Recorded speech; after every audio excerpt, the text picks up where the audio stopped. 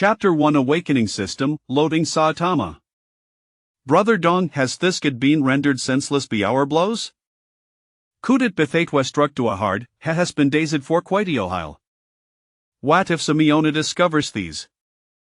Which if I struck a sheed, died we no tegri tun letarja the body and avoid the head, what if we jet found out? Why panic, everyone is currently preoccupied with exam preparations noon you welcome. As Jean Ho emerged from his confusion, her heart thesirks. Up and lifting his gaze, he found himself encircled before a five men whispering amongst themselves. It seemed he had just been known to receive engendoff their beating, his body racked with excruciating pain. Why are you staring? Suddenly, Ashido approached. Who was kicked hard, crashing against the wall. Brother Dong, perhaps you should stop if I keep this up, hemite. What has this Brit done to deserve such treatment from you? With a pain grunt, Jean ha hunched over on the ground, clutching his agonized abdomen, his in focus edgezelending gaunt the individual who had kicked him. A slender figure adorned with a purple earring. His it run mistakably of an expensive brand. Asiano for wealthy family. This thought flashed through Jean Hea's mind. Hasha provoken, dosh even qualify to provoke? Bayudon scoffed, spittin' giglab of saliva onto Chinhao. My old man Caladand instructed Meadow stop Thiskid from participating in the assessment. Isn't it fitting that he should celebrate Miras and Thyscorby jiving Heima beating? Bayudon exclaimed excitedly, draping his arm over his lucky shoulder, casting a sidelong glance at the crumpled Chinhao, his eyes filled with Macrian disdain. Let's go his assessment to me hassle relapsed bitin' minutes. Even if you were to keep no, you'll undoubtedly fail. Should leave first and create an alibithet way by Fanione suspects we will have an excuse. Brother Dong, what if this could squeals? Ha, if he fails theexum, he won't be able to the Martial Academy. Osla swastu hoken te vengetenteth the Martial Academy, for me bay family, squashing him is a simply crushing gonant. Bython hokaresif esquelsornit? That's true as expected off Brother Dong, your foresight is impeccable. Ha ha, not bad, not bad. Their proud laughter faded into the distance. Lying on the ground, Chinhao, lost in thought, felt the searing pain coursing through his body, his gaze blank. He had been writing online literature at this computer how had suddenly found himself here? And had been inexplicably beaten. Was it really necessary to got such lengths? A fat moment. Jean has suddenly felt Tajurjof information flooding his mind. Blue Star. Fierce Beasts. Martial Artists. College entrance examination. I actually traversed worlds. Ashib sorbed the information, an absurd feeling well adupe within him. In his memories, these world bore a striking resemblance to Earth in his previous life. Yet, it was this larger ends, teeming with bizarre phenomena. For instance, fierce beast Chad supplanted Dominitus the protagonists of the planet. Powerful martial artists fire alike contended against the sea beasts. And the martial artist certification assessment that replaced the college entrance examination. And so forth. Asha felt the pain in his body, Jean understood the tal of thighs wasn't a dream. He had truly crossed over. Right, the martial assessment.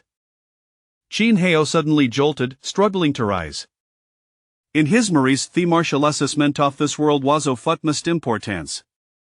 Moreover, he was seconded to participating in the martial assessment. Only bypassing the assessment could he become a martial artist and secure the opportunity to choose a prestigious martial academy, thereby enhancing his strength. The first step toward becoming the formidable powerhouse Hera member readily capable of plucking stars and severing moon swasto past his martial asses. Otherwise, he would remain an ordinary individual, letting a mundane life, forever obscured. While Thetan itself was not so terrible. Chinha could not forget toward Sof Bayudon. Fail the assessment, and the bifamile can squash him as easily as crushing on it. Even if it was merely for his own survival, he had to participate in the assessment. Yet, merrily attempting to move. Brought forth a pain akin to his muscles be interne part. Ah! Damn it! Chin haslama disfistinta the ground. A tempestofrid surged within him, accompanied by a profound fear of death. Suddenly, in his despair, Chin hefulthis bodistephen. A warm current surged from Isprin, coursing through his entire being. Ding, supreme stronger tag system activated, binding in progress. Binding successful. Congratulations, host, you have received Beginner's gift pack body injury restoration, golden tag satum affragment. System? Chin Hao was taken aback. A sub-novelist, he was to familiar with these. To think that after crossing Gover he would also bestowed with such fortune. Excitement and elation surged within him, nearly causing him to leap forhoy. And hind-deeded leap. Hey, Almi injury a Saragon, I feel no pain. Chin Ho exclaimed in astonishment. Betasun recalled that the gift pack meant to include is some form of body restoration. It must be the result of that. Immediately, Chin Ho eagerly inquired about the system's functions. System, what utility does his tag system possess? Tones were the host, Thatig sereth the primary feature of the system. Be mere like completing randomly assigned tasks, you can earn opportunity a studra tags. The host may expend the opportunity a studra should you reach character tag, ya will gain the strength of t-tagged character.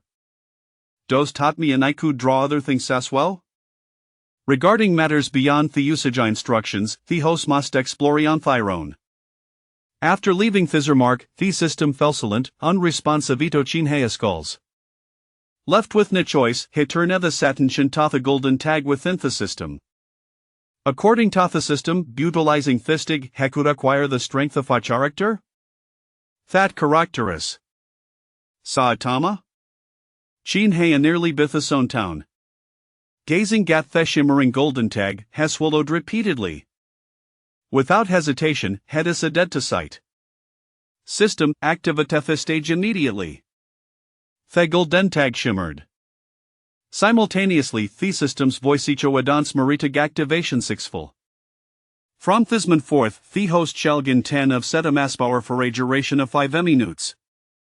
Observing the two stipulated limitations, Chin Ha felt a wave of disappointment wash over him. He had thought would become invincible instantly. How disheartening. Chin Ha pouted. However, as Sejurgi of overwhelming power erupted from the depths of his being, his previously disheartened spirits oradance again. This power. It feels incredible.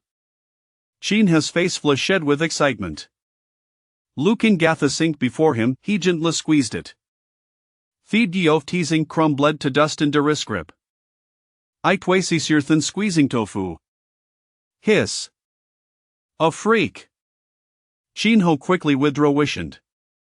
Watching Fatima slip away. Henna long Erdele Dan hurriedly exited the restroom. Outside, a martial assessment await him. Chapter 2 An insurmountable number. The venue for the martial assessment was South Sichuan Central Stadium. Upon exiting the restroom, he beheld a throng of candidates filling the entire field. The crowd, dense shadows, divided into numerous long lines. Chin Ha swiftly made his way to the designate dairy for his class. Upon his arrival, Bai Dong Ho had been laughing with a few sycophants, immediately darkened his expression. Damn it, this follictual lit arrest I show up for the exam? Brother Dong, something feels off. Ya know your own strength best with that kick, Chin Ha couldn't possibly withstand it. Yet look at him no seems entirely unscathed. Unlethended Bai Dong take a notice. Indeed, Chin Ha stood firm, exuding an indescribable aura, as if he had transformed into a different person. Never mind, you'll just go warn again. Bai Dong glanced at the examiners and prepared to intercept Chin Ha. However, at that moment, Chin Ha suddenly cast a glance in his direction. His indifferent gaze was as profound as the ocean, yet it carried an inexplicable air of intimidation. Bai Dong stepped shalted abruptly. In that moment, Heffeltustov had been locked in the sights of a terrifying beast lurking beyond the city walls. An indescribable sense of dread tightened as Shiartan left his pupils dilated. How is this possible, this waste, wadoesh pasasa chagas? Brother Dong, are you all right? One off the psych and spatted Bayudong's shoulder. Bayudong jolted, snapping back to reality.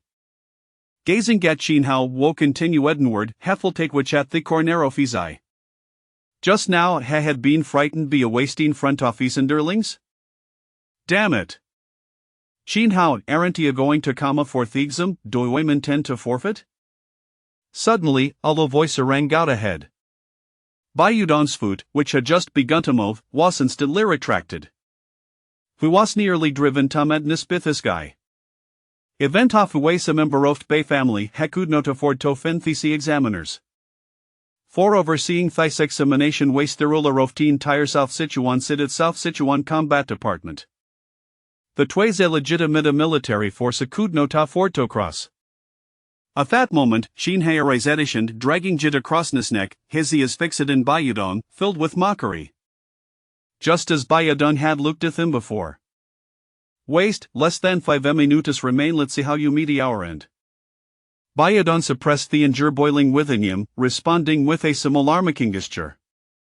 However, Chin Hao scoffed, uttering 4 words. Woka anima.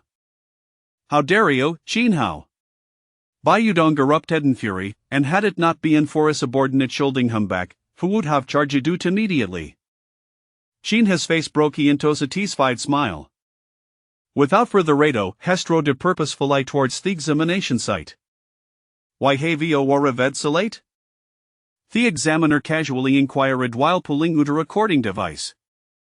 My apologies, I encountered a examiner issue, and I kept the teacher waiting, Chin Hao chuckled lightly. The examiner looked at Chin Hao in surprise, a smile creeping onto his face. You certainly possess good manners, however, the examination duration is 15 minutes, and in a way the approximately 4 minutes remaining. Should you fail, I cannot assist you. The examiner regarded the handsome youth with a hint of regret. With nearly over 4 minutes left, a student wahadi at a truly become a martial artist stood little vacancy of passing. Failure seemed inevitable. He expected the T's words would disheartened healed before him. To his astonishment, Chin Hao appeared utterly unconcerned. In fact, he made the examiner to commence without delay. Aren't you worried about the consequence of failure? Not at all. Because I will not fail. Chin Hao's resolute gaze met the examiners, his unwavering confidence eliciting a chuckle from the examiner. Very well, I look forward to your performance. Then let us natari shall commence with the fierce test punching speed. The examiner Chin Hao to a punching machine thorough series in Pauline 5 seconds, you must strike the bullseye at least 6 times to pass. Do I understand? Chin Hao didn't to kiss stance, I is fixed on the target. Then prepare to begin. Just as the examiner was about to signal the start, Chin Hao suddenly asked, Sir, what happens if I exceed 60 strikes? Exceed 60? The examiner raised a brow, intrigued, and replied, reaching 60 strikes in Senegradisa Ventiaransid grade, and so forth, with the highest being a grade of 400 strikes. If you manage to exceed 100, you could become an extraordinary talent sought after by prestigious universities. The examiner watched Chin Hao with a grin, eager to see the reaction. It was crucial to note that this would require a sustained, high-intensity output. Muscles would inevitably fatigue. Most individuals could achieve a 20 punches per second initially, perhaps even 25. However, by the 3-second mark, that speed would undoubtedly decline.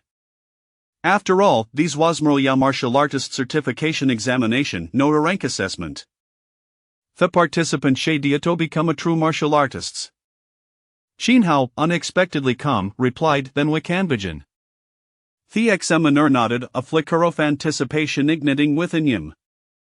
Who was curious to discern whether Theoth's confidence was genuine or merely the folly of ignorance. Begin! At the examiner's command, the machine commenced a dice countdown. Bang! With their sounding crack, Chin Hao unleashed his first punch. Decent speed, thought Harris, a hint of caution. Does this get fear damaging the target? The examiner musillantly. the counter on the machine began to flicker wildly. 415,362. The numbers flashed so rapid light they were nearly indiscernible to the naked eye. In amore 3 seconds, the count had soared into the 60s. The exact figure was impossible to discern. 3's consolapsi de speed should be diminishing now. Nevertheless, Hesh would still reach around 90. The surrounding examine swatchadinos Jean Heo continue to perform. 90 strikes would place him among the top 10. Thus far, the best score recorded in this cohort was 95, achieved by the youth accustomed to lavish training. Ikways exceeding lyra reforordinary individual story acninity, with nearly 80% overing around 70. And Herathyware amidst nearly 10,000 candidates.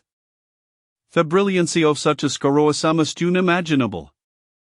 How could Thiski possess such a strength? Bayudon, surrounded by sycophants, approached Thessine. Watching therapidly changing numbers, have felt as if he had swallowed a bitter pill. His own record stood at 91, placing him 6th overall. Yet, he had never anticipated that the very individual he had belittled could also achieve a score nearing 90. This realization irked. He had attained this prowess through vast financial resources and rigorous upbringing. Why should this worthless pauper be allowed to glimpse his shadow? After enduring Chin He's mockery, Bayadong no wished fervently to see him fail. 3's conche passi de speed is bound to draw now, and he will surely plateau 890. Bayadong spoke as if he were a prophet, coldly asserting his prediction. But, Donga, his speed is increasing. What? Bayadong shiart skapeta focused intently. He observed Chin He's arms whirling like propellers, creating gamultitude of after images before him. The sound of punchisco ed in a continuous rhythm. Ding time's up. The 5 second shade abruptly concluded. Chin Heo halted instantly. The transition between intense emotion and sudden stillness left in Lucas momentarily dazed. Bayudong, disregarding Jeverith Angels, rushed to check the results. 5 seconds 128 strikes? Bayadong's genre lay unhinged dasha fought to comprehend the figure. How is it possible? How could he achieve 128 strikes? Bayadong screamed in disbelief. Not just them butever observer was left utterly stunned. Since the establishment of the martial artist assessment system, Nuna had ever achieved over 110 strikes. And not to mention, event thus surpassing 90 or exceeding lyra. Such results represented an insurmountable chasm. Why had this occurred? Bayudong's mind was in turmoil. 2 seconds. This indicated that Chin He had thrown at least 60 punches within those final 12 seconds. 60 punch in 12 seconds. And thighs ways of terrain intense burst off speed following 3 exhausting seconds. Noten lithium, butevan thigzaminertion trembled slightly while holding the recording device upon witnessing the score. Goodness, this is remarkable. His finger squivered as he attempted to input the figure. Data anomaly detected, please verify before proceeding. The device celebrated, and a prompt appeared. The figure 128 was promptly erased from the system. Event the system thinks made an error? The examiner weighs a telash for words to express his feelings. At that moment, Chin Heo interjected, Sir, please proceed with the next assessment swiftly time as oftissance. The examiner contemplated suggesting abra for spite but suddenly remembered that this candidate had only 4 minutes remain for the assessment. Without further hesitation, Hesna paid a photo of Keskori and proceeded to manual verification. Then, he scored Chin Heo to the next evaluation. However, this turn of events sparked a significant to the data center at the back of the examination hall.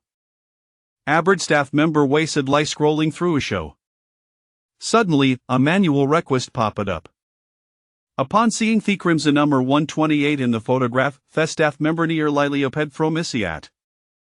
What the heck? What's all this fuss about? Have you lost your senses?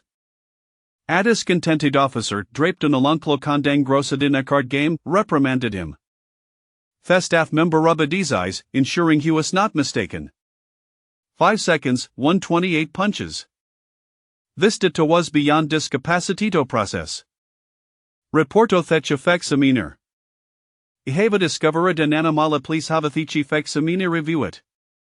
Thestaff member reported Witham mixture of excitement and trepidation. Anomalous data, let me see, thech examiner said, furrowing his brow as she approached.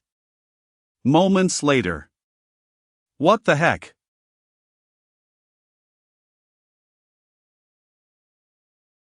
Chapter 3, Is Compensation Required? A breathtaking announcement emerged claiming that someone had unleashed a staggering 128 punches in just 5 seconds, sweeping through the entire sports arena like a tempest. Can you believe it?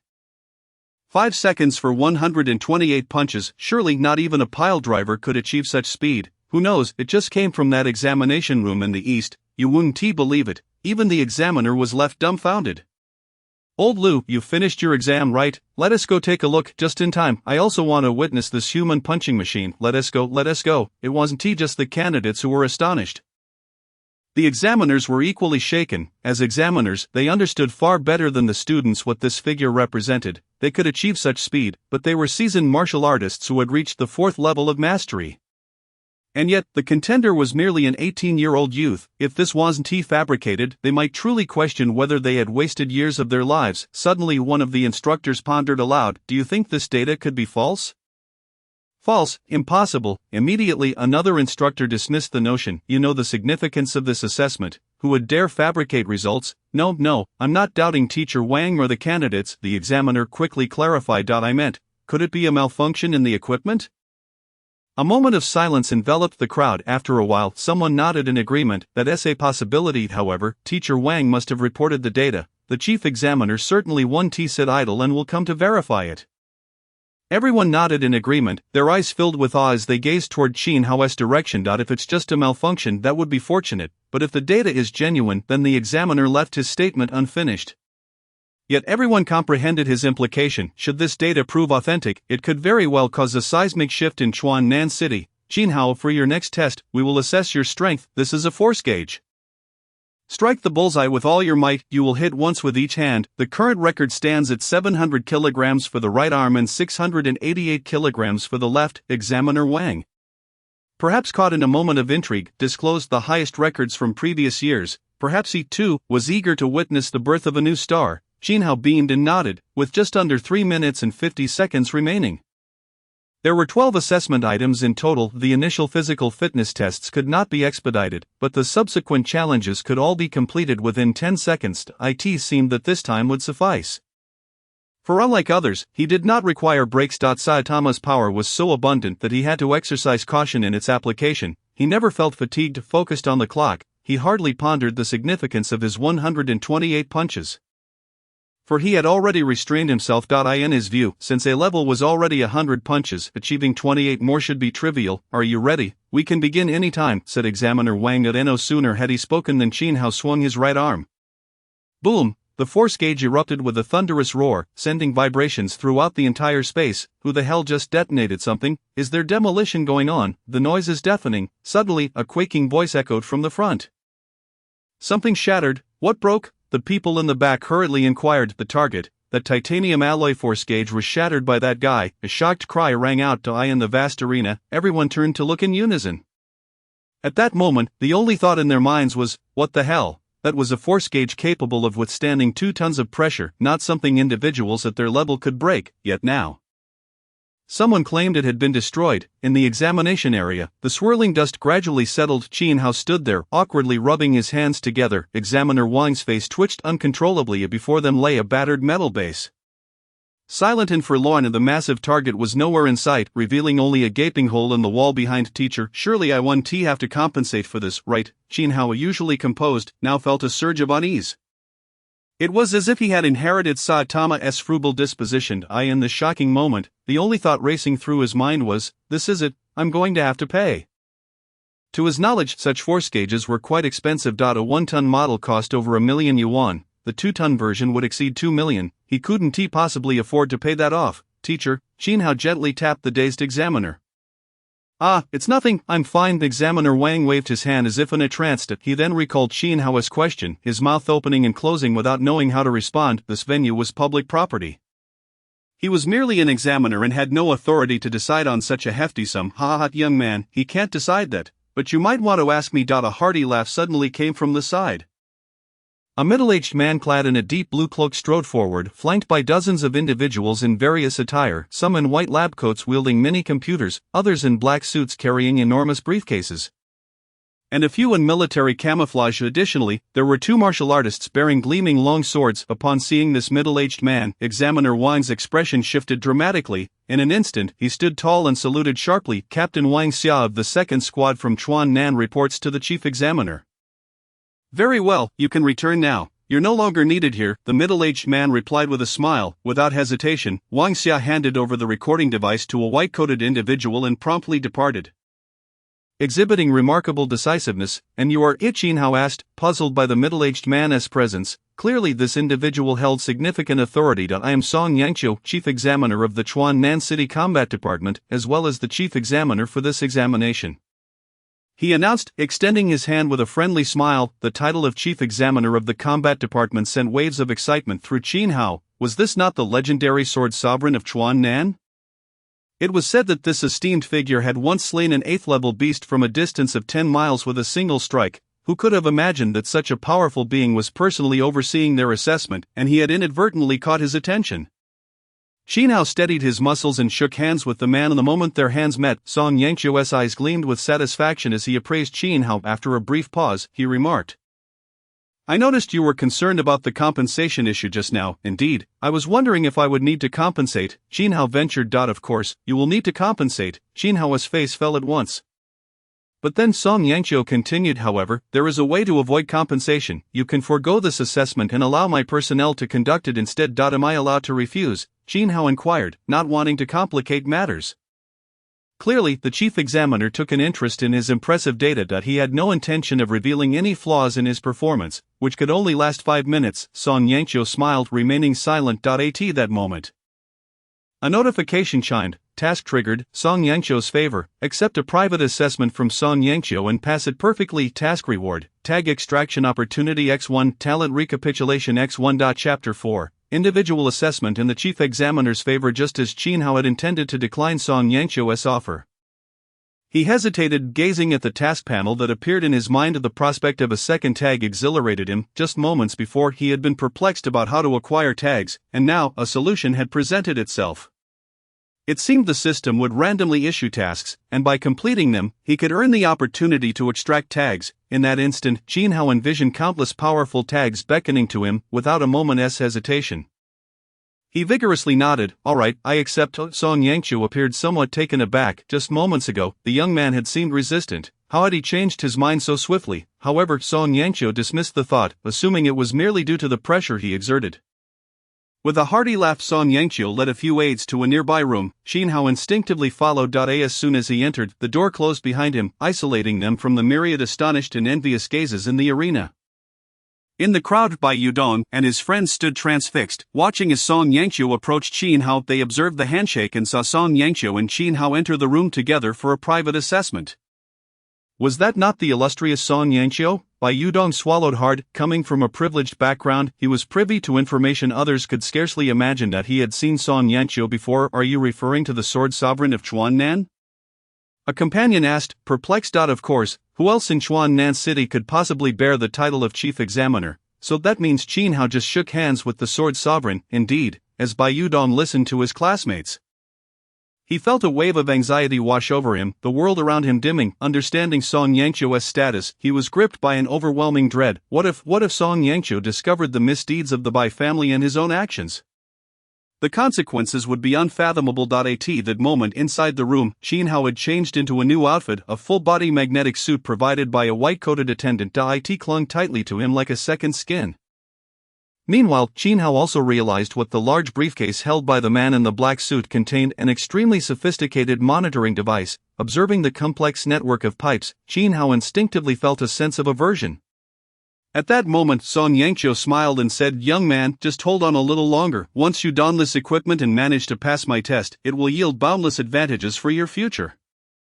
Can anything be more significant than a systemic label? Qin Hao rolled his eyes in silent protest, internally grumbling. Could you please hurry up? He suddenly urged. At this point, the timer for the Qiyu label had only 3.5 minutes left. Once the time elapsed, it would become invalid. If he had not exited the room by then, the consequences were too dreadful to contemplate. The man in the black suit glanced at Song Yangqiu. Upon receiving a nod from him, he promptly quickened his pace. In less than half a minute, a complete set of equipment was attached to Qin Hao. At that moment, even the slightest pulse of his heartbeat would be meticulously monitored. Surprisingly, it looks quite appealing, Song Yangqiu remarked with a clap of his hands. Qin Hao smirked in disbelief. Just then, Song Yangqiu suddenly inquired, "Tell me, why resort to cheating, at your age, beginning the martial artist certification process? Such talent should not be present." His tone, though calm, carried an underlying chill that enveloped the entire room like a frigid mist. Qin Hao maintained a stoic expression, thanks to the formidable reflexes of Qiyu.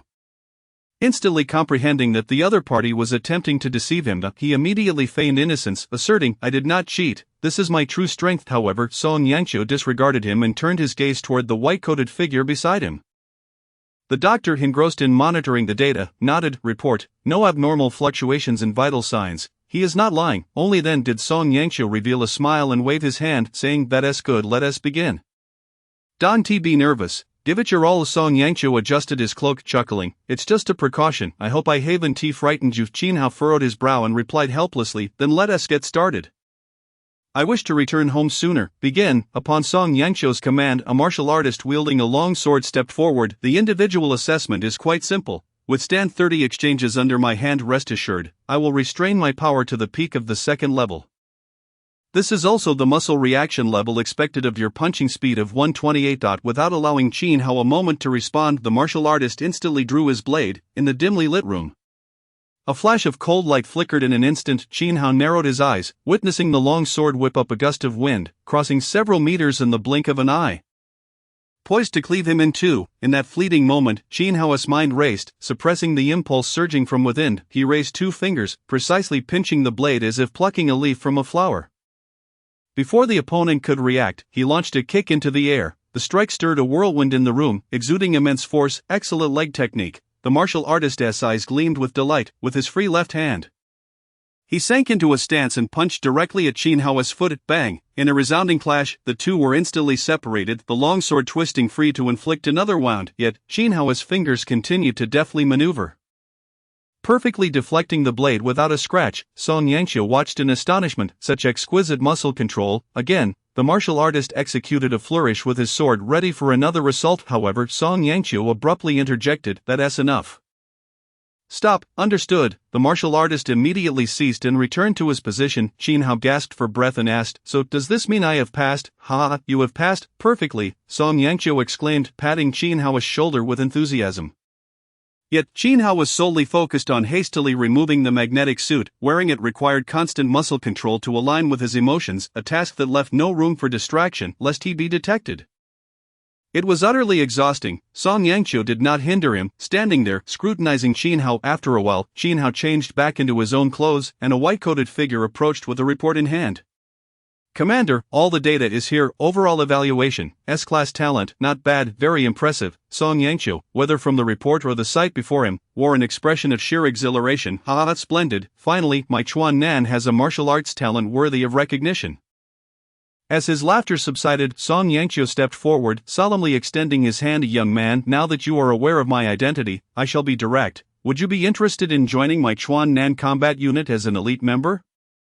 To be candid, I am currently assembling an elite team, and I urgently need talent, guaranteed top-tier benefits. Join the elite team?" Song Yangqiu's subordinates were taken aback, their bodies trembling as they turned to stare at Qin Hao. Their eyes filled with intense envy. Qin Hao pondered for a moment, then gently shook his head under Song Yangqiu's expectant gaze, saying, "Thank you for the offer, Commander, but I wish to finish my university studies first." "Finish your university studies?" Song Yangqiu's expression stiffened, clearly taken aback by Qin Hao's response. He spoke in a grave tone. "Do you not realize that even the top martial arts academies in the Federation do not guarantee their outstanding graduates a place in my elite team? This golden opportunity is right before you. If you agree, I can assure you that all the resources you need for training will be provided by us." The envy in the eyes of the onlookers became even more pronounced. In the realm of professions, martial artists ranked as the pinnacle, and the resources required for their training were exorbitant. Some had calculated that nurturing a child from infancy to high school graduation, to the point of passing the martial artist certification, would demand resources worth over 20 million. To reach the 9th level of martial artists, merely passing the certification merely marks the first step into the martial arts world. The first level, known as body sculpting, incurs costs nearing 50 million. The second level, chi cultivation, requires 70 million, while the third level, spirit cultivation, demands 90 million. As for the subsequent levels, they involve astronomical figures. It is worth mentioning that this merely covers the basic training needs. Some elite martial techniques can cost upwards of 100 million. Such expenses are far beyond what an ordinary family could bear. However, a significant portion of these costs is reimbursed by martial arts academies. Moreover, some elite institutions reportedly cover all resources during the study period, yet, this still pales in comparison to the conditions offered by Song Yangqiu, for he promised all resources required for training beyond mere academics. Hence, the crowd's envy bordered on jealousy. After delivering this speech, Song Yangqiu fixed his gaze firmly on Qin Hao. So can you comprehend the immense benefits of joining my elite team? This is an unprecedentedly generous offer. Qin Hao had to admit, he was tempted. However, he knew his own circumstances. His current strength relied entirely on the label. Despite the alluring conditions of joining the combat unit, the corresponding restrictions were numerous. He would undoubtedly exist under constant pressure, an environment he could not accept. What he yearned for was freedom, therefore, he could only decline. Shaking his head, Qin Hao expressed a hint of disappointment. "Thank you, Commander, but I only wish to complete my university studies first."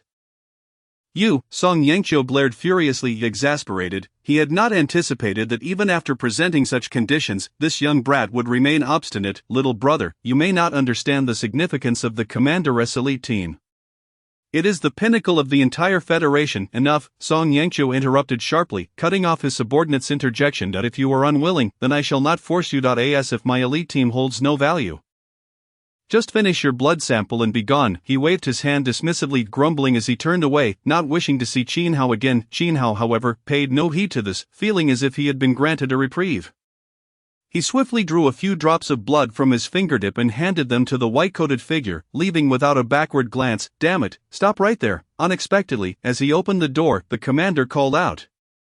And in response to Qin Hao's puzzled gaze, he produced a flat, round badge. "Take this for now. Should you ever change your mind, you may come seek me again," seemingly to salvage his own dignity. Song Yangqiu added, "But you must undergo a re-evaluation then. If you do not meet the standards, I absolutely will not accept you." Such a stroke of good fortune, Qin Hao no longer felt inclined to refuse. An additional safety net was an added assurance. Moreover, repeatedly rejecting a figure of authority was unwise. Provoking him could lead to dire consequences. Grinning, he accepted the badge, offering a slight bow of thanks before hastily departing the small room. "Commander, you just handed that badge from the 12 Pillars group to him. He is merely an S-class." The martial artist who had sparred with Qin Hao inquired in a hushed tone. The Nanlong group was the elite team mentioned by Song Yangqiu. "You know nothing," Song Yangqiu retorted irritably. "That was merely a report from the machine. His muscle control surpasses yours, not to mention, he shattered the machine with a single punch. Such innate strength, he is a prodigy of martial arts. Not something simple letters can measure, surpass mine." The martial artist's expression shifted dramatically, his gaze fixated on the now closed door. "Humph, such an exceptional talent I have not encountered in decades. How could I possibly let him slip away? I shall make arrangements at once, sending someone to protect him discreetly." "Nonsense," Song Yangqiu slammed the table. "That if you are to protect him and he never encounters danger, then what use is the badge I give him to seek me out at any time?" Was the instructor not bestowing the badge to signify his deep affection? Suddenly, another martial artist, who had remained silent, spoke up. "Get lost, you dolt. The genius has flown away," and Song Yangqiu was thoroughly displeased. He shot a glare at his subordinate and turned to leave. "Pack your things. We are going back." "Did I say something wrong?" The martial artist looked at his companion with confusion. The two exchanged a silent glance for a second. The martial artist immediately conceded. "It seems I truly misspoke. Over here." As Qin Hao stepped out of the room, he immediately gasped for breath. That he had been so tense just moments ago, that Song Yangqiu, seemingly amiable, was actually quite cunning. He had placed immense pressure on Qin Hao.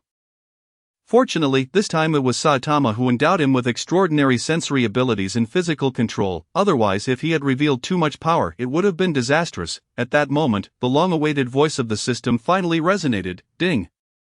Congratulations, host, task completed, reward, tag extraction chance 1, talent replication 1. Die in an instant. Jin Hao felt 2 orbs of golden light appear in his mind, available for his use at any time. System, utilize the tag extraction chance. There are only a few seconds left before Saitama's tag expires. He must have a tag on hand. Ding. Extraction begins. A large spinning wheel manifested in his mind, gradually rotating. Jin Hao noticed that certain sections of the wheel were golden. A few were red, the majority were blue, and the most numerous were gray. A gray occupied nearly 1/3 of the wheel. I hope it's not the penguin's odds, Jin Hao muttered to himself, waiting silently for the wheel to stop. Under Jin Hao's anxious gaze, the wheel gradually slowed. Ding. Congratulations, host, you have drawn the Crimson level character tag, Rock Lee. Rock Lee. Jin Hao was momentarily stunned, struggling to recall this character, however, as he focused on the tag.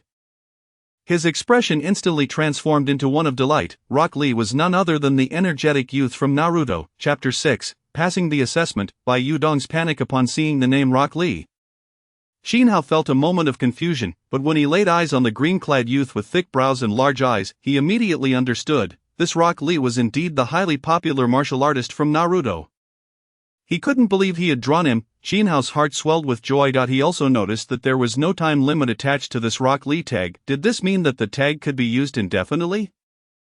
Jin Hao quickly inquired within his mind. Correct. Once the Rock Lee tag is utilized by the host, it will become a permanent tag. It was indeed true. Jin Hao became exhilarated. While Rock Lee might not be as monstrous as Saitama, he was undeniably a top-tier powerhouse, especially when he opened the 8 gates. He could obliterate any foe in his path. After all, that man nearly kicked Naruto out of the grand finale using the 8 gates.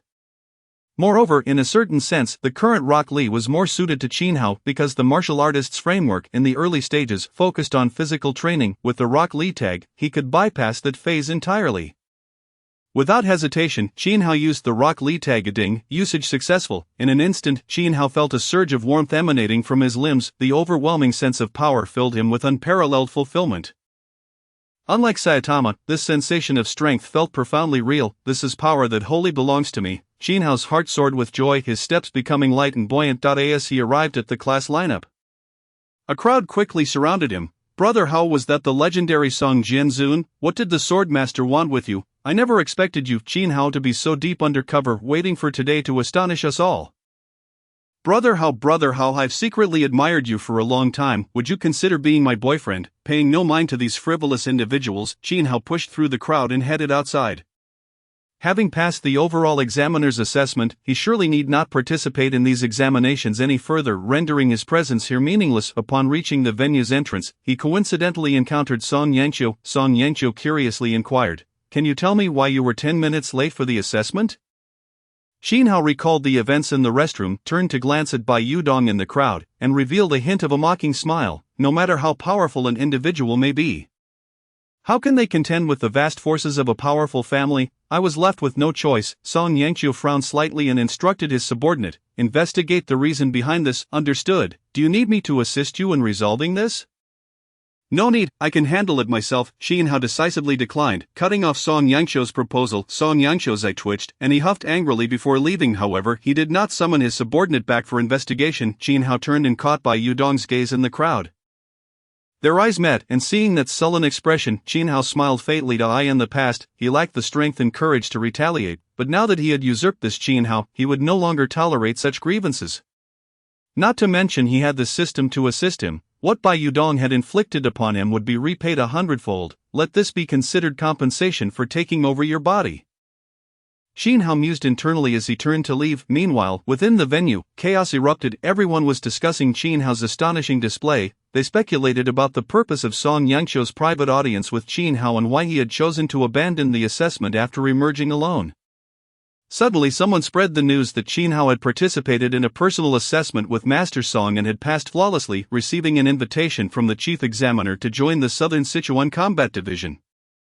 Like a stone cast into still waters, this revelation sent ripples of shock throughout the crowd. Bai Yudong's complexion turned ashen. Why had he attempted to prevent Jin Hao from participating in the assessment?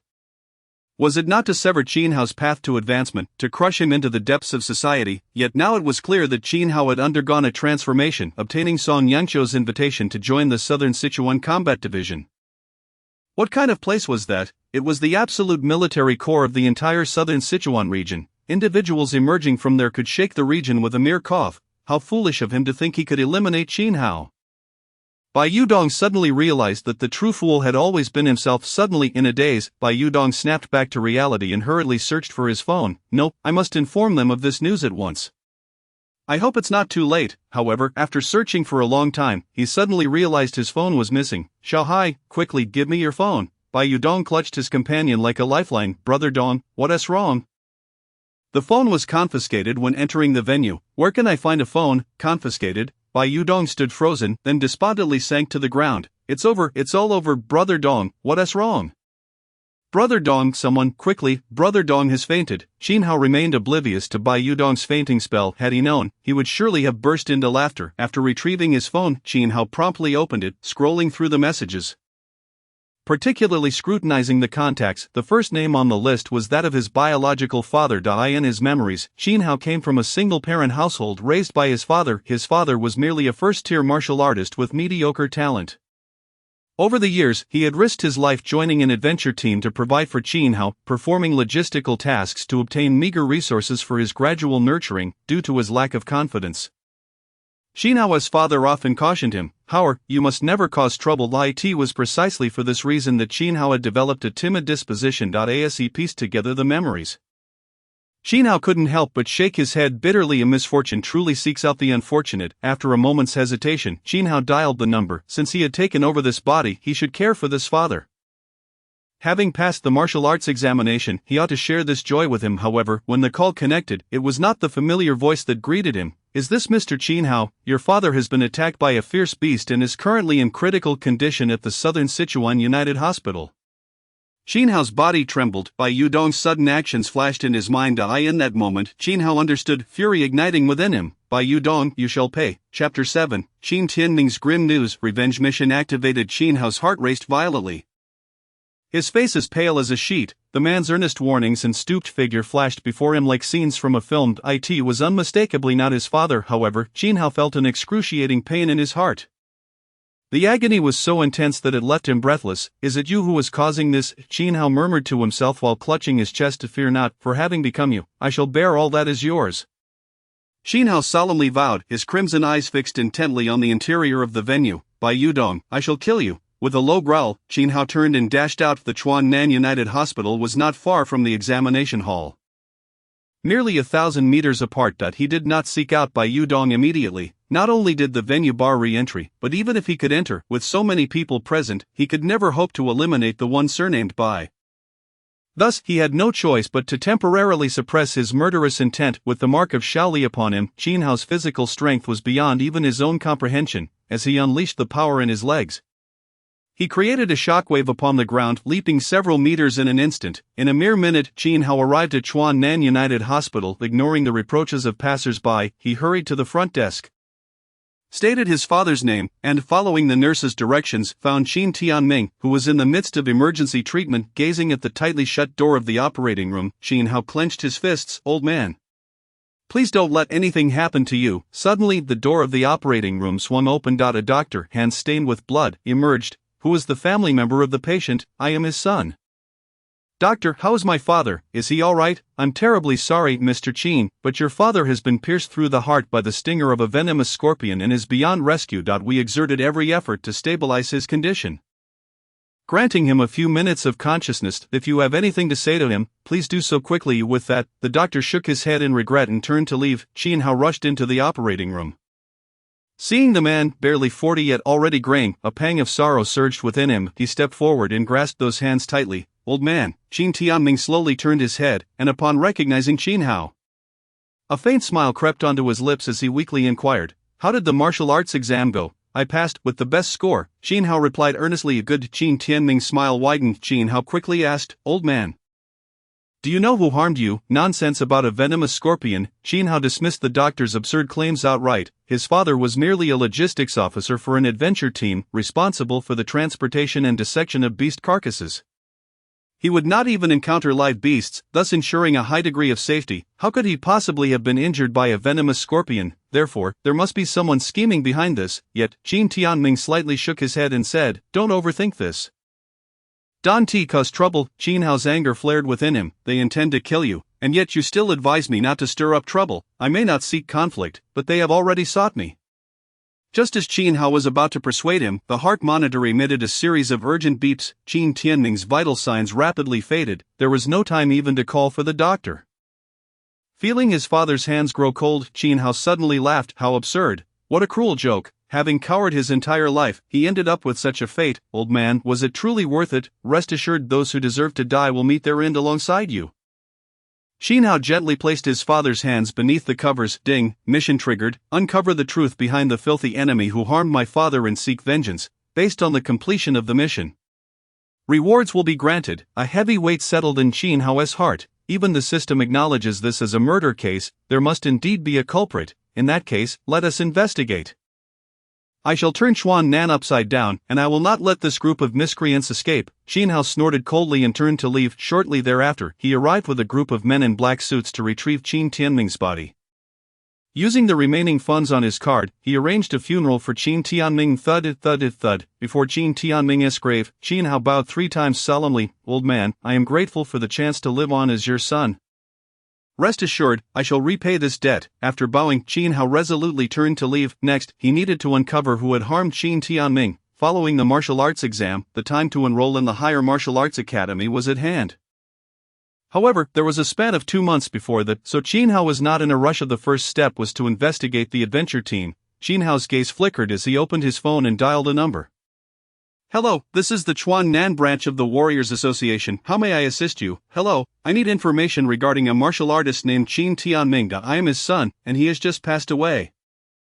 I need to handle his affairs. Please accept my condolences. Now, may I have the martial artist code? Qin Hao then recited a series of numbers. The martial artist code is a unique identifier assigned to each registered martial artist. Crucial for verifying identity and managing assets. Upon confirming the code, the corresponding information has been transmitted to your data terminal. Please check. Qin Hao acknowledged and promptly hung up, opening the association's software backend. An encrypted file lay securely within. Qin Hao meticulously read through it, ultimately focusing on a particular adventure team, the Forest Wolf Team, a B-class team, captain by Jingqi, members 10. The by surname, Ha. Qin Hao chuckled softly. Stowing away his phone, he then hailed a taxi and headed toward the eastern part of the city. In the eastern region lies a vast martial artist encampment. Nearly 90% of adventure teams conduct beast transactions or procure resources there. If one seeks an adventure team, this is undoubtedly the place to go. Monitoring headquarters, Song Yangqiu's office. The martial artist assigned to investigate handed a file to Song Yangqiu. Instructor, the information we gathered is contained herein. However, there is also a piece of recent news. Recent news. Song Yangqiu glanced at him while retrieving the file, inquiring, What news? Qin Hao's father passed away half an hour ago at Chuan Nan United Hospital. Song Yangqiu paused momentarily. He has died. What happened? The hospital report states he was attacked by a beast, yet according to our findings, this incident may have been orchestrated by the Bai family.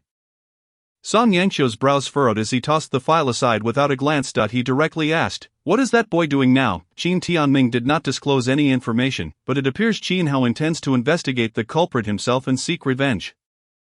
Ha, boldness, I like it. Song Yangqiu clapped his hands in delight. Should we send someone to protect him? After all, it is the Bai family it protect. Song Yangqiu shot a sharp gaze at his subordinate, since he does not require protection.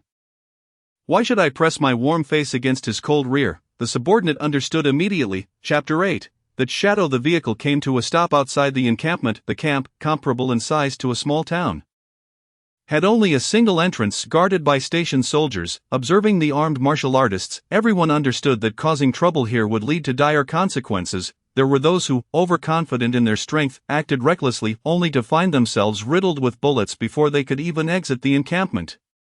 Although martial artists can eventually withstand bullets, they are utterly defenseless against specially designed firearms. Thus, following that bloody lesson, the atmosphere within the encampment improved significantly. Regardless of the unpleasantness that occurred, disputes would not be settled within the camp but rather outside the city, where life and death are left to fate. Even if one were to kill someone, no one could retaliate legally, but such behavior was unacceptable within the city. Therefore, when Qin Hao arrived at the Martial Artist Association in the center of the camp and discovered that the Forest Wolf team was currently on a mission, he felt an immense sense of relief. Thank you. Qin Hao nodded slightly at the receptionist before turning to leave. The young woman watched Qin Hao's retreating figure, lost in thought. For some reason, she sensed a profound sadness and hatred emanating from this handsome young man.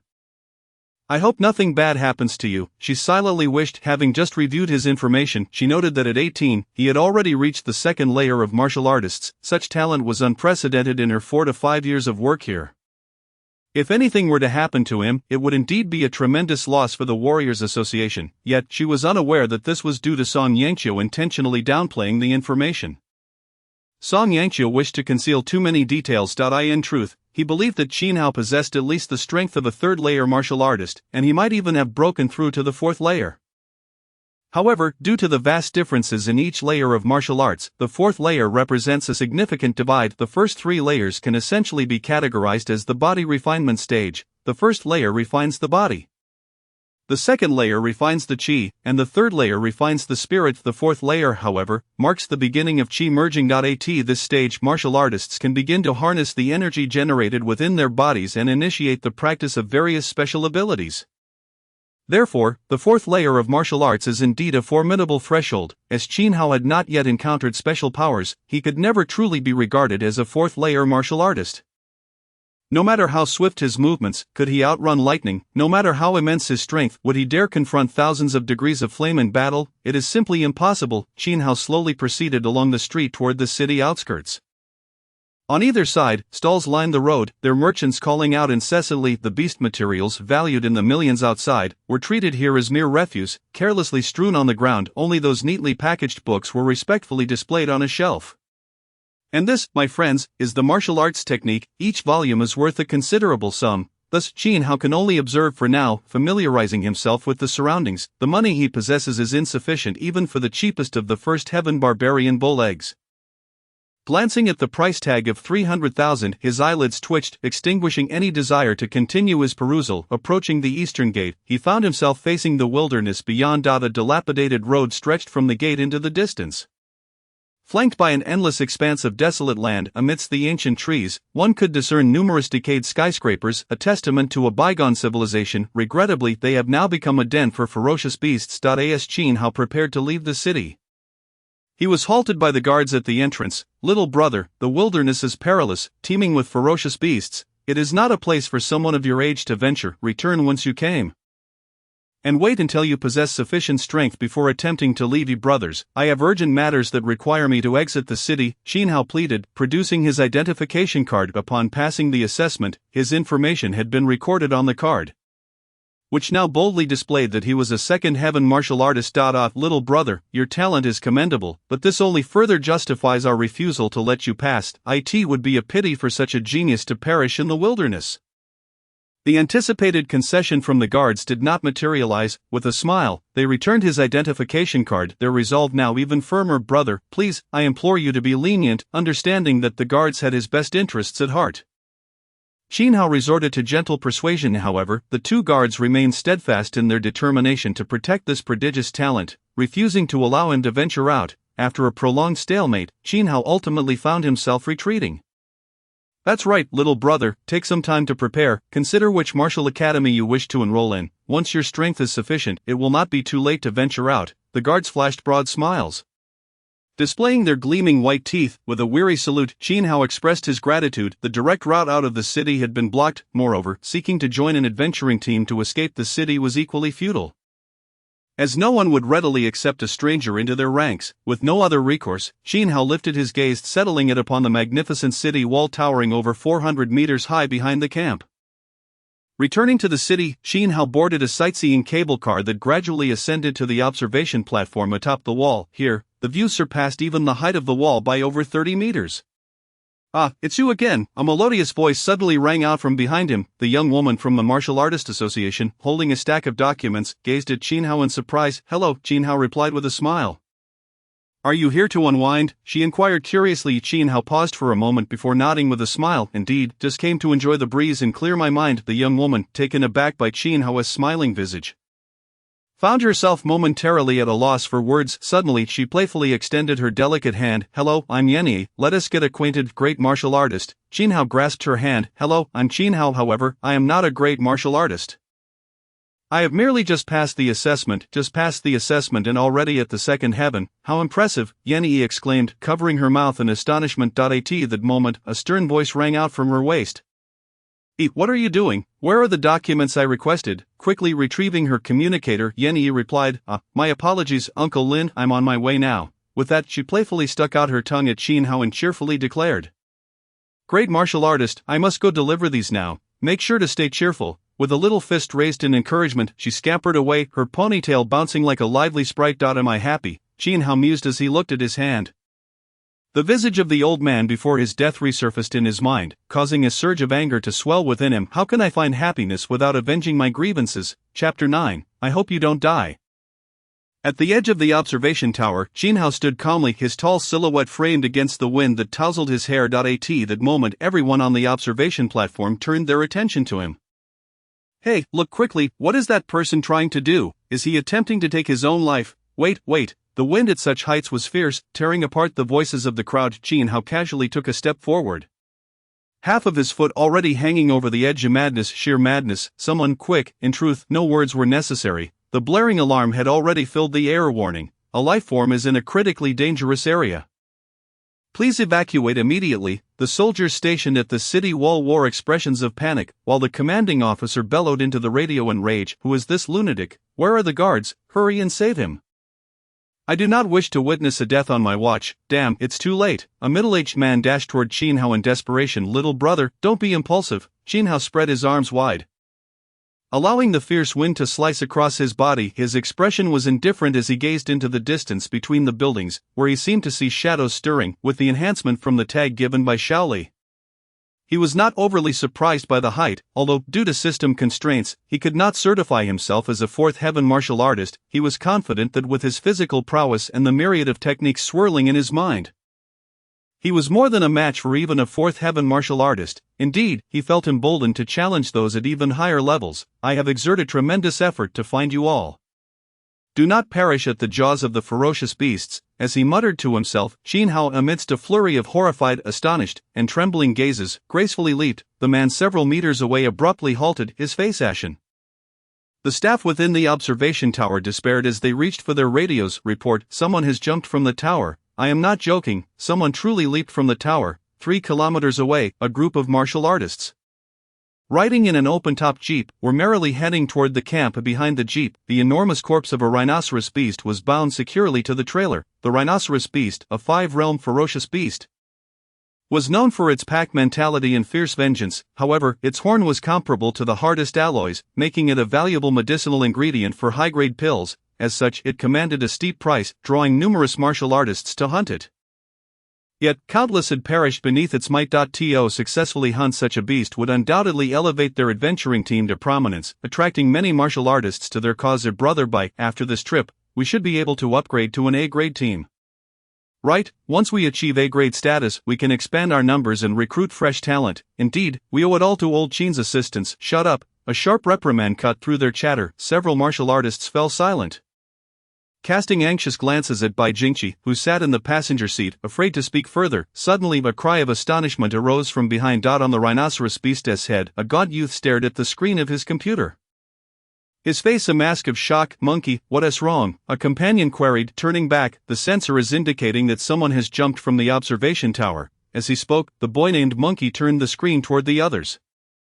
Indeed, the monitoring footage displayed a red figure plummeting rapidly from the tower's peak. What the hell, is he bungee jumping? No one is bungee jumping there, he must be a hapless fool who fell.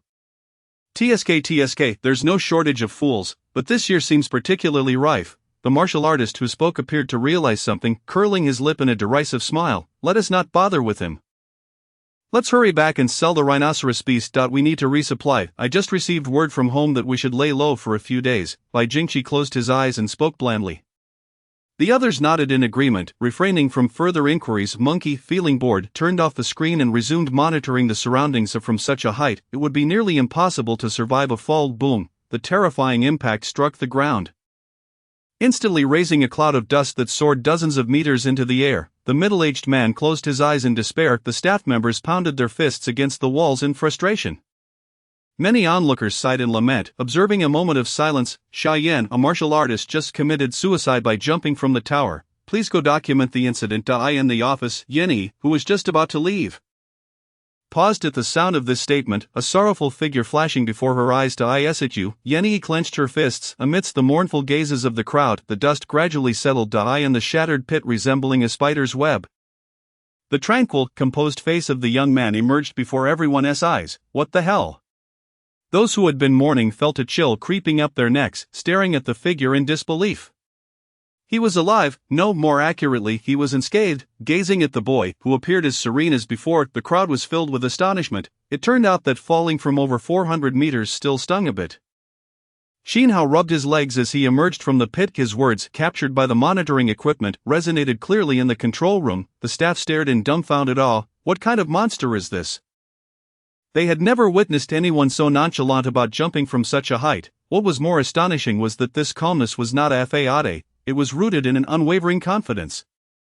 He firmly believed in his ability to accomplish such a feat. Simply put, he was a freak. As Xin Hao stepped out of the pit, he turned down the road, heading toward the wilderness. As the vehicle approached at a rapid pace, a jeep was seen dragging a rhinoceros beast behind it. Xin Hao could distinctly perceive the astonished expressions of the individuals within the vehicle. Slightly shifting to the side, Xin Hao allowed them to pass.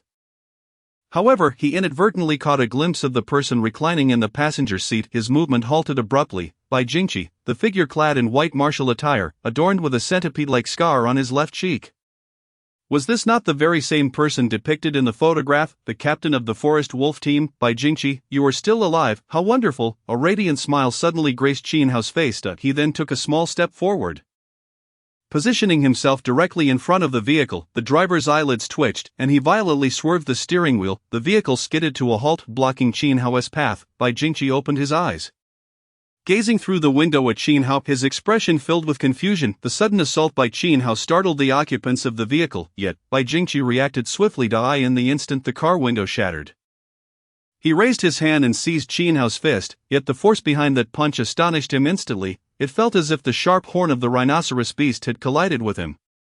Carrying an unmatched strength, the blow landed squarely on Bai Jingqi's nose, causing blood to flow profusely. An indescribable sensation of pain welled up in Bai Jingqi's eyes, threatening to bring him to tears. You insolent wretch, do you have any idea whom you have offended? Bai Jingqi erupted in fury. With a single punch, he shattered the car door, propelling it towards Xin Hao. Seeking trouble, brothers, we haven't even entered the restricted zone. Let's eliminate him. The 8 martial artists of the Forest Wolf team converged around him. The slender youth on the rhinoceros beast retrieved a communicator, calling for reinforcements from teammates within the restricted area. As the team's data observer, he was acutely aware of the strength of the individual capable of leaping unscathed from a 400-meter tower. It seemed that the only one in their team who could possibly contend with him was their captain. Bai Jingqi, Xin Hao effortlessly swatted the approaching car door aside, gazing impassively at Bai Jingqi. Knowing our captain's name and still daring to cause trouble, boy, do you have a death wish? A burly man wielding a steel knife pointed menacingly at Xin Hao. His face twisted with malice. Meanwhile, several companions had already assembled energy firearms, their sights locked onto Xin Hao. How go? Why waste breath on him? Watch me blow his head off with a single shot. The trigger was pulled. Boom, a projectile with kinetic energy sufficient to effortlessly tear a 4th-tier demon beast in two was launched in an instant. Xin Hao's pupils constricted. At the very moment the martial artist's finger rested on the trigger, he tilted his head slightly. The bullet grazed his ear, the intense heat causing his blood to surge, a thrilling sensation rising from the depths of his being. Be careful, brothers, although this guy shows no energy response. That last muscle reaction was on par with a 5th-tier martial artist. He's a freak of physical cultivation, tread carefully. The monkey warned, a strange expression on his face. So he's a physique cultivator, no wonder he dared to jump from such a height. In this day and age, physique cultivators are indeed formidable. Even if he is a physique cultivator, today I shall still blow his head off. Bang, bang, 2 shots rang out, the kinetic projectiles enveloping Xin Hao from both sides. Yet, under Xin Hao's extraordinary reflexes, the bullets failed to find their mark. He advanced a step, closing in on Bai Jingqi and the others. Since it is Bai Jingqi, I have several questions to pose to you. Answer well, and I may spare your life, you fool. Bai Jingqi scoffed, grasping with both hands as a blaze of intense flames erupted in his palms. What audacity you possess, approaching me, a 5th-tier master, without even having touched elemental power. You shall perish. Boom, Bai Jingqi instantly crossed several meters, arriving before Xin Hao. The flames surged explosively, descending upon him. Bang, bang, bang, several bullets shot in from the side, blocking Qin Hao's retreat. A cruel smile appeared on Bai Jingqi's bloodied face. He had already deduced who this individual was. So young, so powerful, was he not the prodigy recently acknowledged by the Autumn Sword Master of Song Yang? Alas, no matter how talented, if one does not grow, they remain naught but a waste. The thrill of slaughtering a genius surged within him, and Bai Jingqi's smile grew ever more radiant. With a shift in thought, he casually remarked, "You must be the son of that waste Qin Tianming, correct? He should be dead by now. Why not join him?" Qin Hao's pupils constricted sharply, an overwhelming rage flooding his being. "So you indeed know the answer." Boom! Without a hint of avoidance, Qin Hao surged forward, taking the brunt of the flames as he clashed palms with Bai Jingqi. A shockwave erupted, accompanied by a multitude of flames. Bai Jingqi's expression changed dramatically as he felt a terrifying force bearing down on him, threatening to crush his arm. "Get away!" Bai Jingqi shouted in anger, drawing a blazing long knife from his waist and swinging it fiercely. However, Qin Hao's body twisted at an unexpected angle, allowing the blade to slide harmlessly past him. Before Bai Jingqi could retract his weapon, Qin Hao lunged into his embrace, unleashing a long-rehearsed punch. Bang! The fabric on Bai Jingqi's back exploded instantly. A crimson fist print seared into his skin, startling his teammates.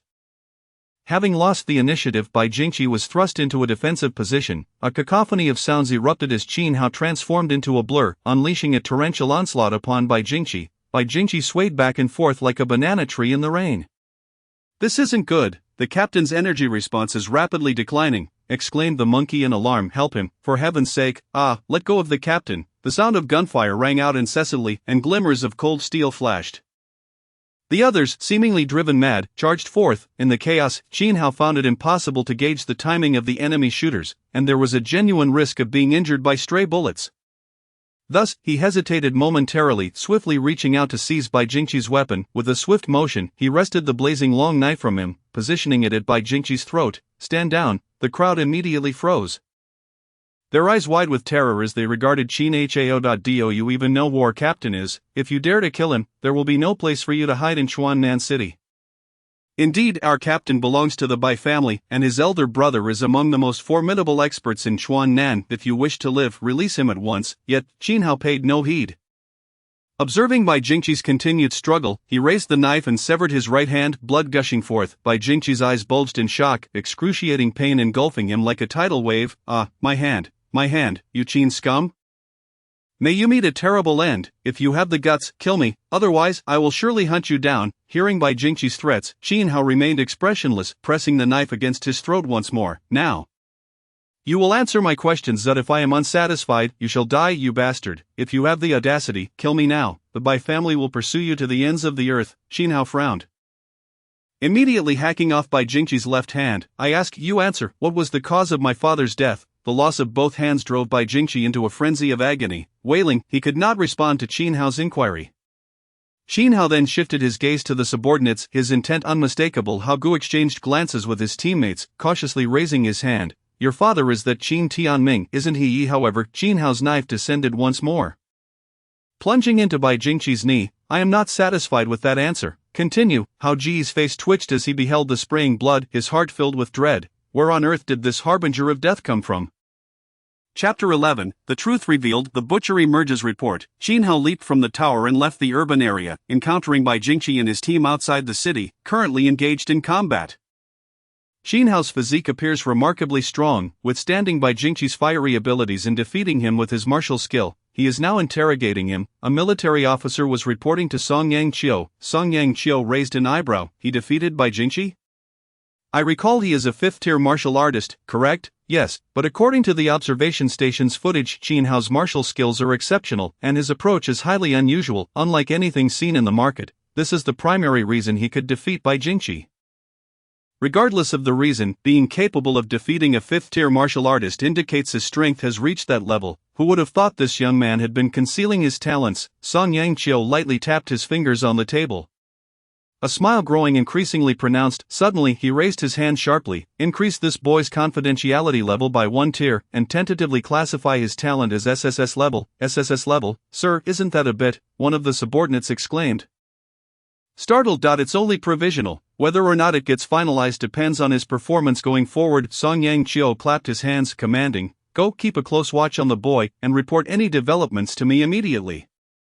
Understood. Additionally, keep an eye on the movements of the Bai family. Yes, little brother, please don't act rashly. Our captain is the legitimate son of the Bai family patriarch. If you kill him, you will face dire consequences. Indeed, don't be impulsive, ask whatever you wish. We will certainly answer without reservation. The members of the Forest Wolf team appeared thoroughly alarmed. They were all stunned by Qin Hao's ruthless methods. How could someone be so quick to plunge a knife into another? Qin Hao remained unfazed, calmly inquiring, "Then answer my question. How did my father die?" As he spoke, the long knife in his hand was poised against another leg of Bai Jingqi, instilling terror in the hearts of those present. After all, Bai Jingqi was their captain. If anything were to happen to him, the Bai family would undoubtedly seek retribution. In that moment, they dared not conceal any further truths and laid everything bare. It turned out that Qin Hao's father had indeed fallen victim to the venom of a poison-tailed scorpion, but it was not the scorpion itself that was responsible. Someone had deliberately removed the venomous stinger and ambushed him covertly. Creating the illusion that he had been slain by the creature, the perpetrator was none other than a member of the Forest Wolf team, the lean warrior who had been hiding behind Hao Gu.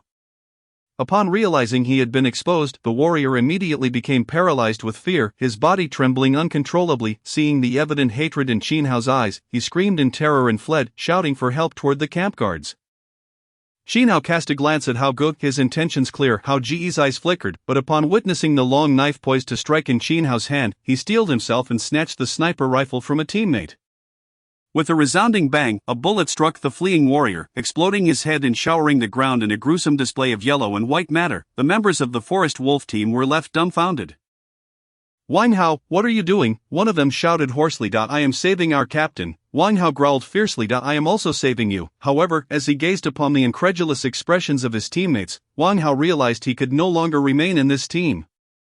Regardless of the circumstances, he had killed a comrade, and no team would ever accept him again. With reddened eyes, he bellowed at Qin Hao, "The one who killed your father is dead now. Can you release our captain?" Yet, as Qin Hao's eyelids flickered, the long knife suddenly descended. "Pooh!" Bai Jingqi let out a painful roar. "You!" Wang Hao's eyes bulged, his entire being surging with rage. "I do not appreciate your tone when speaking to me." Qin Hao replied calmly, "Moreover, there is another matter. Why was my father killed? Who else was aware of this?" Listening to Qin Hao's inquiries, the Forest Wolf team fell eerily silent. Even Bai Jingqi, who was crying out in agony, seemed to weaken, trembling as he looked at Wang Hao, subtly shaking his head. Qin Hao's gaze turned icy. How dare they continue to play tricks beneath his very nose? With a flash of white light, Bai Jingqi's lower leg was severed. He stiffened momentarily, then began to tremble violently, unable to withstand the pressure any longer. Wang Hao erupted in a frenzied scream, then poured out the entire story like beans spilling from a bamboo tube. He had stumbled upon a treasure mine, the riches of which could purchase 2 Bai families. All those involved in this affair, including your father, are dead. These were all orders from the Bai family. If you have the guts, go seek them out for vengeance. Wang Hao raged at Qin Hao, his voice resonating clearly and inciting an uproar among the onlookers. At that moment, a figure suddenly burst forth from the camp. With a light tap of their toes on Wang Hao's head, bang! Wang Hao's skull was instantly shattered. The newcomer waved a hand, and Wang Hao's lifeless body flew to the roadside like a broken ragdoll. To dare leak the secrets of the Bai family is a crime worthy of death. As everyone recognized the face of the newcomer, the members of the Forest Wolf team recoiled in horror. It was none other than Bai Zhanfeng, the infamous butcher of the Bai family. Whispers spread through the crowd. Hadn't he been gravely injured in the wild after encountering a beast? How could he appear unscathed here?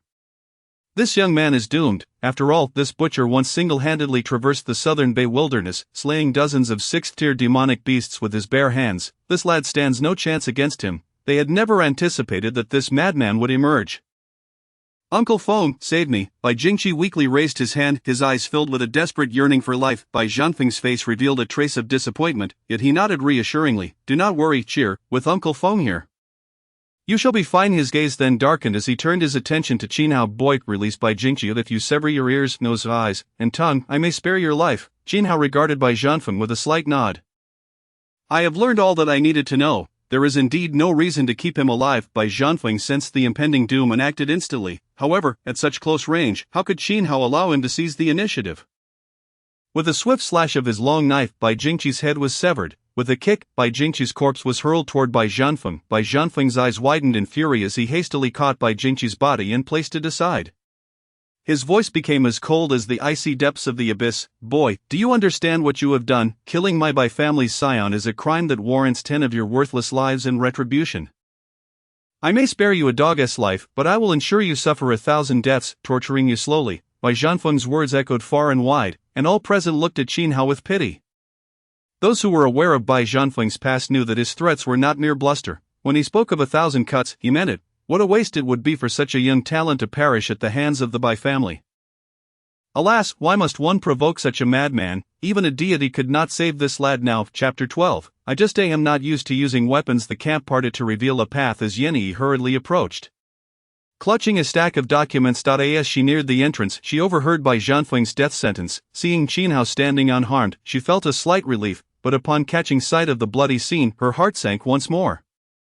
She quickly gathered the details from those around her and learned that her father had been treacherously harmed. No wonder he appeared so sorrowful. Yanyi gazed at Qin Hao, who stood calmly amidst the pool of blood. Murmuring to herself, "You worthless being, having killed a member of the Bai family, today you shall pay with your life. After slaying you, I will hunt down everyone associated with you and employ the most brutal methods to torment them until death. They will learn that the lives of the Bai family are far beyond the reach of a wretch like you." Bai Zhanfeng's venomous voice resonated. Yanyi was momentarily taken aback, her brows furrowing.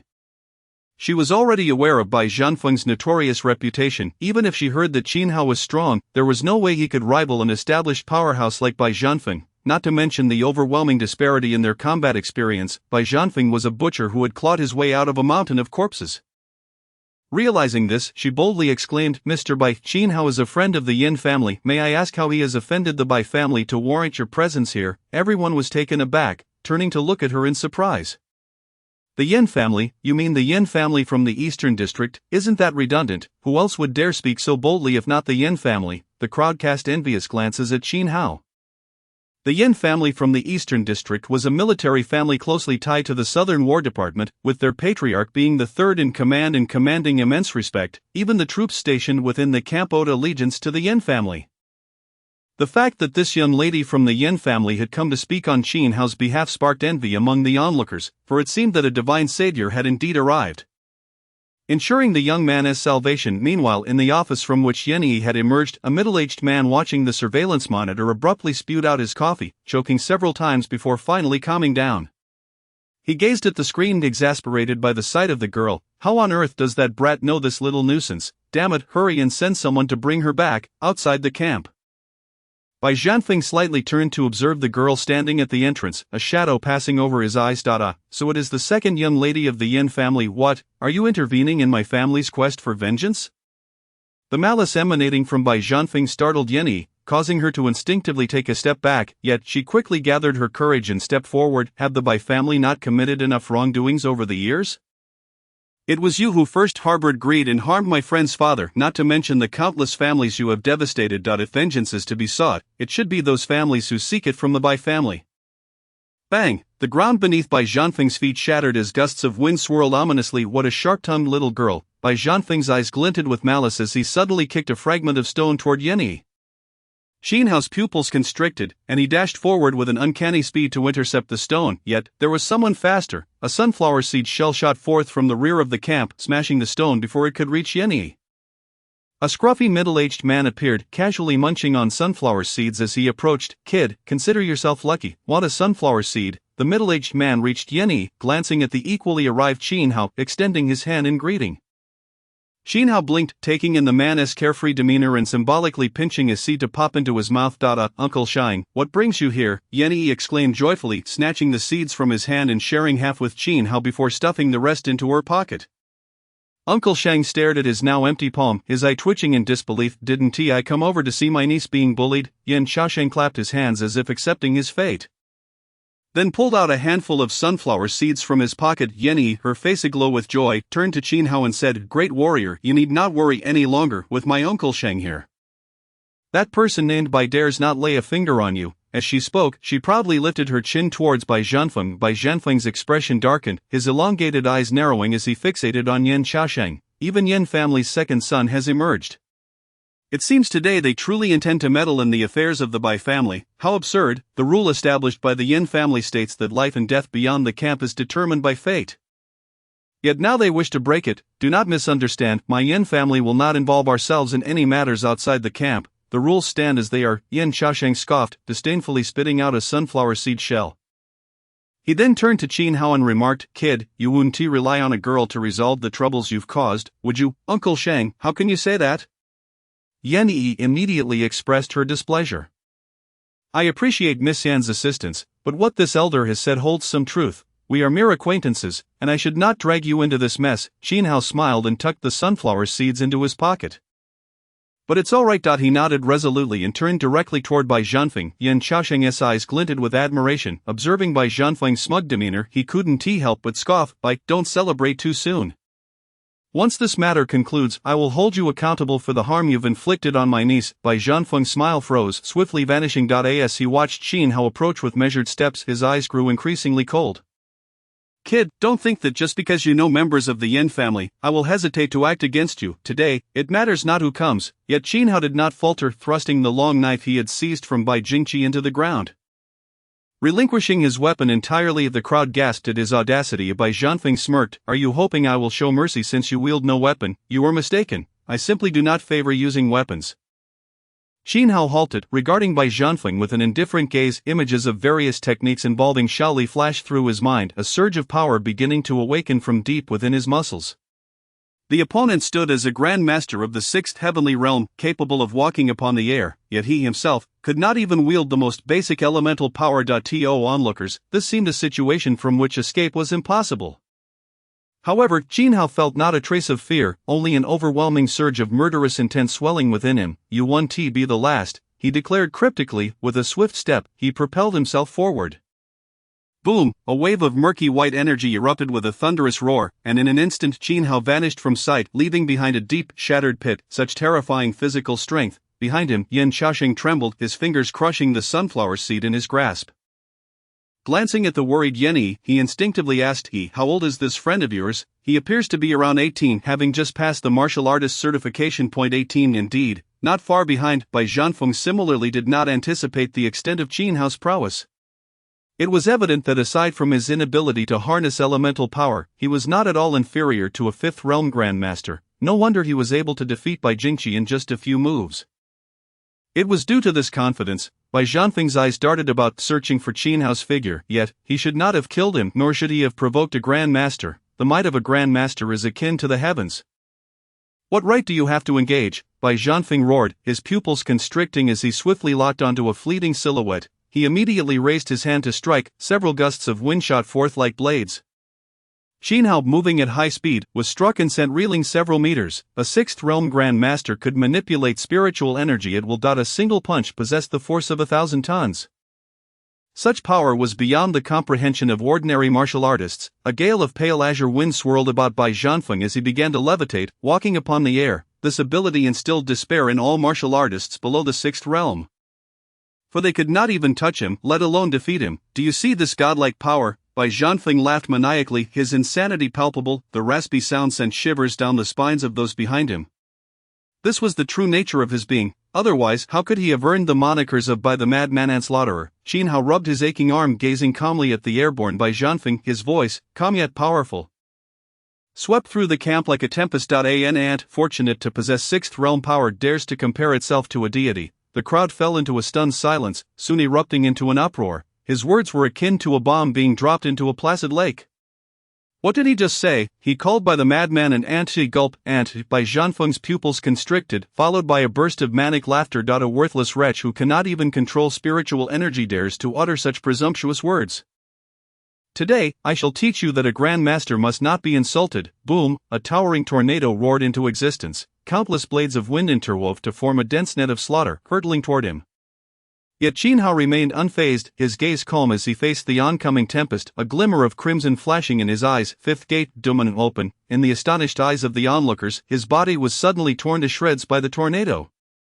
He was dead. No, that was merely an afterimage. Before the crowd's widened eyes, Qin Hao's figure suddenly appeared behind Bai Zhanfeng. Yin Xiaosheng furrowed his brow. "This kid's speed has increased several fold. What kind of monster is this?" "Seeking death." Bai Zhanfeng's expression shifted, raising his hand to defend, yet Qin Hao's figure vanished once more, seemingly teleporting to directly in front of him. His slender form twisted, exuding a fearsome power that distorted the very space around him. A punch driven deep into his waist erupted forth. It sounded like a million-ton cannonball detonating, a thunderous roar echoing through the air. A sonic boom formed before Bai Zhanfeng. Boom! His abdomen collapsed inwards, his back arching grotesquely. Head downward, as he was propelled upward, blood erupted from his throat, the sheer velocity rendering the blood suspended in the air. Blood vessels burst in Bai Zhanfeng's eyes, the previously arrogant visage now filled with disbelief.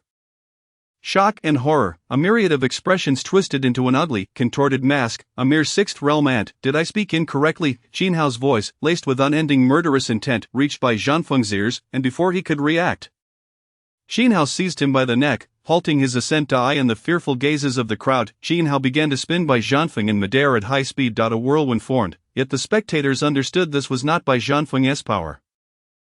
It was a wind vortex generated by the rapid rotation. Boom! As if a colossal weight had struck the earth, Bai Zhanfeng was driven face-first into the ground, a spray of blood erupting forth. His body contorted into a grotesque position, every bone shattered. Bai Zhanfeng, the infamous slaughterer of Sichuan, a grand master of the sixth heavenly realm, reduced to ruin, and all this at the hands of an 18-year-old boy who could not even wield spiritual energy. Yan Yi gasped in shock. Yan Xiaosheng was aghast. The figures within the office were stunned. The entire camp, all who bore witness to this battle, fell silent in disbelief. In that moment, the boy standing beside Bai Zhanfeng's body resembled a colossal magnet, drawing every gaze towards him. How is this possible? Bai Zhanfeng has fallen. This is a grand master of the sixth heavenly realm. Bai Zhanfeng suddenly arched his neck, letting out a pained wail, his twisted face resembling that of a vengeful spirit.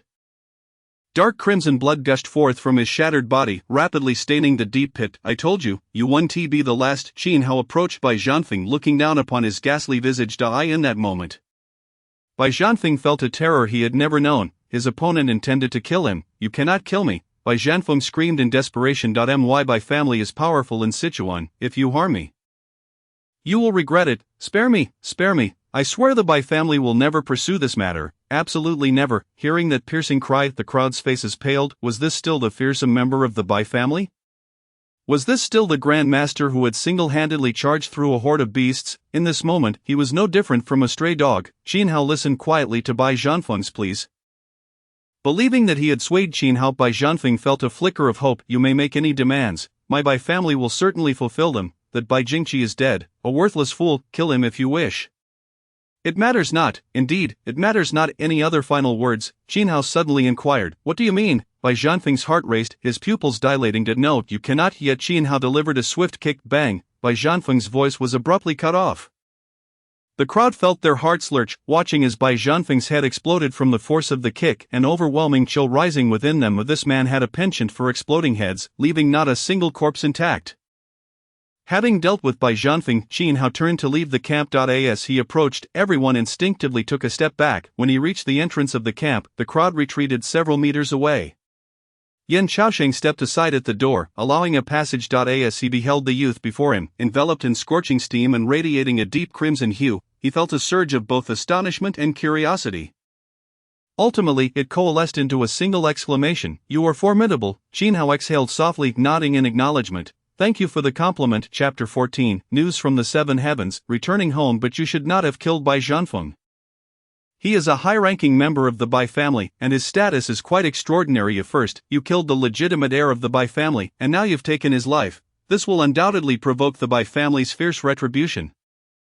You will perish. Qin Hao appeared unfazed, his steps steady as he advanced into the city. Yan Xiaosheng's tone grew solemn as he continued. I wonder if you have heard of Bai Jingxiao, the brother of Bai Jingqi?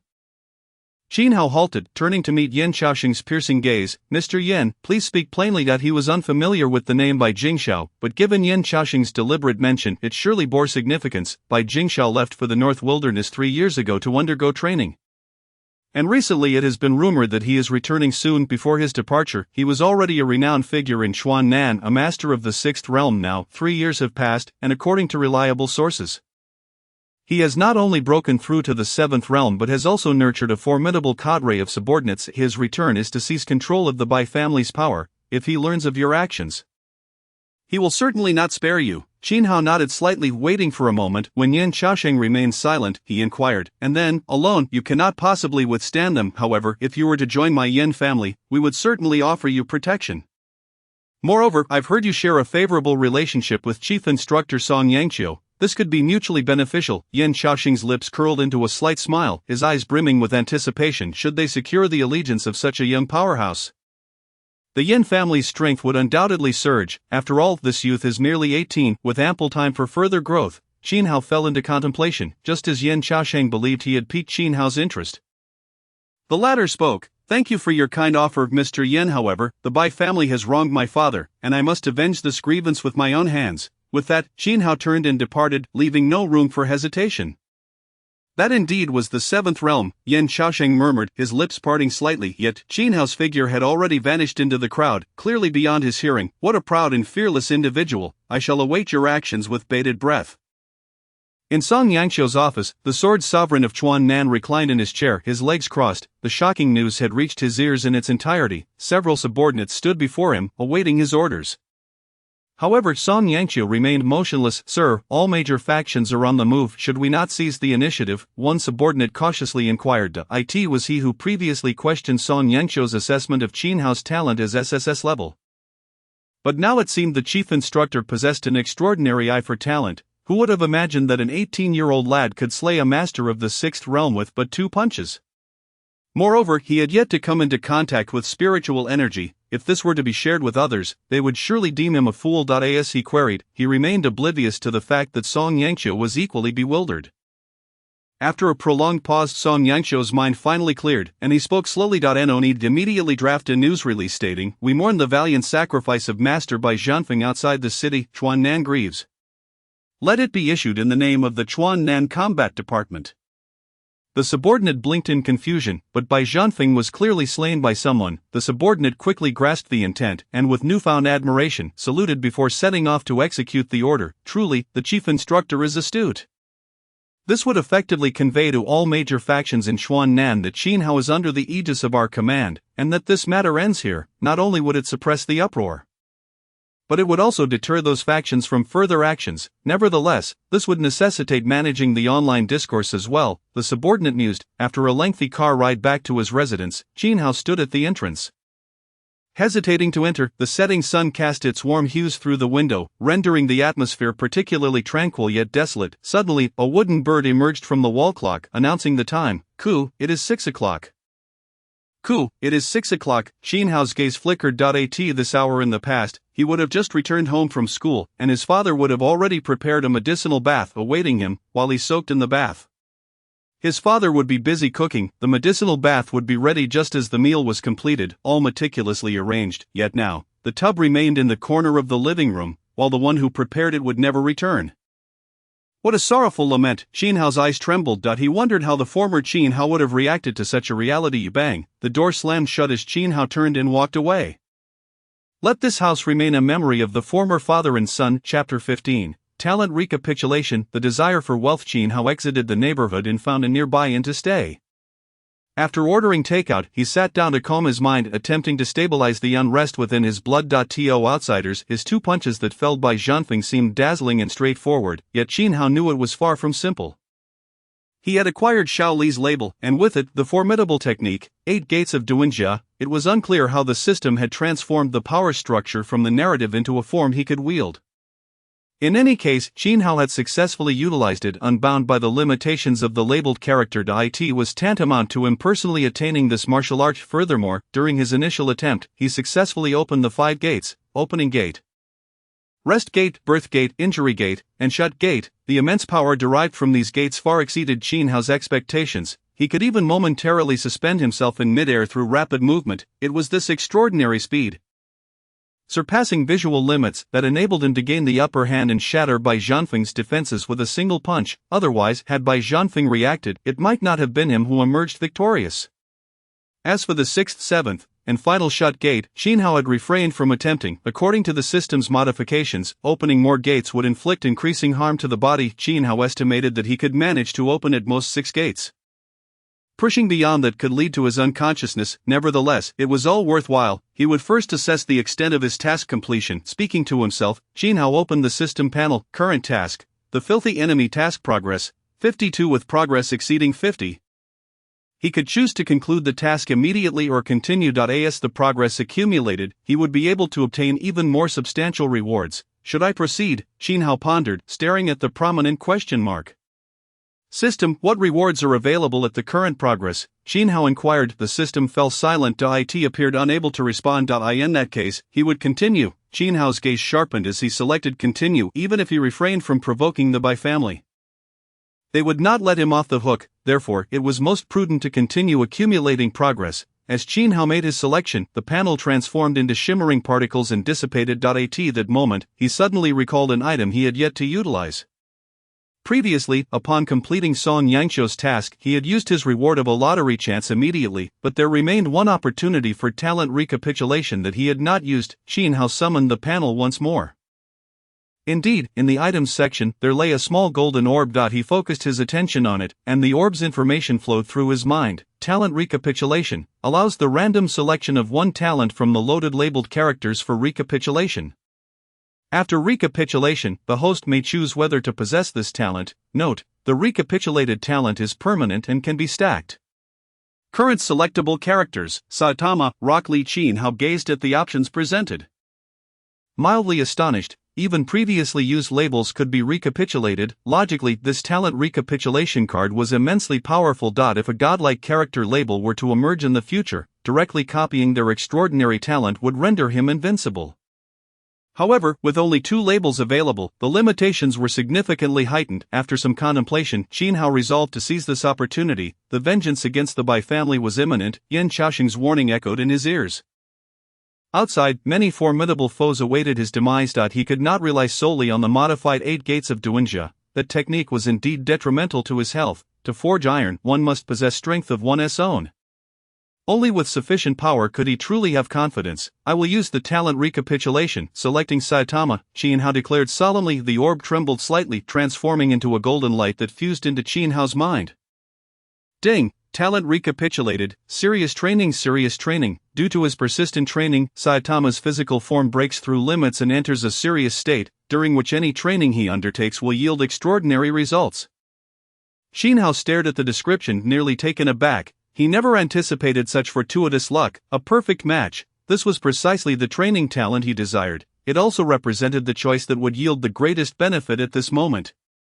Without hesitation, he activated it. In an instant, a refreshing sensation surged from deep within his brain, coursing through his limbs and bones. Jin Hao immediately dropped to the floor and performed 10 push-dash-ups. It was not that he wished to do more, but rather that he could not. Huff. He lay on the floor, gasping for breath. As he felt the dwindling power within him, Jin Hao chuckled with delight. He now possessed the strength of Shaoli. Yet he found himself utterly exhausted after merely 10 push-ups. Under normal circumstances, he could easily perform them for an entire day and night without even breaking a sweat. The rapid onset of fatigue signified that he would soon surpass his limits. For with each bout of exhaustion, the muscles of his body would undergo slight fortification. The shorter the duration of fatigue, the quicker his enhancement would naturally occur. Thus, as long as he remained diligent in his training, he could gradually endeavor to unlock more gates of the 8 doors of Duanjia, rather than struggling to manage even the 6th heaven, which left him feeling as if he might be scorched alive. Suddenly, the doorbell rang. His takeout had arrived. Setting aside his thoughts, it was time to eat. However, after hastily swallowing a few bites, Jin Hao still felt ravenously hungry. As a martial artist, the consumption required alongside the increase in power was substantial. An epiphany struck Jin Hao. Previously, after each training session, he was greeted by medicinal baths that provided his body with ample nourishment, but today, not only had he foregone the medicinal bath, he had also engaged in 2 battles. No wonder he felt as if he hadn't eaten in a lifetime. His stomach protesting vehemently. With a sigh, he gazed at the empty takeout container, then opened the delivery app to order not 1, but 10 more meals. His fingers danced over the shopping cart in rapid succession, finally stopping after selecting 10 portions, believing that should suffice. Yet, this was not a sustainable solution. As a martial artist, the expenses of training and sustenance required significant funds. And he also needed to cultivate spiritual energy, which demanded an even larger sum. The inheritance left by his elder was not abundant. He could not afford to squander it. Tossing his phone aside, Xin Hao reclined on his bed. He dared not continue his training, for otherwise even 10 boxes of takeout might not satiate his hunger. Meanwhile, as Xin Hao pondered ways to earn money in the southern region of Chuan. Amidst this land where every inch was precious, stood a vast estate, the Bai family of Chuan. At this moment, within the main hall of the Bai family, silence enveloped the room. Dozens of influential figures from the Bai family conglomerates gathered in unison. At the head of the table sat a grim-faced, square-jawed elder leaning on a white jade cane, commanding attention. Thud, the cane struck the ground, causing the prominent figures to tremble and rise hurriedly. Bai Zhangping, your son and cousin have perished. As the head of the Bai family, will you not utter a word? Bai Dai, the 46th head of the Bai family, stared impassively at the man seated at the leftmost position. Bai Zhangping, the 47th head of the Bai family, wielded immense power, yet, under the weight of the elder's inquiry, cold sweat broke out upon him. Rest assured, Father, I have already made arrangements. By dawn tomorrow, you will witness the head of the murderer displayed before my family's guard dog. That is the least I expect. Otherwise, I shall begin to doubt your capabilities. Yes, Father, have no worries. Bai Zhangping nodded frantically. Chapter 16, the moment of assassination, the moment of harvest. After finishing the takeout that had just arrived, Xin Hao took a shower and then settled down in the center of his room, recalling the foundational breathing techniques taught at school. This was a simple method for adjusting one's qi and blood flow. Not particularly powerful, but it could hasten his training speed. For him, time was of the essence. As time passed, the sound of thunderous winds resonated within Xin Hao's chest, his entire body visibly swelled with each inhalation. And as he exhaled, the expanded muscles tightened instantaneously, resembling tightly bound steel cables, each line distinctly defined. Xin Hao suddenly opened his eyes, astonished as he clenched his fist. He never anticipated that earnest training could accelerate the cultivation of qi and blood. Glancing at the clock, he realized that only an hour had elapsed, yet he could already sense a hint of qi within him. Such a feat would be deemed impossible by others, for he was merely utilizing the most rudimentary training method. It was unheard of for anyone to cultivate qi sensations through such basic techniques. If he were to employ a more advanced practice, coupled with innate talent, the results would surely be extraordinary. Xin Hao's heart raced with excitement. Truly, the talent of Qi Yu was terrifying. He marveled, then plunged back into his training. After an indeterminate amount of time, while immersed in his practice, Xin Hao's body suddenly stiffened, the hairs on the back of his neck standing on end. Without hesitation, he propelled himself forward. Whoosh, a bullet grazed past his scalp. The searing sensation made his heart race. Boom, the bullet penetrated the wall behind him, leaving a gaping hole several dozen centimeters wide. Witnessing such terrifying power, Xin Hao's back broke out in a cold sweat. Had the Bai family resorted to anti-material weaponry, such force was beyond the capabilities of ordinary firearms. Only weapons designed to penetrate armor could achieve such results, and the use of such high-intensity weaponry was strictly prohibited in urban areas by the combat department. Did the Bai family not fear the repercussions from the combat department? At that moment, the sound of shattering glass echoed through the room. Observing the two large floor-to-ceiling windows, Xin Hao realized that his whereabouts had been completely exposed. He could not remain here, rolling on the ground. He kicked open the door and dashed into the corridor. A flash of a blade sliced through the doorframe just as he escaped. Xin Hao instinctively shrank back, seizing a nearby chair and hurling it at his assailant. Crash! The chair splintered into pieces. The blade continued its relentless pursuit. Feeling the chill on his back, Xin Hao understood that the distant sniper had once again targeted him. With his physique, he could not withstand an anti-material weapons assault.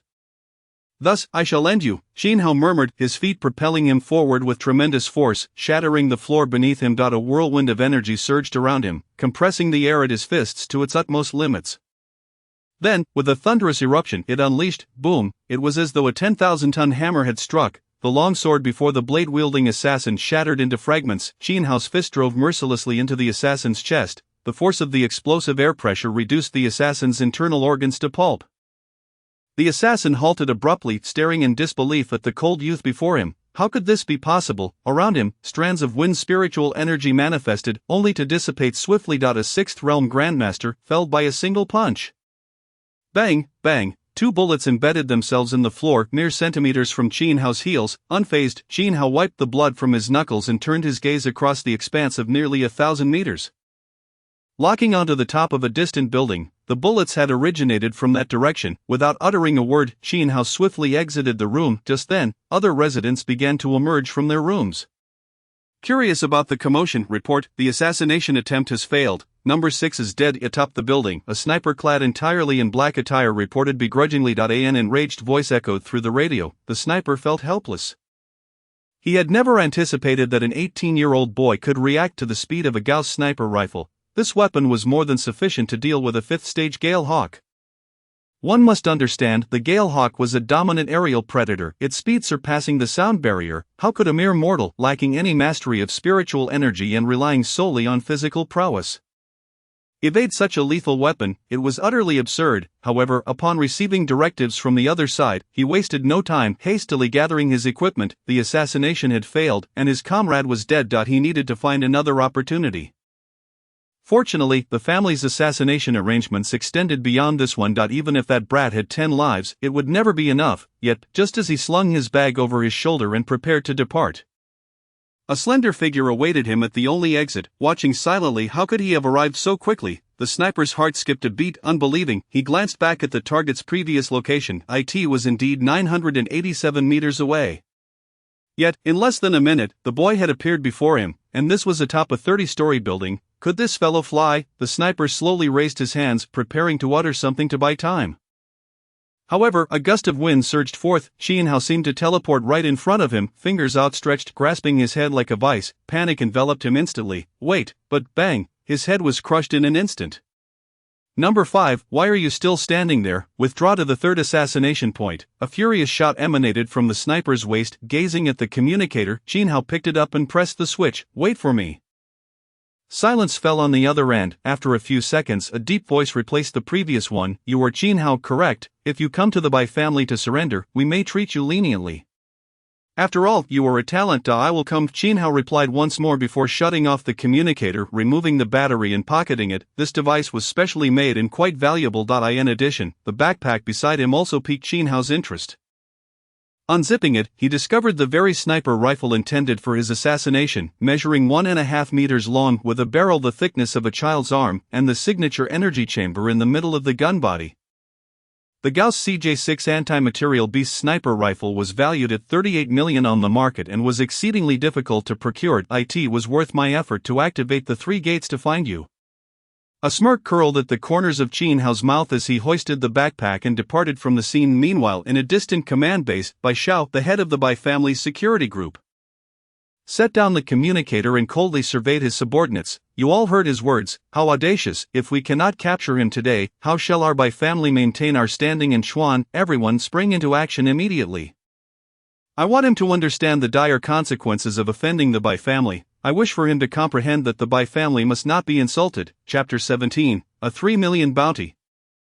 The mysterious organization, Qianhao, with a satchel slung over his shoulder, journeyed northward. The Bai family, renowned as a prestigious family in southern Sichuan, had their ancestral abode well known. Little did he realize the myriad of deadly threats that awaited him along the way. Upon revealing his intentions, the opposing party would undoubtedly lay a web of traps to ensnare him, yet Qianhao remained unfazed. What he desired most was for those sent to assassinate him to bring along a bounty of valuable goods. Having tasted the sweetness of killing and looting, his heart tinged with excitement. He hoped for a few high-grade sniper rifles to come his way. Qianhao mused with anticipation. The bustling scenery flanking him was of no concern. As he walked in the shadows of towering structures, all he wished for was wealth and the thrill of killing. Suddenly, Qianhao halted. A bullet whizzed past his toe, embedding itself in the ground with a spark. He turned to see a figure emerging from a dark alley, clad in a hooded sweatshirt, gripping a small pistol and bearing a long knife on his back. To his surprise, you appear quite alert. No wonder the Bai family has placed a bounty of 3 million on your head. A strange laughter echoed from beneath the hood. 3 million for my head? Qianhao raised an eyebrow. He had not anticipated that eliminating one of their 6th-level masters would only fetch a mere 3 million. Although curious about why the Bai family would offer such a high bounty, he thought it best for you to perish first. The figure in the hood spoke nonchalantly, fingers pulling the trigger in succession. Bang, bang, bang. A flurry of bullets was unleashed, yet Qianhao stood unscathed, merely observing him in silence. A chill surged through the hooded figure's heart. He reached behind and drew his long knife. Just as the blade was halfway out, a shadow descended upon him like a mountain crushing down. As he gazed in terror at the figure that had suddenly appeared above him, shrouded in the shadow of his hood, he exclaimed, "When did you?" Before he could finish, the figure gracefully landed. Lightly pressing a toe against the knife's hilt, with a swift motion, the half-drawn long knife transformed into a lethal weapon, cleaving its owner in two. Jin Hao, as if having accomplished a trivial task, landed lightly and departed without a glance back. Moments later, the alley behind the hooded figure stirred once more. A trembling figure, also brandishing a pistol, approached the fallen body. Upon witnessing the blood-soaked scene, a wave of dread surged from his feet to his head.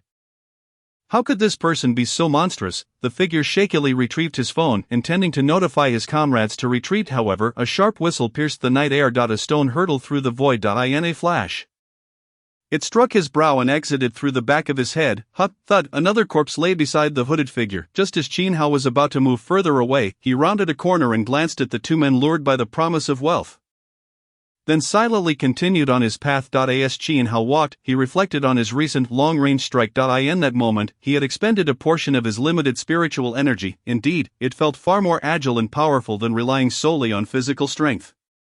It seemed that cultivating spiritual energy would be his primary path forward. Jin Hao pondered, even with the system's assistance, he must not neglect his own cultivation. A harmonious blend of both would yield greater strength.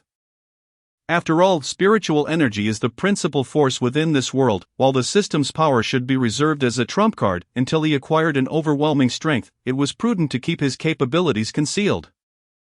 Jin Hao thought cautiously, yet he did not dwell too long on the matter. What if he were to draw an invincible power next time? Though the odds were slim, one must always harbor dreams, mustn't they? The southern Sichuan city was expansive. Jin Hao's residence was a considerable distance from the Bai family, and he was traveling on foot, not sprinting at full speed. Thus, after 2 hours, while he had dispatched several bounty hunters along the way, he had only traversed half the distance. Standing before a broad 8-lane road running east to west, he knew that crossing this road would lead him into the northern district, and truly into the realm of the Bai family's influence. At that point, he would face not mere small fry, but the elite forces of the Bai family. It was even possible that they might dispatch another 6th-level powerhouse, although he recognized that this likelihood was minimal. As 6th-level masters were not easily summoned, even the Bai family would find it difficult to absorb the loss of two such formidable individuals in quick succession. Jin Hao sensed his physical condition. The intense battle against a 6th-level master had already induced a severe reaction in his body. Following that, he had engaged in a fierce pursuit against a sniper, and now his body could likely only withstand one more use of the 4th gate before succumbing to exhaustion. At that point, he would struggle even against a 5th-level adversary, for the limit of power granted by the Shaoli token was confined to the 5th level, without having cultivated spiritual energy.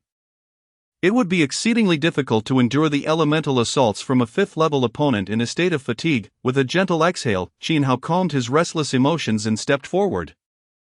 Yet, he had scarcely moved when a black vehicle approached and halted before him. The passenger door swung open, revealing a striking beauty clad in a denim jacket and shorts, showcasing her long, shapely legs.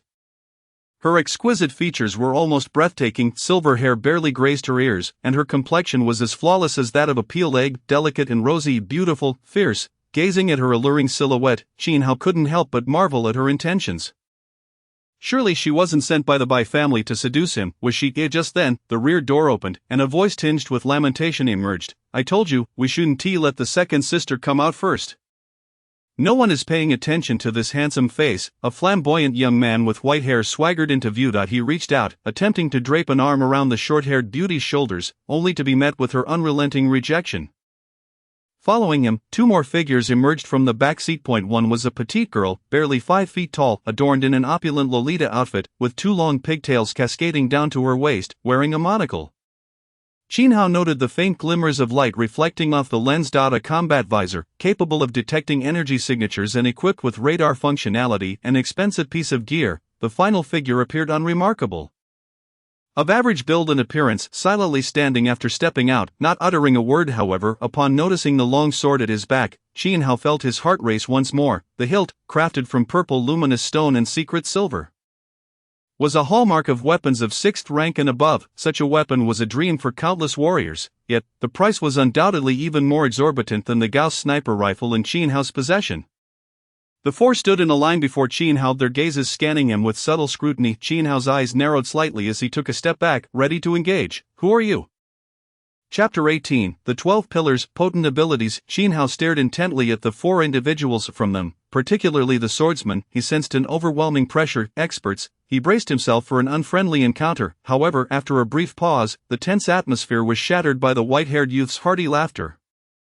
Ah, brother, don't be tense. We are not villains. Qian Hao scoffed coldly and stepped back once more. Among you, you are the least likely to be a good person. The corners of the white-haired youth's mouth twitched as his hand, poised to pat Qian Hao's shoulder, hung awkwardly in midair. Ahem, the white-haired youth feigned indifference, clearing his throat as he produced an exquisitely crafted, flat round badge. The front of the badge displayed a relief of 12 stone pillars entwined with lightning, while the back bore the number 4. Do you recognize this? The white-haired youth asked, showing off. As Qian Hao gazed at the badge, a sudden realization struck him that he too possessed one. It was the badge bestowed upon him by the Southern Sichuan commander Song Yangqiu.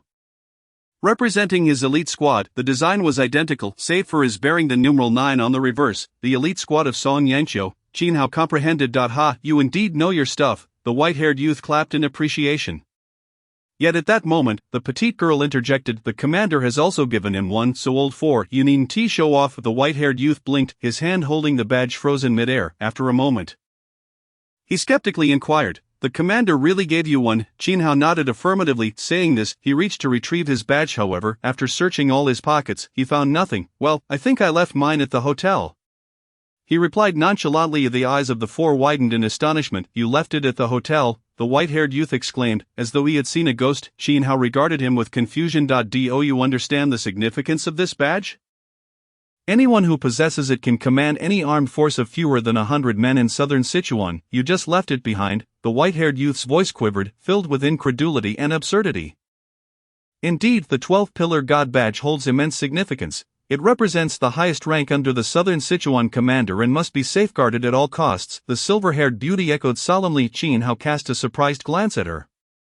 He hadn't expected this seemingly aloof beauty to possess such a remarkably sweet voice. Nevertheless, Qian Hao was not easily swayed by beauty. He regarded the group and directly inquired, enough about my affairs.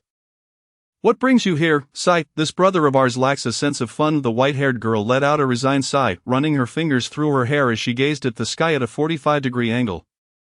However, since you have inquired earnestly, I shall speak plainly. We are under the command of the chief instructor, she said, as Qian Hao looked at the silver-haired beauty and urged, you should explain. The silver-haired maiden replied straightforwardly, I have been dispatched by the chief instructor to assist you. Assist me? Qian Hao frowned and turned to leave. I do not require assistance. The previous head of the Bai family is a sevenfold celestial martial master.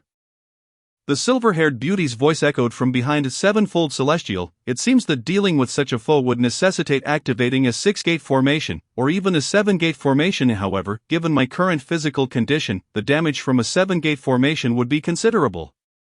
And the 6-gate formation also harbors significant risks. As the adage goes, those who recognize the times are the true talents. Very well, I appreciate the chief instructor's goodwill. Qian Hao turned around, revealing a sunny smile.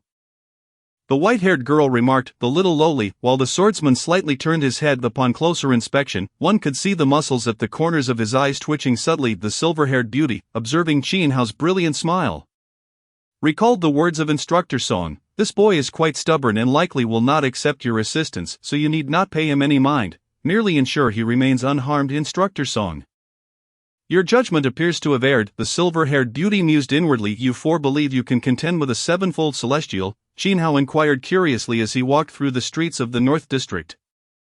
If so, he would have to reassess this elite team from Chuan Nan known as the 12 Pillars. Such strength is truly terrifying. Absolutely not. The little lowly named Momi shook her head. Not. Then what purpose do you serve?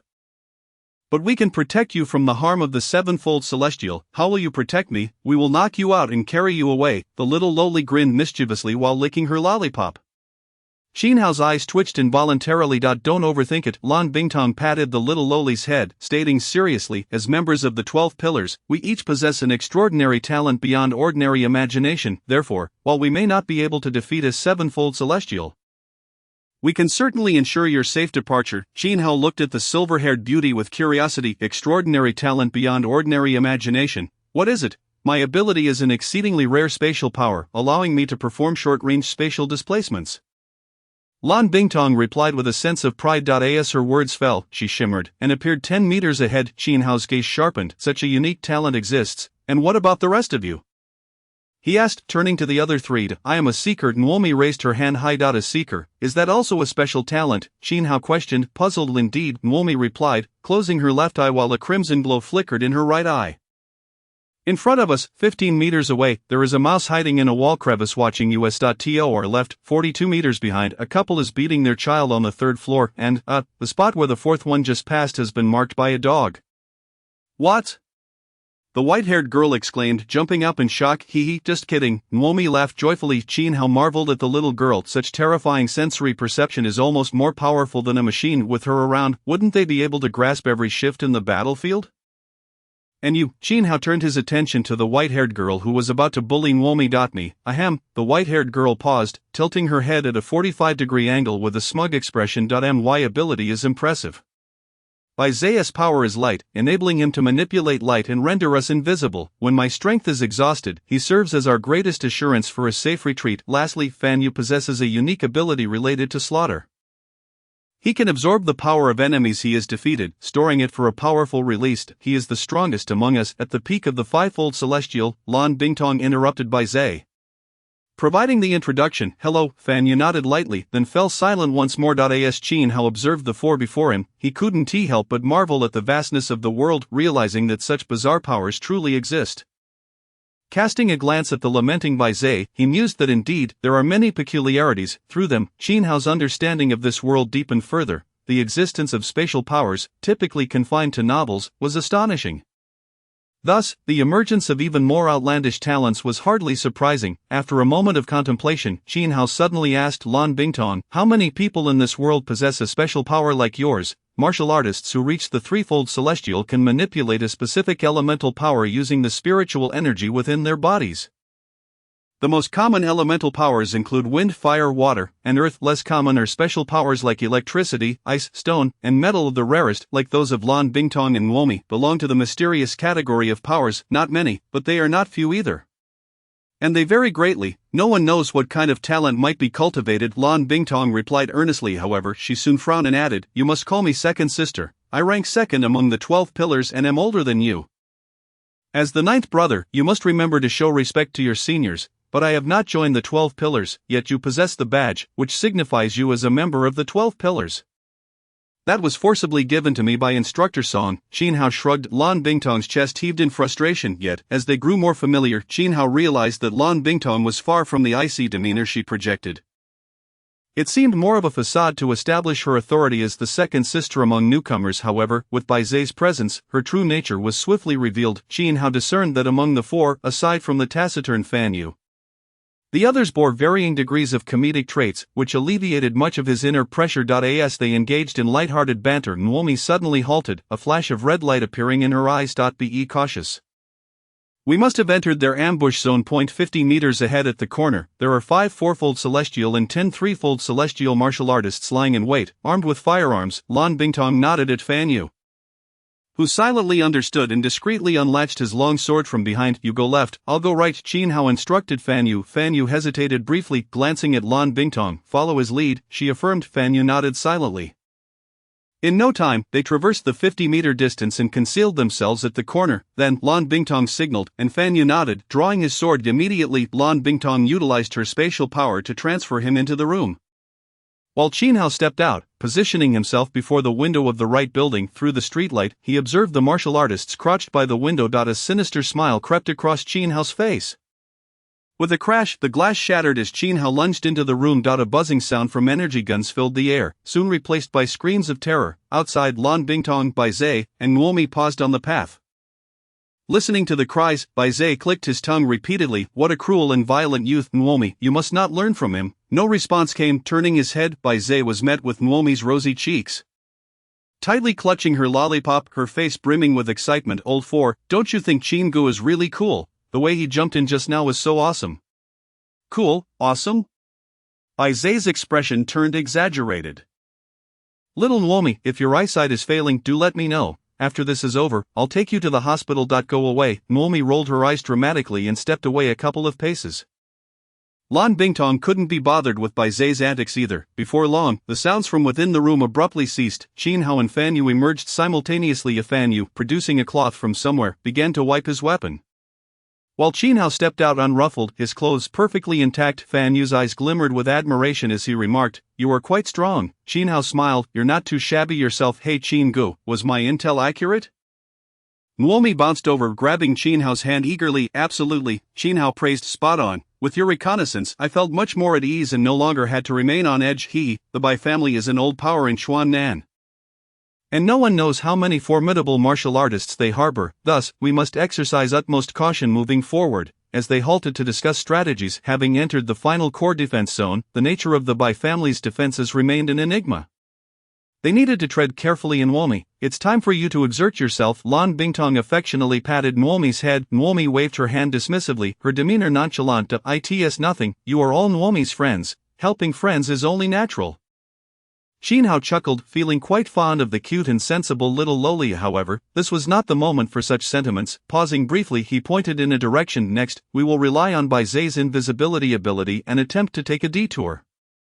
With the capabilities of glutinous rice, we can detect their presence in advance, allowing us to conserve considerable energy. As long as we are not caught off guard by their encirclement, we shall not find ourselves in perilous circumstances. Should we encounter formidable foes, leave the resolution to me. Your primary task is to safeguard yourselves." Lan Bingtong and the others exchanged glances, nodding in unison. "All right, let us proceed as you suggest." "Very well. Let us set forth." Chapter 20. Interception. Advancing alone. "Brother Qin, there is a sniper on the 15th floor of the building to the left." "Understood." Lan Bingtong raised her hand and directly transported Qin Hao into the building. "Brother Fan, there's a scout at the right rear." Fan Yu nodded, silently melding into the shadows. "Hold 4, grant us some invisibility." "There's another sniper further away." Glutinous Rice licked her lollipop and remarked, "Why is everyone else referred to as brother while I'm just old 4? Bai Zai wearily cast a layer of invisibility over the 3rd eye in the command center. Bai Xiao slammed his fist onto the metallic table before him. The entire command hall fell into a heavy silence, punctuated only by his furious roar. "A bunch of useless fools, just 5 individuals, and they managed to slaughter so many of us right under our noses. And you dare claim you couldn't track their whereabouts? Useless, utterly useless. Report, the enemy appears to have a highly capable reconnaissance team. We were ambushed before we even detected their presence." "What nonsense!" Bai Xiao kicked the table. "Sending it flying. There are dead bodies over there, and everyone should converge. I refuse to believe they can teleport." "Report, we've attempted to pursue, but it seems they genuinely possess the ability to teleport." "Damn it!" Bai Xiao kicked the subordinate to the ground, pointing a finger at him as he berated, "Are you going to tell me they can not only teleport but also turn invisible?" "For heaven's sake!" The subordinate trembled, wanting to suggest they might indeed be able to turn invisible, but rationality held him back in the face of his superior's rage. "Report." Just as the hall was engulfed in profound silence, a voice suddenly rang out. Bai Xiao nearly bellowed, "Speak, we have located their trail. They are currently in the 5th route of the 4th district, swiftly advancing toward the headquarters." The so-called headquarters refers to the Bai family estate. Upon hearing the enemy's location, Bai Xiao quickly glanced at the map, found it, the 5th route of the 4th district. That's only 3.2 kilometers from the headquarters. Bai Xiao's hand trembled, nearly tearing the map apart. After a night of vigilance, they had allowed the enemy to close in so closely. "Damn it," Bai Xiao growled, recalling the terrifying methods of the Bai family's patriarch, feeling his legs quiver with anxiety. Without further hesitation, he bellowed, "All dispatched warriors, return to defend, set up barricades outside the estate. They must not cross that river. Viper Squad, follow me." The murderous aura surrounding Bai Xiao surged like a tide, akin to a wild wolf on the prairie. As he strode forward, in a corner of the hall, 10 statuesque figures moved, under the awed and fearful gazes of all present. They followed Bai Xiao out in succession. With the Viper Squad deployed, those assassins would surely have no chance of escape. Indeed, the Viper Squad consists of formidable warriors brought back by that young master from the northern wilderness. That young master? "I've heard he has reached the 7th level. Do you think that's true?" "Hush, do you wish to court death questioning such matters?" On the other side, Qin Hao and his companions remained oblivious to their discovery. At this moment, under Bai Zai's ability, they advanced like a sharp blade toward the Bai family estate. "Wait!" Glutinous Rice suddenly called for a halt. The group came to a stop, and Lan Bingtong inquired, "What's wrong? Have we detected enemies again?" "Indeed, but it's peculiar. They are in retreat," Glutinous Rice replied, her eyes flickering with crimson light. "They might be frightened by our killing spree," Bai Zai suggested. "That's unlikely." Xinhao shook his head in denial. If they were truly afraid, they would have retreated long ago, not after we've taken down dozens of them. This seems more like they are preparing to regroup. Waiting for our arrival, Lan Bingtong nodded. That is a possibility. So what shall we do? We charged straight in. Xinhao's gaze turned icy. His objective was to storm into the Bai family estate and force the one in charge to kneel before the grave of the elder. Confessing his transgressions, there was no reason to retreat at this juncture. Then let us kill, Fan Yu whispered, his long blade shimmering with a blood-red glow. Lan Bingtong glanced at the two and nodded. Alright, once we get closer, I'll use spatial power to transport us into the estate, capture the head of the Bai family, and then retreat. Absolutely not. Suddenly, Xinhao emphatically refused, seeing the astonished expressions of the four. He earnestly clasped his fists and said, I am truly grateful for your assistance thus far, but delving deeper into the lair of the Bai family is exceedingly perilous. This matter is entirely my own. You should not be involved, but the Bai family has a 7th-level master. You'll surely perish alone, Lan Bingtong urged anxiously. Glutinous Rice also nodded fervently, grasping Xinhao's hand and saying, Yes, brother Qin. With us here, you'll be far more secure. Patting Glutinous Rice's head, Xinhao resolutely declined. No, although your abilities are exceptional, your strength is insufficient. Should an unexpected turn of events arise, I cannot bear the consequences. Fan Yu interjected, then allow me to accompany you. My sword has accumulated too much power that demands release. This matter requires no further discussion. Xinhao raised his hand, halting their words. You shall remain here and wait for my return. It has been an honor to travel alongside you all. From somewhere, Xinhao produced the badge that Song Yangqiu had given him, the character engraved upon its back, as if chiseled with a knife. Bai Zai's eyes widened in disbelief. You didn't leave it at the hotel? I found it just now. Xinhao smiled, handing the badge to Lan Bingtong. She was taken aback. What is this? Just hold on to it for me. If I can return safely, I will give it back. At that time, I will accept Instructor Song's invitation to join the 12 Pillars. A figure cloaked in a long coat flashed before Xinhao's eyes. And he couldn't help but smile, not allowing the others another chance to speak. He turned and swiftly departed, like a proud lone wolf, resolutely advancing towards the enemy's den, dozens of kilometers away. At the Chuan Nan base, in the central command hall, Song Yangqiu, clad in a long coat, stood at the center. Before him was a wall of screens displaying the movements of Xinhao and his companions. The perspective stemming from the eyes of Glutinous Rice. Upon hearing Xinhao's declaration of joining the 12 Pillars upon his return, Song Yangqiu couldn't help but chuckle coldly. Little brat. You read quite the dramatist. My 12 Pillars aren't something one can simply join at will. Behind Song Yangqiu, four young individuals exchanged glances, rolling their eyes in unison. Your smile is practically splitting your face. Can you stop pretending? However, gazing at Xinhao's determined silhouette on the screen, the four young people couldn't help but feel a flicker of anticipation for his potential inclusion. A little brother like him joining would surely bring some excitement. Wouldn't it? Chapter 21, Ambition's slaughter. As night enveloped the earth, a sprawling estate lay quietly like a colossal beast on the vast plain. A newly carved river circled around the estate, separating it from the bustling city beyond. A stone bridge spanned the river, connecting the estate to the city. On what would typically be an untraveled bridge, it was now crowded with figures. Before the bridge lay a broad highway, flanked on both sides by warriors, fighters nurtured by the Bai family. Their gathering here was strikingly conspicuous. Many keen observers from nearby communities sensed the commotion. The timid shrank back inside their homes, while the brave stepped out to witness the unfolding spectacle. All the streetlights along the highway had been extinguished, save for two near the stone bridge. Illuminating this area and emphasizing the encroaching darkness, Bai Xiao stood quietly before the bridge, flanked by 10 eerily silent warriors. The chessboard was set. They awaited the pieces to enter. When the time came, he, the chessmaster, would slay the great dragon, elevating his reputation within the Bai family once more. The young master, the future helmsman, had already made his appearance, and Bai Xiao was eager to showcase his prowess before him. The power shifts within noble families are not dissimilar to those of ancient dynasties, both replete with bloodshed. If Bai Xiao wished to retain his grasp on power, he must demonstrate his value. Otherwise, his replacement was inevitable. Observing the silent warriors behind him, Bai Xiao couldn't help but mock inwardly. These mindless brutes were hardly worthy of great tasks. They were merely a band of brainless enforcers.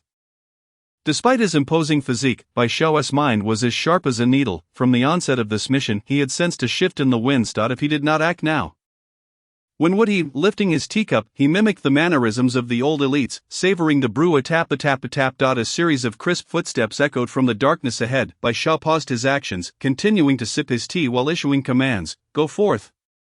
Don't embarrass me in my presence, the warriors, long poised for action, roared like unleashed beasts, charging forth in a frenzy of ferocity. Bai Xiao closed his eyes, slowly savoring the lingering taste in his mouth. Unbeknownst to him, he pondered why that group of gentlemen harbored such a fondness for this bitter and astringent brew, yet the power derived from a mere utterance, commanding legions to action, ensnared his fascination.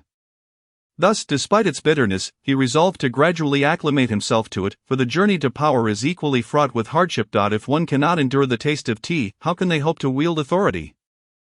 He paid no heed to whether those approaching were targets or not. His sole intention was to prevent anyone from crossing into his territory. Those who dared to enter would face death. In the face of the immense pressure above, what did it matter if the intruders were innocent bystanders? It was merely unfortunate for them. Bai Xiao raised his hand and waved slowly in the air.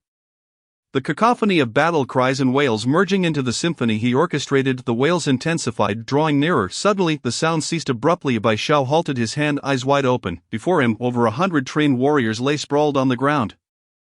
And a slender yet imposing figure stepped into the light. Truly, he was a force to be reckoned with, having battled through the 6 heavens with sheer physical prowess. Bai Xiao licked his lips. A glimmer of interest flashing across his face. You all should give it a try, he instructed the Viper squad behind him. 10 silent warriors surged forth like automatons, stirring up fierce winds in their wake. All 10 were of the 5th heaven. Furthermore, Bai Xiao knew that this group from the Viper squad felt no pain, like corpses, yet proficient in multiple martial arts. Their methods were ruthless and unyielding. If one wasn't careful, even the 6th heaven would struggle against their might. He wondered how long it would take to subdue this pack of beasts. Bai Xiao's eyes sparkled with excitement, fixated on Qin Hao. A Viper warrior rushed forward but was swiftly captured by Qin Hao, who disarmed him with a twist and trampled him underfoot. Bai Xiao inhaled sharply, his fervor escalating, masterful control of power. The second warrior charged in, only to have his tibia shattered by a swift kick, collapsing to the ground, fueled by savage strength. The third met a similar fate, his vertebrae torn asunder, losing all bodily control. Absolute mastery over the human form of the 4th, 5th, and 10th warriors charged in recklessly, yet after a single missed punch, they were countered. Their arms were swiftly dislocated, followed by Qin Hao seizing their throats, with a forceful push of his palm. A sickening crunch echoed as their windpipe shattered, resulting in immediate death. Exquisite. Bai Xiao's eyes turned bloodshot, his face alight with fervor. 10 warriors dispatched in mere seconds. Now you have earned the right to engage with me. However, I hope you can provide me with a bit more amusement. A mere second is insufficient for my tastes. Bai Xiao grinned wickedly, his body expanding. Metallic luster emanated from his skin. In but 2 seconds. He transformed into a towering giant, 3 meters tall and as robust as a bear. With a heavy thud, Bai Xiao's fists collided twice before him, producing a dull thud. Prepare to meet your demise. Boy, his voice, now several octaves deeper, sent shivers down the spines of the onlookers. The terrifying aura descended like thunder, instilling a paralyzing dread. Simply witnessing his colossal form was enough to evoke an overwhelming sense of oppression.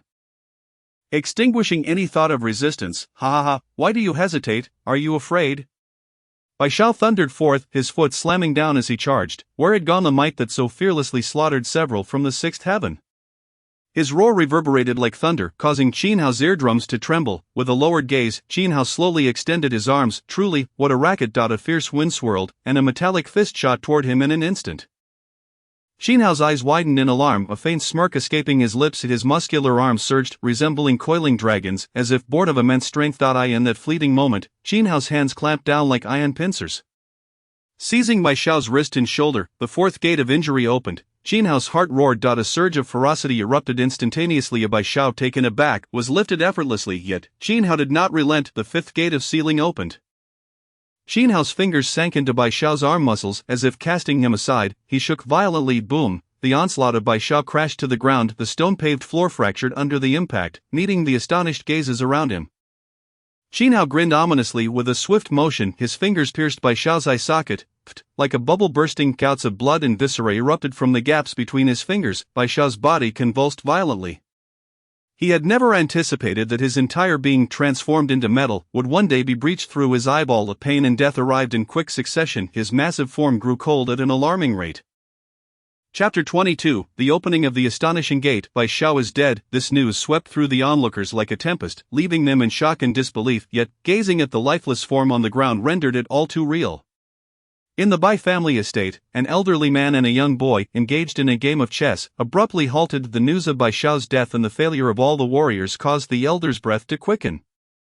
The youth tossed aside a chess piece and stood up. Grandfather, why the anger? It is merely the demise of a useless fool. Allow me to capture that fellow and ease your ire. Bai De regarded the young man with deep admiration. Nodding in approval, very well, then let me witness the progress my good grandson has made over the years. With that, Bai De turned to the middle-aged attendant by his side. Zheng Ping, this matter arose because of you. You should also go. Yes, Bai Zheng Ping nodded eagerly. It was you who killed my brother. Qin Hao's advance into the estate was abruptly halted by an unexpected figure, gazing at the face closely resembling Bai Jingqi's. Qin Hao recalled the name mentioned by Yan Xiaoshang, Bai Jingqi's elder brother, a martial sovereign of the seventh heaven, Bai Jingxiao. Bai Jingxiao raised an eyebrow. You actually recognize me? How amusing. Since you know my name, you must also be aware of your impending fate. However, I can offer you a chance. Enter with me and apologize to my Bai family, and perhaps I may spare your life.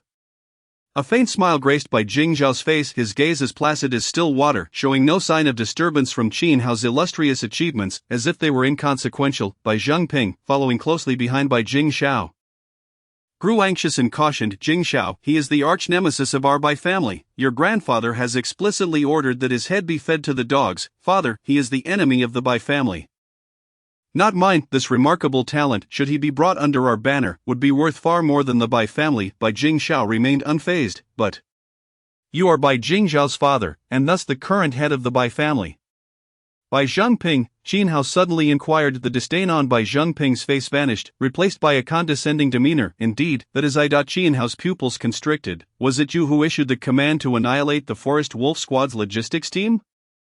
Of course, Bai Zheng Ping scoffed. He had already surmised what the youth was about to ask. However, having slain them, with a martial sovereign of the seventh heaven at his side, what could the opponent possibly do to him? Yet Qin Hao chose not to elaborate further. With a fierce exclamation, he struck. The overwhelming aura of murderous intent bore down upon Bai Zheng Ping, making him feel a chill creep up his spine. Bai Jingxiao scoffed derisively, stepping forward. Crack! A circle of orange-red tempest erupted instantly around Bai Jingxiao. Qin Hao's eyes narrowed as he crossed his arms defensively against the searing gale. The sound of crackling filled the air, akin to a torrential downpour. In the blink of an eye, Qin Hao felt as though he had been struck 100 times all over. In a mere 5 steps forward, he was forced to retreat. Feeling the searing pain coursing through his body, Qin Hao's heart sank. So this is the might of a martial sovereign. The disparity with the sixth heaven was like heaven and earth. If the sixth heaven were fireflies, then the martial sovereign of the seventh heaven could rightfully be called the bright moon. Such strength demanded that he at least open 7 gates. Qin Hao's eyes glimmered with intensity. The power of the martial sovereign far exceeded his expectations. He had thought that pushing through to the 6th gate would suffice for defense. However, he now clearly perceived the chasm between them. Kid, weren't you so audacious as to claim you would eradicate my Bai family? Bai Zheng Ping roared with unrestrained laughter. Previously, Qin Hao's ferocious demeanor had genuinely startled him, even causing the elder to flare with rage, nearly stripping him of his position. Thus, witnessing Qin Hao falter now filled him with immense joy. Releasing the pent-up frustration of these past few days, Bai Jingxiao's expression remained calm as he approached leisurely. With each step, a serpent of orange-red flames rose from beneath him, swelling in the wind. In the blink of an eye, it transformed into a fire dragon over 30 meters long, coiling majestically in the sky behind him, its cold, merciless gaze fixated on Qin Hao. This was the essence of a martial sovereign. Bai Zheng Ping's eyes brimmed with endless fervor and envy. The 9 heavens of martial arts, with the 4th heaven as the first threshold, had thwarted countless prodigies. The 6th heaven served as the second threshold. A genuine chasm that had claimed many a rising star. The difference between them was as vast as the heavens and the abyss. Only by transcending the 6th realm could one truly be regarded as a martial master, crowned with the title of divine. Bai Jingxiao spoke with indifference, elevating himself into the air. Looking down upon Qin Hao, the fire dragon spiraled around him, flames dancing wildly. As he had claimed in this moment, he was akin to a deity. Qin Hao understood now why Song Yangqiu had deliberately sent 4 individuals to assist him. It was precisely because he deeply comprehended the might of the martial sovereign. Not to mention that within the Bai family estate, another seasoned martial sovereign had yet to make an appearance. Submit or perish, Bai Jingxiao declared. The fire dragon roared, unleashing a ferocious aura that bore down upon them. Boom! The ground beneath Qin Hao shattered like a spider's web. the terrifying pressure bore down on Qin Hao's shoulders like a towering mountain. As he felt the weight, his body sank, and his eyes quickly filled with blood. "Surrender or die," Bai Jingxiao questioned once more. Thunderous, the fire dragon roared, and the pressure surged once again. It sought to force Qin Hao to kneel, yet, despite his form curling like a shrimp, Qin Hao's legs remained unyielding. Bai Zhangping's eyes revealed a hint of pleasure. "Jingxiao, why waste breath on him? He's just like that wretched father of his, deaf to counsel. Otherwise I wouldn't have ordered the annihilation of the entire logistics team." So that was it. Bai Jingxiao realized, however, at that moment, Qin Hao let out a sudden fierce roar, and the last thread of rationality in his mind snapped. The Bai family deserved to perish. The gate of astonishment opened like the roar of a mad dragon. A surge of crimson energy erupted explosively, soaring several meters high. Qin Hao's muscles bulged and then contracted violently. In this cycle of expansion and contraction, his form straightened abruptly, his pupils narrowing to pinpricks. As a torrent of sanguine energy danced wildly, blood-red energy. What kind of innate power is this? Bai Jingxiao's expression shifted to one of astonishment for the first time. In his perception, Qin Hao's aura had suddenly multiplied several-fold. Or could it be some secret technique? A flicker of greed flashed in Bai Jingxiao's eyes, yet at that moment, he noticed Qin Hao's knees bending slightly, his upper body crouching like a tiger ready to pounce. A surge of crisis welled up within Bai Jingxiao. The gate of astonishment opened. Boom! In an instant, a violent wave of energy swept across a 100-meter radius. Bai Zhangping felt the ground tremble beneath his feet. And then, in a blur, he was engulfed in blood energy, seeing Qin Hao before him, blood tears streaming down his face like a vengeful specter, his ferocious aura rendering Bai Zhangping pale with fright. Bai Jingxiao's eyes widened, and he spun around. Impossible, this power is at the seventh heaven, a martial sovereign? The calm demeanor on Bai Jingxiao's face vanished entirely as he stared at Qin Hao in sheer horror. The desire to subdue him dissipated. At this moment, he only wished to slay this monster. Bai Jingxiao instantly appeared behind Qin Hao, his fist wreathed in flames striking out. The air twisted in waves. However, Qin Hao paid no heed.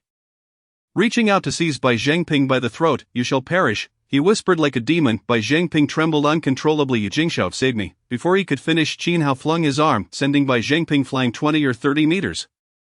Crashing through several trees before finally coming to a halt. "Damn you," Bai Jingxiao roared, his fist crashing into Qin Hao's shoulder, yet Qin Hao merely shook, turning around as if unscathed. His fist, clenched and infused with blood energy, surged forth at lightning speed. Boom! The ground trembled violently beneath them, cracking open huge fissures. Bai Jingxiao was instantly sent staggering backward. Qin Hao smiled coldly. The seventh heaven, nothing more than this. Chapter 23, The Death of the Bai Family Patriarch. Bai Jingxiao's face twitched. The fire dragon behind him lunged forth, yet Qin Hao's body flickered and vanished from sight. Damn it, how could he possess such terrifying speed? Bai Jingxiao's eyes blurred as he quickly unleashed his senses to track Qin Hao. Found him. Bai Jingxiao's gaze sharpened as he located Qin Hao amidst the trees by the roadside, simultaneously spotting Bai Zhangping lying at Qin Hao's feet. "You scoundrel!" Bai Jingxiao's heart tightened, hastily commanding the fire dragon to surge forth. Wherever it passed, the ground cracked under intense heat, the air warping with distortion, yet it was too late. Qin Hao stomped down, crushing the head of the unconscious Bai Zhangping, then hurled his corpse toward the fire dragon. Bai Jingxiao attempted to redirect the fire dragon, but it was futile. The dragon's jaws opened wide, devouring Bai Zhangping's remains. Bai Zhangping, reduced to nothing but bones. Despite their strained father-son relationship, Bai Jingxiao felt an indescribable fury. Qin Hao's actions were undoubtedly a slap in the face. "I know not what secret arts you wield to elevate your power to such heights, but how long can you maintain it? Such techniques require immense consumption, and judging by your appearance, you must be struggling as well. Once you falter, your demise shall follow, and I shall crush your bones piece by piece, subjecting you to endless agony." Bai Jingxiao glared at Qin Hao, his teeth clenched in rage. He had realized that his strength was no match for Qin Hao's. However, it mattered not. He had discerned that even though Qin Hao's power exceeded his own, he could not fly. As long as he took to the skies, Qin Hao would be unable to reach him. Thus, he held no fear. Worst case, he could buy time, and he could afford to wait. While Qin Hao could not. After all, such a terrifying secret technique could not last long. Just then, Qin Hao revealed a strange smile. Bai Jingxiao's heart raced as he noticed Qin Hao tilting his head toward the Bai family estate. An ominous thought suddenly surfacing. "You dare!" Bai Jingxiao exclaimed, his voice rising in alarm. The fire dragon immediately unleashed a torrent of flames, engulfing an area of 100 meters. The lush forest was instantly transformed into an inferno. Yet Qin Hao's figure had long since vanished. A chill shot through Bai Jingxiao as he abruptly turned around. Sure enough, ahead, a streak of blood-red lightning surged forth at a speed surpassing sound, in the blink of an eye. A kilometer was covered, and a cloud of dust erupted at the estate's entrance as Qin Hao crashed in like a cannonball. Bai Jingxiao was left speechless, even the distant onlookers, who had fled far away, were equally stunned. Those arriving due to the terrifying commotion felt a chilling dread, their minds reeling. "Qin Hao, you shall die," Bai Jingxiao roared as he charged forth. What had he returned for if not to seize control of the Bai family and become the overlord of Sichuan South? Yet now, Qin Hao dared to strike at the Bai family. How could he endure such an affront? It was a grievance greater than the death of his father, no matter how grand the Bai family. The only one capable of stopping Qin Hao within was the former patriarch, Bai Dai. The rest were merely lambs to the slaughter. Bai Jingxiao fervently prayed for his grandfather to halt this madman. Otherwise, should he unleash his fury, the Bai family would be utterly doomed. As a seventh heaven martial sovereign, Bai Jingxiao's speed was not slowed. He swiftly arrived at the estate, where explosions erupted and wails filled the air. Qin Hao rampaged through the estate like a beast gone mad. Bai Jingxiao could not locate him. Suddenly a voice rang out, the voice of the elder. Bai Jingxiao paused, instantly racing toward the source of the sound. It seemed Bai Dai had managed to intercept Qin Hao. Once he arrived, the two martial sovereigns would undoubtedly be able to effortlessly slay Qin Hao. With that thought, Bai Jingxiao felt a wave of relief. However, before he could approach, a flash of blood-red lightning zipped past him. "Qin Hao," Bai Jingxiao called out, pursuing him directly ahead. Bai Dai was also closing in rapidly, yet his speed was significantly inferior to Qin Hao's.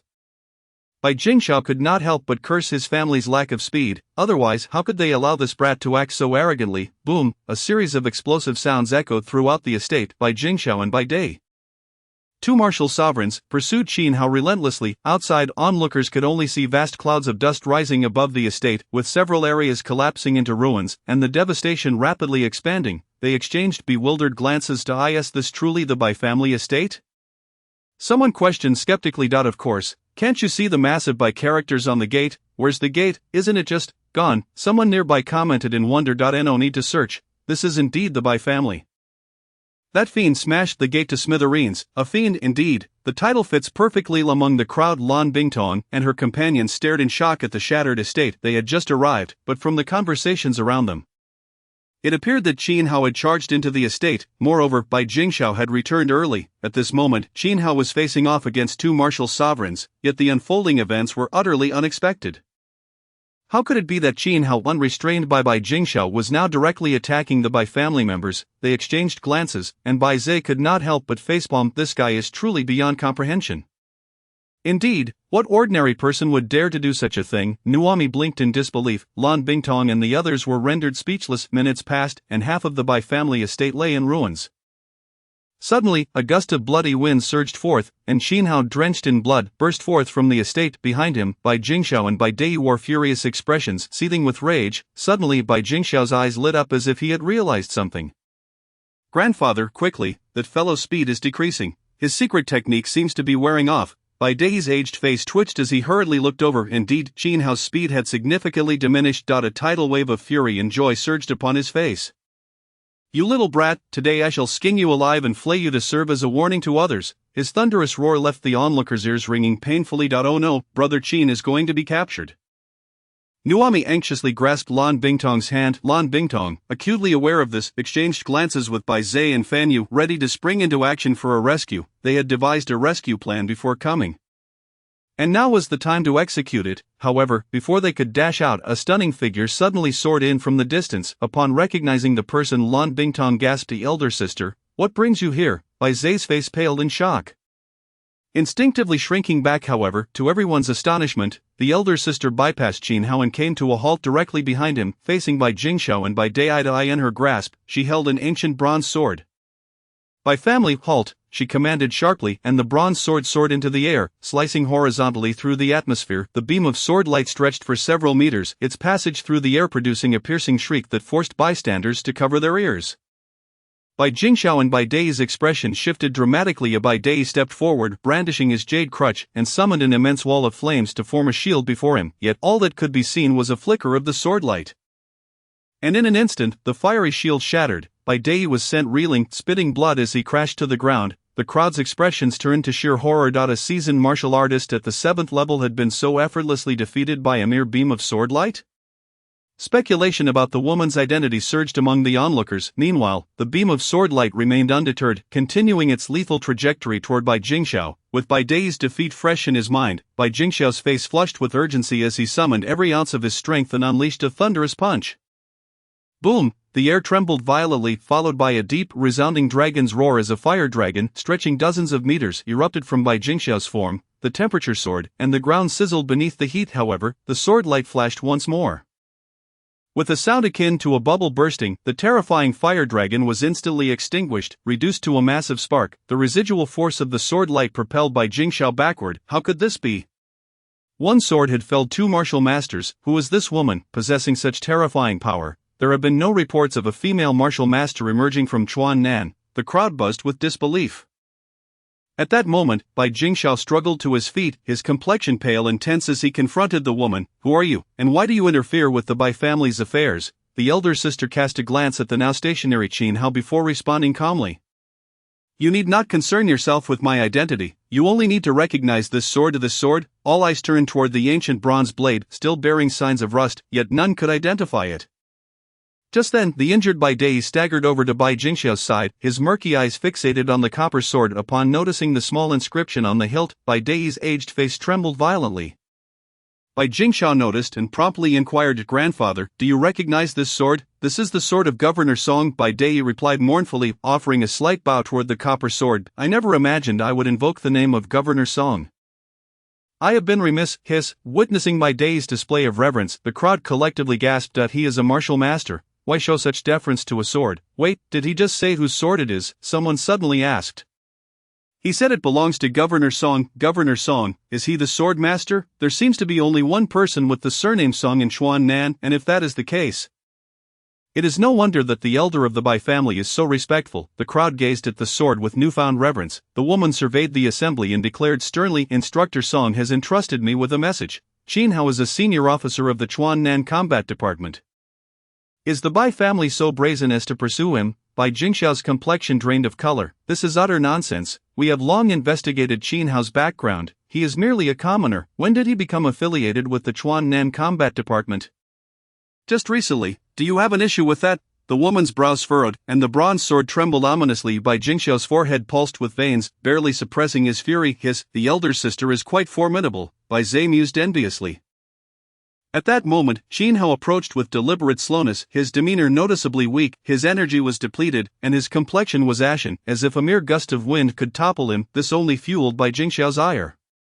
He was so close to capturing him. Qin Hao reached the woman's side and offered a slight bow. "Thank you, Instructor Song." The woman scrutinized Qin Hao carefully, her lips curving into a slight smile. "No need for thanks. We shall be family from now on. My name is Lina, the first member of the 12 Pillars. You may call me sister." Not remembering his earlier words, Qin Hao couldn't help but chuckle and nod.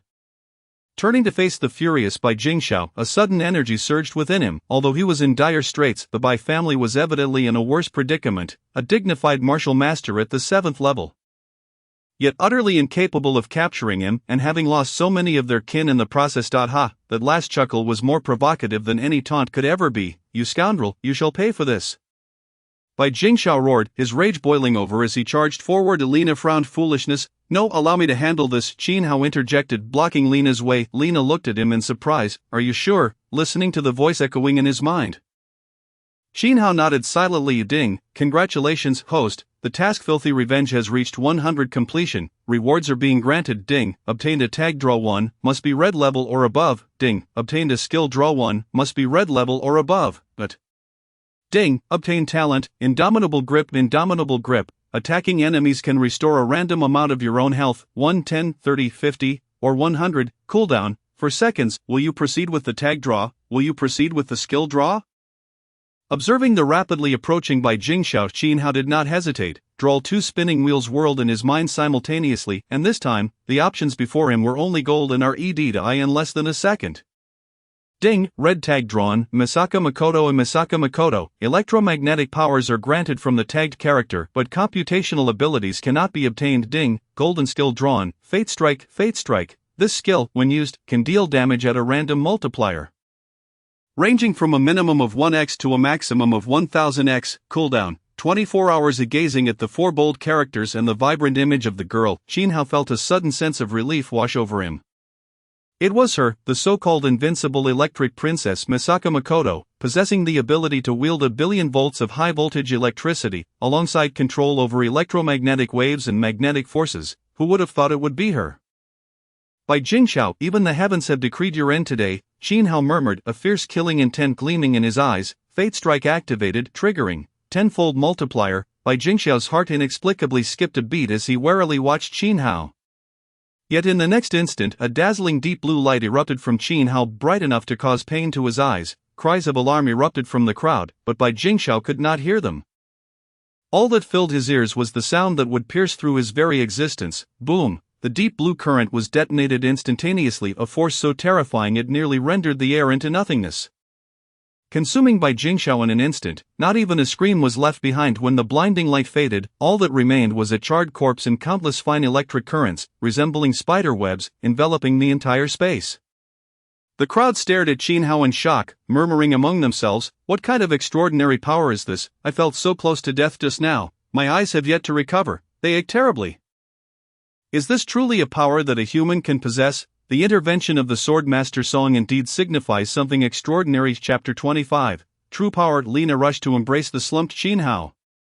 Her eyes wide with astonishment. The data indicated that Qin Hao was a pure physical cultivator, devoid of any inherent powers, yet, due to his extraordinary physical prowess, he had been granted an exceptional status as an SSS-level talent by Song Yangqiu.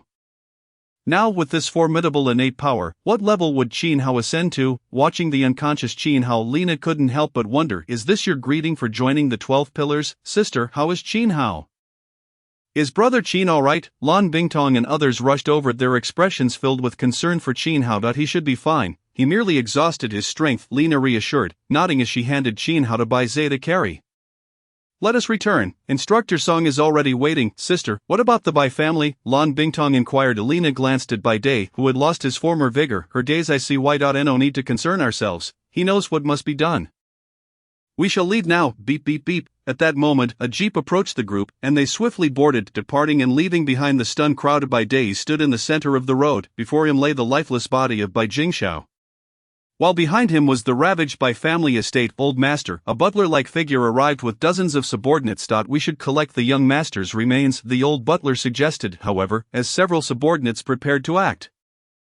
Bai Dai suddenly barked, "Leave him be, just leave him there, old master, let us return." Bai Dai cast a cold glance at Bai Jingxiao's corpse before turning away. The butler quickly followed suit. What has happened? I don't know, but the Bai family is destined for decline from this moment onward. I can hardly believe it. A single youth has brought about the downfall of the Bai family. A chorus of exclamations resonated through the crowd. When Qin Hao awakened, his gaze fell upon a room reminiscent of a hospital. The unfamiliar surroundings caused his body to tense suddenly. He cast a fierce glance at the nurse who was tidying up the room and demanded, "Where am I?" The nurse, frozen like a startled rabbit, dropped her broom. "This is the medical room of the Southern Sichuan headquarters. You are quite safe here, so please do not be alarmed." Suddenly, a clear female voice echoed from the doorway. "You reawake, Qin Hao, you may step outside now." Lina nodded at the nurse and sat beside Qin Hao. "Are you Lina?" Qin Hao's eyes momentarily clouded, but then memories from before his unconsciousness surged forth, and his anxious nerves finally relaxed. He had feared being captured by the Bai family due to his weakened state. However, it appeared that everything was well. It was only then that he had the opportunity to scrutinize the foremost lady among the 12 pillars. Dressed in a form-fitting dark blue training uniform, she was completely covered except for her head and hands. Her short hair, akin to Lan Bingtong's, was a deep brown rather than silver, with a wheat-colored complexion. Her figure was slender yet athletic. Qin Hao's gaze drifted downward, noticing her ample bosom, quite ample indeed. He silently mused, before courteously shifting his gaze away. Despite having agreed to join the 12 pillars, it was only their second encounter, and it felt rather inappropriate to gaze at such sensitive areas so abruptly. He resolved to wait until they were more familiar. Ahem. Lina coughed lightly, a glint of amusement flickering in her dark brown eyes. "You are still but an 18-year-old junior. Your attempts at nonchalance are quite entertaining." After a brief pause, she gently inquired, "How do you feel? Is there anything amiss with your body? Please inform us promptly." As being pursued by two martial sovereigns for such an extended period must have taken a toll on you, Qin Hao assessed himself. Aside from a slight fatigue, he felt no abnormalities. "I'm fine." Everything is well, that's a relief, she replied. Just then, a voice filled with excitement rang out. Qinhao, I heard you woke up. The door swung open with a bang, and Bai Zai's expression froze in excitement as he beheld Lina's calm gaze. A chill crept up his spine. Sister, you also came to see Qinhao. He suddenly recalled he had matters to attend to. I'll take my leave now. With that, Bai Zai turned to flee. But several individuals surged forward, pushing him back into the room. Brother Qin, you're awake. Nuomi, still clad in her Lolita attire, cheerfully approached Qinhao with a lollipop in her mouth. Lan Bingtong and Fan Yu nodded in acknowledgement. Only Bai Zai stood awkwardly in front of Lina, his hands fidgeting as if searching for a place to rest. His eyes darted towards Qinhao, imploring him silently, you need not signal. Qinhao. Lina stated flatly. Bai Zai's face fell instantly. Sister, I understand what to do now. I shall write a self-critique. Bai Zai, looking disheartened, turned to leave. Halfway, Lina called out to him, no need, considering your concern for your comrade in the absence of other patients in this room. I shall let you off this time, really. Bai Zai's expression brightened immediately. I knew you were the best, sister. He saluted with a sharp gesture. Lina shot him an exasperated glance before continuing her conversation with Qinhao. Instructor Song is quite concerned about you, as are the rest of us. It is a rare occasion to welcome a new member into the 12 Pillars, and none of us wish to see you harmed. Rest assured, I am well, Qinhao replied with a smile, tapping his chest lightly. Lina nodded and retrieved a miniature terminal from her ARM. In that case, I have several questions to ask you on behalf of the chief instructor. Qinhao nodded. Of course. What is your exact level of strength? Lina projected a holographic screen displaying a personal profile, which indicated that Qinhao's power level was marked as undetermined. You should be aware that initially you were undergoing the martial artist certification assessment. Later, in front of Instructor Song, you displayed the strength rivaling the peak of a second-level martial artist and exhibited extraordinary muscle control. Subsequently, outside the city, you eliminated a 5th-level and a 6th-level opponent, and even slew numerous assassins dispatched by the Bai family, including dozens of 3rd and 4th level martial artists, gunners, 2 6th levels, and finally, the 7th level by Jingxiao, even though she was already familiar with these accomplishments. Recalling them now still left Lina profoundly astonished. This young man before her was merely 18 years old. Naturally, we later concluded that your 7th level power must have been achieved through some form of secret technique. However, we are now very curious about your true strength, one that does not rely on such enhancements. What level is it? Chapter 26, The Responsibilities of the Combat Department. The rank of Major. Lina fixated intently on Qinhao's eyes. Determined not to miss any subtle changes in his emotions, Lan Bingtong and the others instinctively held their breath, anxiously awaiting Qinhao's response. Meanwhile, in Song Yanqiu's office, both he and the remaining members of the 12 Pillars were equally engrossed in the screen before them. At that moment, the high-ranking officials of the southern Sichuan base were collectively captivated by this inquiry. In the hospital room, Qinhao organized his thoughts. If asked about his true strength, he would naturally have to confess that he was merely a novice with no experience beyond the 1st level of martial artists. His abilities stemmed from the system's tags. However, he could never disclose such information. Revealing the existence of the system would only bring him disadvantages. Thus, Qinhao calmly looked at Lina and stated, my true strength should be at the 5th level of martial artists.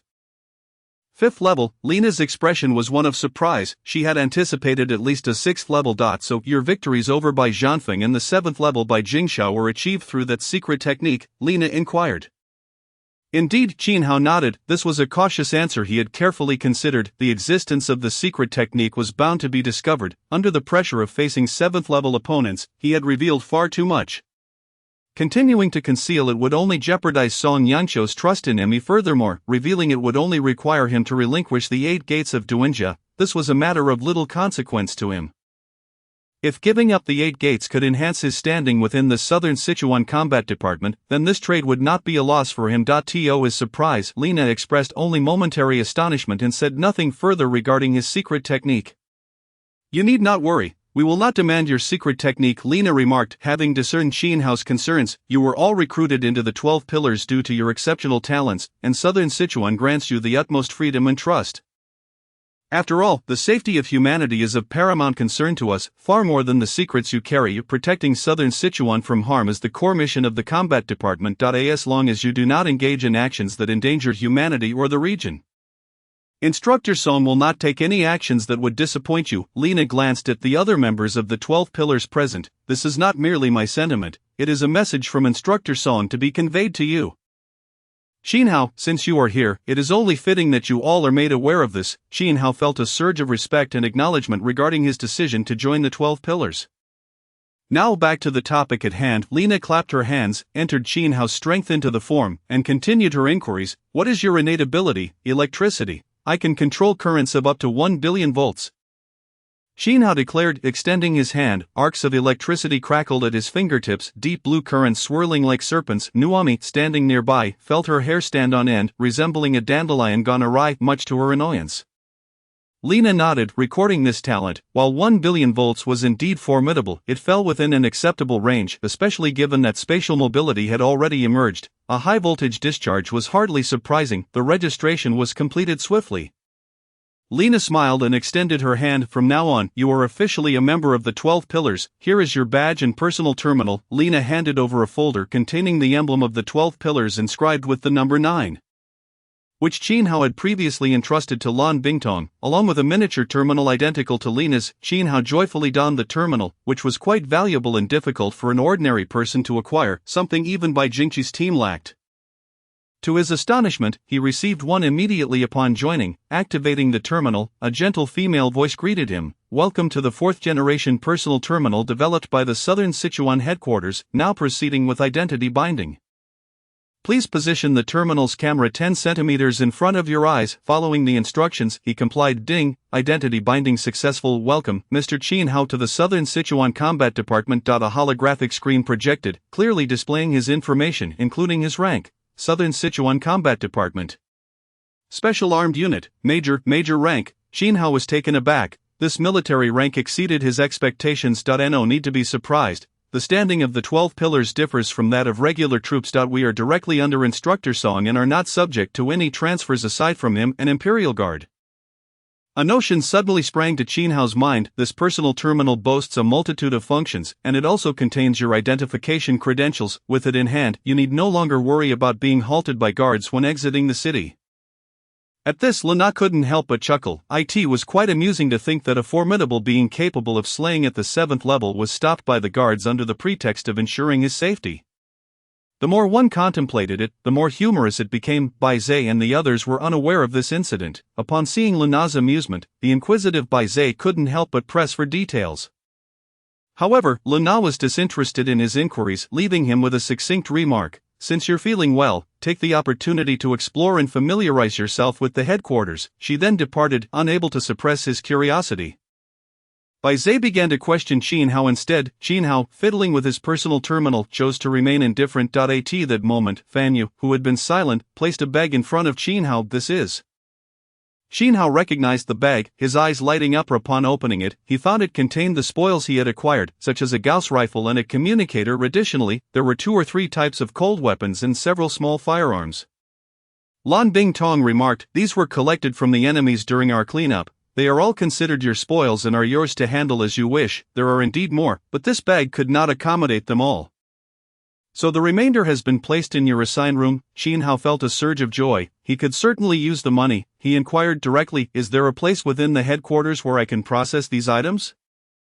Yes, there is a store within the headquarters that offers various necessities for martial artists at low prices. They also conduct buybacks, though the prices are considerably lower than those outside. If you are not in dire need of funds, I would suggest utilizing the internal resources of the headquarters, Lan Bingtong advised. Xinhao understood her implication. This was undoubtedly a splendid way to enhance his standing within the headquarters. In that case, I would appreciate your guidance, Xinhao said. It's a trivial matter. Follow me, she replied. Thank you, Xinhao said, rising promptly to follow Lan Bingtong as they left the area. Nuomi, having licked her lollipop, squinted her eyes and hopped along behind them. Fan Yu and Bai Zhe exchanged glances, and after Fan Yu gave a slight nod in acknowledgement, he departed, leaving Bai Zhe puzzled about the gesture. Chapter 27, The Bai family seeks forgiveness. Bai Yudong's demise. Xinhao accompanied Lan Bingtong to the store within the camp. Halfway there, a notification lit up on his personal terminal. The head of the Bai family, Bai Dai, along with Bai Yudong, seeks to apologize to me. Xinhao observed the message with suspicion. What is the matter? Lan Bingtong paused to inquire. Xinhao showed her the message. To his surprise, Lan Bingtong appeared entirely unfazed. You've been unconscious for 2 days. During this time, Bai Dai has come to seek you out daily. Is that so? Xin Hao was taken aback. A martial artist at the 7th level seeking to apologize to him. You were personally vouched for by Instructor Song that day, and the reasoning was exceedingly domineering. Bai De, being a shrewd elder, undoubtedly perceives your unusual relationship with Instructor Song, which is why he hastily came to apologize. Lan Bingtong responded with a smile. Xin Hao then comprehended the situation. At that moment, a voice echoed in his mind, "Ding, mission triggered, eradicate the roots or release the tiger." 1. Refuse Bai De's apology and eradicate the roots. 2. Accept Bai De's apology and release the tiger. Depending on the choice, the host will receive different rewards. A mission has actually appeared. Xin Hao mused, a faint smile creeping across his lips. In that case, let us see how this old fellow intends to apologize. Consequently, Xin Hao and Lan Bingtong made their way toward the camp's main entrance. From a distance, they spotted an elderly man with a head of white hair accompanied by a youth standing at the entrance.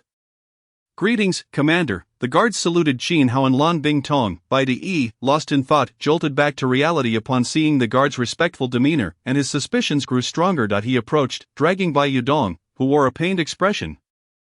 Behind him, "Young friend Xin Hao, I implore you to show mercy. It is my failure as an elder that has allowed such a grievous incident to occur within my family. I deeply regret the matter concerning your esteemed father. The responsible parties have already faced justice, and I bring the last remaining participant before you, allowing you to dispose of him as you see fit. I shall not utter a word in protest."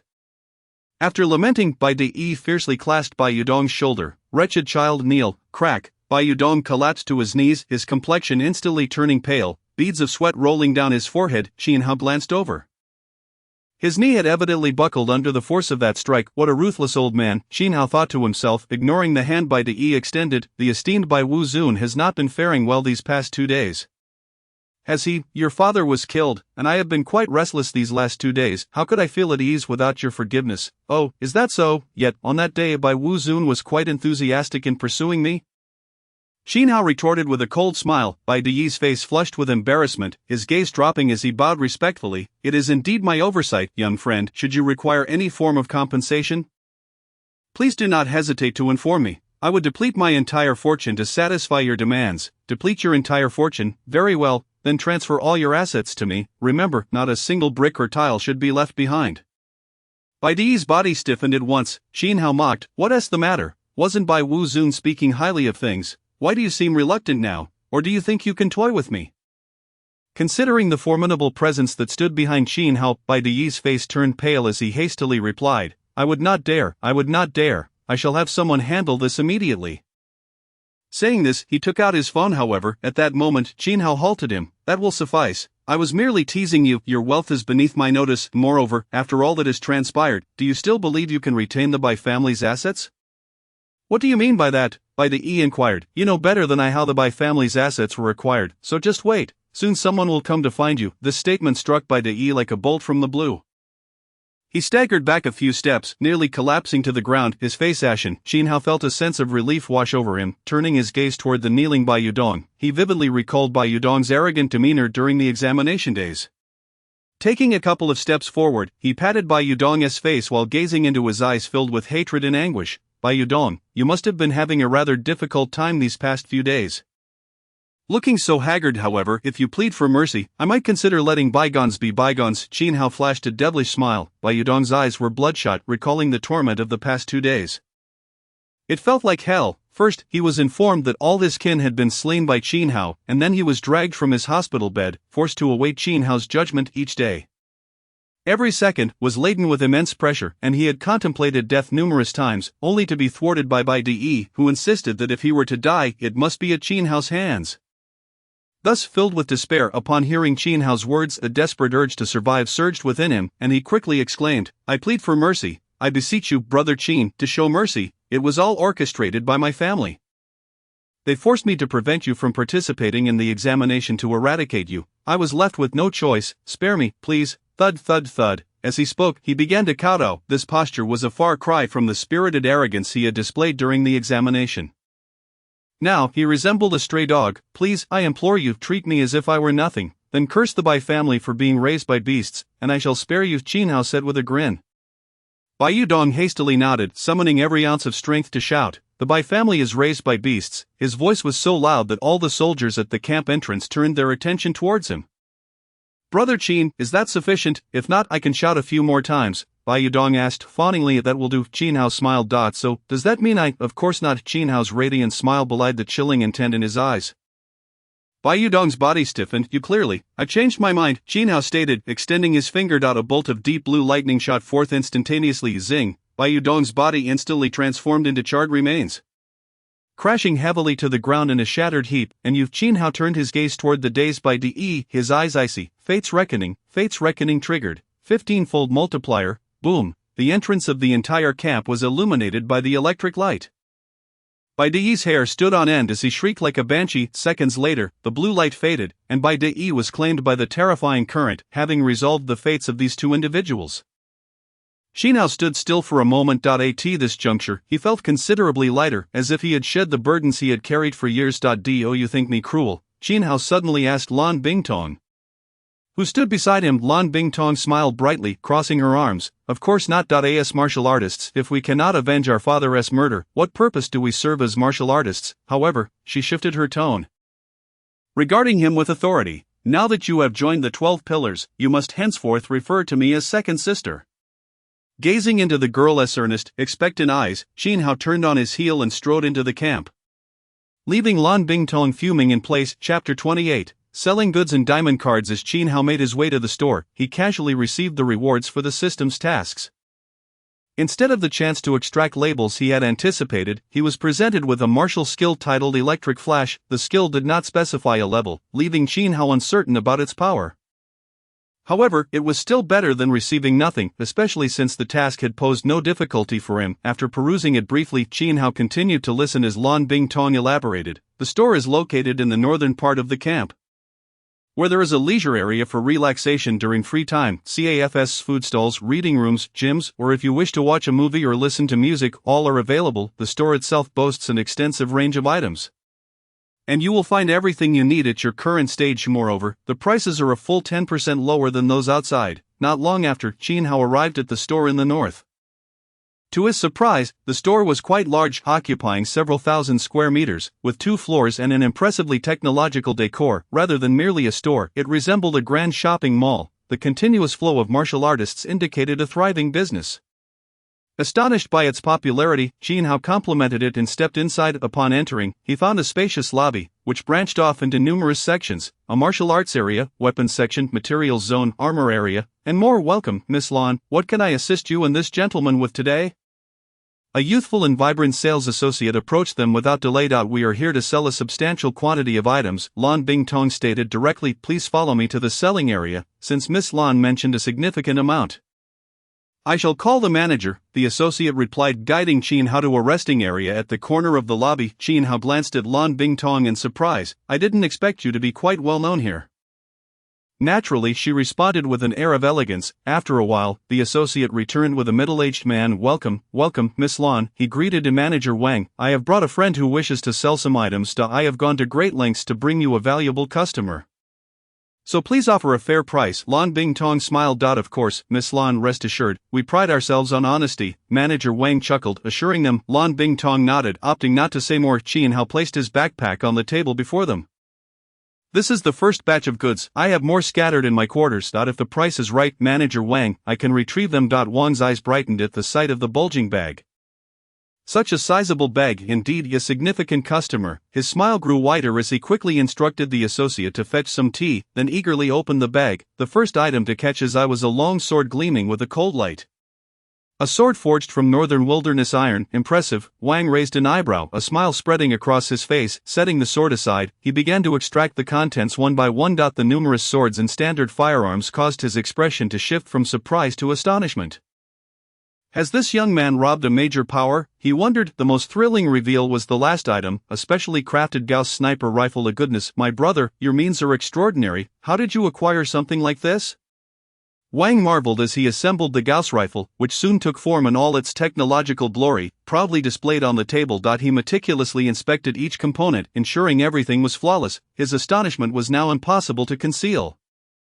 He immediately produced a business card and handed it to Qin Hao. Young brother, without further ado, here is my card. Should you have more fine goods in the future, do consider me first. The prices will undoubtedly satisfy you.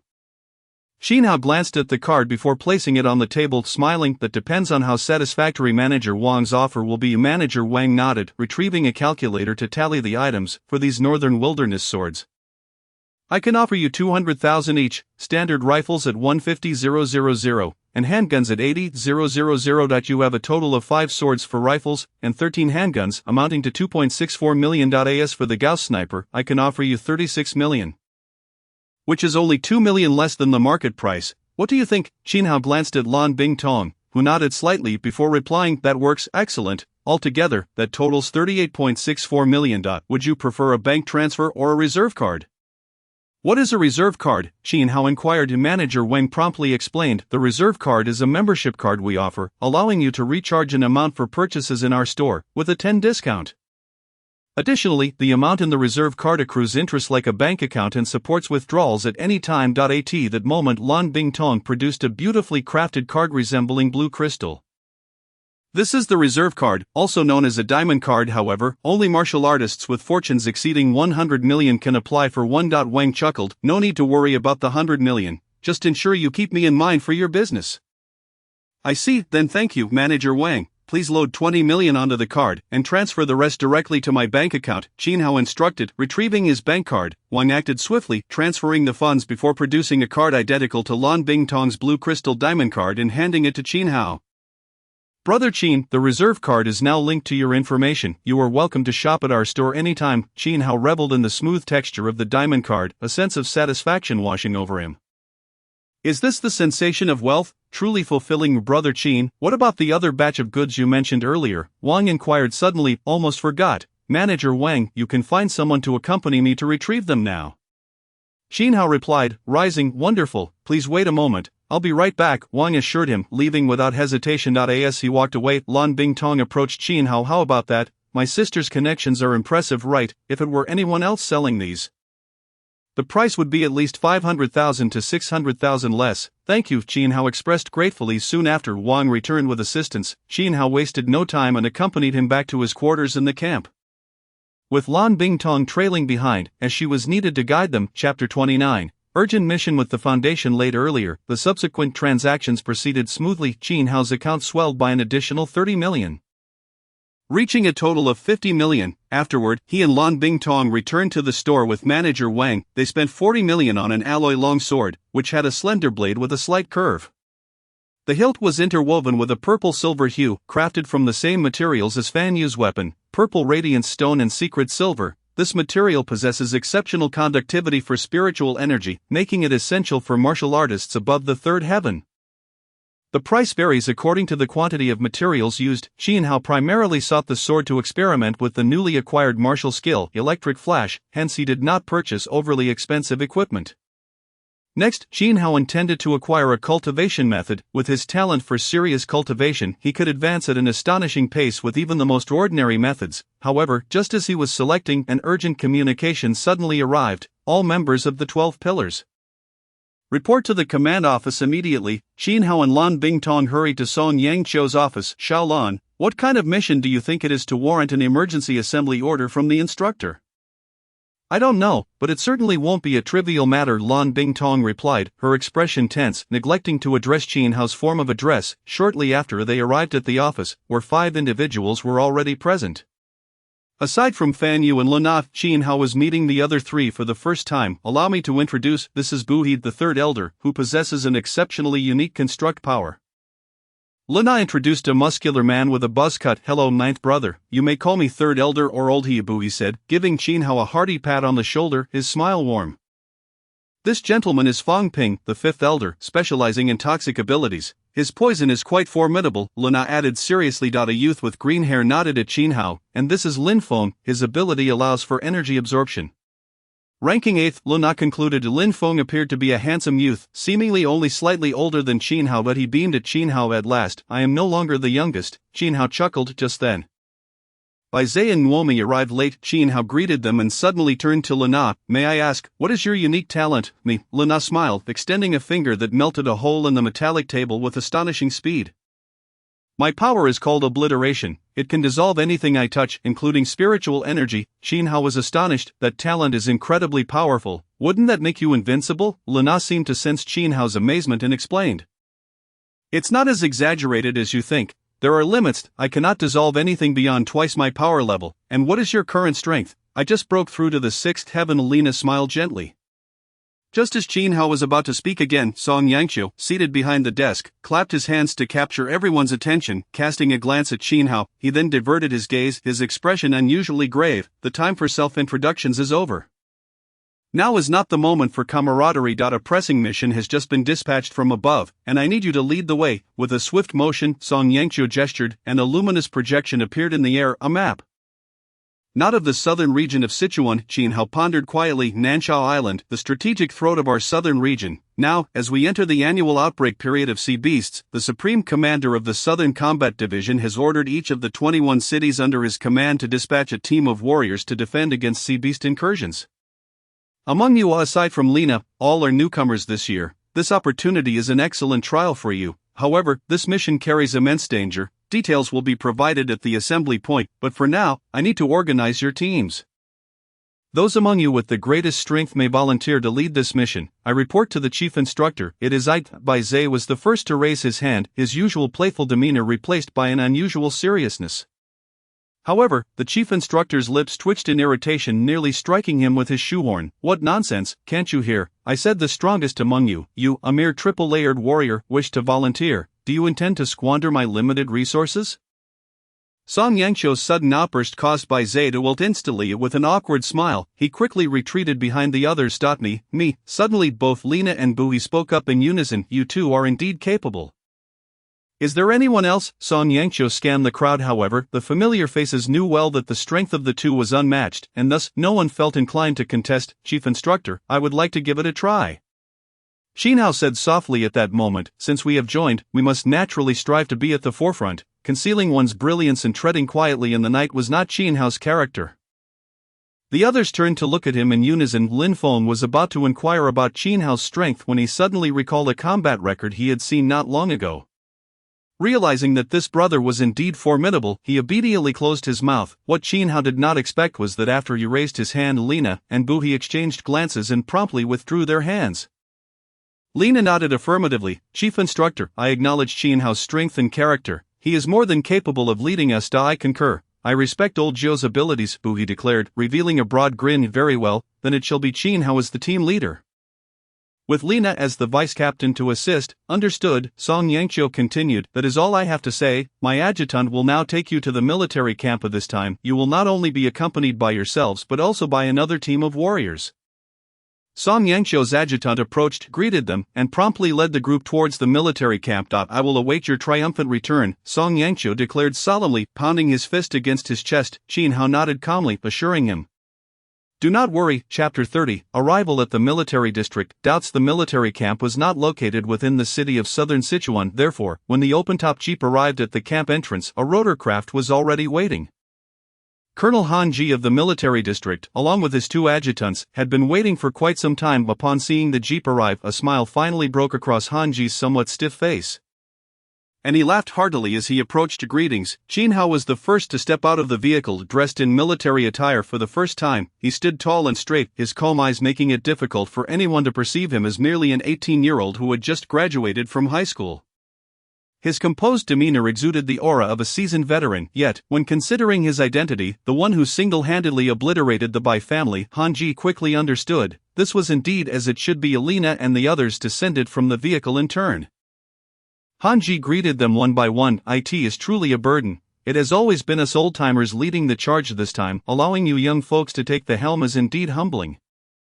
In the face of military orders, one must respond without hesitation, Xin Hao replied calmly, stepping into the helicopter as the rotorcraft whipped up a fierce wind. The aircraft soared through the mist, crossing mountains, until it finally arrived at a base nestled among the peaks. Amidst the lush greenery lay an octagonal structure of the southern Sichuan military district. The dark, imposing walls were lined with rows of gleaming close defense cannons, their deep muzzles instilling a sense of dread. Colonel Qin, we have arrived, Han Ji remarked, a hint of relief washing over his face. Engaging with these young officers had significantly eased his previously tense mood. The helipad came into view, where 20 soldiers stood in formation awaiting them. Leading the formation was a figure whose rank unmistakably indicated a one-star commander, General Yang Yun, who bore an expression of anticipation. Xin Hao's name was already known to him. He had heard it mentioned countless times by Song Yangqiu, who had praised him for his potential as a leader. Today would mark their first encounter, and he was curious to see what kind of remarkable talent this young man would present. As the rotorcraft drew nearer, Yang Yun turned to his adjutant, Li Xiang, relay to the troops that during this mission, all orders must be strictly followed under the command of Colonel Qin Hao and Colonel Lina. Li Xiang nodded firmly, turning to the 25 fierce-looking soldiers, his voice cold. Brothers, you are the elite warriors of the Southern Sichuan Military District, each carefully selected for your valor. Did you hear the commander's words? The 25 soldiers responded with resounding vigor. Excellent, you are all aware of the dangers this mission entails, so if anyone has anything to say, now is your chance. Li Zhong, the squad leader, spoke with a weighty tone. Report, Squad Leader Li, we are your men, and we trust only you. We will follow your orders. A deep voice rang out. All eyes turned to a robust warrior with skin as dark as stone, weathered by sun and wind. His name was Zhang Yang, a king among soldiers in the Southern Sichuan Military District, proficient in various combat terrains and skilled in the use of diverse vehicles and firearms. His strength stood at the pinnacle of the 5th layer, just shy of the 6th layer occupied by Li Xiang. Li Xiang's eyelids twitched slightly. He shared the same sentiments as his subordinates. They had come with the noble intention of sacrificing themselves for their country. How could they be content with their fates being tied to a young officer they had never met before? That would be a betrayal of their beliefs and a disregard for their lives. However, as soldiers, their duty was to obey orders. Taking a deep breath, Zhang Yang was about to speak when a sudden, powerful gust of wind swept overhead, prompting everyone to look up. A shadow, charged with a fierce energy, plummeted down like a meteor. Boom! The shadow landed heavily, sending a cloud of dust swirling violently against their faces. I am Qin Hao, the team leader for this mission. You have 1 minute to decide freely whether to withdraw from this task. Through the dust, the straight figure emerged. Stepping forward, the soldiers, filled with trepidation, realized that this exceedingly youthful officer had jumped directly from the rotorcraft. After a minute, the remaining personnel had only one course of action: to obey unconditionally. Qin Hao cast a calm glance at Li Xiang and the 25 elite soldiers. I do not appreciate those who act on their own accord, nor do I welcome presumptuous fools. His words carried a shocking authority that sent tremors through every soldier's nerves. Who do you call a fool? Zhang Yang's voice was deep and filled with wrath. At that moment, the rotorcraft touched down. 8 team members disembarked, lining up behind Qin Hao. Did you see? I have also brought my comrades, even without you. I can complete the mission. I ask you again, who do you call a fool? Zhang Yang, incensed by Qin Hao's disregard, stepped forward to confront him. And what will you do if I say you are one? Qin Hao replied coldly, his voice like ice. I will grant you 1 minute. Within that time, you may use any means necessary, and if you can touch the hem of my garment, I shall willingly strip off this military uniform for you. If you can kill me, you shall lead this mission. If you cannot, then you shall not even merit the title of fool. Qin Hao's words were merciless, a stark contrast to his previous carefree demeanor. You! Zhang Yang's face alternated between shades of green and white. Qin Hao's words pierced him like a dagger, leaving him humiliated. He longed to smash this young man, who seemed like an insignificant insect, into a pulp. However, he understood deeply that this was a military camp, a place where rules were paramount, and he could not act recklessly. Thus, even under such humiliation, he refrained from making a move. What's wrong? Lost your courage? I can call Commander Yang Yun as a witness and absolve you of all punishment. With that, Qin Hao finally performed a proper salute, turning to Yang Yun with a crisp military gesture. Commander Yang. Colonel Qin Hao reporting for duty. Yang Yun finally had the chance to observe this legendary youth up close. With a straight posture and resolute features, he resembled a sharp sword poised to strike skyward. Then, amidst the astonished gazes of many, Yang Yun laughed heartily, opening his arms wide and clasping Qin Hao's hands firmly, shaking them vigorously, his admiration evident. How can this be? Zhang Yang's eyes narrowed in disbelief. Was this still the usually solemn and dignified Commander Yang Yun? Welcome, Colonel Qin Hao. I have long wished to meet you, and this time I must trouble you. Yang Yun patted Qin Hao's shoulder heavily. His earnest sentiments conveyed in those words. I shall not fail my mission. Qin Hao nodded calmly. Yang Yun acknowledged with a nod and stepped back a few paces. Since Qin Hao wished to establish his authority, he naturally intended to provide the opportunity. Chapter 31, The Means of Establishing Authority. If you are concerned about military regulations, you can rest easy now. Should you manage to kill me, I believe the entire military district would treat you as a distinguished guest. Qin Hao spoke with indifference, his gaze steady upon Jiang Yang. What's the matter? Lost your courage? Jiang Yang, step forward. Anyone who dares to insult our military honor must not be let off lightly. Indeed, Jiang Yang. Let him understand that our soldiers from Chuan Nan are not to be trifled with. If you do not step up, I shall take your place. The 25 defiant soldiers were now stirred with fervor. Qin Hao's humiliation was not merely directed at Jiang Yang. It was an affront to their sacred honor as soldiers. What glorious military honor! Qin Hao regarded the fierce soldiers with cold eyes. Since you all care so much about military honor, then let us see it demonstrated together. Show me the worth of your military honor. Or perhaps, is it merely the empty bravado of a bunch of worthless wretches? Qin Hao's words grew increasingly audacious. The ferocity of the 25 soldiers surged. Your brothers, let us all join forces. We must not let him off lightly. Charge! A cacophony of roars erupted. The 25 men surged forward like a tidal wave, yet, throughout, Qin Hao's expression remained serene. Entirely dismissive of their approach, each of these warriors was a rare elite, formidable in strength, with an average level around the 4th realm. Their collective assault was indeed formidable. However, Qin Hao remained unmoved, a flicker of electric light dancing at his fingertips.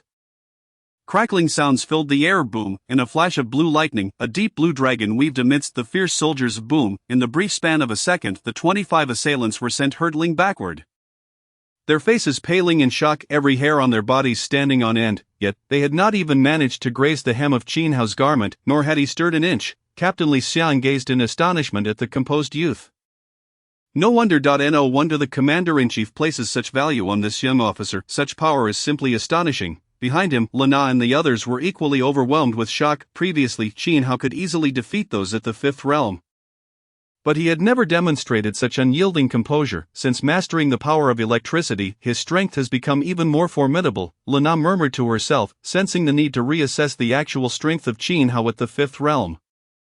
Qin Hao's gaze remained calm as he awaited the others to rise. Shall we continue? In a tranquil voice, a dragon of lightning emerged, coiling at Qin Hao's feet. In that moment, all beheld the majesty of celestial beings. What a stark contrast it was! Jiang Yang's face flushed with embarrassment, the amused gaze of Commander Yang rendering him utterly mortified. And now, for anyone wishing to withdraw, you may leave. Yet, none made a move, having witnessed Qin Hao's prowess. To withdraw now would be sheer folly. They certainly would not act so rashly. All gazed at Qin Hao with fervor and respect. In this world, the most unassailable truth remains: strength reigns supreme. This holds true even within the military, and Qin Hao has earned their admiration. At that moment, his authority was firmly established. Qin Hao's expression softened slightly as his gaze swept across the assembly. Including Jiang Yang, everyone stood rigid, motionless. Very well, I congratulate you on making the right choice. Now, you shall hear my first promise to you. Qin Hao clasped his hands behind his back, his gaze level with the crowd, his demeanor as imposing as a towering mountain, unperturbed by joy or anger. As for this expedition to Nansha, who shall go and who shall return? Such simple words were imbued with an ineffable confidence and commanding presence. The faces of the 25 elite soldiers flushed crimson, some scarcely daring to believe Qin Hao's words. The journey to Nansha is notoriously perilous, with 9 out of 10 not returning. To return unscathed is but a distant dream. Yet Qin Hao boldly issued such a guarantee. Suddenly Li Xiang bellowed, "We pledge our lives to obey Colonel Qin's orders. We pledge our lives to obey Colonel Qin's orders. We pledge our lives to obey Colonel Qin's orders." The crowd erupted in fervent shouts. Qin Hao raised his hand sharply and silence fell instantly. Thus, the 10 days of intensive training shall commence. Chapter 32, Task Area. A fortuitous encounter with Yanyi. The resounding roars that shook the mountains and forests continued outside the base, unceasing for 10 days. Passing soldiers looked on with curiosity, yet none dared to venture closer. When the time to depart arrived, Qin Hao finally returned to the base with 25 elite soldiers. The rotorcraft had long been on standby, and without even a moment's respite, all 34 of them boarded, ascending into the sky under Commander Yang's watchful gaze. Awaiting your triumphant return. Yang Yan stomped his heel down, bellowing with great vigor. His powerful voice echoed throughout the base. At that moment, patrolling soldiers halted their rounds. Training soldiers paused in their exercises. Those resting emerged from their quarters to the open ground. All eyes were fixed upon the ascending rotorcraft. Awaiting your triumphant return. Awaiting your triumphant return. On board the rotorcraft, Qin Hao led the group, bowing in silence toward the ground below. The fervor of the soldiers stirred a sense of belonging within Qin Hao's heart. Ever since he had sealed away that home, he had thought he would live in solitude. However, Song Yangshuo's actions had moved him greatly. He was the first to genuinely assist him. For that reason, He would ensure their safe return even if it meant traversing the perilous 8 gates. Commander, allow me to now introduce the relevant information regarding this mission. Li Xiang produced a palm-sized box and placed it before the group. Just call me Captain Qin, Qin Hao replied. Li Xiang nodded and began his introduction. Captain Qin, the mission location is the Nansha Islands. The terrain of Nansha is exceedingly complex and vast. The box projected a map. Its area is larger than the combined size of 2 Chuan-Nan cities, and our task is to eliminate the endless sea beasts beyond the midpoint. The map zoomed in, revealing what appeared to be an artificially carved valley. Due to the treacherous terrain and perilous environment of the Nansha Islands, we are unable to establish effective fixed defense points, hence, we must dispatch large contingents annually to clear the sea beasts. Additionally, apart from the sea beasts, there are also numerous powerful ferocious beasts on Nansha, as well as the most dangerous mist-laden areas. Qin Hao's brows furrowed slightly, confusion crossing his features at the mention of mist-laden areas.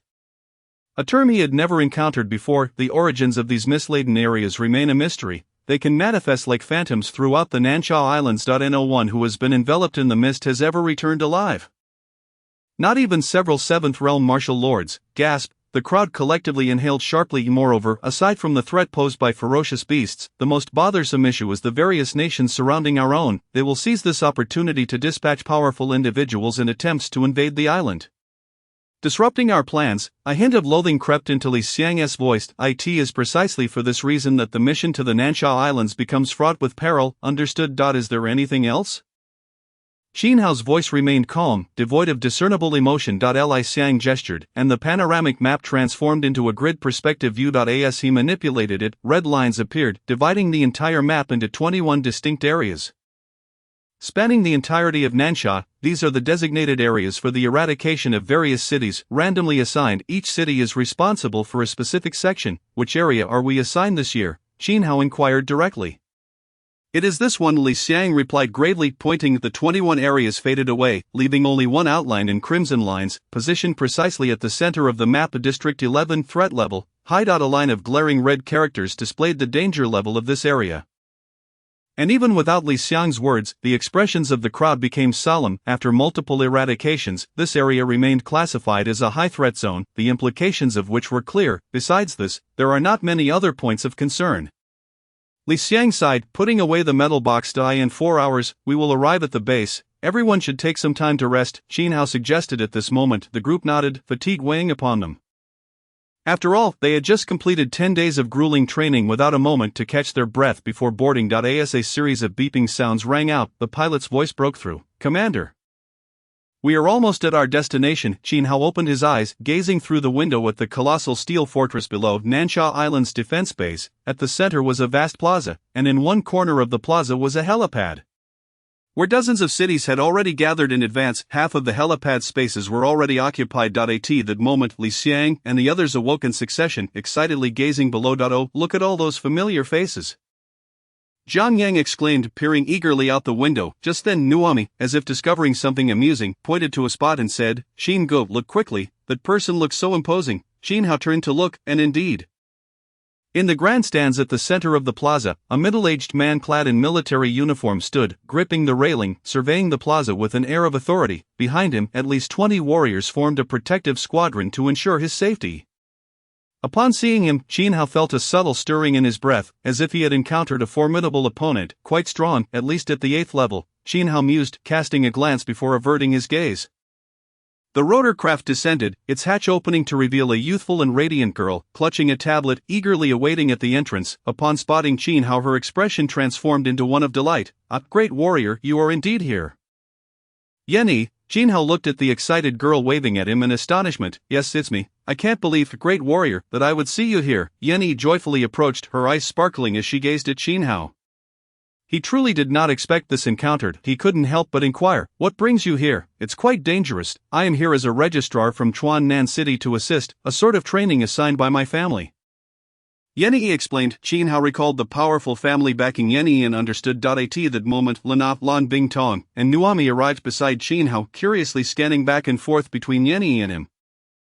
Bai Zhe approached and bluntly asked, Captain, is this your girlfriend? I never imagined you would pursue her all the way here. How touching. Yenny's face flushed instantly, and she shyly remarked, I didn't realize you've become the captain. Let me take you to collect the military supplies. If we delay, the good items will be gone. Thank you for your trouble. Qin Hao nodded and commanded Li Xiang, lead the team to follow. Yes, Captain. Chapter 33, New Tags.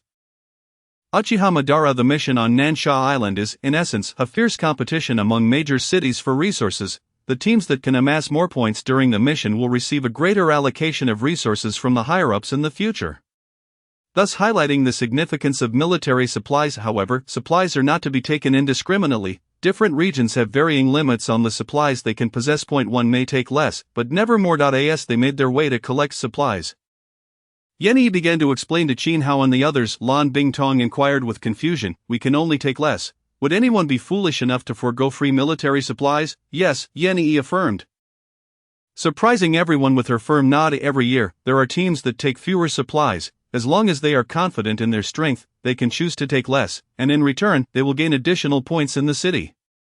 There's such a rule. Bui frowned, perplexed. Isn't that essentially forcing everyone to fight to the death? In a sense, that is indeed correct. Why, with ferocious beasts everywhere, shouldn't we unite? Nuomi blinked innocently, not fully understanding. But the others sighed inwardly. Yan Yi displayed a hint of helplessness in her eyes. It is precisely because of the rampant beasts that acquiring resources has become extremely difficult, leading to their scarcity. Naturally, the strong are prioritized, while the weak, though Yan Yi did not finish her thought, everyone understood the weak are deemed unworthy of survival. The age-old law of survival of the fittest remains unchanged. What we must do is become the strongest, rather than the one who gets eliminated, Qin Hao stated calmly, fully grasping this reality. The limited resources cannot sustain everyone equally, hence, nurturing the elite and discarding the inferior becomes a necessary course of action. Silence enveloped the group. Soon, they arrived at the supply point, a vast warehouse, with a luminous screen hanging on the wall as the sole exit. Apart from their team from Chuan Nan, 2 other squads were also selecting military supplies. What area did you draw this year? Upon approaching, Qin Hao overheard the conversation between the team leaders. A somewhat relaxed voice chimed in, we were quite fortunate this year. We drew a small area, which offers considerably more safety, Captain. The speaker is Zhou Ming from Heihe City, reportedly at the 7th level of strength. The hefty figure beside him is Wang Xian from Chuanbei City, also at the 7th level. An old friend of Commander Yang. Commander Yang mentioned that if we encounter difficulties, we can seek his assistance. He is a trustworthy individual, Li Xiang whispered. Qin Hao nodded. Wang Xian then noticed Qin Hao and the others, and upon seeing Li Xiang, a smile broke across his somewhat darkened face. Ha, Li Xiang, I didn't expect to see you here. Greetings, Commander. Please introduce me to this individual, Wang Xian inquired curiously, eyeing Qin Hao.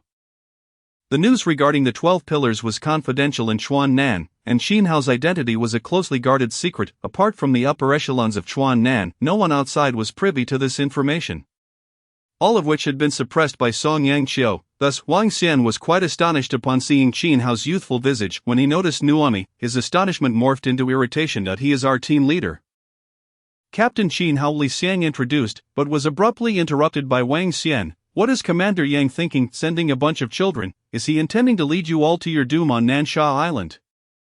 Li Xiang was at a loss for words, unsure how to justify the situation. Commander Yang's arrangements had their own rationale, so there was no need for Colonel Wang to fret. Qin Hao smiled slightly, then organized the team. You all go ahead and select the supplies. Wang Xian regarded Qin Hao's youthful countenance and laughed in disbelief. All right, I shall wait and see what capabilities this young lad possesses. As he spoke, Wang Xian cast a pitying glance at the 25 warriors from Chuan Nan. In his view, their fate was already sealed. As an ally, he found this potential loss disheartening. Captain, should I inquire with Commander Yang Yun? Wang Xian's aide suggested. No need, Commander Yang has always been prudent. Let us first observe what they can accomplish, Qin Hao replied. Also, send them a signal flare. Understood. The aide retrieved a baton resembling a relay stick from his backpack and handed it to Li Xiang. If you encounter danger, use this signal flare. It emits a unique signal via high-frequency rays, and we will come to your aid as soon as we receive it. After finishing, the aide scrutinized Qin Hao before hastily rejoining his team. Qin Hao smiled, accepting the flare. Colonel Wang means well. Li Xiang chuckled, tucking the flare into his pocket. At that moment, Lena, fully armed, approached. Are you going to select some equipment? Looking at Qin Hao, who only carried a long knife. Compared to their full armament, it seemed rather inadequate. Ding, task triggered. Why do the strong need external assistance? A true strong individual would not require the aid of external items. Thus, he chose to forego selecting supplies and only brought his initial gear onto Nansha Island.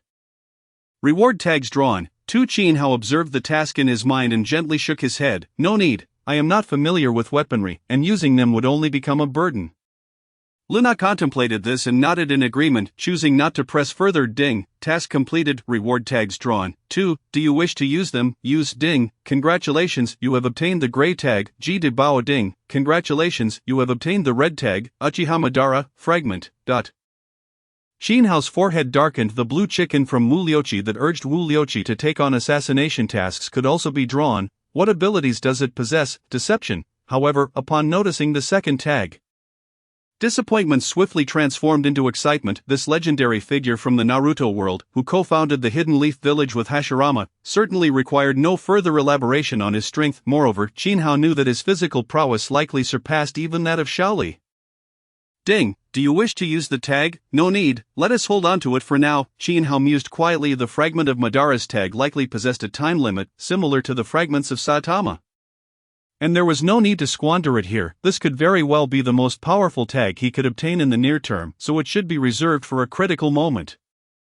As for Ji de Bao, he chuckled softly. Soon, the group, having selected their supplies, departed for the square. There, they would listen to the address of the mission's commander, General Su Long, along with the strategic arrangements. Captain, what do you think of that young man? The individuals from Heiha City observed Qin Hao and the others as they walked away. Zhou Ming, the leader from Heiha City, maintained a calm demeanor, dismissively waving his hand. Don't mind them, focus on selecting useful supplies and minimize unnecessary burdens. Understood. Chapter 34. Qin Hao's combat deployment. The agonizing Song Yangqiu. The mission on Nansha Island has persisted for several years. Yet, with the enemy nation ever watchful, we cannot afford to be complacent. Each year, the number of warriors sacrificed on that land reaches into the hundreds, yet they are honored. They bravely sacrificed their lives to protect our nation's territory from infringement. I, Su Long, hereby pay the highest tribute to them. With a scar running along his eye, Su Long solemnly saluted. All the soldiers immediately returned the salute. Now, glory has descended upon you all. Let us use our blood to protect the nation's borders. Let us use our blood to protect the nation's borders. Let us use our blood to protect the nation's borders. Set forth. With a rumble, several rotorcraft slowly powered up. Qin Hao led the team in preparation to board. When suddenly he sensed unusual movement behind him, Wang Xian approached, accompanied by his aide. Young man, I am at a loss as to what abilities you possess that have earned you Yang Yan's trust. Leading a group of children into the fray, I sincerely hope you can shoulder the responsibilities that lie upon you. Should trouble arise, do not hesitate to sound the alarm. As Qin Hao met Wang Xian's stern gaze, a serene smile graced his lips. I appreciate your concern, Colonel Wang. I shall ensure their safety, for I have promised Commander Song that those who set forth will return. Listening to that calm voice, Wang Xian found it hard to fathom that such words came from a mere teenager. Was it arrogance or confidence? As the rotorcraft took flight, Wang Xian pushed his doubts aside. At the base, Colonel Su Long stood guard with a cadre of subordinates at headquarters. The atmosphere within was tense, with everyone intently watching the screen divided into 21 sectors, each showcasing the landing scenes of 21 cities. Report, all teams have successfully completed their initial landings. The tension eased slightly, a flicker of joy appearing on the faces of the personnel. The first step was successfully accomplished. Such beginnings are always auspicious. Yenyi was present, diligently recording data. Her gaze was fixed on the third screen of the second row, where Qin Hao and his companions appeared, each burdened with a folded military box, her anxiety palpable. Be cautious, everyone. Qin Hao led his team as they descended from the rotorcraft. Before them lay a bay spanning several hundred meters in width, due to the central location of their designated area on Nansha Island. The rotorcraft could not approach any closer, leaving them to journey forth on foot. To circumvent this area, they would need to traverse nearly 10 miles along the coastline. Li Xiang unfolded a map, tracing a semicircle along the lengthy coastline to navigate toward Nansha Island. 10 miles was a trivial matter for them. It would merely cost them some time, placing them behind their counterparts. Just as Li Xiang turned to Qin Hao for guidance, Qin Hao suddenly pointed his thumb and forefinger at the map, slowly bringing them together to draw a line connecting the two shores. This is my thought. The shortest distance between 2 points is a straight line. So why not directly swim across armed? As soon as Qin Hao's words left his lips, the atmosphere fell into an abrupt silence. Li Xiang, Zhang Yang, and the others stared at him in bewilderment, as if witnessing a divine revelation.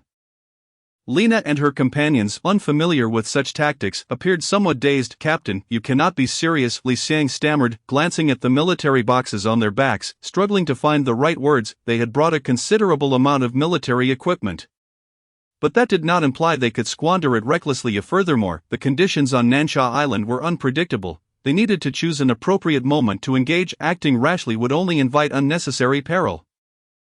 This was certainly not a place for recklessness. "I may need to confront many changing circumstances, am I right?" "I understand," Qin Hao replied gently, observing Li Xiang's open mouth. "Is that what you wish to convey?" "Do not worry, armed swimming is our fastest route. By entering the battlefield early, we can seize advantageous terrain and afford ourselves more time to adapt," Qin Hao stated. Matter-of-factly. Li Xiang gaped, nearly wide-eyed in disbelief. Had he just heard a discourse on battlefield tactics? Yet, they were not on a battlefield, they were not facing a high ground to seize, but rather a den of ferocious beasts. Why was he articulating such sentiments? Li Xiang felt his mind was nearing its limits. However, upon noticing the equally bewildered expressions of the veteran soldiers like Zhang Yang, he felt a sense of relief. It seemed he was not the only one lost. Qin Hao's words were transmitted back to the command base via the drone overhead, leaving Colonel Su Long and the military hierarchy with perplexed expressions. The entire hall fell silent. The sound of a pin dropping could be heard. Suddenly Su Long slammed his hand on the table, producing a resonant thud. "Which family does this kid belong to? Who sent him here to cause chaos?" The scar on the corner of Su Long's eye twitched. "Report, this team is under General Song Yangqiu." "Song Yangqiu's?" Su Long furrowed his brow, pointing at a subordinate. "You, immediately connect me with Song Yangqiu's phone. I want him here at once to see what his chosen ones are up to. Do they intend to squander our warriors' lives?" Just as Su Long's frustration peaked, a sudden burst of footsteps accompanied by hearty laughter echoed at the operations room door. "Ha, old Su, you remain as tempestuous as ever. When have you seen me send my men to the battlefield to meet their demise? You need not worry, my judgment is sound. These youngsters are not as simple as you might think." Song Yangqiu strode in confidently, flanked by two aides. Su Long did not turn his head, his eyes hawk-like as they focused on the youthful figure on the screen. "The loss of the team is minor. But should your men be the cause of this mission's failure, you know the consequences. If something goes wrong, I will take the blame myself," Song Yangqiu replied nonchalantly, his gaze filled with unspoken admiration as he looked at Qin Hao. "Behold, these youngsters will surely astonish you." No sooner had he spoken than a deafening barrage resonated through the operations room. Who was firing? The room erupted into chaos, only to soon discover that the cannon fire originated from the screen. Su Long quickly scanned the display, honing in on the second row, third column, where the screen was filled with the tails of cannonballs. Su Long seethed with anger, spinning around to poke Song Yangqiu in the chest. "Is this what you meant by not simple?" Song Yangqiu's smile faltered, his expression momentarily blank as he stared at the screen. "Opening artillery barrage." "Qin Hao, you little rascal, are you trying to get me killed?" Chapter 35, The Opening Barrage. The wail of the bay, the deafening roar of cannon fire reverberated across half of Nansha Island. The same astonished inquiry echoed within the operations room. Who is firing? Wang Xian, leading his team in progress from Chuanbei City, felt his heart skip a beat at the sudden thunderous noise. An opening barrage. This was a reckless gambit. At this initial stage, the utmost priority was to proceed cautiously toward the target area. Yet, this cacophonous artillery would undoubtedly incite a frenzy among the ferocious beasts, as they were highly sensitive to such energy. Engaging in such actions was akin to courting death, for some inexplicable reason.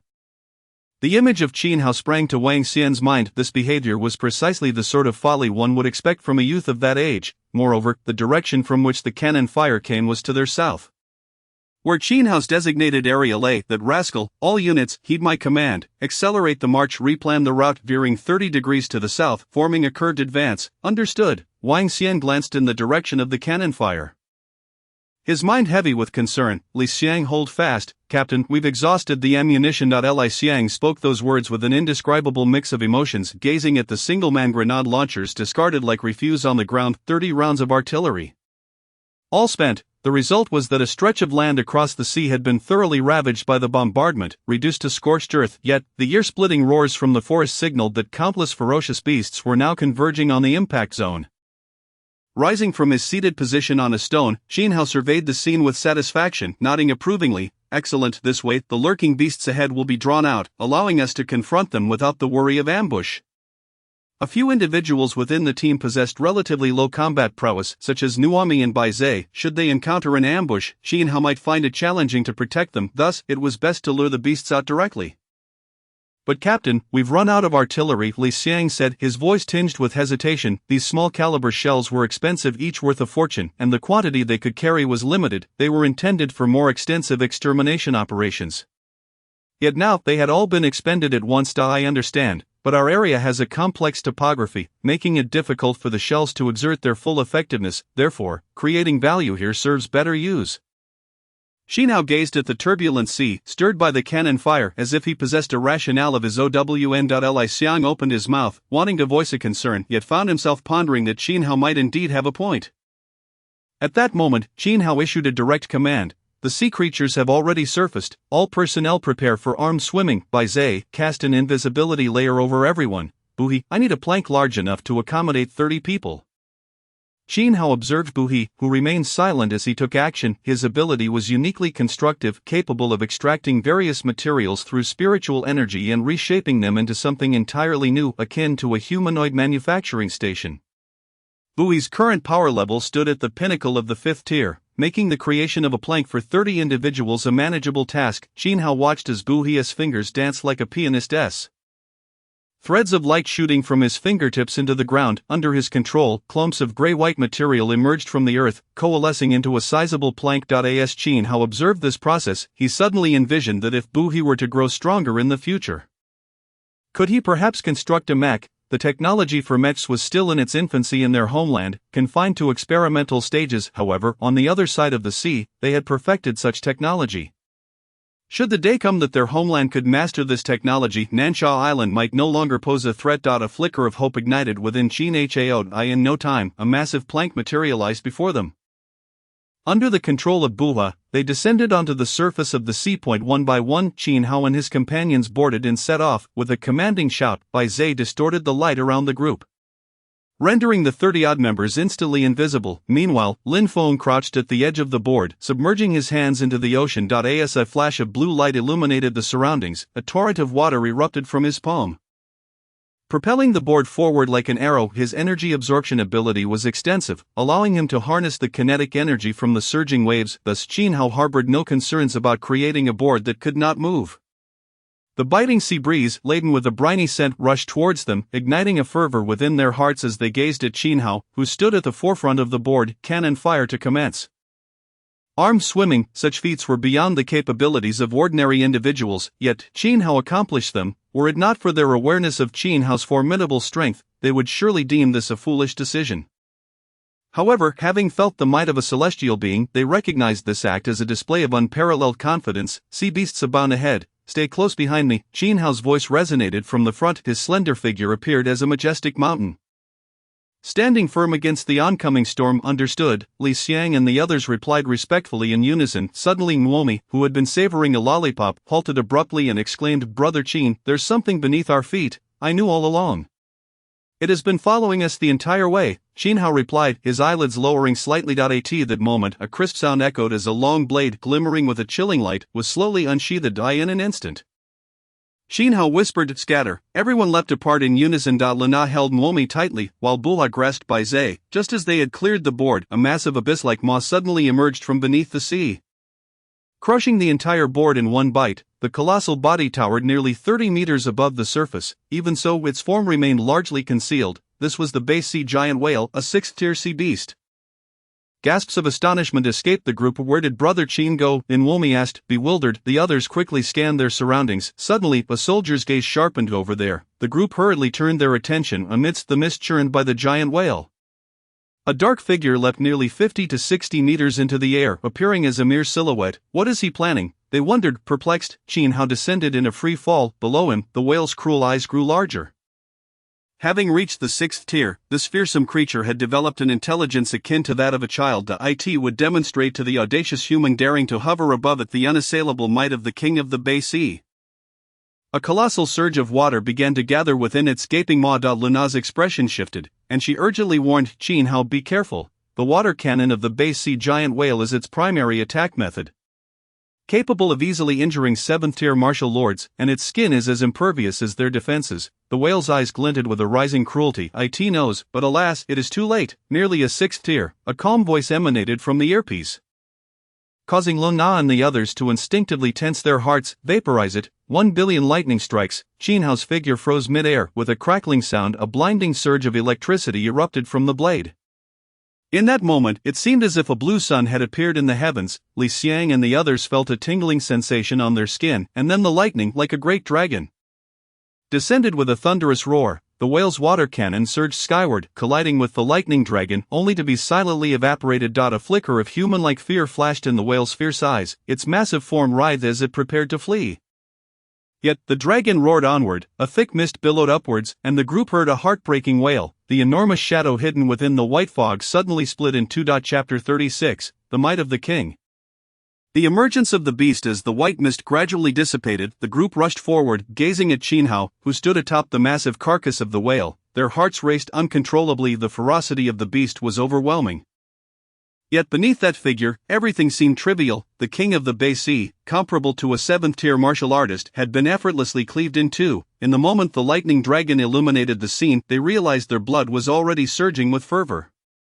Only by experiencing that unfathomable power up close could one truly comprehend what it meant to wield the might of a king. Bua released Bai Zhe and exhaled a long-held breath. Bai Zhe trembled with excitement, his eyes sparkling like stars. Like a starstruck admirer, he rushed towards Qin Hao. Captain, please give me your autograph. I have a feeling it will be worth a fortune one day. Only in comparison to that colossal creature did Qin Hao's seemingly insignificant form reveal the invincible power within him. This was far more exhilarating for the group than when he had slain the Bai family's martial lord. Qin Hao raised a finger to press against Bai Zhe's forehead, halting his enthusiastic embrace, then turned to the others and said, Li Xiang, lead the group to gather the precious materials. Nuomi, keep watch. I will provide protection for you.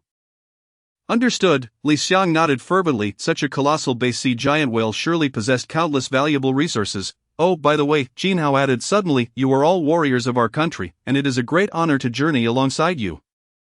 Therefore, the spoils of this battle will be split 50-50. I and my 12 pillar partners will take 50%, and you comrades will take the other 50. Having spoken, Qin Hao turned away, taking up a vigilant stance for the group.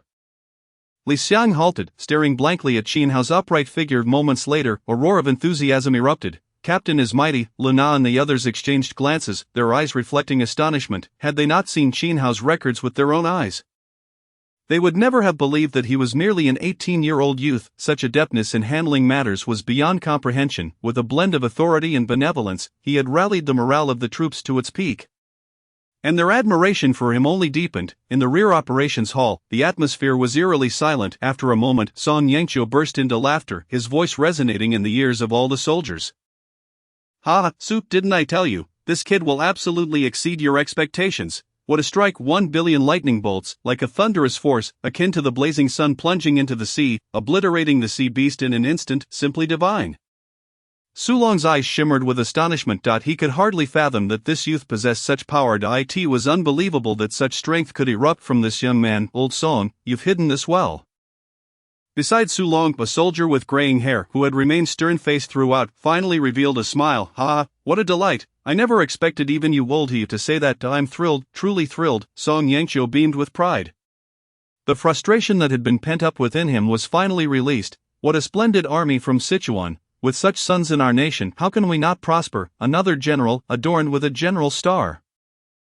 Applauded. Soon, the hall erupted in a wave of enthusiastic applause. All eyes were filled with reverence as they gazed at the tall figure on the screen. Among the crowd, Yenne's beautiful eyes sparkled with excitement as she intently watched Qin Hao, quickly capturing and saving the footage from the drone. I've always heard rumors about you. Now, seeing you in person, you truly are formidable. Captain, the dissection of the giant whale is complete. We've retrieved the most precious items, but we couldn't carry any more, Li Xiang and the others reported as they hurriedly packed their gear. Well then, let us depart. With a swift motion, Qin Hao dispatched a shark attempting to ambush from below the surface.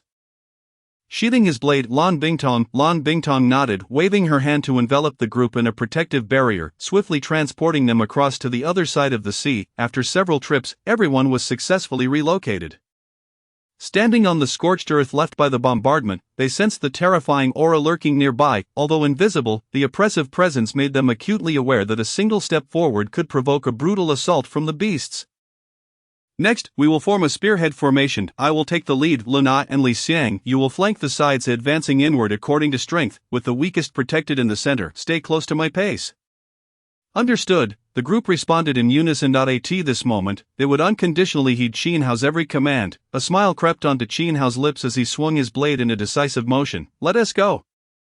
A ferocious python suddenly lunged from atop a giant tree, yet, as its jaws opened wide, it was met with a cold blade and the dazzling electric light above. The python struggled a few times before succumbing to silence. Qin Hao pressed on swiftly, standing between Lina and Li Xiang. Fang Ping, with his green hair, occasionally tossed out emerald orbs. Upon hitting the ground, the orbs would explode, releasing a cloud of smoke. All beasts rushing through the fog would find their speed significantly slowed. Greatly aiding Li Xiang and Lina, Bai Zhe, positioned behind Fang Ping, could not help but express his admiration. Eventually feeling overly praised, Fang Ping shyly remarked, "My poison should have killed them, but now it merely slows them down. So please refrain from complimenting me further." Bai Zhe's expression stiffened, and he silently retreated, turning his focus to Qin Hao's performance. Being within the circle of beasts rendered his invisibility ineffective. At that moment, he felt utterly useless. Sheltered by the group aboard, he began to speculate what pose his captain would strike next while showing off. After all that has transpired, Baize has long since acknowledged Qin Hao's prowess, no longer mentioning the fact that his position was once superior to Qin Hao's. At this moment, Qin Hao is his elder brother. Who dares to say otherwise? Qin Degu, there is an intensifying energy response ahead. Large creatures are emerging. Suddenly, Nuomi from the team issued a warning. A resounding rumble echoed alongside Nuomi's voice, the ground trembled violently, and from the depths of the dark forest ahead, a massive boulder shot forth. Defense, Qin Hao barked sharply. Brilliant arcs of electricity erupted from his long knife as he cleaved downward. The enormous stone shattered into countless tiny fragments that pelted those behind him. Bui summoned the Earth's elements to conjure multiple protective shields in front of the group. In an instant, a cacophony of sounds erupted like a downpour. Amidst the horrified gazes of the onlookers, a colossal beast emerged, riding the waves of air. Chapter 37, Abyssal Ghostwolf. A stunning scene. The dim light shattered abruptly. A gigantic beast, akin to a mountain, charged forward, its violent aura generating an indescribable sense of oppression from afar. Its size rivaled that of an armored vehicle, standing nearly 4 meters tall, its sleek black fur glistening with a metallic sheen. A 7th-tier Abyssal Ghostwolf. A look of terror flashed in Lina's eyes. Her personal terminal on her arm emitted a series of urgent beeping alarms. The crimson characters 7th tier blinked incessantly, tightening Lina's heart. Beasts differ from humans. Due to their robust physical structure and unique abilities, their strength often exceeds that of humans by a level, just as a 6th-tier giant whale can unleash attacks comparable to a 7th-tier martial artist. The Abyssal Ghostwolf must also be regarded from an elevated perspective. How could this be? The Abyssal Ghostwolf is a creature of the depths of Nansha Island. Why has it come here? Suddenly, an explosion. Li Xiang abruptly glanced back at the scorched ground behind him. Abyssal Ghostwolves are exceptionally sensitive to energy responses. They rely on consuming various forms of energy to survive. The energy radiation from the explosion attracted them. Li Xiang's heart raced. Those familiar with the Abyssal Ghostwolf know that they exhibit pack behavior. Much like ordinary wolves, the 7th-tier Ghostwolf must be the alpha of its pack, and thus there is undoubtedly a following of wolves behind it. How vast could the pack of a 7th-tier Ghostwolf be? Li Xiang dared not imagine, yet he knew that their numbers would be beyond their capacity to withstand. Against a horde capable of rivaling an armored onslaught, even an 8th-tier martial artist would have to tread carefully. At that moment, Qin Hao also turned his gaze to his personal terminal. Various pieces of information regarding the Abyssal Ghostwolf sprang forth. "Captain, we must retreat immediately." Lina's eyes were fixed intently on the approaching Ghostwolf, her voice urgent. The Abyssal Ghostwolf possesses a formidable gift. They can transform into shadows, rendering them immune to physical harm. Among us, only you and Li Xiang can inflict damage upon it. We must evacuate urgently. If we delay, no one here will survive except you. Lina spoke rapidly, yet the speed of the Abyssal Ghostwolf was even greater. Had it not been for Qin Hao's prior actions instilling tremendous confidence in the group, Lina, as the vice-captain, would have already ordered a hasty retreat, rather than seeking Qin Hao's opinion. However, even with such confidence, Lina did not believe Qin Hao possessed the capability to confront an entire pack of ghost wolves. Thud thud thud. Each powerful stomp of the 4 hooves compressed the air, creating a hazy white wave.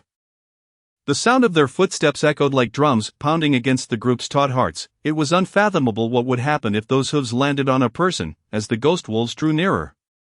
The group could even catch a whiff of the foul stench emanating from their cavernous maws. "Captain, be careful," Li Xiang suddenly shouted, his long spear igniting with crimson flames sweeping forth in a fiery arc.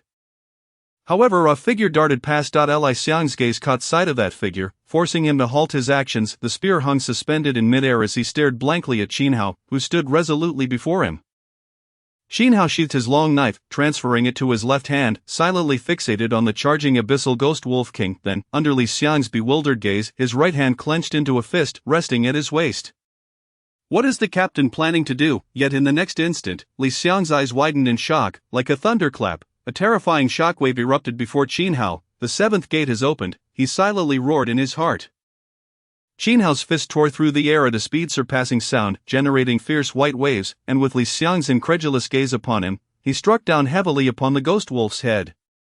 Thud! Li Xiang's eardrums throbbed violently. The ferociously charging ghost wolf was forcibly repelled, its massive head crashing down onto the ground with unstoppable force. Crack! Another sharp sound echoed. Qin Hao transitioned from a punch to a palm, his 5 fingers like pincers digging deep into the skull of the ghost wolf before he abruptly lifted. A flash of electric light flickered. The ghost wolf, about to enter its shadow state, let out a wail as it was violently expelled from that form. Qin Hao landed, his right hand grasping the giant beast's head, his expression indifferent. That beast, towering 4 meters high, 6 meters long, and weighing nearly 50 tons, was effortlessly hoisted at a 45-degree angle, facing the sky.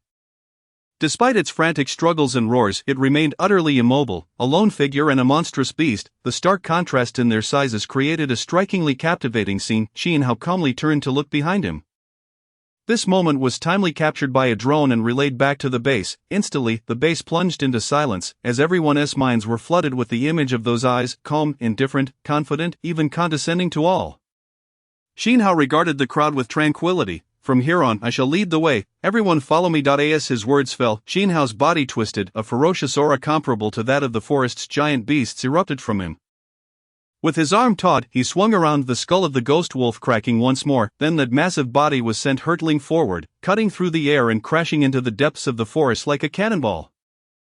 A ghost wolf that had just shown its face didn't even have time to glance at Qin Hao and the others before it was violently flung away by the suddenly descending ghost wolf king.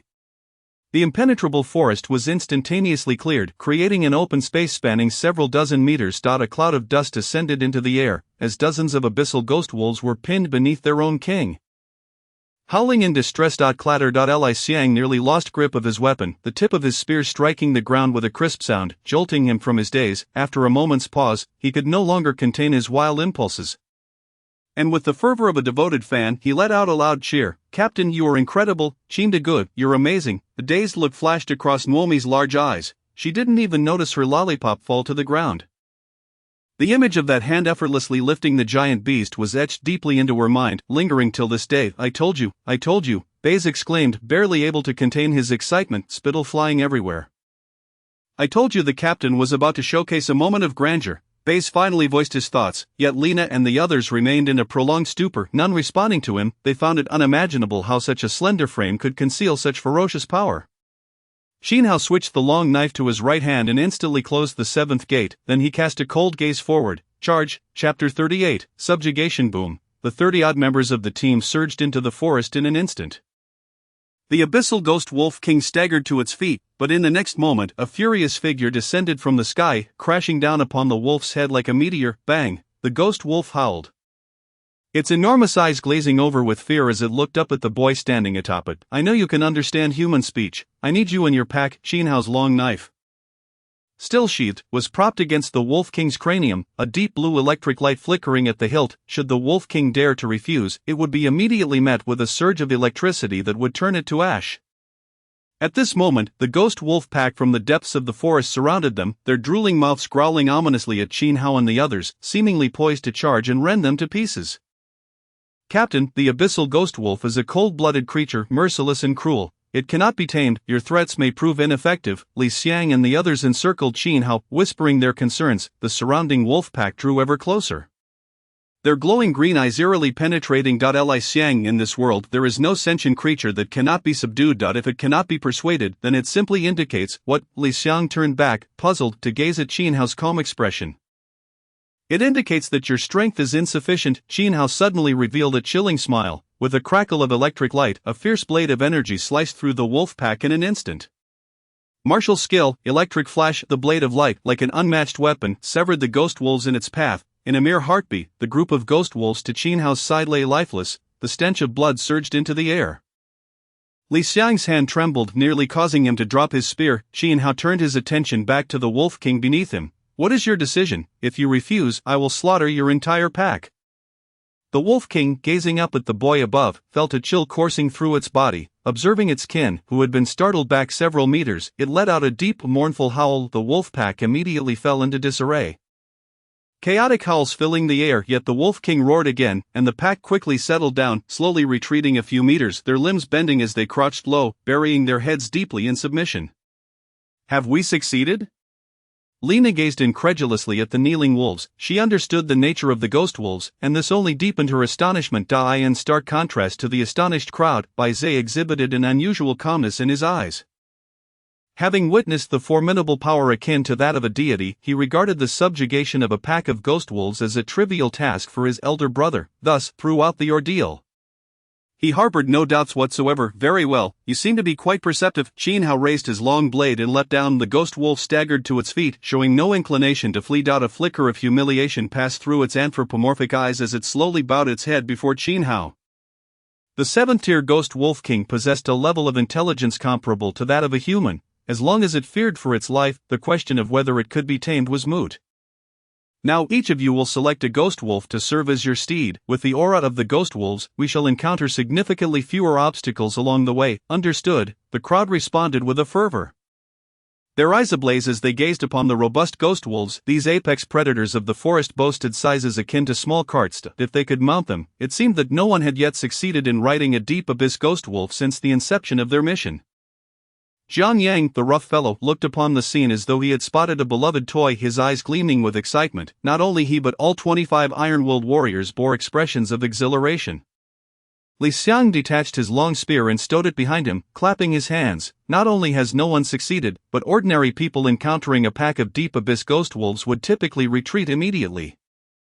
Only our captain, in his ferocity, suppressed them even before they could unleash their shadow abilities. Quickly mount the wolves and prepare to depart. Lena chimed in with a smile. All right. The group of men displayed childlike grins. The Ghost Wolf King readily accepted Qin Hao as its rider, for only he could subdue a wolf king of such formidable caliber, rivaling the 8th tier. The others each selected a wolf. With the Wolf King and Qin Hao present, there was no risk of a sudden rebellion. At Qin Hao's command, the Wolf King launched forth with incredible swiftness, its forehooves pounding the ground like arrows released from a bow. Swiftly charging ahead, behind it, nearly 100 ghost wolves followed closely, surging forth across the land like a tide of darkness, imbued with an insatiable hunger for destruction. Report: the target has delved deep into the forest. The energy readings have become too chaotic for detection. Report: all teams have already entered. The monitors in the operations hall relayed the information. Colonel Sulong and several generals remained speechless, gazing at the screen which had become a static image in shades of gray and white. The black tide was frozen upon it, a sight that left them in awe. Sulong's eyes brimmed with emotion, whether it was the lifting of a colossal beast or the moment a meteor fell to earth. Both vividly illustrated to Sulong the essence of a king's might. Charge, charge, charge again. The black tide swept across the land, leaving behind severed limbs in its wake. Countless beasts attempting to obstruct the advance were reduced to lifeless corpses beneath the onslaught of the black tide. Li Xiang and his companions were almost blinded by the frenzy of slaughter. Weapons flew with precision, dispatching the attacking beasts. Occasionally, a particularly astute beast would attempt a stealthy ambush from an unexpected angle. But invariably, at the right moment, a long blade crackling with electricity would emerge, cleaving it down. Those saved cast grateful glances toward the formidable figure ahead, their captain, Qin Hao, the strongest spearhead of the arrow formation. Thus, the group maintained an extraordinarily efficient rate of slaughter until, at a certain moment, the dense forest abruptly vanished, revealing a barren expanse of shattered stone. The ghost wolf contingent came to a sudden halt. Have we emerged? The energy waves from the artillery had drawn all the beasts away, significantly reducing their density moving forward, allowing for a more manageable journey. Qin Hao dismounted from the ghost wolf. Gazing up at the blazing sun overhead, extending his hand, plant the flag, a soldier promptly retrieved a palm-sized metallic piece from the supply box behind him and handed it to Qin Hao. This flag served as an essential signal transmission device for every team, covering a radius of 10 kilometers. Only by planting this flag on Nansha Island could they activate the signal, thereby connecting with the headquarters and discerning the situation in their vicinity. In other words, the number of flags planted was the key competition among their respective teams. Upon receiving the metallic flag, Qin Hao flicked his wrist, and the flag shot forth like an arrow.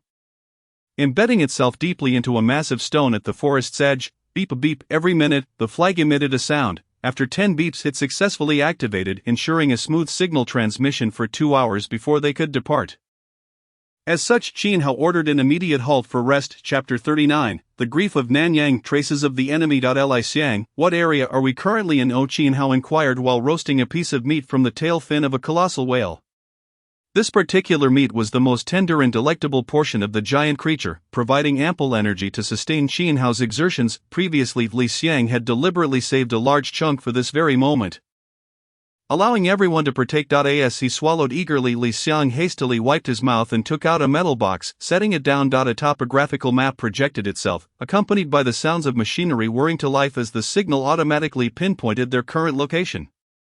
Captain, we are presently in our designated Area 9, with 2 adjacent zones separating us from Area 11, which we are responsible for. Qin Hao removed the sizzling piece of whale meat from the fire. Glancing at the map, after a moment's contemplation, he pointed to a prominent hill. Before nightfall, we must reach this location. Li Xiang examined the distance between that point and their current position, a sense of absurdity rising within him. Captain, that location is what we initially planned to cover in a day. Reaching it before evening seems rather rushed, doesn't it? Did our initial plan account for us taming a pack of deep abyss ghost wolves as mounts? Qin Hao countered. Li Xiang observed the deep abyss ghost wolves encircling them. A hint of embarrassment crept onto the face of the tall and composed man as he scratched his head. No, it did not. Our mobility is already sufficient. Our primary objective is to swiftly reach our designated area and clear the obstacles to welcome the incursion of enemy warriors. The tide of sea beasts could strike at any moment. We cannot afford to delay, Qin Hao stated calmly. I understand now. Li Xiang nodded earnestly. After hastily finishing the whale meat, he settled down to meditate. Qin Hao glanced over at the Wolf King, which was growling softly. Scraping its front paws against the ground, an expression of unease flickering in its eyes, Qin Hao tossed the remaining substantial chunk of whale meat to the Wolf King. The Wolf King caught it with a puzzled expression. Although it could not fathom the human's intentions, its prolonged journey had left it ravenous. The energy-rich, tender meat was an undeniable temptation. It devoured the meat in a few bites, even licking its lips afterward. Was it tasty? Qin Hao asked, patting the Wolf King's forehead. The Wolf King nodded. As long as you assist me well this time, there will be plenty of this meat for you. The Wolf King's emerald eyes narrowed slightly as it took a few steps back. Glancing at its pack, understanding its intent, Qin Hao reassured. Rest assured, your kin shall not be neglected either. The Wolf King let out a thunderous howl, prompting the pack behind it to join in a chorus of howls. The tremendous noise startled everyone. Li Xiang and Lina braced themselves, fearing an uprising from the wolf pack. Qin Hao chuckled, waving his hand. Do not worry, I have reached a friendly agreement with the Wolf King. The pack will assist us wholeheartedly moving forward. An agreement has been reached. Li Xiang gazed in bewilderment at the Wolf King, which now allowed Qin Hao to stroke it. Was this truly the once ruthless and savage deep abyss ghost wolf? Beep, report, the flag is operating normally, and the signal is connecting smoothly. Qin Hao activated his personal terminal, confirming the signal connection to the headquarters. A two-dimensional map materialized, displaying several green highlighted points. These green dots represented the activated flags.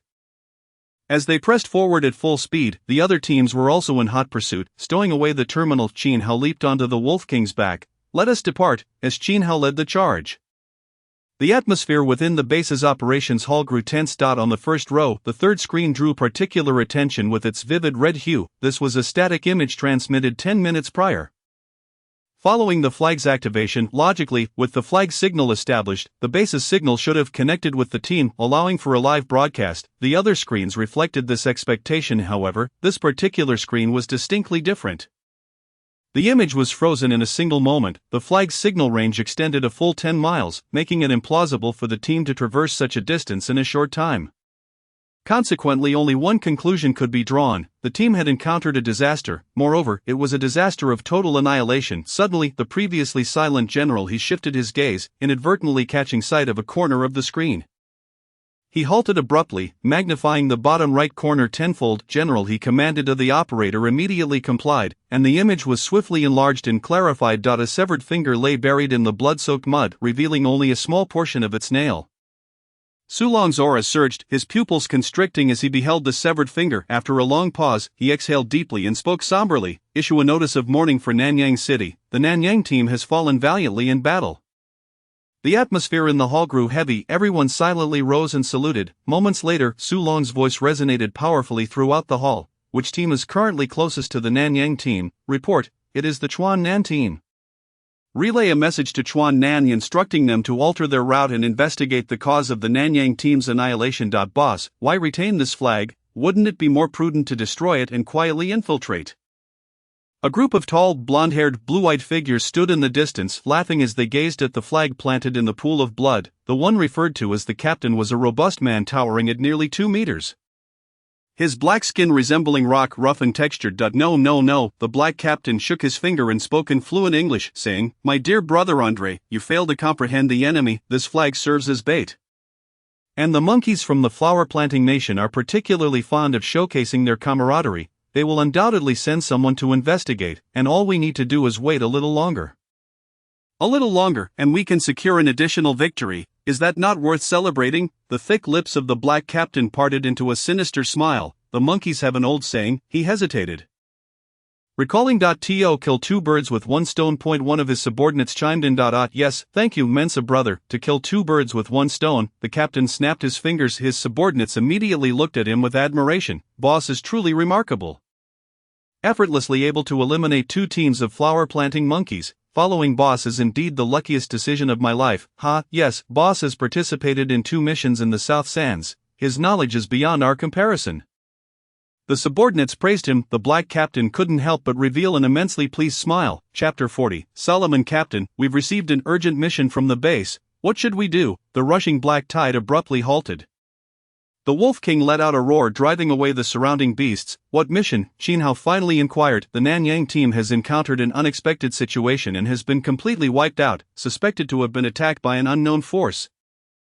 We are to investigate the cause. Upon hearing the words completely wiped out, the hearts of the group tightened. This is just the beginning, and already a team has suffered such devastating losses. If they had encountered a beast tide, the Nanyang team would not have perished without sending a distress signal, so it is highly likely that this was the work of hostile forces. Lena analyzed. Thus, the base's objectives may very well be twofold. One is to ascertain the cause of the Nanyang team's demise, and the second is to avenge them. Xin Hao stood atop the head of the Ghost Wolf King and suddenly asked, "Where is the Nanyang team's location?" 30 miles to the east. Ding, mission issued. The Soul's Return. Investigate the cause of the Nanyang team's demise and avenge them. Mission complete. Reward. Tag Draw 1. Martial Skill. 1,000 Layers of Snow. Xin Hao looked at the issued mission and felt a sense of clarity.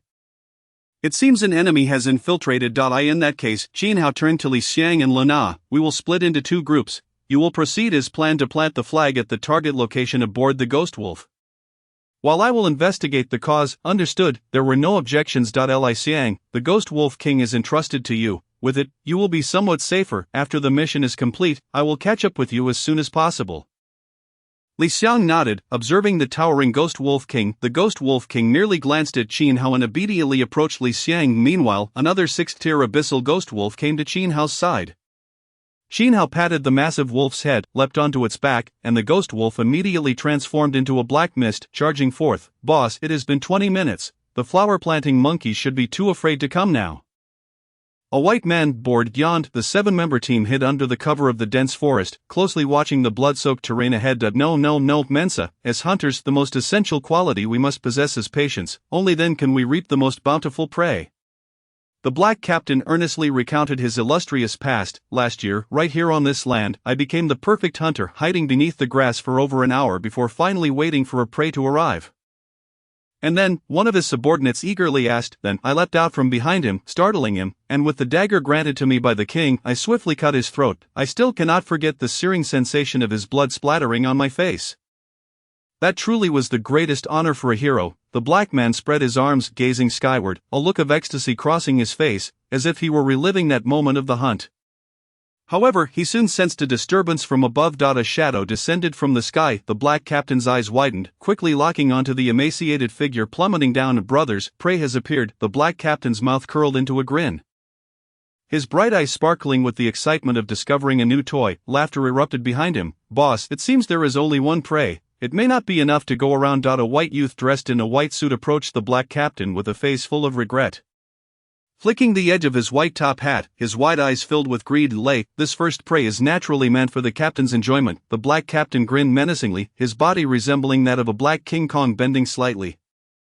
A small movement yet creating an instantaneous blur. Creak, the ground suddenly sank. With a thunderous sound, a shattered pit emerged, and the black captain's massive form shot skyward like a cannonball at his sturdy arms pulled back in mid-air. Showcasing his astounding muscular lines, the surrounding space appeared to twist hazily. The temperature soared at that moment, enhanced by fire attribute body training. A glimmer of excitement flickered in Qin Hao's eyes. He transferred his long knife to his left hand. Twisting his body in mid-air, pulling back his right arm, mimicking the black captain's movement perfectly. Only open, close, life, injury, stop the scene. The six gates formation open. Qin Hao's body erupted with a surge of scorching steam, his momentum suddenly becoming as fierce as a dragon. With a single punch, a sonic boom spread across the sky. The black captain's face, once filled with fervent joy, instantly twisted in horror. Terror filled his pupils. Crack, a crisp sound reverberated as the black captain's rock-like fist contorted at an unnatural angle. Bones pierced through the skin from his shoulder. The black captain trembled in mid-air before being sent hurtling back to the ground with greater speed than he had ascended, crashing violently into the earth. Qin Hao exhaled a dragon of air, flipping mid-air to come to a halt, his calm gaze looking down upon the enemy nation's assassin. Boss has been defeated, a tattooed white man beside Lei whispered in shock. Lei's pupils constricted to the size of pinpoints, fixated on the captain embedded in the ground. A smile slowly spread across his face, suddenly morphing into a bloodthirsty and frenzied grin. We are the kings from the starry sky. Only death can allow us to be reborn from the ashes. Monkeys from the flower-planting nation, prepare to face Solomon's judgment for your sins. With a whoosh, a dazzling signal flare soared into the sky. Lei's gaze brimmed with excitement, yet in the next moment, the signal flare was caught in a massive hand and extinguished. Qin Hao pinched the gunpowder at his fingertips, looking down at the strangely dressed individual. What did you say? Lei's smile abruptly froze. It was as if a duck had its neck grasped, emitting low, strangled sounds but unable to articulate coherent words. Lei spread his arms, embracing the sky. We are you. A deep blue blade of light sliced through the air in an instant. Cleaving down upon Leia, the figure with outstretched arms froze for a moment, then split in half, gasping in shock. Qin Hao had despised this nonsensical language since his previous life. Who would have thought that even while on a mission, he would encounter a lunatic babbling for ages without saying anything useful? And you lot? Qin Hao's gaze shifted, and the remaining 5 foreign assassins trembled, preparing to flee. However, Qin Hao would not let them escape. In a flash of lightning, the 5 enemies turned to charred corpses amidst their unwillingness and fear. Ding, mission complete, rewards. Tag draw 1, martial skill, 1000 layers of snow, chapter 41, in memory of the fallen. To comfort the souls, should it be used? Qin Hao paused, deciding against it. There was still a tag from the old man stored, so he was not in a hurry for this draw. Moreover, Qin Hao believed that if he accumulated several more chances before attempting a 10 draw, the probability of obtaining gold might be higher. After all, the notion of increased odds with 10 draws is an age-old discussion. He looked heavily at the blood-soaked, muddy ground. Qin Hao searched around but found no trace of the Nanyang team's remains. It seemed they had been obliterated by this group of fiends, damned creatures. Qin Hao raised his foot and kicked the few corpses behind him. There you go. The abyssal ghost wolf trailing behind Qin Hao drooled. Cautiously glancing at him, and upon confirming he was indeed offering the corpses, it immediately opened its mouth to feast. Humans are not much different from ferocious beasts. Their bodies contain potent energy, making them rich nourishment for the beasts. Listening to the crunching sounds behind him, Qin Hao felt indifferent. He opened his personal terminal, connecting to the Nanyang team's flag. The signal connected, and his face appeared on the display screen at the rear base. The Nanyang team has been confirmed to be completely annihilated, with no remains. Asa tit for tat. I have fed all the enemies to the abyssal ghost wolves. By the way, they shouted a name that sounded like Solomon before their demise. Crack communication has been severed. This message transmission is unilateral, thus he cannot perceive the reactions of those on the other side. However, should the base have any directives, they will be conveyed directly. Therefore, Qin Hao need not wait. He approached the only surviving black captain. Observing his trembling visage, Jin Hao lifted him and dragged him to the flag. At that moment, his peripheral vision caught an unusual sight. Jin Hao also discovered a severed finger left behind. The fingertip was ruptured, and the bone protruded, leaving one to ponder the torment endured by its former owner. Jin Hao raised his hand and severed a piece of flesh from the black captain. Placing it before the flag, then laid the remaining body atop it. The black captain convulsed in agony, yet the impact that had rained down upon him had shattered his bones completely. He could not move an inch.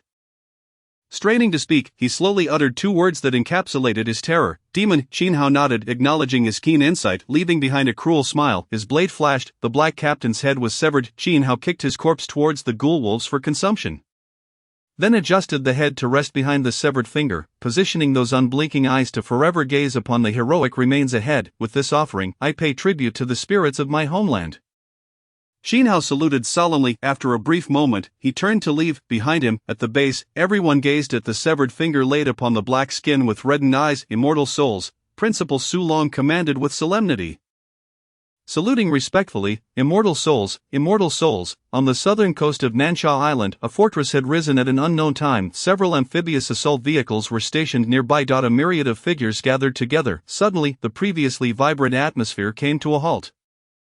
A slender youth clad in a red suit quietly removed his hat. Yan, what are you doing? My dear brother has just died. The youth named Yan, resembling Lei in white attire, gazed calmly and profoundly into the depths of the shadowy forest ahead. Revenge. A deep voice resonated. From the rear fortress emerged a figure clad in nanotech armor from the waist up. His stature was immense, akin to a rhinoceros standing upright. With each step, the ground seemed to tremble slightly. Jin Gang, will you accompany me? Yan inquired softly. Jin Gang raised his palm, resembling a fan, placing it before Yan. Yan's face brightened with joy as he raised his hand to lightly touch Jingong's. The people of Solomon cannot perish easily. Xiao, Peter, Andrew, you shall accompany us. Proclaim the arrival of Solomon to this ignorant world. ASU command, glorious Starmaster. Shadows raced past, darting through the forest like lightning. Many ferocious beasts launched furious attacks, yet they were effortlessly dispatched by Jin Hao. Ding, new message received. I thank Captain Jin Hao of South Sichuan for avenging my soldiers and comforting the heroic souls. South Yang Military District reports. Jin Hao read the message in silence before closing it. It was merely a duty fulfilled. The priority now was to catch up with Li Xiang and the others, with the 6th-tier abyss ghoul wolves as mounts, and having just fed, their vigor surged, allowing Jin Hao to advance with remarkable speed. As dusk approached, he finally caught up with Li Xiang and the others just 1 kilometer from the target point. Captain, what was the outcome? Li Xiang asked anxiously. All of South Yang has perished. The enemy has been slain by my hand. That's good. As long as we have our revenge. Li Xiang expressed a bittersweet acknowledgement, this scene left by Zhe and the others in deep contemplation. It was their first realization of the peril inherent in the Nansha mission. Their safe arrival here, filled with fervor, was entirely due to their strong captain's protection. Had it been anyone else, facing the 7th-tier abyss ghoul wolves would have been exceedingly difficult. Jin Hao remained silent, leading the squad forward in quietude. As darkness descended, they needed to reach the target location for rest swiftly. However, at one moment, the glutinous rice held tightly in Lan Bingtong's arms suddenly shouted, "Stop!" Jin Hao instantly urged the head of the Ghoul Wolf King, causing the pack to halt with a howl. What is it, glutinous rice? Lan Bingtong inquired, puzzled. Something strange. Glutinous rice's eyes glimmered with red light, his expression bewildered. There is a massive object blocking our path ahead, and it is approaching us rapidly. Suddenly, glutinous rice exclaimed, it's right in front of us. Jin Hao turned abruptly, yet found nothing ahead. However, in an instant, he noticed the sky had dimmed slightly. It was nearing dusk, and though the moonlight still illuminated their path, it was growing increasingly dark, as if nightfall were descending in an instant. Suddenly Li Xiang, as if recalling something, shouted in terror, "Captain, retreat quickly, it's a fog." Roar. The Abyss Ghoul Wolf King's pupils erupted with uncontrollable panic as it turned and fled. The wolf pack followed closely behind, yet the darkness surged like a tidal wave, seemingly unstoppable, enveloping them completely. Jin Hao's expression hardened as he pressed down on the Wolf King's head. "Stop, everyone, hold your positions." The Wolf King abruptly halted, emitting a series of panicked growls. Jin Hao glanced at it and commanded, "Everyone activate all detection equipment and turn on the lights." His long knife plunged into the ground. Today, let us witness what is so fearsome about this fog that terrifies the ghoul wolves. If esteemed readers find this book enjoyable, please give it a 5-star rating, then click to urge updates and send gifts. This is the greatest support for the author. Thank you. Chapter 42, The Fog Descends. Mysterious tentacles let us discover the dangers hidden within this fog. South Sichuan, unafraid. Qin Hao's words instilled immense courage in the others. Li Xiang suddenly shook his spear, plunging it into the earth, and roared. South Sichuan, unafraid, roar. The Abyss Ghoul Wolf King bellowed. A dense shadowy power surged forth from its body. Not just it, but the other ghoul wolves also released their powers, intertwining to form a gigantic grey curtain that enveloped all the ghoul wolves and even Qin Hao and his comrades within. Glutinous Rice, with his eyes glowing red, suddenly exclaimed with joy, "Brother Qin, the energy response has diminished. The ghoul wolf shadows are having some effect. The ghoul wolves can merge into the shadows, evading detection, hence this shadow possesses a degree of concealment capability." Qin Hao explained. He then instructed Bai Zhe to render everyone invisible. Soon, within the heavy black curtain, Qin Hao and the wolf pack vanished entirely. "Brother Qin, the energy response of the fog has dropped to its lowest," Glutinous Rice whispered. The group collectively exhaled in relief. However, Qin Hao cautioned, "Do not let your guard down. The Ghoul Wolf King remains vigilant, so it is very likely that the fog is trying to deceive us." Everyone looked towards the Ghoul Wolf King beside Qin Hao. Indeed, the massive creature's fur bristled, and it continuously growled low in its throat. This made everyone tense once more. "Captain, could this fog be alive?" Zhang Yang asked quietly. Li Xiang shot him an irritated glance. "What does it matter if it's alive or not? Who knows if this is even real fog? Stay alert and do not relax." Yes, observing Li Xiang's serious demeanor, Zhang Yang nodded and cautiously maintained his vigilance. Snap, snap, snap. One by one, portable marching lamps flickered to life. Instantly, the surroundings brightened as if it were daylight. However, what tightened their hearts was that these lamps, which typically illuminated hundreds of meters without dimming, could now only cast light a mere 10 meters ahead. At the edge of the light, it appeared as a pool of stagnant murky water. Qin Hao leaned on his long knife, his gaze sweeping the surroundings. The 8 gates of Duanjia had already quietly opened 6 gates. At this moment, he could bear the burden brought by these 6 gates. Even the 7th gate could be opened momentarily. Of the 100 points of physical control gained from opening the gate surpassed any stimulant. At this moment, Qin Hao felt as calm as water, every pore in his body attuned to the subtle movements of the surroundings. Suddenly, the Abyss Ghoul Wolf King growled, and a swirling black storm erupted, yet in the next instant, the storm was instantly torn apart. A red tentacle covered in thorns shot through the storm with ferocious speed. Slice it, lightning flashed, Qin Hao's eyes sharpened, his fingertips twitched slightly, crackle, a blinding arc of electricity erupted from his fingertips, the long knife was drawn in an instant, deep blue lightning piercing the void, imbuing the blade with the might of thunder as it cleaved toward the red tentacle. Hiss, it was as if fire met snow. A plume of black smoke billowed forth, and the tentacle was severed cleanly, its base twisted and retracted, leaving behind a length of over 10 meters, twitching like a lizard's severed tail before them. Yet merely seconds later, the tentacle ceased its writhing, gradually withering. Qin Hao advanced amid the tense gazes of his companions and severed a small piece from the tentacle, with a flick of his fingertip. The meaty fragment instantly transformed into wood shavings. A plant. Qin Hao gazed quizzically at the drifting shavings. It was undoubtedly a plant, thus, this enormous tentacle was, in fact, a living mobile plant. At that moment, Lina approached with a solemn expression. "Captain, there is no data in the terminal database that matches this beast. This is likely a newly emerged breed of ferocious beast." Li Xiang and the others were immediately astonished. A first appearance of a ferocious beast held significant implications. If they could survive and retrieve a sample, it would not only yield immense military merit but also greatly benefit humanity's current situation, even leading to the possible emergence of numerous groundbreaking technologies. For since the cataclysm struck abruptly centuries ago, everything has undergone a transformation. The reasons behind this phenomenon have remained an enigma. Hundreds of years have passed, and humanity has yet to uncover the cause of this calamity. The newly arisen ferocious beasts may indeed provide assistance in deciphering the path that has been delayed in exploration. This is a shared goal of all humankind. Perhaps it is not the ferocious beasts. Qin Hao displayed the wood shavings lingering on his fingertips to Lina and the others. If it is not from the ferocious beasts, then what could it be? Li Xiang queried, perplexed, as he pinched the dust on Qin Hao's fingers. Feeling the familiar coarse texture. Is this wood shavings? Li Xiang's pupils constricted in shock as he gazed at the shavings. As soon as this was said, Lina and the others simultaneously reached out to touch the tendril. Examining the fragments closely, indeed, it is wood shavings. Could this actually be a plant? The image of that colossal, agile tentacle flashed through Zhang Yang's mind. Anyone who witnessed this would immediately think of an octopus.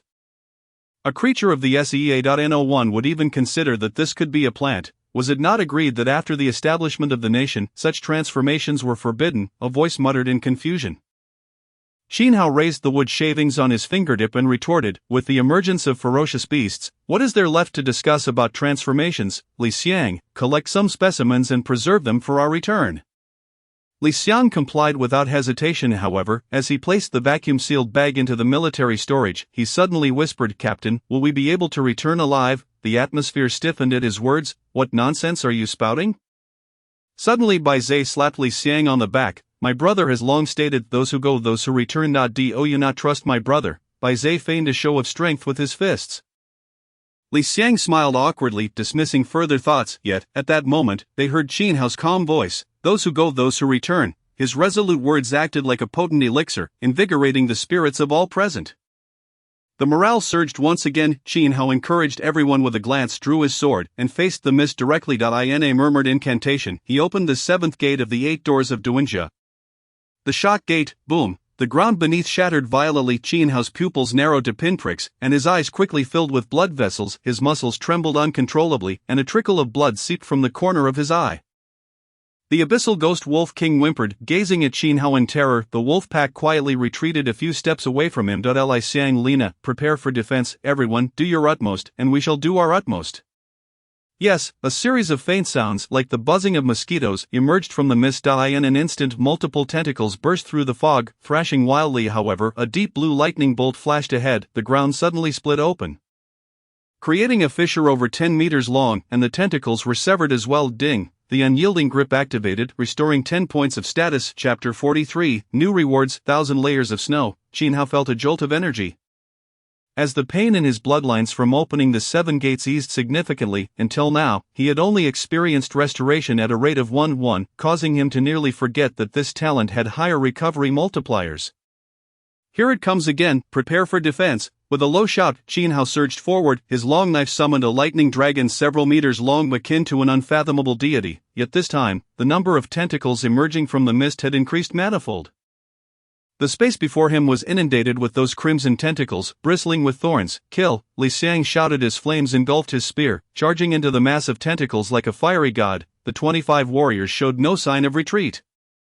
Even if their strength was slightly lesser, they would find a spot to hold their ground. Members of the 12 pillar gods assisted from the sidelines. Lan Bingtong wielded her spatial powers, swiftly moving among the soldiers, guiding those in imminent danger to safety. Yelena herself was no weakling. Her strength as a 6-fold heavenly master allowed her to showcase capabilities rivaling those of Li Xiang, coupled with her annihilation powers. Her lethality surpassed even Li Xiang's. Fang Ping continuously unleashed corrosive mists, and though his strength was limited, he still managed to inflict some damage. The constructor Bu he harnessed the earth's power to forge sturdy shields for the group. While these could only withstand a single strike from the tentacles, their continuous supply proved invaluable. At this moment, even Bai Zhe wielded 2 energy pistols, providing support to the others. This is untenable, there are too many. Bai Zhe cursed under his breath as he emptied his magazine and began to reload. Just then, a slender tentacle unnoticed by anyone slithered close to Bai Zhe, targeting the weakest link among them. Watch out! Fourth, Nuomi suddenly exclaimed. Bai Zhe turned back in confusion. Before him, a tentacle as thin as a cow's hair lunged forward. The air shrieked with a sudden rush. Bai Zhe froze, engulfed by the chilling aura of death. It's over, he muttered as memories of the past flooded back. If given a chance to start anew, he would definitely cling tightly to his brother's leg and say, in the next life, let me be your little brother. Yet, he only felt a weight on his shoulder, but the anticipated pain never came. Bai Zhe snapped back to reality, only to see Fan Yu's blade piercing the severed tentacle into the ground.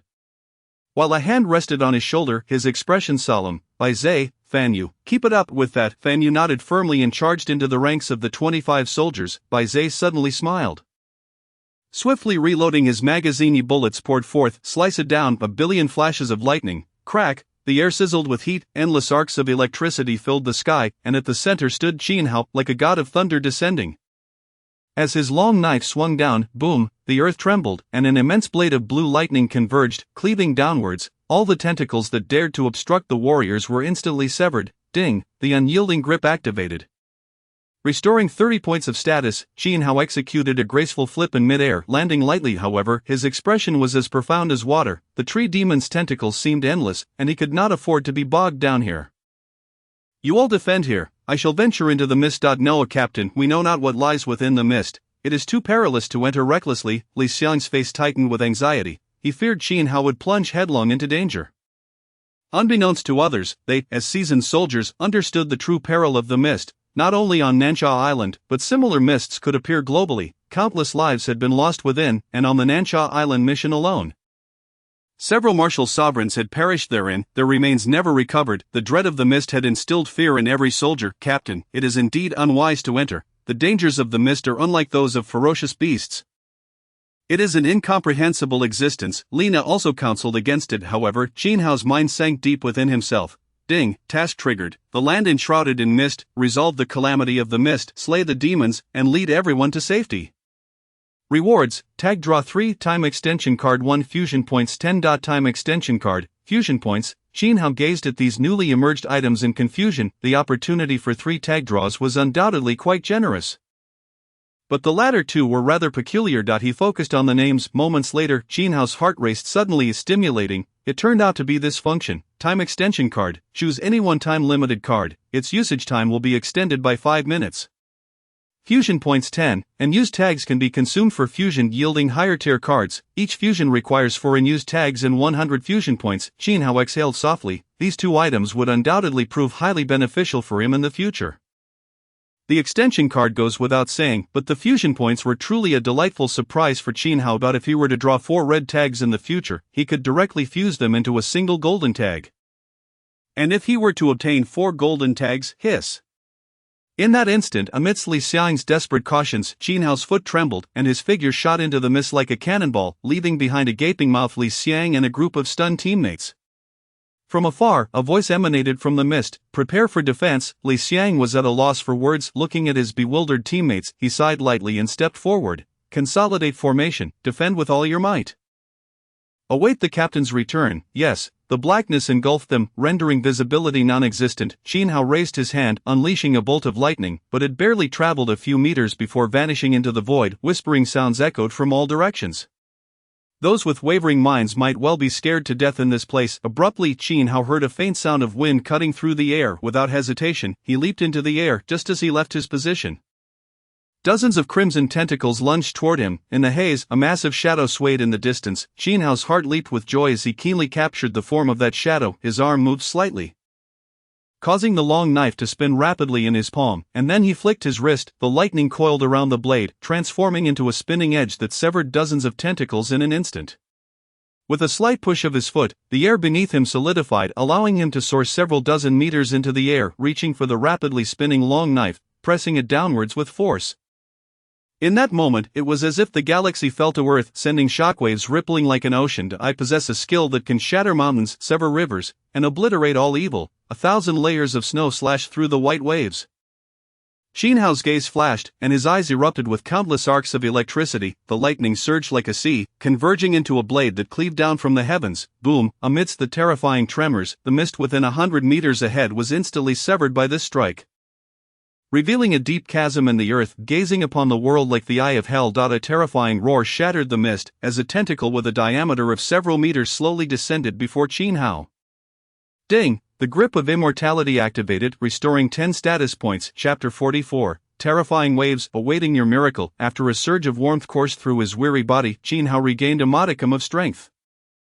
He gracefully touched down, sheathing his sword. The colossal tentacle crashed before him, and as he gazed ahead, he beheld a towering tree spirit, nearly 100 meters tall, thrashing wildly amidst the parted fog. It was a gigantic, unknown red tree, with the tentacles being mere branches from its form. At the base of the trunk, a massive human face, several meters in size, gaped wide, filled with sharp, menacing teeth, a truly horrifying sight. Suddenly the roar ceased. The enormous face's eyes fixated on Qin Hao, and in that instant, an overwhelming sense of murderous intent sent shivers down his spine. Beep, beep, beep, piercing alarm blared from the terminal on his wrist. Detection of extremely high-risk energy response level, 8-fold heaven. Immediate evacuation required. Immediate evacuation required. The alarm seemed to provoke the tree spirit. Its immense form surged upward, as several thick roots tore through the earth, racing towards Qin Hao with astonishing speed. Even before reaching him, the overwhelming ferocity of its presence suffocated the air, as if Mount Tai were pressing down upon him, transforming the very heavens. The atmosphere around the tree spirit felt as though it had been drained. And a powerful sense of suffocation filled Xian Hao's eyes with blood. Thunderous vibrations shook the ground as the giant tree approached him, its thick tentacles slicing through the air with a resounding crash. Creating waves of white foam, this was the might of an 8th-tier demon beast, truly terrifying. As Xian Hao opened the 7 gates of his body, he felt an overwhelming sense of sluggishness, as if he were sinking into a quagmire. Given the characteristic that demon beasts are stronger than humans of the same tier by at least 1 level, this tree spirit possessed a strength of at least the 9th tier. Such power was beyond anything Xian Hao had ever witnessed. Even Song Yangqiu could not reach such heights. It was exhilarating. A cold smile crept across Xian Hao's lips as he flicked his thumb. Sending his long knife soaring, countless arcs of electricity erupted from the blade, illuminating the entire space. With a resounding roar, the earth shattered beneath him, and in an instant, Xian Hao vanished. A brilliant electric dragon surged skyward. Charging towards the colossal tentacle, the dragon opened its mouth, unleashing a chilling radiance brimming with lethal intent, severing the tentacle in a flash. A billion flashes of lightning followed. Ding! Fate's heavy strike successfully activated. Triggering a 2-fold multiplier, Xian Hao's heart sank. This was not the number he desired, yet the power surged to the blade's tip, compelling him to unleash it. Boom! The enraged dragon collided fiercely with the enormous tentacle. Erupting with a terrifying explosion that sent a mushroom cloud spiraling into the sky, the shockwave dispersed the boundless energy waves sweeping outward. Defense, Li Xiang shouted desperately. Endless flames erupted from the spear, swirling incessantly. Bui raised his hand, tearing apart a large section of earth to shield those behind him. In the next moment, a terrifying gust of wind surged forth. Bui's throat tightened, and the earthen shield crumbled to dust. Numerous soldiers standing in front were swept away by the ferocious tempest, flying several meters before being caught by the abyssal ghost Wolf King and its pack. Otherwise, they would have plummeted into the mist.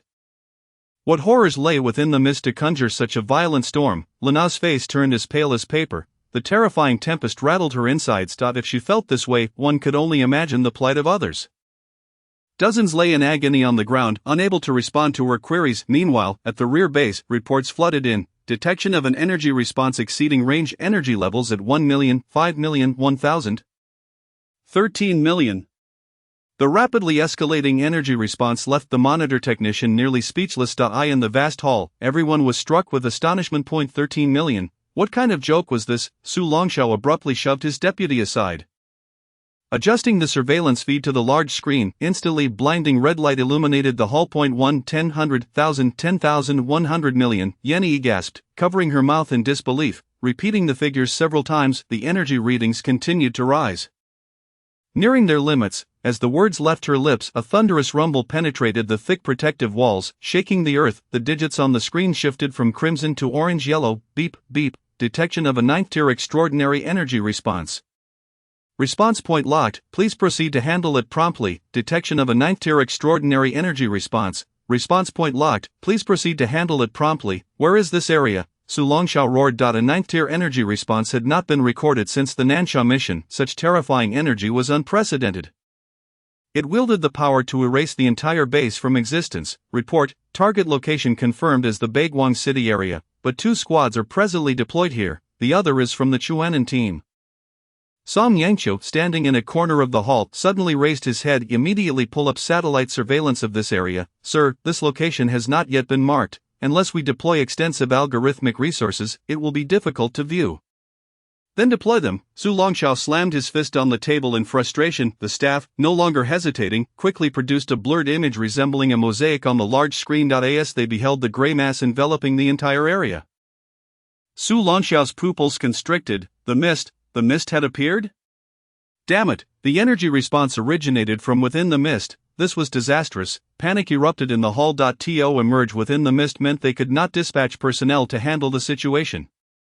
And should the creature emitting such energy manifest, it would spell catastrophic ruin for Nansha Island and the surrounding area. The terror of the mist was well understood by all. Get me the communication line to the Zhengzhou military department. Su Longshao clenched his fists, his eyes filled with reluctance. Wait, old Su, are you suggesting we summon a saint from Zhengzhou? Several generals, equally burdened with the weight of their stars, swiftly blocked the staff. In this flower nation, a cultivator who reached the 9th tier was revered as a saint, and a saint master was the honorific title for such an individual. What else can we do? Su Longshao countered. They were already struggling to manage the 9th tier extraordinary energy response. let alone one concealed in the mist. The only solution was to summon a saint. However, a saint was a nation's pillar of strength, not to be moved lightly. Summoning a saint meant a 30% reduction in resource supply for the southern district over the next decade, a price no one could bear. This was precisely why these generals obstructed Su Longshao, yet, compared to the ramifications of underreporting, the consequences of late reporting would be far graver. Just then, the usually silent Song Yangqiu suddenly spoke up.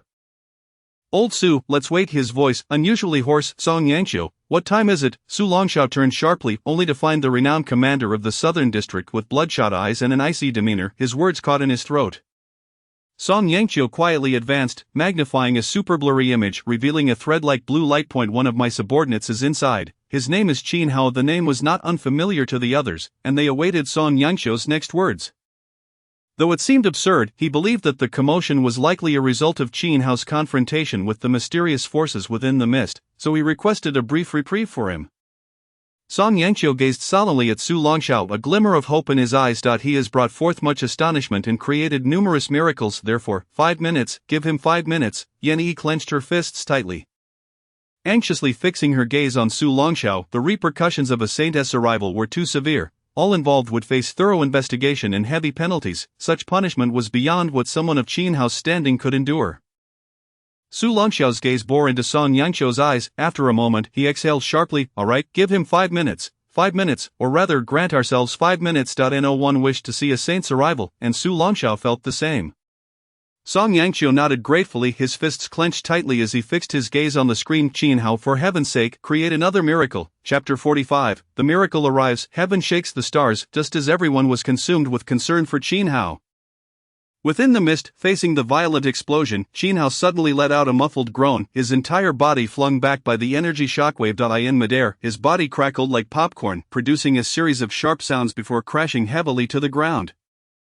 Spewing forth a mouthful of blood. In that moment, Qin Hao felt as though his insides were aflame. The terrifying shockwave nearly shattered his organs, even his reinforced seventh gate body barely withstood the assault. The earth trembled violently. The tree spirit, having noted he was still alive, charged once more, unleashing a flurry of spiked tentacles that struck with such speed that they ignited sparks upon contact with the air. The sound of crackling filled the atmosphere, resonating clearly even outside the mist, leaving Li Xiang and the others utterly aghast. "What on earth is happening to our leader? First a nuclear explosion, now it sounds like thunder." The commotion was so immense that the rear base should have detected it by now, yet reinforcements had yet to arrive. "Captain, hold on." Everyone trembled nervously, fervently praying. Boom! As Qin Hao narrowly dodged, the ground shattered beneath him from another strike. However, countless tentacles ensnared him, leaving no room for escape. It was evident that the tree spirit possessed considerable intelligence. Aware of Qin Hao's astonishing speed, he enveloped all the space around him, forcefully crushing it. Gripping his long blade tightly, the coldness in his eyes gradually dissipated. The 8 gates of Duanzhou were sealed. Relying solely on the 8 gates was insufficient to contend with this tree demon. Unless he activated the fatal 8th gate. However, at this moment, a more advantageous option presented itself. His mind focused on the crimson label within the system. Crimson label, Uchiha Madara, fragment, system. Qin Hao exhaled softly.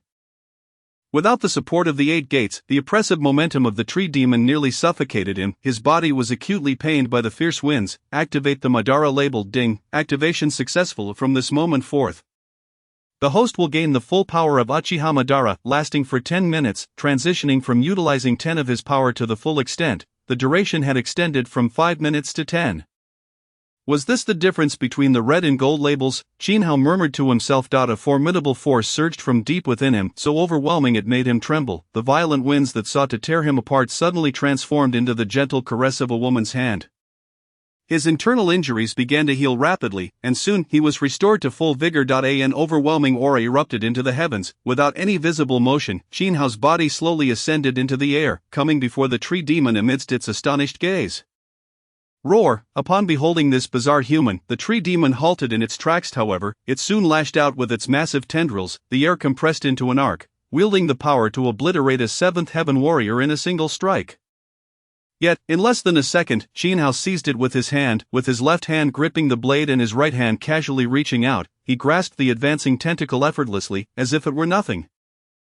The tree demon was filled with horror, its colossal form trembling violently as it attempted to withdraw its tendril, yet, it remained immobile. Suddenly, to Qin Hao's astonishment, the tree demon violently tore off its own tentacle and retreated frantically.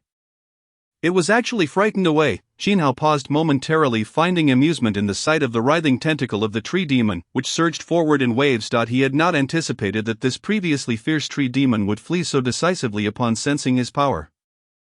However, having utilized this precious label, he could not let the tree demon escape. Raising his hand, boundless spiritual energy erupted forth. In an instant, the air around the tree demon solidified, the ground began to tremble ominously.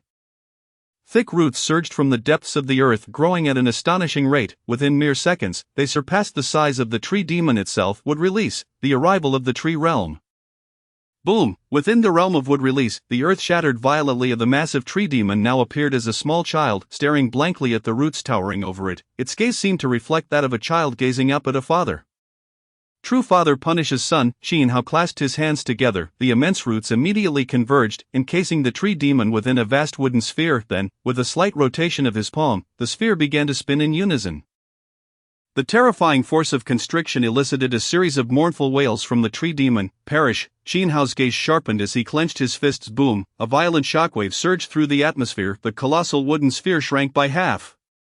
Abruptly silencing the tree demon's cries, its life force dwindled rapidly. And not yet satisfied, Qin Hao clapped his hands together. Massive trees, nearly 1,000 meters tall, erupted from the earth on either side, crashing down with a thunderous roar. Bang! The giant trees crushed the wooden sphere into a mere wooden disc. In that instant, the tree demon was utterly annihilated. Remarkably, only 2 minutes had elapsed, with the label's effect still holding for 8 minutes. Immediately, Qin Hao's gaze turned towards the depths of the mist. Within the swirling fog lay countless unknown beasts lurking. Qin Hao raised his hand and unleashed a fire technique, illuminating the myriad monstrous faces hidden within the mist. It seemed today would yield great rewards. A cold smile graced Qin Hao's lips as he vanished in an instant, reappearing above the mist. Simultaneously, his figure finally caught the attention of Su Long and the others, who had been monitoring the area. Is that Qin Hao? He has emerged. They're still alive. The hall erupted in exuberance. Everyone gazed excitedly at that distinguished silhouette. Song Yangqiu discreetly rubbed his eyes, claiming a grain of sand had gotten in. Yanyi covered her mouth joyfully, her eyes glistening with tears. Yet soon someone noticed something amiss. What is he planning to do? Someone inquired curiously. Yes, what is he about to do? The hall fell into silence. All eyes fixated on Qin Hao as he slowly raised his hands. Suddenly an urgent alarm blared throughout the hall. Warning: ultra-high-risk energy reaction detected. Energy level 2 million. Warning: ultra-high-risk energy reaction detected. Energy level 3 million.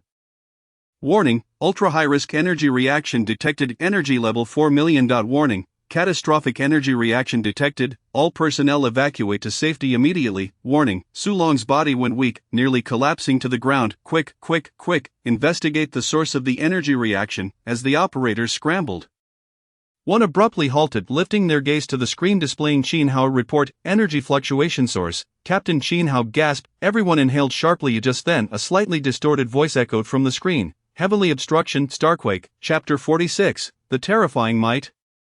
Shocking the entire island. What kind of technique is this? I have never witnessed such martial arts, and what kind of martial arts can generate such a powerful energy fluctuation that is catastrophic level?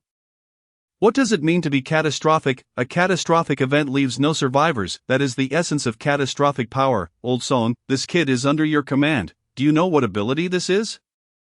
He just joined my ranks a fortnight ago, and I have only met him once. How would I know? Song Yangqiu wiped his face impatiently. If anyone should be surprised, who could surpass my astonishment? I personally evaluated this kid at the examination site. The result was merely that he was an extraordinary genius, and now he has unleashed catastrophic power. Is this a joke? Have we been acting all along? In that moment, Commander Song felt as if 1,000 wild horses trampled through his mind. It was fortunate he had restrained his subordinates. Perhaps it was this kid who had truly held back. Commander, what should we do now? Captain Qin Hao's power has reached its peak and is about to descend. His subordinates sought guidance. At this moment, all weapons within the base had automatically activated, locking onto Qin Hao. With a single command, they could eliminate the threat before it even emerged. Su Long fixed his gaze intently on Song Yangqiu, who sighed in annoyance. What are you looking at me for? You are the commander here. Your subordinates are asking you. These are your subordinates. Do you trust them? Su Long asked gravely. Nonsense, of course, I trust them. A smile crept onto Song Yanxiu's lips. He relished the words of Su Long regardless of how little he understood. This kid was still one of his own, damn it, his judgment was spot on. Praising himself inwardly, Song Yanxiu added, this kid is someone I have witnessed grow. I have great faith in his character. Su Long's eyes flickered with memories of Qin Hao leading his team fearlessly forward to the Nanyang military district. Also trust Captain Qin Hao. A general who had remained silent in the corner stepped forward. And everyone turned to look at him. Witnessing his elite squad being obliterated must have weighed heavily on this elder's heart. For him to stand and voice support was no small feat. General Shang Guanyang slowly removed his hat, holding it in his hands, and spoke with utmost seriousness. Captain Qin Hao's actions will comfort the heroic souls of Nanyang. Nanyang shall never forget our fine sons of the motherland deserve our utmost faith. His voice resonated like iron, as if blades clashed, each word striking with conviction. I also trust Captain Qin. Suddenly, Yenyi raised her hand, shouting loudly. As the eyes of the military leaders turned towards her, she stuck out her tongue, yet her hand remained steadfastly raised. We also believe in Captain Qin. Voices of support echoed throughout the hall. Song Yanxiu's face flushed with excitement. Undoubtedly, Qin Hao had earned the respect and recognition of everyone present through his actions. This was unprecedented. After all, he was only 18 years old this year. Alright, suddenly Su Long bellowed. Since everyone trusts him, Su Long naturally trust him as well. Order, cancel all automated attack commands, raise the shield, and inform all teams to swiftly retreat from Qin Hao's vicinity for defense. Simultaneously mobilize all satellite resources to keep a close watch on this area. I want to witness the miracle this kid can bring us. Yes, heavily obstruction, Starquake. Qin Hao raised his hands high, his eyes brimming with an indomitable spirit. Let these filthy beasts perish here. Boom. The space trembled violently. A terrifying pressure descended from above, snapping every tree within 100 miles. The sky darkened suddenly as a colossal shadow nearly obscured the heavens appeared slowly. The clouds were torn apart, and the fabric of space seemed to shudder. At that very moment, the hearts of all observing this scene raced. Report, a meteoroid with a diameter of nearly 300 meters has appeared at the target location. The report personnel felt their hearts ceased. However, shortly thereafter, their racing hearts abruptly stopped. No, wait, report, it's 2 meteoroids, a report emerged. 2 meteors, each with a diameter nearing 300 meters, were plummeting towards the Earth at the speed of sound. Poised for impact, the report personnel suddenly screamed in alarm. 5, 4, 3, 2, 1. The eyes of the report personnel shrank to the size of pinpricks. Impact imminent. A thunderous roar reverberated as the ground trembled violently. The lights in the hall flickered incessantly, and the display screens morphed into a chaotic jumble of symbols. At that moment, all signals were severed, though aware that the commotion was orchestrated by allies. A sense of dread gripped the hearts of all present. Song Yanxiu clung tightly to the nearby table, his aged face twitching uncontrollably. The expressions of General Su Long and others were filled with horror.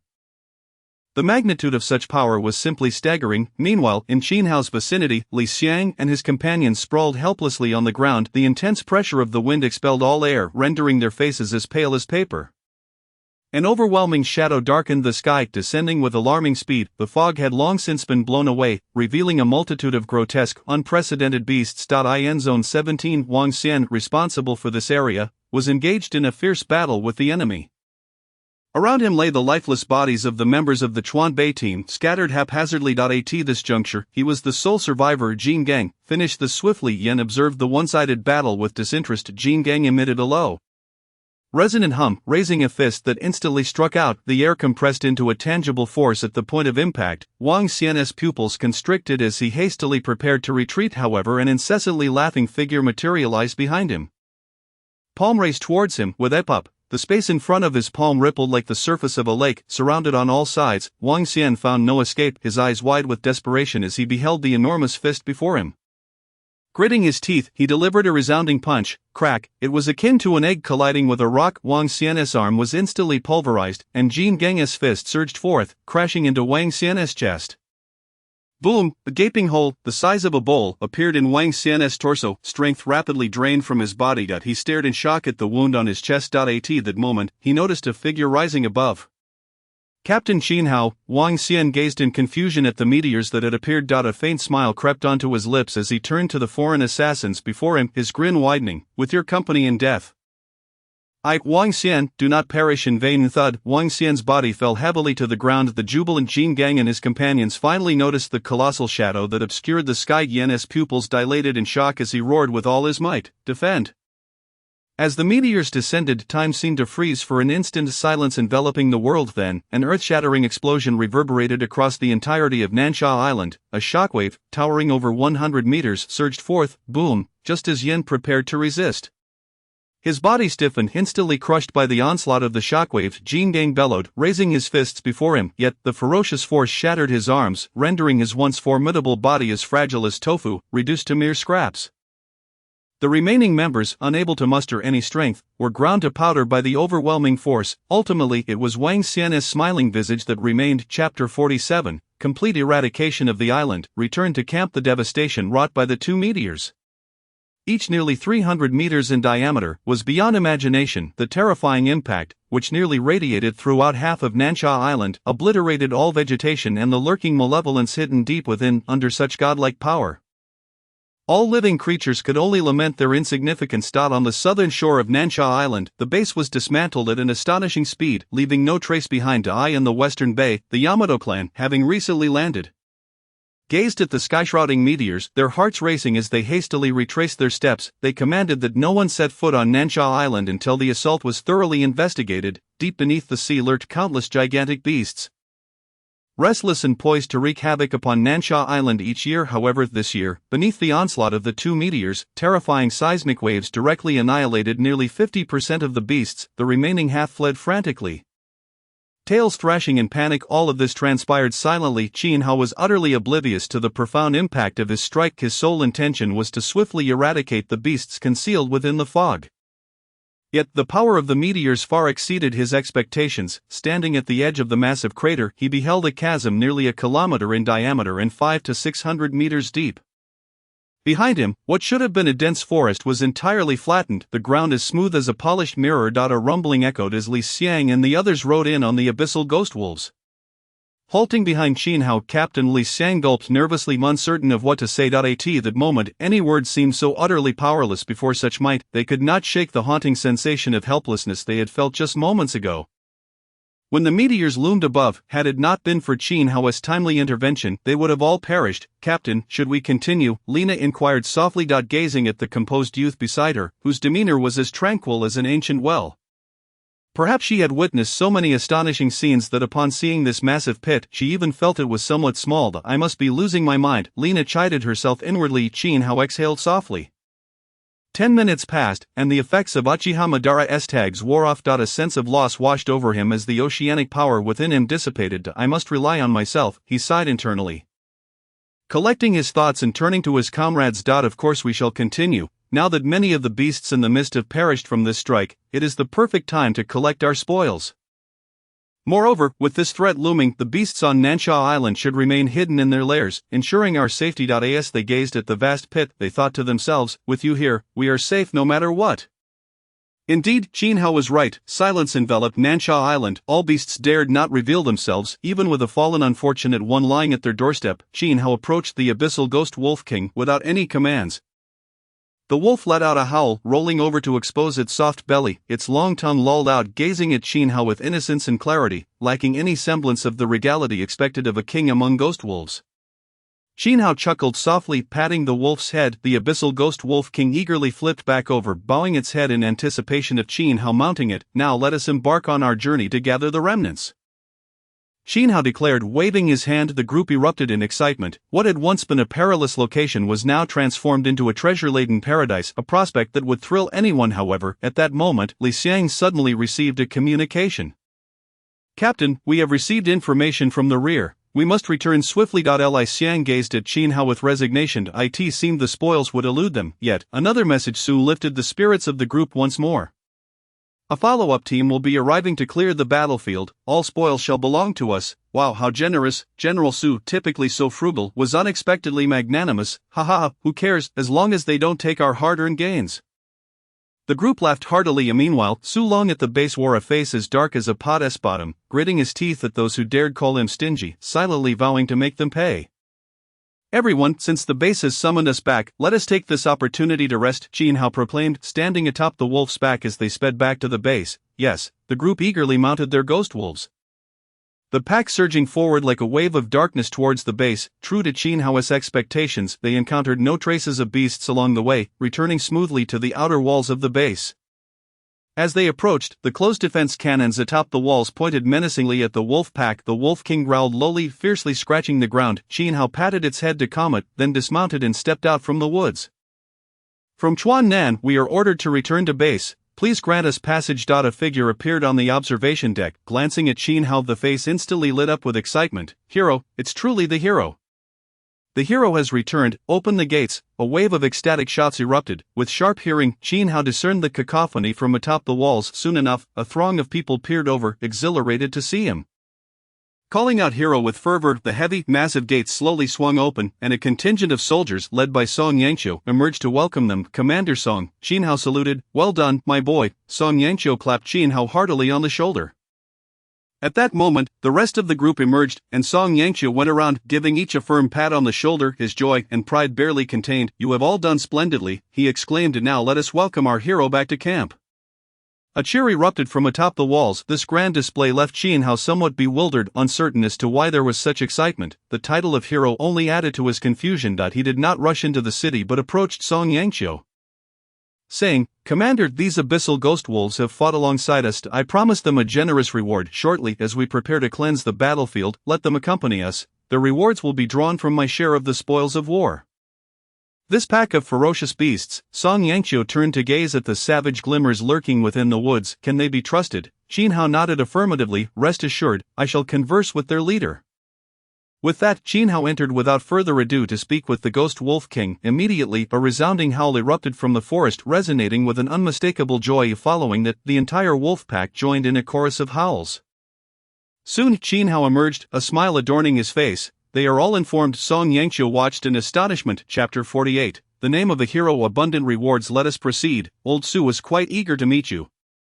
I never anticipated that you could stir such a commotion. Pray tell, what is your true strength? Song Yangqiu approached Qin Hao with an air of mystery, whispering his inquiry. Qin Hao scratched his head and chuckled. It should be the fifth layer.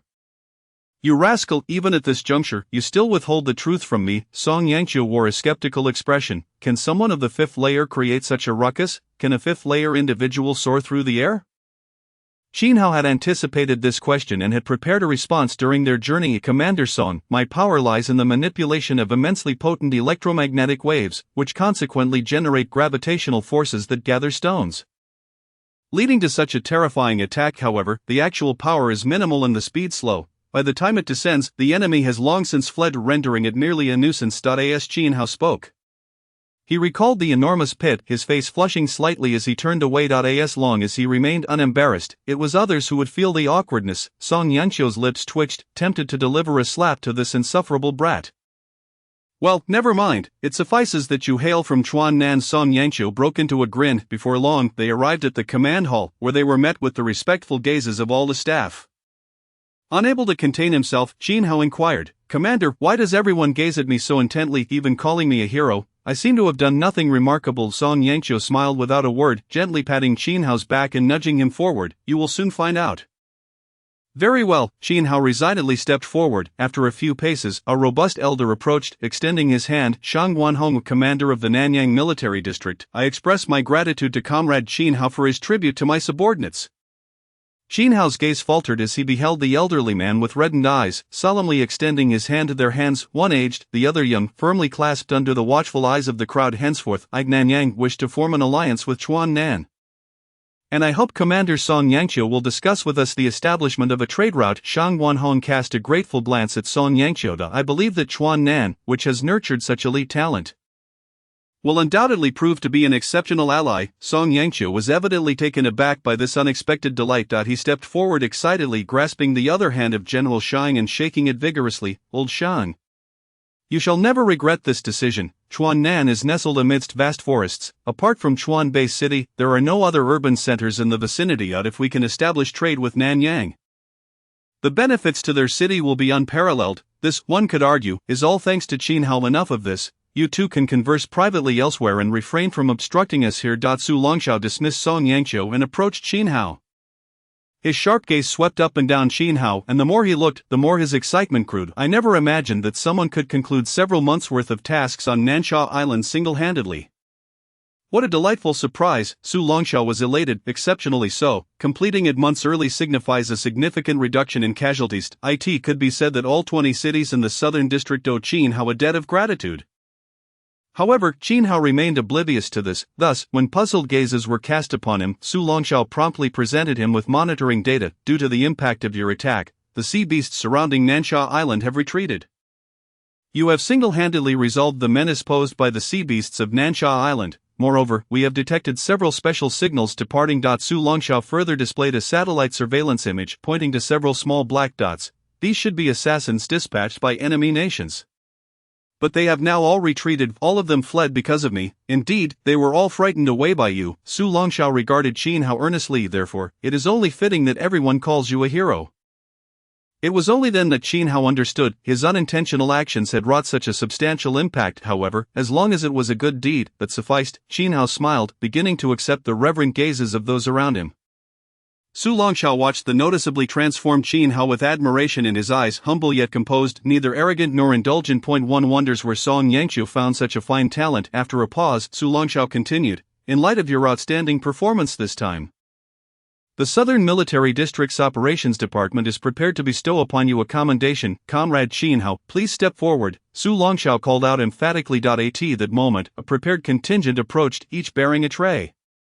In recognition of Comrade Qin Hao's courageous actions during the Nansha mission, the Southern District's Operations Department hereby awards him the rank of Colonel, along with a special elite allowance from the Operations Department. Su Longxiao retrieved an item from the first trade. It was a gleaming gold epaulet. Su Longxiao solemnly pinned the epaulet onto Qin Hao's shoulder, then adjusted the hem of his uniform. Secondly, in recognition of Comrade Qin Hao's valor in slaying enemies and adept command, we hereby confer upon him the Dragon General insignia of the Southern Military District. The second tray was presented. Inside lay a beautifully crafted badge, intricately designed with gold and silver. Dragon General. A jolt of astonishment coursed through Qin Hao. The title of Dragon General equated to the martial prowess of the entire Southern District. To Qin Hao's knowledge, fewer than 10 individuals have received the Dragon General insignia in the Southern District to date. Each one was a commander of extraordinary merit. Song Yangqiu possessed one, which he kept prominently on his desk, tended to daily by a dedicated attendant. Thus, in a certain sense, Qin Hao's current military standing was tantamount to that of Song Yangqiu. The Swordmaster of Chuan Nan, despite having joined the Chuan Nan Military District only a mere fortnight ago, such an achievement was undeniably enviable. Comrade Qin Hao, we thank you for your contributions to the Southern District.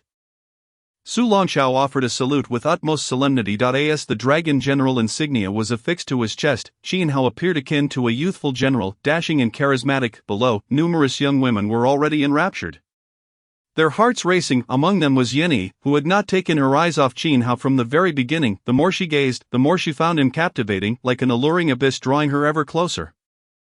Impossible to escape. Of course, she had no desire to flee. Noticing the attention from behind, Qin Hao turned slightly, catching sight of Yanyi among the crowd. He offered a faint smile and a nod, igniting a wave of excited whispers. I can't take it. The Dragon General smiled at me. He just looked at me. The Dragon General is so handsome. I wish he would whip me mercilessly. I can't take it anymore. This is my dream lover. Dragon General, could you glance at me once more? The chorus of whispers nearly caused one to forget they were in the military operations hall.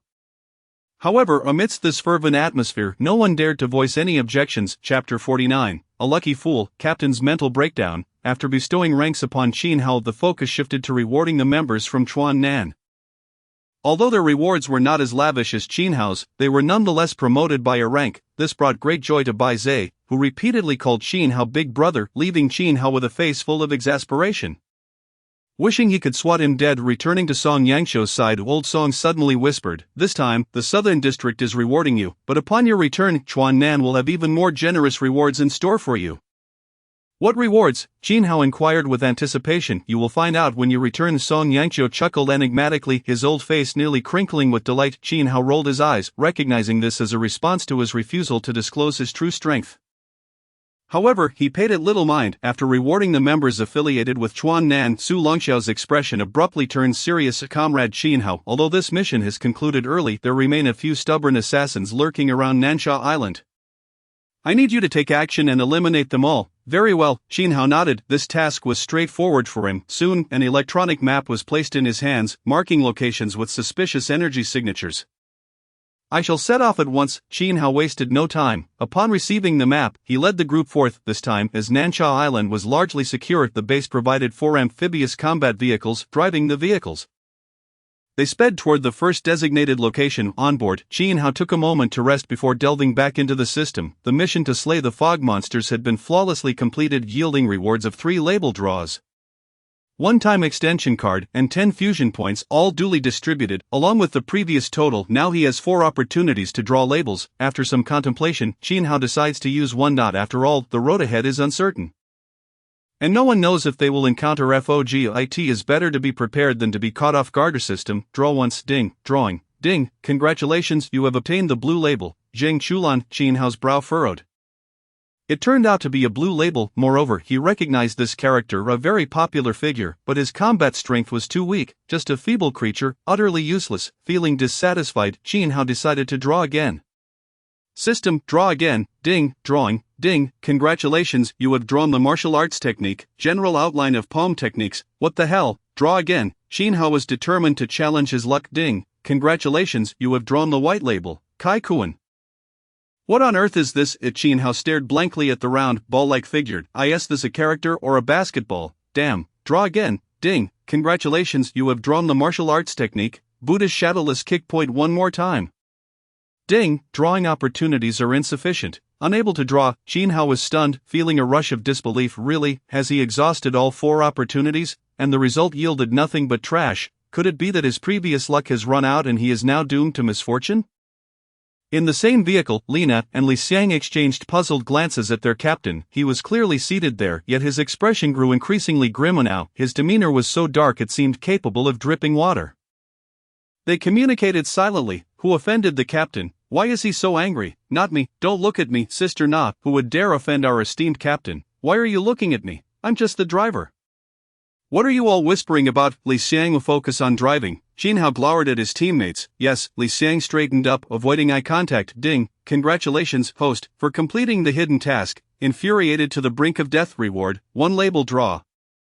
Qin Hao's eyes widened suddenly. Did he just hear that correctly? He quickly immersed himself in the system. Indeed, the dim spinning will brighten once more. Draw, draw, draw. Hurry up. Ding, congratulations, host, you have drawn the red label, Hataki Kakashi.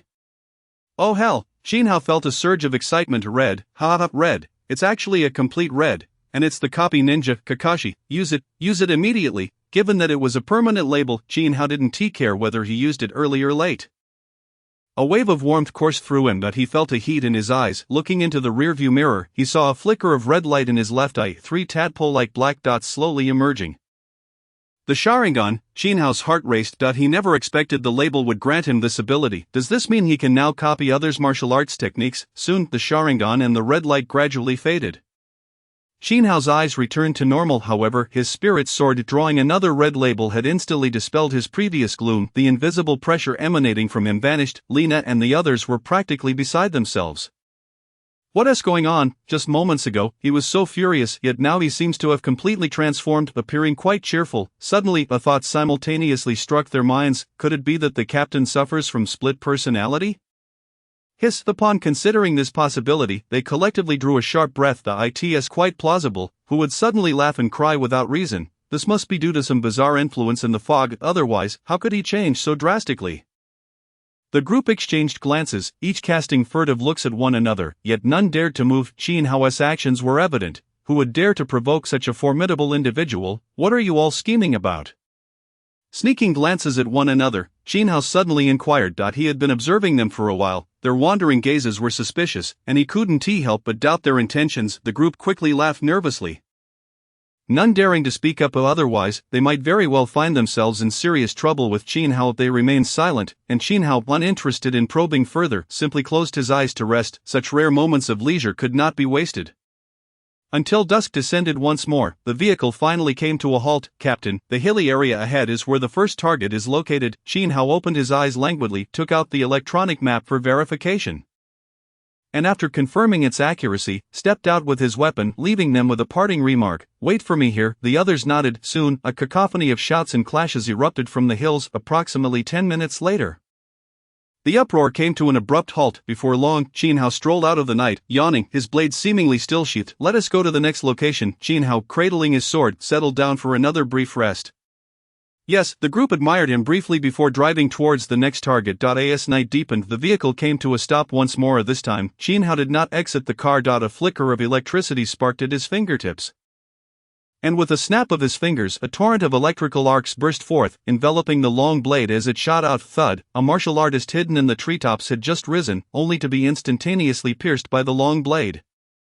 The blade traced an arc in the air before returning smoothly to its sheath. Bang! The car door slammed shut. On to the next. Until dawn, they passed through 3 locations harboring enemy assassins, except for one exceptionally powerful martial artist.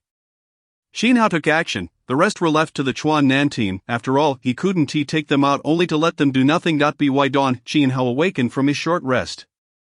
A potent wave of murderous intent pierced through the air, causing his hairs to stand on end from a distance. "Let us stop here," Xin Hao suddenly announced. Li Xiang immediately slammed on the brakes. "You all step back a bit, stay alert," Xin Hao instructed, gripping his sword as he advanced toward the nearby woods. Before he could approach, a deluge of arrows rained down from the trees. Xin Hao extended a palm. Gripping tightly, dazzling electricity erupted from his palm, instantly weaving a massive electric net before him. The incoming arrows were instantly reduced to ashes upon contact. Over 10 billion volts of electricity is no joke. Truly worthy of being the new Dragon General of the Southern District, his strength is indeed formidable. Applause resonated from the forest. "What a spectacle!" Xin Hao furrowed his brow, drawing his long blade with a flash of electricity.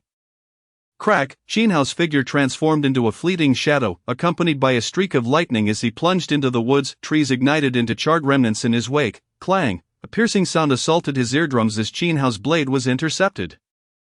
He faced a figure cloaked entirely in black fabric, and his gaze turned. "I see Y.to possess information from the base. It seems you should belong to us, but I wonder which filthy rat you are." "Ha, why not take a guess, Dragon General?" A raspy laugh emanated from beneath the black fabric. Xin Hao swiftly kicked, intercepting the opponent's hidden strike. "I will personally witness the severing of your head, then let us see who will sever whose head first." "You are my subordinates." The black-clad figure's eyes narrowed, and he bellowed, "All units, mobilize, capture this group of elite Chuan Nan members." With a whoosh, 5 or 6 figures, tightly wrapped in black, surged from the shadowy forest, charging toward Li Xiang and the others. The terrifying murderous intent was more chilling than the early morning cold. To the readers reaching this point, please take a moment to give a 5-star rating and click to urge updates. This is crucial for a new book, and I am immensely grateful. Chapter 50, The Lightiverse Rat, desperately seeking 5-star reviews. Ding, clang, the fierce sparks flickered in the forest as Xin Hao engaged in a fierce battle with the black-clad figure. The long blade, like the horns of an antelope, summoned a lengthy lightning blow. However, the black-clad figure remained unperturbed, the only part exposed. His eyes reflected a calm as still as dead water. The blade was deftly parried, followed by a graceful flick. The movements flowed seamlessly, exuding an innate beauty. Such advanced close combat skills were something Xin Hao had never encountered before. This only deepened his curiosity about the identity of his opponent. During the mission briefing, he had reviewed the files of all teams, yet none matched the prowess displayed before him. As the battle ensued, the black-clad figure suddenly deflected Xin Hao's blade and retreated a step. With an irritated gaze locked onto Xin Hao, he sneered, "Is Dragon General looking down on me? A being capable of subduing the abyssal ghost Wolf King in one blow now only possesses such strength? Or does Dragon General believe that a mere rat like me is not worthy of your full attention?" With a chilling snort, the black-clad figure erupted in a surge of inky flames. The temperature in the woods plummeted, approaching freezing point. "Dragon General, I advise you to take this seriously, or you may find yourself with no chance left." As the final word fell, the black-clad figure's form flickered like a ghostly flame. Ghost shadow flowing willow blade 18 cuts. The raspy voice echoed from all directions. Waves of inky flames erupted as if conjured from thin air, surrounding Xin Hao. The bone-chilling murderous intent surged like a tidal wave. "My Ghost Shadow clan has employed this technique to eliminate 8th-tier titled warriors, and today, I shall let Dragon General witness it. To die beneath this technique is to die with honor." Suddenly, a piercing shriek erupted behind Xin Hao.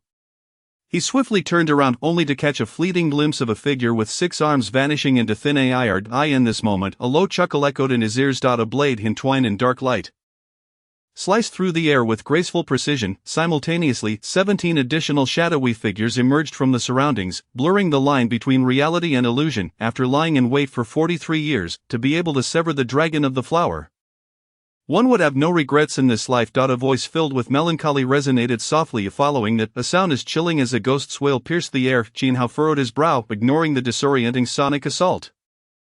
His pupils shifted rapidly, instantly absorbing all attacks from every direction. A trickle of crimson began to seep from the depths of his eyes, as tadpole-like runes spiraled ominously. It seems you have rejoiced too soon. The corners of Jin Hao's lips curled upwards as he abruptly lifted his gaze. The scarlet of his pupils caused the heart of the rat concealed in the ghostly flames to constrict abruptly. Then, a voice as cold as ice sent shivers down his spine. Ghostly shadow heartstream 18 cuts. How could this be? How could you possibly wield the strongest secret technique of my ghostly shadow clan? Who knows? Jin Hao replied with a chilling smile. In an instant, his figure vanished. In the blink of an eye, 18 silhouettes, crackling with lightning, emerged, each bore distinct expressions, akin to real beings. Impossible, this cannot be. The ever-composed black-clad man let out a desperate roar. Falling body technique, 36 cuts. Suddenly, a mist of blood erupted from the ghostly flames. The 18 shadowy figures doubled in number. If you possess this technique as well, then, the black-clad man laughed maniacally. However, a trace of derision flashed in Jin Hao's eyes. Fool, the blood burst technique has already revealed your position, and you remain unaware. The black-clad man's voice faltered. In the next moment, the 18 bolts of lightning converged in one spot. Ding, the fate strike was triggered. With a multiplier of 4. The originally deep blue lightning transformed into a hue of purple-black. The terrifying electric light captured everyone's attention. Li Xiang and his companions, who had been fiercely engaged in battle, halted, staring in shock at the blinding orb of light akin to the sun. Boom! With a thunderous roar, a wave of azure light surged forth. The crowd hastily braced themselves. The black-clad figures exchanged anxious glances. Sensing an ominous shift, suddenly a chilling scream pierced through the electric light. The black-clad man's heart raced. That was the voice of their captain. Instantly they all rushed back to the forest without hesitation. Li Xiang grinned savagely, thrusting his spear like a javelin, pinning a black-clad man who had left the back door wide open to the ground. You think you can come and go as you please, treating us as easy prey? Li Xiang leaped to the side of his weapon, swiftly withdrawing the spear and sweeping it outward. Scorching flames surged, engulfing several lagging black-clad men, reducing them to ashes. Brothers, block this group of rats. We must not allow them to disturb our captain. Yes, Jiang Yang's dark face revealed a cruel smile, charging forward like a wild beast. Boom! A punch obliterated a black-clad man's head, blood splattering across his face, yet, he grew increasingly exhilarated, wiping his face with a hand and rushing toward the next target. The others followed suit, no longer suppressed by Jin Hao's brilliance, finally displaying their own radiance. The women among the 12 pillars gazed at these unleashed warriors, their foreheads darkening. How barbaric, can't they behave like our captain? Lan Bingtong remarked, exasperatedly pinching her brow, but in the next second, she appeared before a black-clad man. Seeing the man momentarily stunned, Lan Bingtong flashed a charming smile before poking him. The black-clad man was instantly transported before Jiang Yang. Jiang Yang's face lit up with joy as he wildly swung his fists at the bewildered man, obliterating his head with a single blow. Ah, sister, well done, keep it up. Truly hopeless man, Lan Bingtong quipped. Yet she failed to notice the smile that had already blossomed at her lips. Boom, boom, boom. A series of explosions erupted like firecrackers. The unease in the hearts of the black-clad men intensified. In the next moment, a figure burst forth from the woods, colliding with several black-clad individuals and sending them flying. That figure was none other than the black-clad leader, now unmasked, Kurosawa captain. The black-clad men hurriedly clustered around, calling out in a foreign tongue. Indeed, it was the barbarian from Yamato. Jin Hao's icy voice resonated from the forest. The blade's light, infused with electric force, surged forth, instantly cleaving several black-clad men in half and pinning them to the ground before their leader. Damn you, you bastard! Where did that bird language come from? Chuan Nanbu, leave no one alive. If one escapes, you will answer for it. Jin Hao, stepping upon the electric light, advanced slowly. His chilling gaze bore an indelible murderous intent. Yes, the crowd cried out in unison, pouncing like starving wolves. With Jin Hao's presence, the black-clad men, terrified, were unable to mount any effective resistance, especially against the diverse and peculiar abilities of the 12 Pillars members. While Bai Zhe had merely been a bystander against the tree demon, he now unleashed a blind technique upon these humans, causing their eyes to weep uncontrollably as they cursed. Yet, the more they cursed, The more exhilarated the others became. Chapter 51. The countenance of the rats. Song Yang Chio's soared. Half an hour later, the sounds in the forest ceased. Not a single black-clad man remained, all lying amidst pools of blood. The members of Chuan Nanbu were drenched in blood, their faces alight with wild grins. Li Xiang wiped the blood from his face, ensuring there were no survivors, and excitedly approached Qin Hao. Report, all enemies have been eliminated. Qin Hao scanned the bodies strewn before him. Suddenly, he flicked his hand. The long knife flew out, piercing through a figure hidden beneath the corpses. One was pretending to be dead. Li Xiang's smile faltered as he looked at the black-clad man pinned to the ground. Awkwardly scratching his head, report, Captain, it was my oversight. Qin Hao nodded nonchalantly to It's not your fault. The Yamato clan excels in stealth techniques. It's easy to overlook. Take a photo and report the situation to the base.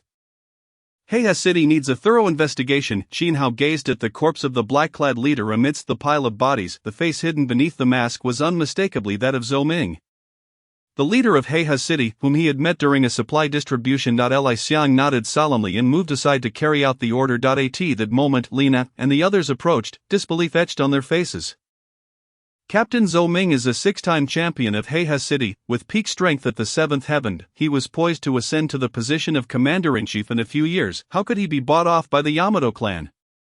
Lina pondered in confusion. What enticing conditions could the Yamato clan offer to make him abandon such a promising future to take the risk of eliminating Qin Hao? Inwomi licked her lollipop in frustration. Muttering, I read about Captain Zhou Ming's heroic deeds in school. How could he have ended up like this? Who knows? People are always greedy and insatiable, Lan Bingtong remarked, brushing a fallen strand of hair aside. Her beautiful eyes fixed intently on Qin Hao. As long as our captain is not like that. Qin Hao cast her a sidelong glance. His calm gaze caused Lan Bingtong to chuckle awkwardly. Retreating behind Lina, her heart raced, nearly dizzying her. The captain has become increasingly authoritative. Unbeknownst to her, the playful banter she once exchanged with Qin Hao, calling him Big Brother, had subconsciously shifted to a more respectful address.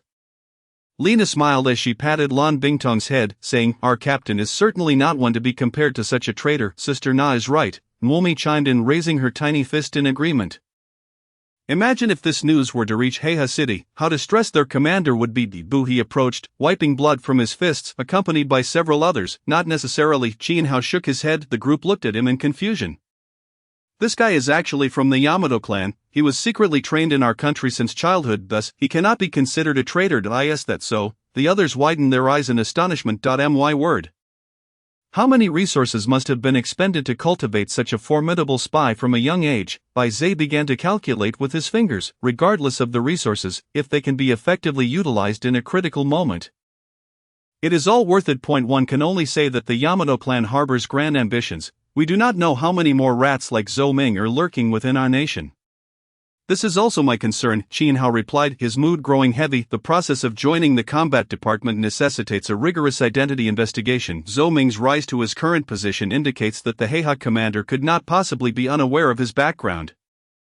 The group gasped collectively, suddenly grasping the hidden implications behind this revelation. Does that mean the Heiha commander is also a suspect? Lina clenched her fists, disbelief etched across her features. The commander of a city is undoubtedly a linchpin of their nation. If even such a position is infiltrated, the consequences are unimaginable. Qin Hao abruptly shook his head, not necessarily noticing the puzzled expressions of the others. He candidly stated, everything is merely speculation. The true outcome will depend on Captain Su Long's investigation. Until then, do not disclose any information to the outside world. Understood? The group was not naive. Such explosive news, if leaked, would undoubtedly incite significant upheaval, likely triggering a comprehensive investigation from top to bottom, which would be detrimental to the southern region and various major cities. Therefore, it is prudent to await the thorough investigation by Su Long before proceeding further. However, the mere existence of such suspicion renders the hearts of the crowd restless and unsettled. Qin Hao, too, finds himself at a loss, as this matter necessitates their own adjustment. Moments later, Li Xiang approached with a grave expression. Captain, General Su has instructed us to maintain strict confidentiality and not to raise any alarm. Understood. We shall cleanse the battlefield, leaving no trace behind. Got it. Soon, a great fire erupted, incinerating dozens of bodies from across the sea into ashes. He assisted the others in restoring the land, and in no time, the area returned to a state where little sign of disturbance was discernible. Let us continue with our mission. We must eliminate this group of rats swiftly and return for some much-needed rest, having been engaged in this task for 4 to 5 days now. None had enjoyed a proper respite, and despite their robust physical condition, fatigue had begun to take its toll. Thus Qin Hao's words found unanimous agreement among them. They swiftly boarded their vehicles, setting off towards the next location. Li Xiang, the enemies ahead are but minor nuisances. It will be your turn to hone your skills. With his eyes gently closed, Qin Hao reclined in his seat, indulging in a brief respite. Understood, Captain, rest assured. We shall execute the task flawlessly. Indeed, I have faith in you all. Qin Hao yawned and began to rest. In the command hall, Su Long gazed upon a classified photograph, his emotions tumultuous and unsteady. Clenching the railing with a fist so tight that the circular bar threatened to become a mere iron plate, he muttered under his breath, damn it. The sight of this photograph unraveled questions that had lingered in his heart for years. Each year, the forces deployed for the Nansha mission encountered inexplicable casualties, yet the reasons remained elusive. This was a thorn in Su Long's heart that could not be dislodged. Now, upon seeing the face in the photograph, a face he had once greatly admired, Su Long's confusion dissipated, replaced by a tide of furious wrath. Old Song, what do you want? Song Yangqiu approached, shaking off his cloak. Su Long handed him the photograph, and the smile on Song Yangqiu's face vanished instantaneously. A terrifying aura surged from him, akin to a dragon rearing its head. What is this? Not a traitor, but a spy cultivated from a young age. Then he is even more detestable, Su Long continued. This was discovered by your people in Chuan-Nan, thus I entrust this task to you. As an old friend of decades, do not disappoint me. Su Long fixed his gaze intently on Song Yangqiu, who met his stare without flinching. After a moment, Su Long's taut expression relaxed as he relinquished the photograph to Song Yangqiu, with a shadowed gaze. Song Yangqiu took the photograph and turned to leave. This time, I grant you permission to wield your sword. Let those rats witness the sharpness of the sword sovereign from the southern district. Su Long clapped Song Yangqiu's shoulder heavily. They will see. Chapter 52. The teammates call for aid. The trace of the mecha. The subsequent journey unfolded precisely as Qin Hao had anticipated, with Li Xiang and the others tackling the challenges ahead. Only when they encountered insurmountable obstacles would Qin Hao intervene, yet each individual yearned to prove their worth, refraining from waking Qin Hao even when faced with slightly stronger foes, instead exerting their utmost effort. Gradually wearing down their opponents through collaboration. As several encounters transpired, the synergy among the group intensified, making combat considerably easier. It was not until the third day that Qin Hao discovered that Su Long had dispatched more than one team. Given the vast expanse of Nansha Island, relying solely on Qin Hao's team would render it impossible to complete their mission before the holiday concluded. The team that crossed paths with Qin Hao's was intentionally seeking support. In their designated area, a formidable enemy force was in the process of retreat, directly obstructing their path. The city's inhabitants felt incapable of resolving the situation and sought Qin Hao's aid to avert further casualties. What do you think? Qin Hao inquired of Li Xiang and the others. Captain, leave it to us, Li Xiang declared confidently, thumping his chest. The members of the Chuan-Nan team unanimously expressed their agreement.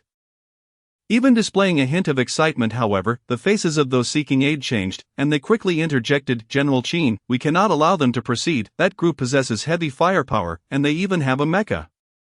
Your brothers cannot handle this, otherwise, we wouldn't be seeking assistance, one of them replied with a wry smile, who would have anticipated encountering a mecha during the cleanup. What surprised him further was that upon hearing the term mecha, the members of Chuan-Nan did not display fear. Instead, their expressions were filled with delight and anticipation. The white-haired individual named Bai Zhe grasped his hands in excitement, exclaiming, a mecha, are you sure you're not mistaken? They truly possess a mecha. Yes, indeed. The man hesitated, observing the exhilaration radiating from the group before him, almost questioning whether he had misspoken. Otherwise, why would they be so thrilled? Wonderful, at long last, I shall have the opportunity to witness this pinnacle of foreign technology. Li Xiang exclaimed, patting the large man's shoulder, are you not afraid? That is a combat mecha. The large man exaggeratedly gestured to emphasize the terror of the mecha. Jiang Yang grinned widely, playfully hooking his arm around the large man's neck. Buddy, we know it's a mecha. We've been waiting for a mecha. Haha. Qin Hao couldn't help but chuckle at the enthusiasm of the crowd. Alright, let us hurry and get on the vehicles. We must not let them escape. Yes, indeed. Let us get moving. The group hastily boarded their vehicles. Hey, big guy, don't leave. Come sit with me and tell me all about that mecha. How imposing is it?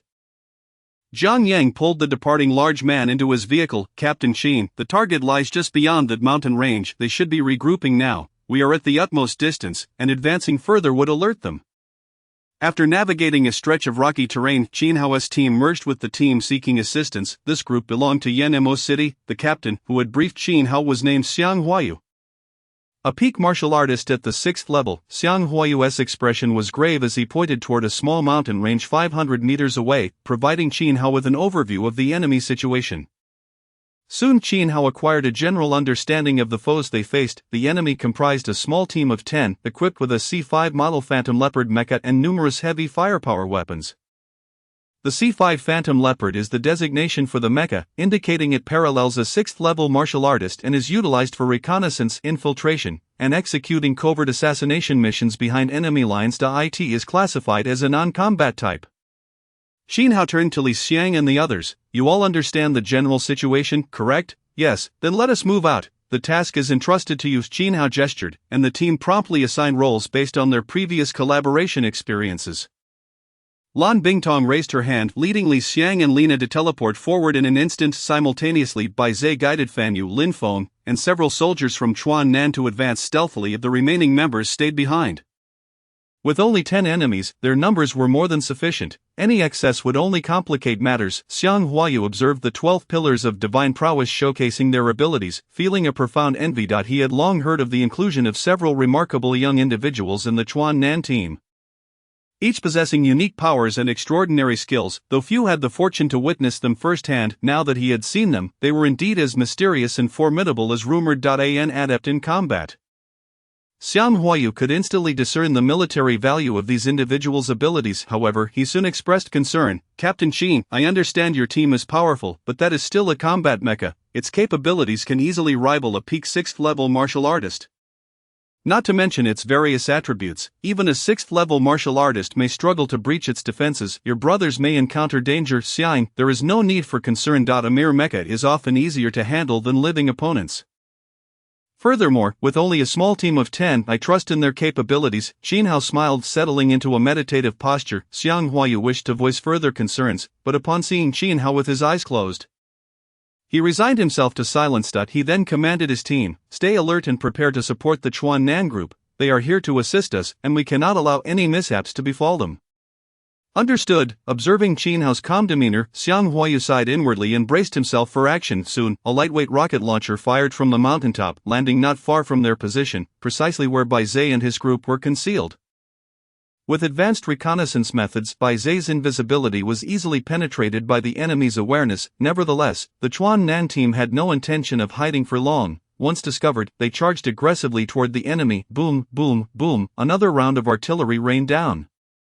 However, this time, the power of the bombardment was noticeably diminished. Amidst the flames, the handsome Lin Feng wore a smile, his hands conjuring a swirling mass of energy radiating destructive waves. Here is a little something for you.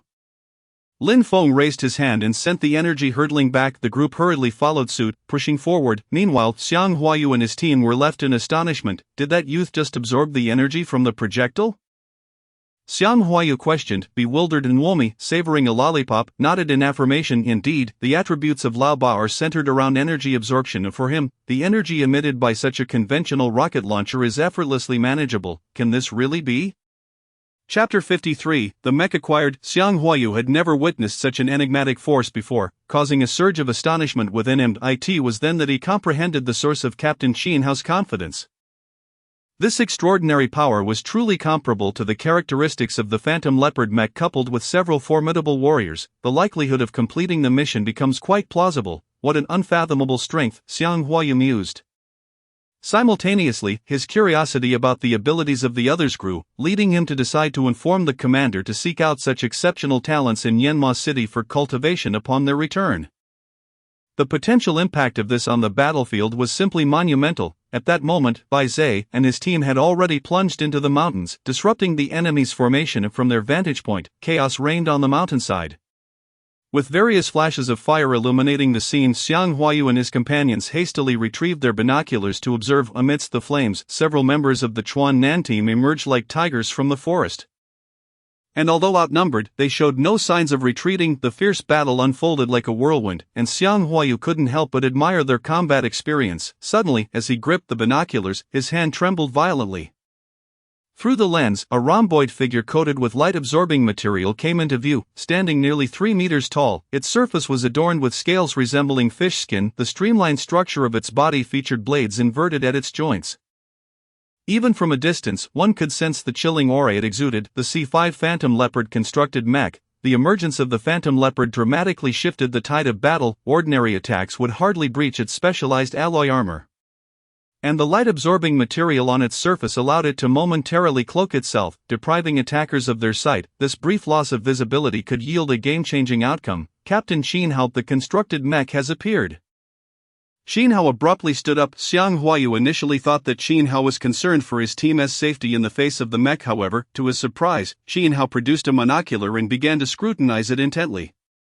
Is this the constructed mech? The beauty of such technology is truly awe-inspiring. Xiang Huayu felt a pang of frustration. Is now really the time to marvel at its beauty? Xin Hao then took the communicator. Lina, be careful not to damage the mech. I intend to bring it back intact. A similarly excited female voice replied through the communicator. Rest assured, Captain, I wouldn't dream of damaging such a treasure. Xiang Huayu thought to himself, what kind of people are in this team? That's cutting-edge foreign technology, the constructed mech. How could it be so easily taken? Very well, let us move, Xin Hao declared, setting the communicator aside to continue admiring the mech's splendor.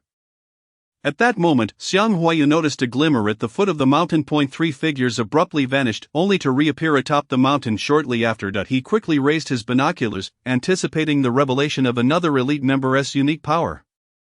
However, he was taken aback when Li Xiang charged into the freight gun in hand to assist his teammates in intercepting the mech. Meanwhile, the two women executed another teleportation, materializing behind the mech. Were they planning a sneak attack from behind? It certainly was a clever idea, but the constructed mech's defenses enveloped its entire body, leaving no vulnerable points to exploit. Wait a moment, Xiang Huayu's words caught in his throat. In his widened gaze, the woman named Lina made no attempt to attack. Instead, she gently prodded the mech's joint. To his astonishment, that joint melted away as if it were snow under the blazing sun. It melted. Lina's fingers deftly tapped the mech, and before long, the majestic mech was reduced to a mere straight rod, with its arms and legs completely dismantled. Xiang Huayu fell silent, discreetly stowing away his binoculars, casting an admiring yet envious glance at Xin Hao, and silently commanded, stand down, everyone rest. Captain, aren't we going to assist the Chuan Nan team? No need. Xiang Huayu waved his hand wearily. What assistance could they possibly offer? The most formidable constructed mech had been effortlessly reduced to a stick by that formidable woman. Without the threat of the constructed mech, the remaining warriors were no match for Chuan Nan. Thinking back to how he had previously shaken hands with that woman, Xiang Huayu shuddered, casting a wary glance at his own palm.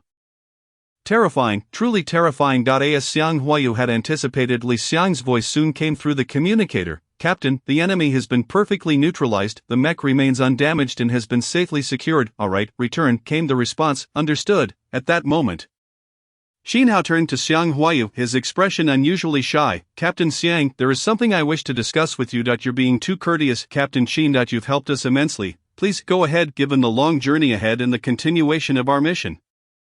It would be quite inconvenient to transport that large mech. Might I ask if you could assist us in bringing it back? Of course, we will take charge of the upcoming extermination tasks in Yanma City. How does that sound? Xiang Huayu paused, glancing at the massive mech being transported down the mountainside, his eyes gleaming with desire as he nodded eagerly. Sounds good, although the mech was not his spoils of war. Being allowed to transport it back meant he could study it along the way. This presented a tremendous opportunity for Yanma City, and Xiang Huayu would be foolish to let it slip away. Yet, it seemed Xin Hao had seen through it all, his face adorned with a broad smile, continuously expressing gratitude. Before long, the mech was successfully loaded onto the vehicle. Xiang Huayu's face beamed with joy as he poked his head out of the window to express his gratitude. The vehicle kicked up a cloud of dust as it sped away, leaving Li Xiang and the others watching with a mix of exhaustion and reluctance. Captain, just like that, you're letting them take it back? They probably won't be able to resist, Lina remarked, smiling in disbelief. The final smile from Xiang Huayu was clear to all. However, Xin Hao merely nodded. I know, then it's of no consequence. We are all family. With a light smile, Xin Hao climbed into the vehicle, leaving Li Xiang, Lina, and the others exchanging glances. Moments later, a deep sense of respect welled up within them, dispelling any lingering discontent. As Xin Hao said, they were all family. Alright, brothers, let's get in the vehicle. We need to assist those troublesome folks in Yanma City with their extermination efforts, Li Xiang shouted excitedly, clapping his hands. He quickly took the driver's seat. And soon, the convoy kicked up dust and sped off. 30 gifts earn an extra chapter. Here it is. Thanks to those who sent gifts. Additionally, we are collecting various character tags for supporting roles. Chapter 54, The Ghost Shadow Plan's Movements. Head of the Dao family Lu Zhaijun meets a heroic end in a picturesque paradise where peach blossoms flourished and waterfalls cascaded into icy pools. An elderly man radiated a coldness that overshadowed even the chill of the waterfall as he absorbed this news. Clad in a one-piece kimono, the old man knelt on the ground before a blue and a red exquisite katana resting on the verdant stone. Beside him knelt a ninja, shrouded in black cloth. With his head bowed deeply, trembling, the head of the family had further advanced in strength. The ninja dared not utter a sound, remaining deeply bowed. After a moment, the current head of the Ghost Shadow Lu Zhai clan, Guiying Yuan, finished his meditative practice and slowly opened his eyes. How did Lu Zhaijun die? The assassination mission failed, and he was outmatched and slain. Along with him perished 53 ghost guardians of the Guiying clan. An even more frigid aura emanated from Guiying Yuan. He exhaled deeply. Where is Lu Mujun now? Reporting to the head, Lu Mujun has garnered the favor of the Great King and is currently training in the Ghost Garden. Summon him back. His brother's revenge must be exacted by his own hand. The voice, deep and resonant, uttered these words. Suddenly, a chilling blade aura sliced through the air. The waterfall was cleaved in two, halting midair for 3 breaths. A multitude of ghostly shadows appeared as if summoned from the depths of hell, howling as they surged into the ice-blue blade that had been drawn. This sword was gifted to Lu Zhaijun on his 70th birthday. It was meant to quench its thirst with the blood of enemies. To honor his heroic spirit. Go, deliver this blade to Lu Mujun. Guiying Yuan sheathed the blue katana and handed it to the ninja. The ninja knelt, raising his hands to receive it slowly. However, upon grasping the blade, his face turned pale with shock. How heavy! The ninja's arms tightened, muscles straining like stone to support the sword, preventing it from dropping even a fraction. Guiying Yuan's fingers brushed over the blade, revealing 2 engraved characters on the hilt. This sword is named Guihun. My son is the same. The ninja bowed deeply, raising the Guihun sword high. Gradually retreating from the head's meditation space. A week had passed, and it was finally coming to an end. Bai Zhe lay sprawled on the roof of the vehicle like a dead dog. His small eyes wide with confusion. Eye in the sunlight, a tuft of white hair swayed gently in the breeze. They had been on the move for an entire week, traversing a route that could circle South Sand Island multiple times. Now, it was finally coming to an end, due to the extermination mission. Bai Zhe, typically lackadaisical, had shown brilliantly this time. With his exceptional invisibility skills and the art of deception, he led the team in hopping between various enemy strongholds, executing a myriad of tricks, thus making a significant contribution to their extermination efforts. Consequently, Qin Hao granted him permission to take a nap, albeit on the roof of the vehicle, as there was hardly enough space inside. Is it really coming to an end? Qin Hao's languid voice drifted in through the window. Bai Zhe swiftly turned over, clinging to the window as he poked his head out. Captain, when we return, will you teach me martial arts, especially that move, the Foshan Shadowless Kick? It's so cool. His eyes sparkled with admiration, akin to a starry-eyed fan gazing at his idol. Qin Hao raised an eyebrow.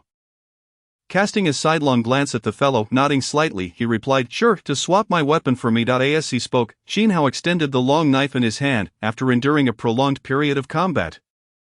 His blade had reached its limits. During the most recent skirmish, it had been shattered by his own electric power, leaving only the hilt embedded in the casing. Bai Zhe's expression of anticipation abruptly stiffened, and he begrudgingly lay back down. I think it's better to gradually explore such things on your own, he mused. If someone forces you to improve, it might do more harm than good, right, brother? Qin Hao scoffed lightly and closed his eyes once more. Li Xiang glanced at the captain, resolutely countering, "That's not right, just think about it. Our captain is a remarkable figure. To receive his guidance is a fortune that one cannot attain in several lifetimes. A mere knife worth tens of millions is trivial in comparison. Oh really? Then buy me a knife, and I'll teach you." Qin Hao suddenly proffered the blade again. It is certainly worth considering. After all, tens of millions is no small sum, so it must be approached with caution. Heh, you see it that way too, Captain. Wait, Captain, why are you handing the knife to me? Do you want me to hold on to it for you? Li Xiang gazed quizzically at the long knife presented beside him. A bead of sweat the size of a bean trickled down his forehead. Goodness, I'm glad I reacted quickly. A knife worth tens of millions. If I were sold, I couldn't afford it. The spoils from this mission should be sufficient, Lena murmured from behind. The corner of Li Xiang's mouth twitched, and his heart nearly skipped a beat. Deputy Captain Lena, your statement is erroneous. That is money for our brothers to support their families. Our captain would never be the kind to seize his brother's hard-earned money. Captain, it's too cruel of Luna to insult your noble image. She must be properly warned. Li Xiang glared fiercely at Lena through the rearview mirror, exchanging glances filled with meaning. Nuomi, observing their antics, burst out laughing, causing her lollipop to fall. Oh no, my candy. Look, look, even the little girl can't bear to watch you. Qin Hao withdrew his hand, crossed his arms, and shifted into a more comfortable position, leaning to the side. The warm sunlight streamed through the window, casting a gentle glow on his still somewhat youthful face, the smile playing at his lips that radiated warmth. Lan Bingtong gazed through the rearview mirror, gradually becoming entranced. If only I could stay like this with the captain forever. The laughter and banter of Li Xiang and the others came to an abrupt halt upon seeing Qin Hao sound asleep. Li Xiang reached out to close the sunshade. Qin Hao spoke softly, "No need, the sunlight is quite pleasant." Li Xiang paused, slowly retracting his hand. Understood. The vehicle continued its steady course. Lan Bingtong found herself lost in thought as she watched Qin Hao. Luna flipped through the combat logs, preparing mission reports, while Nuomi took out a new piece of candy, savoring it contentedly. Baize, resting his head on his hands atop the car roof, reminisced about the past days. Suddenly he whispered, "Boss, what kind of knife do you like?" At the base shop, there is the Tang Dao by Longing, priced at 89 million. Good. Baize showed no hesitation. Qin Hao's smile broadened.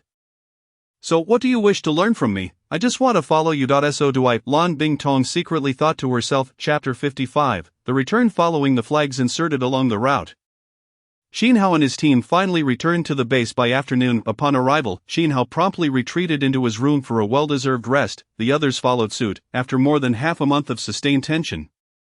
Their spirits had become utterly fatigued. Qin Hao slept soundly for a full day, awakening only the following night. After consuming a nutritious meal in the cafeteria, he returned to his room to engage in physical training.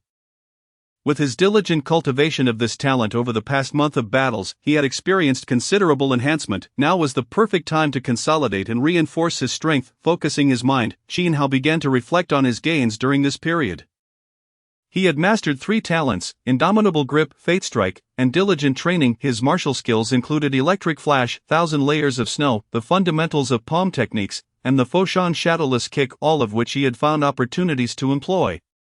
Reaching a level of proficiency, however, what excited Qin Hao the most were the 3 permanent tags he had acquired: Shaoli, Misaka Makoto, and Kakashi. With these tags, he could now rival a 6-fold heaven warrior without even opening the 8 gates of Duanjia.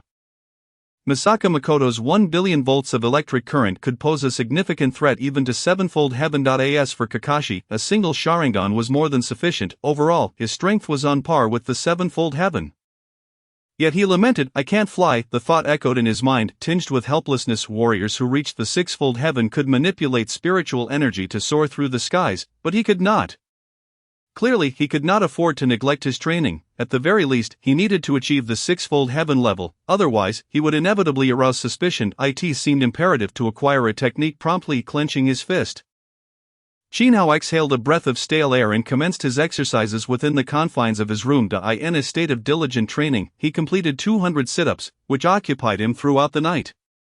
He would do a set, then take a break. By the time he finished this regimen, dawn had already broken. After taking a shower, Qin Hao headed to the outdoor square. The entire team had returned the previous day, and a meeting was scheduled for today. Once the meeting concluded, the mission in Nansha would officially come to an end. Qin Hao had initially been reluctant to attend. However, Colonel Su Long insisted that he was an indispensable figure and must be present, compelling him to rise early. Upon arriving at the square, Qin Hao immediately sensed the solemn atmosphere. Compared to the fervor before the mission, the square was noticeably less crowded now. The sparse attendance was a somber reminder of those who had perished on Nansha Island. Many generals were adorned in white sashes, each standing in their respective teams. Scanning the crowd, he noted the absence of several familiar faces. Qin Hao fell silent, adjusting his attire before striding to the forefront of the Chuan Nan team. As he arrived, the square fell eerily silent. All soldiers fixed their eyes on Qin Hao. As he came to a halt, someone shouted, "Salute!" The unified response echoed in perfect unison, sending a tremor through Qin Hao's heart. His fingers clenched tightly as he silently endured. In that moment, a strong wind suddenly swept through the square, howling like the cries of countless unreturned souls. The summary meeting continued for an hour, drawing closer to its conclusion. As the scores of the various teams were tallied, they would be ranked according to their points, which would determine the allocation of resources for the southern region over the coming year. Unsurprisingly, Chuan Nan claimed the top spot, leading the second-place team by a substantial margin. First place, Chuan Nan Battle Team leader, Qin Hao, points, 13,589. Second place, Shanglin Battle Team leader, Gu Meng, points, 6,725. Third place, As Colonel Su Long delivered his final tribute to the fallen comrades, the mission in Nansha was officially declared concluded. The crowd began to disperse, and soon it would be time to return to their own cities. A somewhat withered figure passed before them. Standing behind Qin Hao, Li Xiang seemed to recall something and suddenly called out, "General Su Tsang, please hold on." The figure turned, revealing a wrinkled face adorned with a smile. "Ah, it's Xiao Li. What's the matter, General Su? This is the signal flare that Brother Wang Xian entrusted to us before the mission. We never used it, so we'd like to return it to you." Li Xiang produced the flare, gazing at the engraved characters Chuan Bei. General Su Tsang's eyes welled with tears as he trembled while accepting the flare, delicately placing it into his pocket. "Thank you. This is the only relic left by the entire Chuan Bei team." Li Xiang saluted and turned to rejoin his team. Qin Hao cast a solemn glance at the old general, raising his hand with authority. "All troops, stand by for orders. Let us move out." The rotorcraft from Chuan Nan slowly ascended into the air, but suddenly a resonant wolf howl echoed from outside the city. "Oh!" Following that, an even more thunderous chorus of howling erupted. Shaking the very ground, the base was thrown into chaos as all personnel scrambled into action. Damn it, how can there be a beast tied at this moment? Most of the main forces had already departed. And according to the energy levels reflected by the target group, there was no team within the base capable of stopping this horde of ferocious beasts. "Quick, notify Colonel Su Long. It'll be too late if we wait." Just then, Colonel Su Long entered the now sparsely populated command hall. Observing the screen displaying the dense wolf pack, a glimmer of amusement flickered in his eyes. "Don't panic, these aren't enemies." All personnel halted in confusion. "Not enemies? Then what are they, friends? Are we supposed to befriend ferocious beasts? What a ridiculous notion." Colonel Su Long remained silent, watching the screen intently. Above, upon hearing the wolf howls, the Chuan Nan team erupted with excitement. A group of men leaned out the windows, exclaiming, "Captain, are they here to see us off?" Amidst laughter, the fierce beasts bid farewell, and it is no surprise that our captain commands such presence, Qin Hao remarked nonchalantly. Perhaps, he mused, as he was also uncertain of the intentions of the abyssal ghost wolves. Surely, they could not still yearn for his guidance. Suddenly, Jiang Yang's eyes widened as he forcefully parted the crowd and exclaimed, "Captain, they have fled. It is unusual for them to run away. No, they have come running after us. By heavens, they are truly following us. Captain, come and see." With an expression of bewilderment, Qin Hao approached the window. Indeed, he beheld the abyssal ghost wolf king leading a multitude of ghost wolves racing swiftly across the earth, closely trailing their rotorcraft. Upon noticing Qin Hao's visage, the wolf king emitted a fierce roar, and its form transformed into a streak of black lightning across the ground. "Captain, do you think they are in awe of your authority and intend to follow you?" An unexpected hypothesis arose from the crowd, prompting a flurry of exchanged glances. By heavens, that is quite plausible. Chapter 56, The Following of the Wolf Pack, Collective Evolution. Without delving into the astonishment of the crowd, the area beneath them descended into chaos. Nearly 100 abyssal ghost wolves, under the command of the 7th-tier abyssal ghost wolf king, dashed past their territory. Who would not be alarmed by such a sight? In an instant, alarms rang out from all directions, as defensive forces prepared for action, bracing themselves to eliminate the threat beyond the wilderness. Yet, at that moment, they received an unexpected order from above. Are these truly allies? The receiver could not help but curse, quickly recalling that the other party was their superior, and hastily offered apologies. Indeed, they were the fierce beasts tamed by the southern Sichuan region on Nansha Island. Simply disregard them and allow passage. Do not obstruct or engage. Listening to the busy signal on the phone, the receiver swallowed hard, gazing at the screen where the energy readings were nearing a critical threshold, a profound admiration swelling within.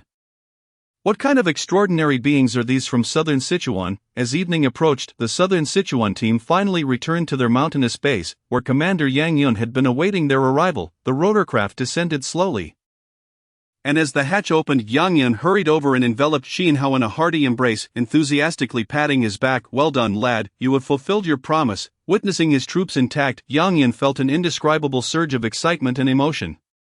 He was already aware of the casualties on Nansha Island. Even though the mission had concluded earlier than anticipated, losses had still been significant, reflecting the perilous nature of the task. Yet, all his subordinates returned. A few departed, and a few returned. Ecstasy, joy. Ultimately, this transformed into an exultant bellow. "All present salute." With a whoosh, Li Xiang and the others returned the salute. "Ha, splendid. Hurry down, the celebration feast is ready and awaiting your presence." Yang Yun clapped Qin Hao on the shoulder. However, Qin Hao smiled and replied, "Commander Yang, please wait a moment, as there are still friends who have yet to arrive." Friends? Yang Yun looked perplexed at the crowd. Noting the absence of anyone just then, a rumbling vibration resonated from the ground. The base was suddenly filled with piercing alarm sounds. Arm the defenses. A tide of fierce beasts is rapidly approaching. Prepare for engagement.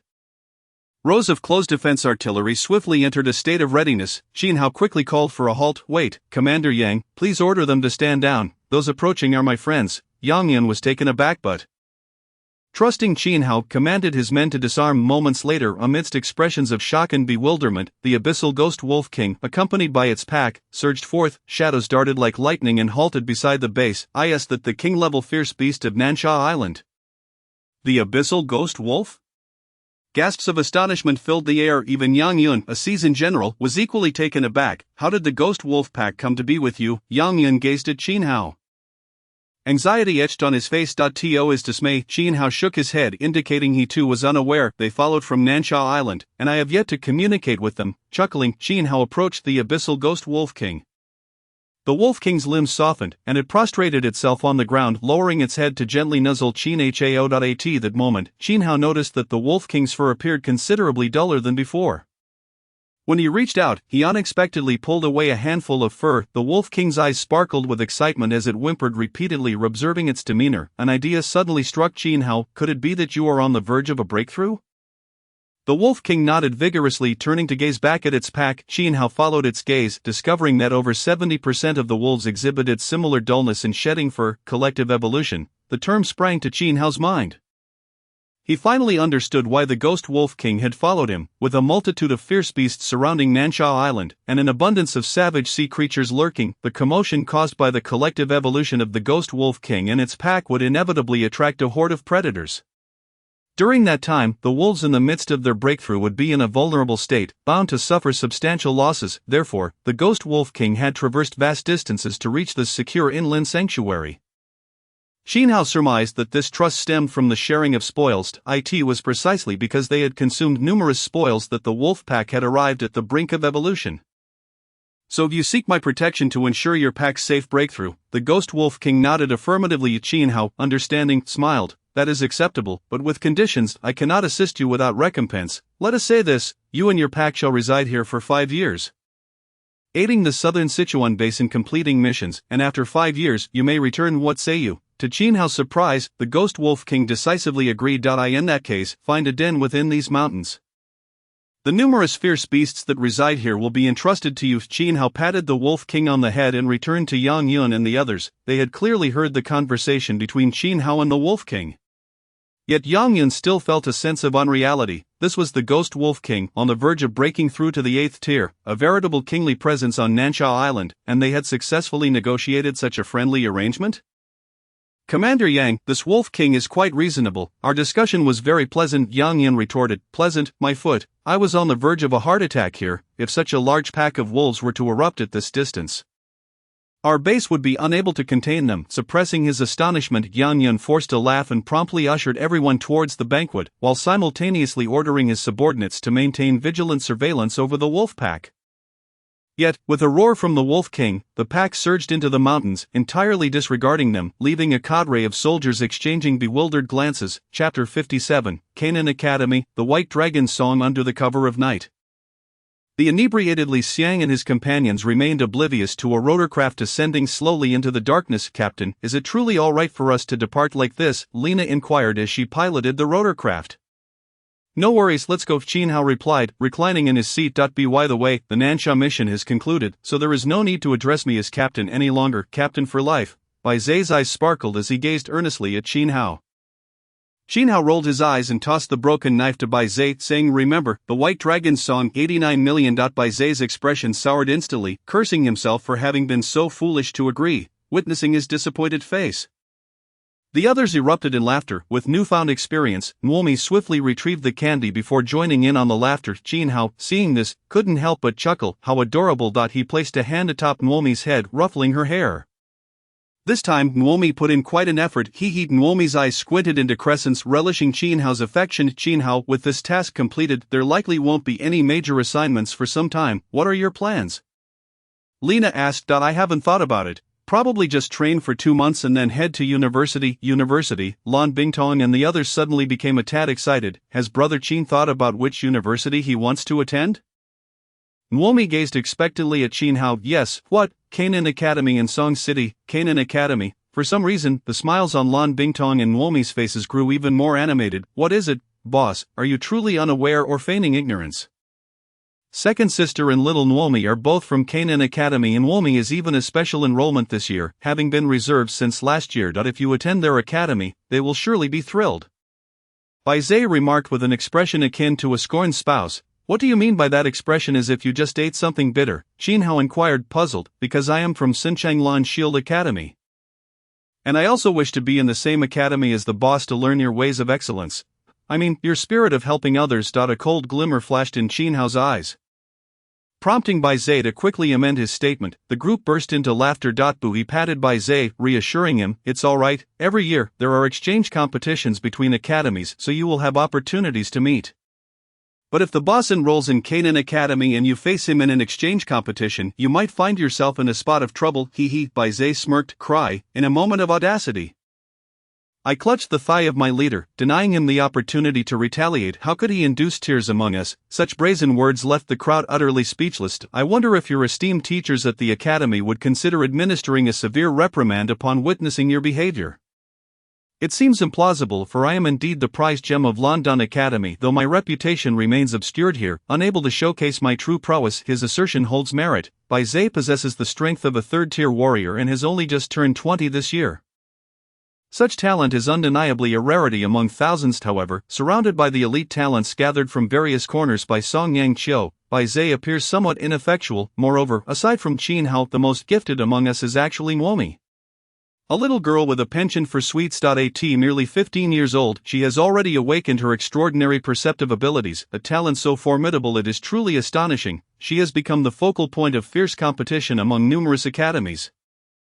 It could be said that any one of us present could easily serve as a banner for an academy. Before long, as the crowd engaged in conversation, Lena's voice resonated, esteemed guests.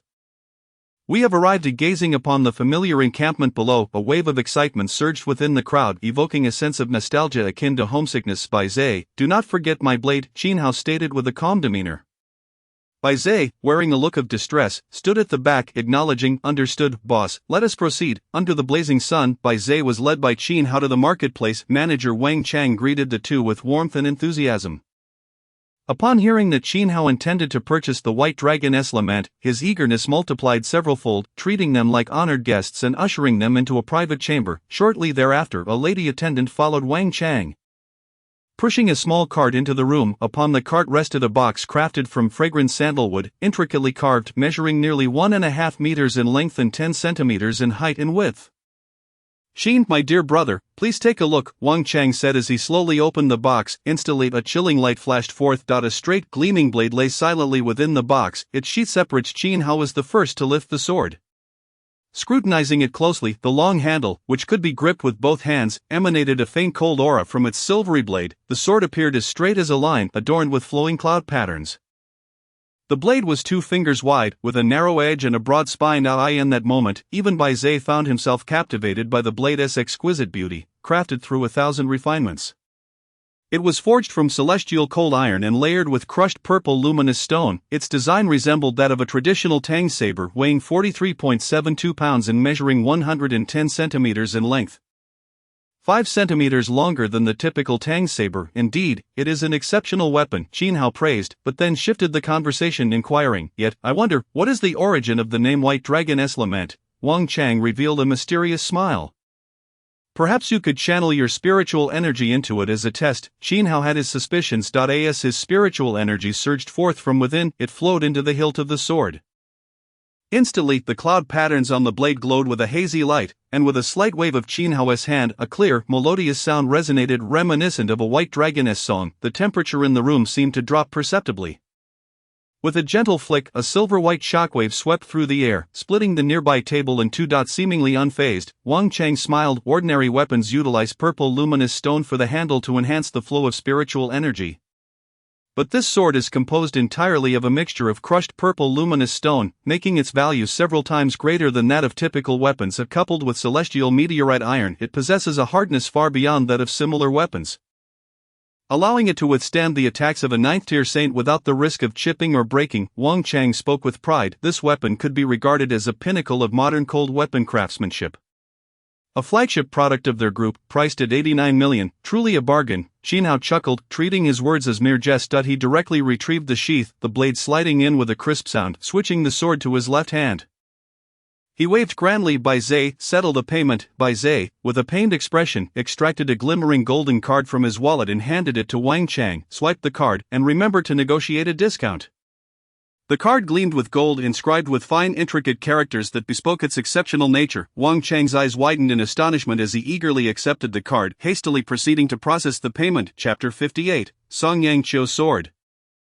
Third-tier warrior. A gentle rain fell from the night sky, yet the bustling Black River city remained ablaze with life. Crowds surged like waves, weaving through the streets and alleys, beneath the neon lights. The youthful denizens of the city indulged in passionate embraces, completely lost to the world around them. The pulse of vibrant music emanated from the shops lining the streets, creating a picturesque scene of urban exuberance. In the midst of this urban splendor, it was difficult to discern that this was a world dominated by ferocious beasts, where humanity remained perilously vulnerable. Song Yang Qiu, draped in a fur cloak, trudged through the light rain towards the heart of the city. A hand-rolled cigarette dangled from his lips. Even as the rain dampened it, he paid no mind, taking laborious puffs. The red tip of the cigarette flickered like a beacon. Such an eccentric figure stood out starkly amid the youthful revelry. Many young individuals contemplated approaching to tease this elderly man, yet the glimpse of the ancient bronze sword peeking from beneath his cloak instantly instilled a chill in their hearts. They quickly suppressed their playfulness and distanced themselves. Black River City lay upon a vast plain, its terrain open and expansive, surrounded by several cities. The roads were interconnected, fostering exceptional prosperity. This prosperity, however, necessitated stringent security measures. Ordinary individuals could scarcely carry weapons without consequence. Thus, when they observed Song Yang Qiu, a peculiar figure wielding a sword with casual ease, they instinctively shied away, for only those who were either madmen or formidable warriors would dare to act thus. And neither was a group of ordinary folk willing to provoke. It seemed that someone had taken up the phone to call the authorities. Unbeknownst to Song Yang Qiu, he continued on his path. Unperturbed, minutes slipped by as he walked. Suddenly he halted, having exhausted the last puff of smoke, yet the person he awaited still had not appeared. A flicker of sorrow crossed his eyes as he reflected on the various discoveries he had made in recent days. What had once been mere suspicion now solidified into certainty through their silent resistance. Did they truly wish to witness my sword? Song Yang Qiu murmured, his gaze dark and fixed upon the 4-story building 100 meters away, the Black River City Command Headquarters. Abruptly, the iron gates creaked open, revealing a tall figure clad in a black suit. Song Yang Qiu, it has been a long time, the figure spoke, a satisfied smile gracing his face. I did not wish to see you under such circumstances. Song Yang Qiu exhaled a puff of smoke, his fingers caressing the ancient bronze sword. No matter, I anticipated this. Why? Song Yang Qiu's voice resonated with an inscrutable mix of confusion and sorrow. In that moment, all extraneous noise faded, and his focus narrowed solely upon the figure before him. A surge of energy erupted, shielding him from the rain. It has been years, and your strength has indeed advanced. I find it quite enviable. The tall figure gazed at the energy wave with nostalgia. When I entrusted you with this prosperous land, why did you choose a path of treachery and disgrace? You should not have done so. Song Yang Qiu inhaled deeply, taking a deliberate step forward. Thunder rumbled ominously, and the gentle rain intensified into a torrential downpour. The ground fractured beneath him. For what reason? The offerings from the other side were simply too generous. The tall figure helplessly swept his hair back, chuckling, you remain as tempestuous and impetuous as ever. You have not changed either, Song Yang Qiu replied, his brow furrowing in fury. Boundless energy surged forth, momentarily halting the very fabric of reality. With a swift gesture, he summoned the ancient sword, unleashing a torrent of dust and debris. Within a 10-meter radius, all raindrops transformed into a shroud of mist. The bronze sword was drawn in an instant, gliding through the air like a startled phoenix. In the blink of an eye, it traversed the 100 meters between them. Sparks erupted in the air as bullets met their demise, severed in two. The tall figure lowered his head, disbelief flooding his eyes as he surveyed his own body. The specially crafted handgun slipped from his hands, shattering upon impact. A moment later, crimson blood erupted from his form, cascading forth like a fountain. Within a heartbeat, he collapsed, reduced to a heap of fragments. At that moment, Song Yang Qiu sheathed the ancient sword with a soft click, sealing away the blade that had only recently glimpsed the light of day. He retrieved a fresh hand-rolled cigarette, igniting it slowly. After a single puff, he discarded it to the ground, extinguishing it beneath his foot. "Farewell, old friend." With those words, Song Yangqiu turned on his heel and departed. The four-story building in the distance trembled and collapsed. Shadows clad in black suits emerged swiftly from the alleyways, sealing off the area with urgency. All witnesses were issued strict orders to remain silent. Those who had captured photos or videos found their devices confiscated along with them. In the face of such overwhelming power, none dared to voice a protest. What should have sparked a monumental upheaval was swiftly extinguished by formidable might.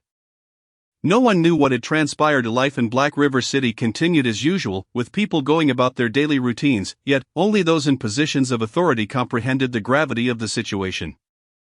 In the span of a single night, Black River City had changed hands. Concurrently, neighboring cities entered a state of emergency self-examination. Before the figure bearing the bronze sword, all felt an icy chill. No one wished to witness the collapse of the command headquarters occur within their territory.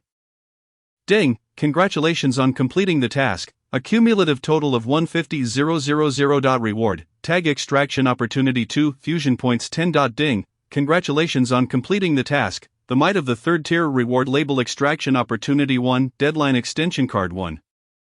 Fusion points 10. Listening to the voice in his mind, Qin Hao felt an immediate sense of relief and lay flat on the ground. After a month of effort, he had finally completed his task. He had engaged in a total of 150,000 physical exercises, including frog jumps, high kicks, push-ups, sit-ups, and even the circulation of spiritual energy, all amounted to 150,000 repetitions. Under the diligent cultivation of his talent, his efforts yielded remarkable returns. His strength had escalated from the first level to the third level in a single month. Such rapid progress would surely astonish even Song Yangqiu. Unfortunately, no one could fathom that the formidable Qin Hao, who dominated Nansha Island, was merely a novice at the first level. Now, with the third level attained, it was time to acquire a new technique. Qin Hao lay on the ground, feeling the hunger in his stomach, and suddenly jumped up. But first, time for a meal. Ding! Task triggered. The path of the Kunping, the annual academy recruitment begins. Please strive to enter Canaan Academy with the best results. Task rewards. Label extraction 2. Some companions mentioned that the power system was not very clear, so let me clarify. Warriors are classified into 9 levels. The 4th level awakens innate abilities, the 6th level allows for flight. The 8th level denotes a title level expert, and the 9th level is the sacred one of the mortal realm, currently the highest. Furthermore, ferocious beasts correspond to the ranks of warriors, classified by tiers, and are referred to by royal and noble titles due to their status. For instance, the Abyssal Ghost Wolf King is a Tier 7 beast and is also the ruler of a territory, thus called a royal beast. Moreover, due to their formidable physicality, warriors usually need to be one level higher than the beast to slay it, although some elite geniuses can defeat beasts of the same tier.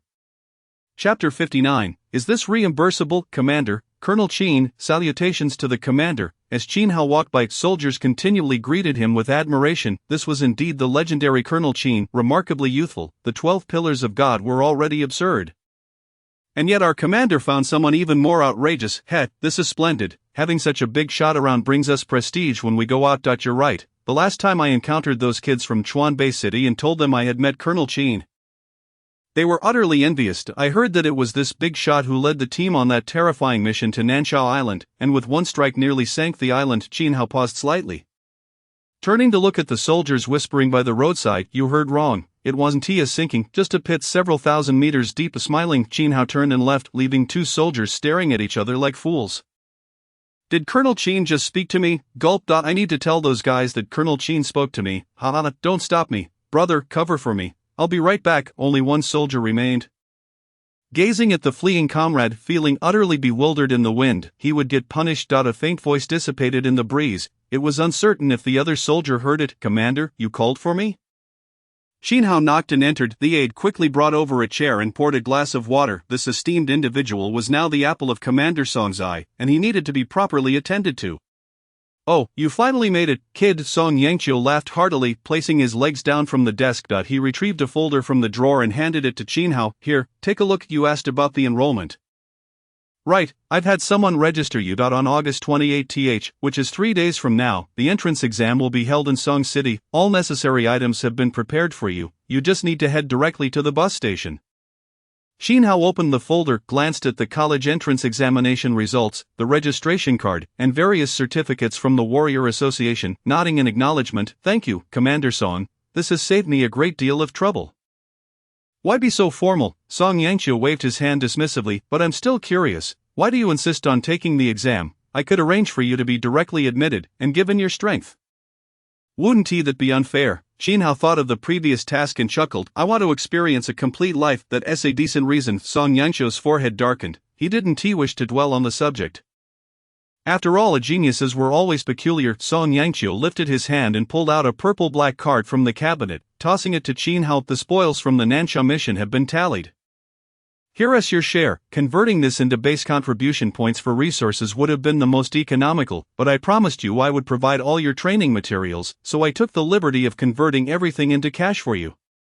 Totaling 350 million. I'm adding a personal reward of 50 million, making it 400 million. That should be enough for you to indulge, right? Xin Hao raised an eyebrow, unable to suppress a smile. "Then thank you, Commander." All right, if there is nothing else, you can return to prepare for departure." Yet, Xin Hao did not move. Song Yangqiu looked at him in confusion. "What, do you have something else? Did you really say you would provide me with all the materials?" Xin Hao's face reddened slightly. Had Song Yangqiu not mentioned it, he would have forgotten that the commander had indeed promised that when inviting him to join. Song Yangqiu instinctively felt something was amiss. However, since it was a promise made, backing out was not his style. "Yes, you may ask for anything you need." "It's not that I need anything." Xin Hao chuckled, placing the White Dragon's Cry on the table. "I bought this from the base mall for 89 million. Can I get it reimbursed?" Xin Hao pondered, then pulled out a piece of paper. "Here is the invoice. I didn't ask for a single extra cent from you. I remember this was purchased with Bai Zai's money, wasn't it?" Song Yangqiu's forehead creased with lines. "It was on his behalf. I borrowed his funds. So 129 million. Xin Hao, with an unflinching demeanor, pushed the black card forward, eagerly gazing at Song Yangqiu. "How did it increase again? Have you learned to raise prices on the spot?" "I also bought a 40 million knife previously, but it broke." Xin Hao blinked innocently. Crack. The chair beneath Song Yangqiu creaked under pressure. The temperature in the office began to plummet. The aide, drenched in sweat, looked at Xin Hao, tears welling in his heart, continuously praying for Xin Hao to stop speaking. "Isn't it true that what is already consumed can't be reimbursed?" Xin Hao queried, reaching for the storage card. "If it can't be reimbursed, then so be it." Song Yangqiu slammed his hand down, taking the card back and handing it to his aide. "Reimburse it? Why can't it be? Go on, give this kid 129 million. Commander, how about we make it a round number?" Bang! The pen in Song Yangqiu's hand shattered. Cough, cough. "No need. 129 million is fine." Xin Hao rubbed his nose, his gaze drifting. A moment later, the aide returned, glancing at Song Yangqiu several times before slowly handing the card to Xin Hao. Xin Hao swiftly tucked it into his pocket, saluted, and disappeared from the room in less than a second. Boom! Song Yangqiu could no longer contain his aura. A tempestuous wave of energy surged through the entire office. A figure with white hair curiously pushed the door open. "Why did the boss run so fast?" "Commander, I'm here." Bang! Bai Zai, who had just entered, was instantly blown back several meters by the force. Song Yangqiu's aura receded, taking a deep breath to calm his rising blood pressure. "Come in, Commander. I came to collect my application report." Bai Zai rubbed his behind, cautiously stepping inside, not daring to speak loudly. He realized that the boss had likely done something outrageous, and he, the innocent bystander, was caught in the crossfire, sighing deeply about his misfortune. Bai Zai just wanted to grab his stuff and leave quickly. A folder was tossed over. Bai Zai caught it without looking and turned to leave. Suddenly, "Wait, Commander, is there anything else? That weapon of Xin Hao's. Was it bought with your money?" Bai Zai froze. "No, I gifted it to him." Boom! Bai Zai's pupils dilated. A wave of energy hit him once more. "What the heck?" Bang! Bai Zai was again forcefully hurled out. As some readers have noted, the name Zhonghua feels somewhat awkward, hence it will be changed to Xia in the future. Chapter 60, An Uncommon Assessment. September, the beginning of the school year. The security forces in Song City multiplied several times within a week. With the arrival of the school season, as the most prosperous city in eastern Xia, it housed many prestigious universities renowned across the nation, resulting in an unprecedented influx of people these days. Traffic congestion even appeared on the main roads of the city. At the exit, after 2 days on the train, Xin Hao slowly moved through the crowded flow, carrying his backpack. Before his eyes were faces brimming with youthful vigor, the noisy environment unconsciously bringing a smile to his face, allowing him to forget the bloody moments of the past. From this day forth, He would be an 18-year-old boy passionate about learning. Exhaling lightly, Qin Hao produced his identification card to swipe open the security door and entered the welcoming hall. From afar, he soon caught sight of the striking figure adorned with lustrous silver hair. With a cheerful wave, Qin Hao approached her. "Qin Hao, you finally made it. You're a whole hour late compared to what we agreed upon. I sneaked out to meet you. If my mentor finds out..." "I'm finished," Lan Bingtong said with a hint of reproach. "I couldn't help it. I encountered a pack of beasts along the way, which delayed me." Qin Hao replied somewhat helplessly. "All right then, let us hurry. First, I'll take you out for a meal. And then you can rest for the night. After your exam, I'll show you around Song City," she continued. "Sounds good, I'll follow your lead." Qin Hao smiled. A glint of satisfaction sparkled in Lan Bingtong's eyes. Before long, Lan Bingtong led Qin Hao to a bustling little restaurant. Though modest in size, the eatery was lively. Right across the street stood the renowned Canaan Academy, characterized by its grand entrance crafted from pure white jade.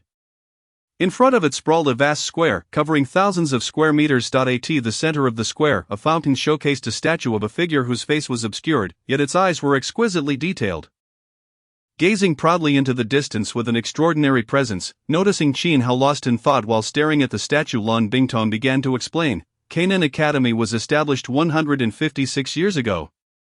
And that statue represents its founder, whose name and true visage remain unknown. All that is known is that he is referred to as the Master Mentor. Legend has it that he led a group of pioneers to clear this area of ferocious beasts and founded a small academy here, attracting wanderers from all directions, which gradually led to the formation of Song City. That small academy is now known as Canaan Academy. To commemorate him, a statue was erected at the academy's entrance. Lan Bingtong's eyes gleamed with admiration for the nameless sage, and Qin Hao felt a surge of emotion as well. It was indeed through the relentless efforts of many predecessors that the peace we enjoy today has come to fruition. However, after a brief moment of reflection, Lan Bingtong urged Qin Hao to take a seat, as it was lunchtime and they needed to secure a table before it was too late. As they dined, Lan Bingtong began to outline the examination process at Canaan Academy. The institution is renowned for its mecha technology, placing less emphasis on martial arts. Consequently, the exams focus more on strategy, microelectrical sensing, and military command.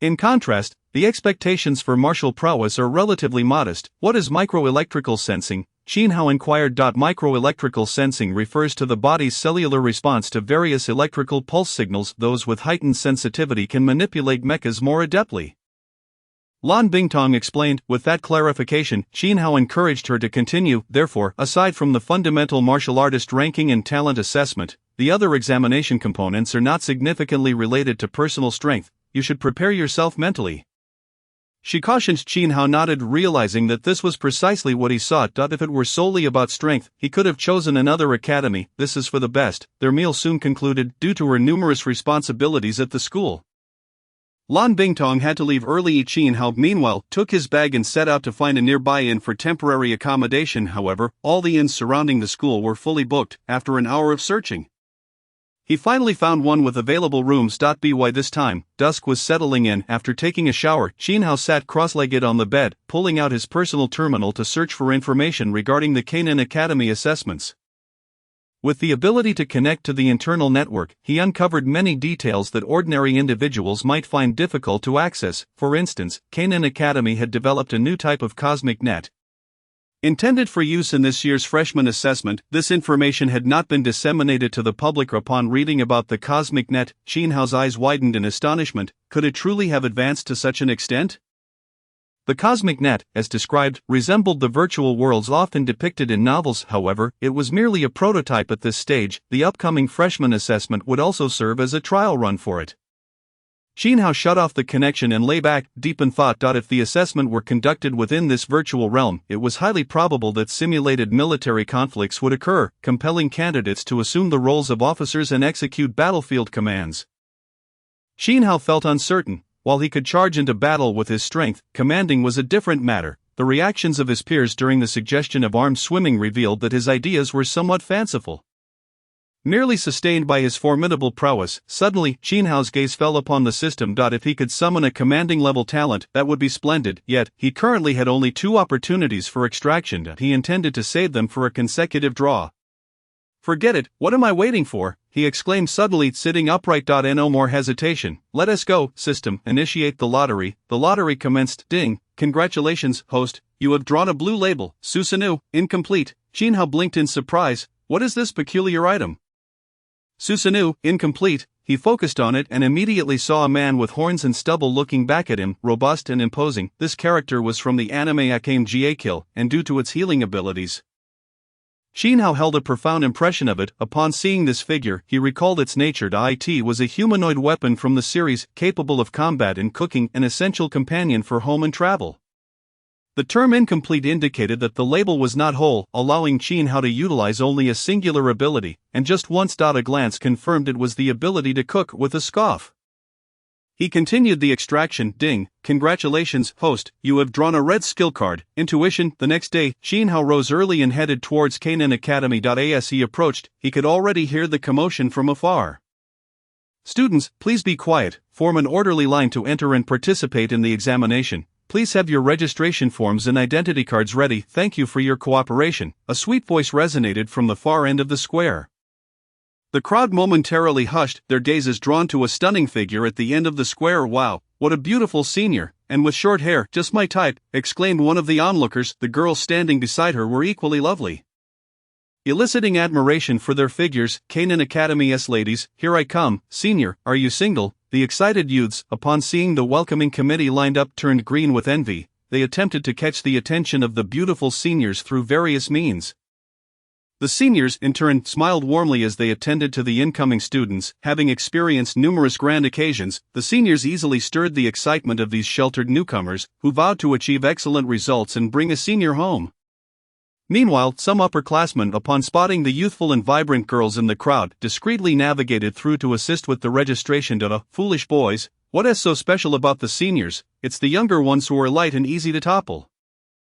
Chin Hao, with his identity card in hand, approached the short-haired figure holding a megaphone. Miss Lan, could you help me with the registration? Lan Bingtong's eyes brightened as she set down the megaphone and personally came over to assist.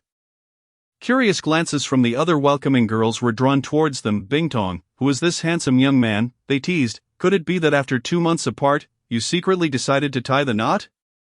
Amidst the laughter, Lan Bingtong blushed as she completed Chin Hao's registration. He greeted the several young ladies with a smile before proceeding inside. Behind him, the girls relentlessly pressed Lan Bingtong for details. Bingtong, tell us quickly, who is this handsome guy? His aura is extraordinary. Just look at the rest of the candidates, all nervous and fidgety, and he is the only one so composed. I wonder what score he'll achieve. If he gets into the Storm Academy, I'll pursue him. The Storm Academy is the most coveted division of Kainin Academy, dedicated to training officers directly linked to the military. Anyone graduating from there would at least secure a position as a lieutenant in the military. Lan Bingtong chuckled, pinching the girl's cheeks. Sweetheart, you might be disappointed. This handsome fellow has his sights set on Hurricane Academy. Hurricane Academy deals with mecha studies, which is also excellent. It's filled with high-flying, rich and handsome individuals. The young girl's eyes sparkled as she bantered with Lan Bingtong. In the distance, a group of boys drooled, their eyes fixated on the playful girls. Truly, it was a scene of rising peaks. With one wave not yet settled before another surged forth. Oh my gosh, I'm in love. With his completed pass in hand, Chin Hao entered the academy. Several lines were queued up ahead, preparing for the tests. Students, we will now conduct physical fitness and talent assessments. Please adjust your state and relax. We wish you all the best in your exams. A beautiful woman, donning a super short skirt that revealed her shapely legs, strolled back and forth with a megaphone in hand, addressing the lines. A gentle voice softly reminded everyone around. Chin Hao took a good look, certainly not at her legs, but rather captivated by the tender aura that enveloped the young lady. Just listen to that voice, it is so pure, so delicate, akin to a crystal-clear spring, soothing the restlessness within Chin Hao's heart. Suddenly a glimmer of realization flashed in Chin Hao's eyes, filled with astonishment. Had he truly been enchanted by that girl? No, it must be some sort of auxiliary talent activated by her voice. He couldn't help but steal another glance, confirming his suspicion, yet he chose not to say much, as she was merely acting out of kindness. Soon enough, the line in front of Chin Hao moved on, and it was his turn. Just place your hand on it and apply some force, instructed the student in charge. Chin Hao complied, placing his hand on the spherical device. His palm exerted a force, and with a ding, the panel immediately displayed a line of data. Martial artist, 3rd layer, talent A rank pass, the supervisor remarked, looking at Chin Hao with surprise as he scanned his identity card. Chin Hao expressed his gratitude and made his way into the school. Just as he departed, another student stepped forward for testing. Upon contact with the device, a brilliant light erupted from him. Martial artist, Fourth layer light attribute, talent S rank. The entire group was instantly abuzz. Wow, S rank talent. This is the first one today, right? Indeed, the first S rank. Why even bother with the exam? Just go for special admission. How enviable. The crowd erupted into fervent discussions, while the S-rank genius approached the gentle girl, pride gleaming in his eyes. Excuse me, senior, do you have a boyfriend? Oh dear, I'm afraid I do, the gentle girl replied with a soft smile.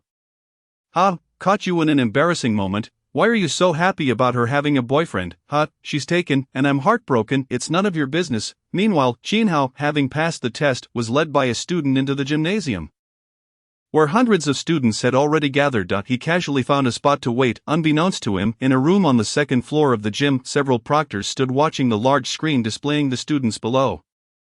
Have there been any exceptionally talented candidates this time? The chief proctor Lu Cheng inquired, his face showing signs of age yet his eyes sparkled with vigor. Upon hearing his question, the operator promptly retrieved some data. There are a few A ranks and one S rank. S rank. The teacher pointed to a candidate entering. That's him, not bad, let's keep an eye on him. Understood. A smile crept onto the teacher's face. There are nearly 400 candidates now.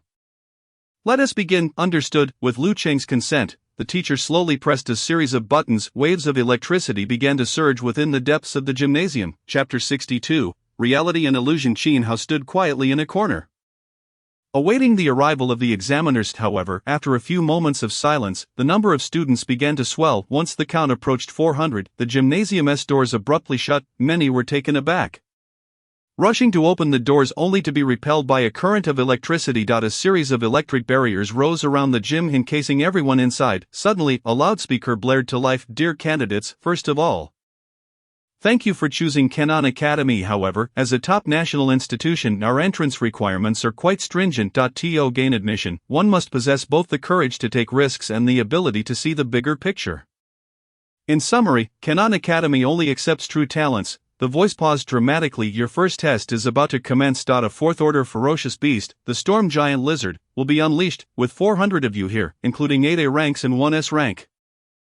You should be more than capable of handling it. Best of luck. As the words faded, the platform at the front of the gym rumbled open, revealing a fearsome creature measuring 3 to 4 meters in height and 17 to 18 meters in length.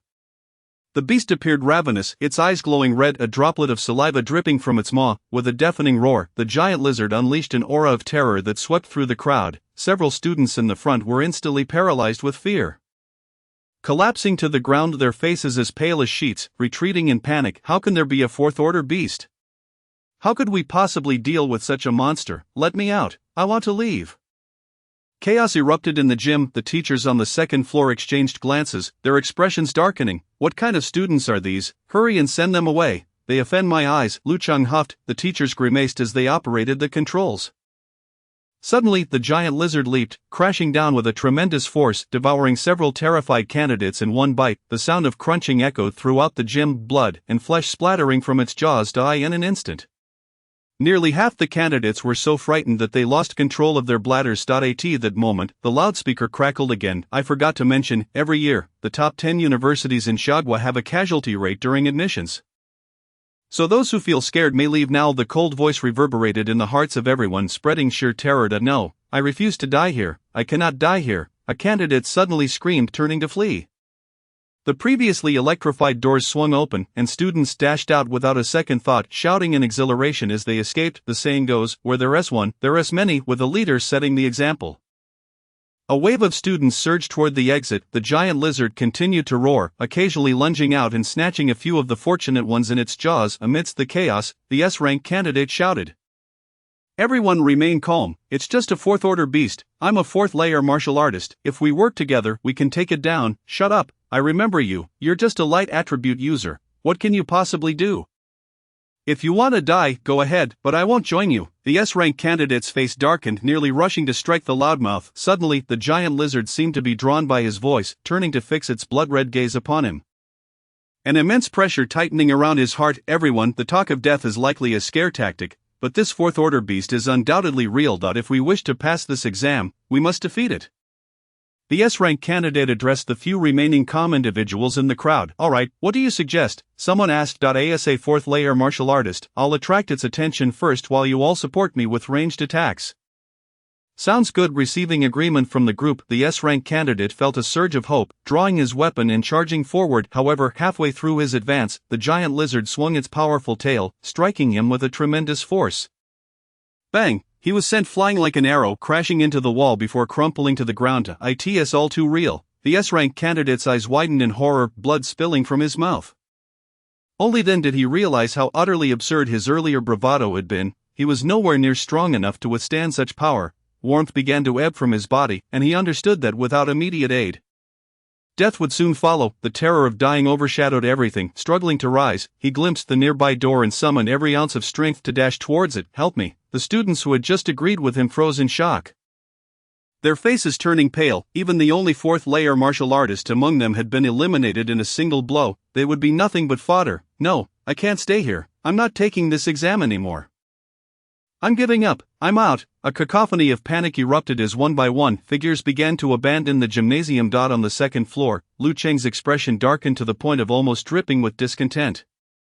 "What kind of students are these, Lu? Perhaps your assessment is too difficult," one teacher suggested. "Difficult? I think you all have been too lenient in the past. If it weren't for this cosmic network trial run, would we have uncovered so many issues? With such caliber, sending them out would merely be a burden to our comrades." Lu Cheng scoffed, preparing to leave. Suddenly, the supervising teacher pointed at the screen. "Lu, there is still one candidate who hasn't moved, and he appears remarkably calm." Lu Cheng's expression shifted as he hurried to the monitor. Indeed, one young man stood there with an unusual serenity, holding his bag. A glimmer of interest sparked in Lu Cheng's eyes as he picked up the microphone. "Candidate, why aren't you fleeing? Are you waiting for the giant lizard to devour you?" Qin Hao looked up slightly at the loudspeaker, fully aware that they could see him. He smiled and replied, "What can a mere illusion do to me?" The loudspeaker's voice faltered momentarily, and the giant lizard seemed provoked by his words, roaring as it charged towards him, the stench of its breath palpable from afar. Yet Qin Hao remained unperturbed. Boom! The colossal lizard's tail swept through the air. Feeling the genuine thrill, Qin Hao's heart skipped a beat. It was indeed real. In an instant, he raised his arm to shield himself as the tail struck his arm with tremendous force, launching him into the air. Qin Hao tumbled through the air several times before landing safely. At that moment, a mocking laughter echoed through the loudspeakers. "Do you still believe it to be fake?" Qin Hao rubbed his arm, a glimmer of realization flashing in his eyes. A faint smile appeared as he replied nonchalantly, "Of course. But then again, I am merely an illusion as well." Nevertheless, it mattered little. As long as he could slay it, he would deem himself successful in the examination. With a backpack slung over one shoulder, Qin Hao finished speaking and took a slight step forward. Boom! His body transformed into a shadow, tearing through the air. As he passed, the space around him manifested a distinct ripple. "This is bad. The virtual space cannot measure this data and is on the verge of being torn apart." The proctor gasped, his voice reaching Qin Hao's ears through the loudspeaker. Qin Hao couldn't help but smile. "Just as I thought." In the next moment, a fist the size of a sandbag thundered onto the giant lizard's head. Bang! The terrifying shockwave ripped the space apart, creating numerous fissures. The giant lizard's head shattered explosively. Simultaneously, the bright gymnasium disintegrated into nothingness. Chapter 63, Old Lu, lend me some money, with a hiss accompanying the sound of releasing pressure. Qin Hao suddenly opened his eyes. The first thing he saw was several teachers standing before him. The elder among them, with bright eyes, stared intently at him, as if he were a fascinating new toy. Surrounding them was an expanse reminiscent of the illusory space, a gymnasium filled with various electronic devices and intricate, complex wiring that made Qin Hao dizzy. Rising to his feet, Qin Hao calmly met the gaze of the elder.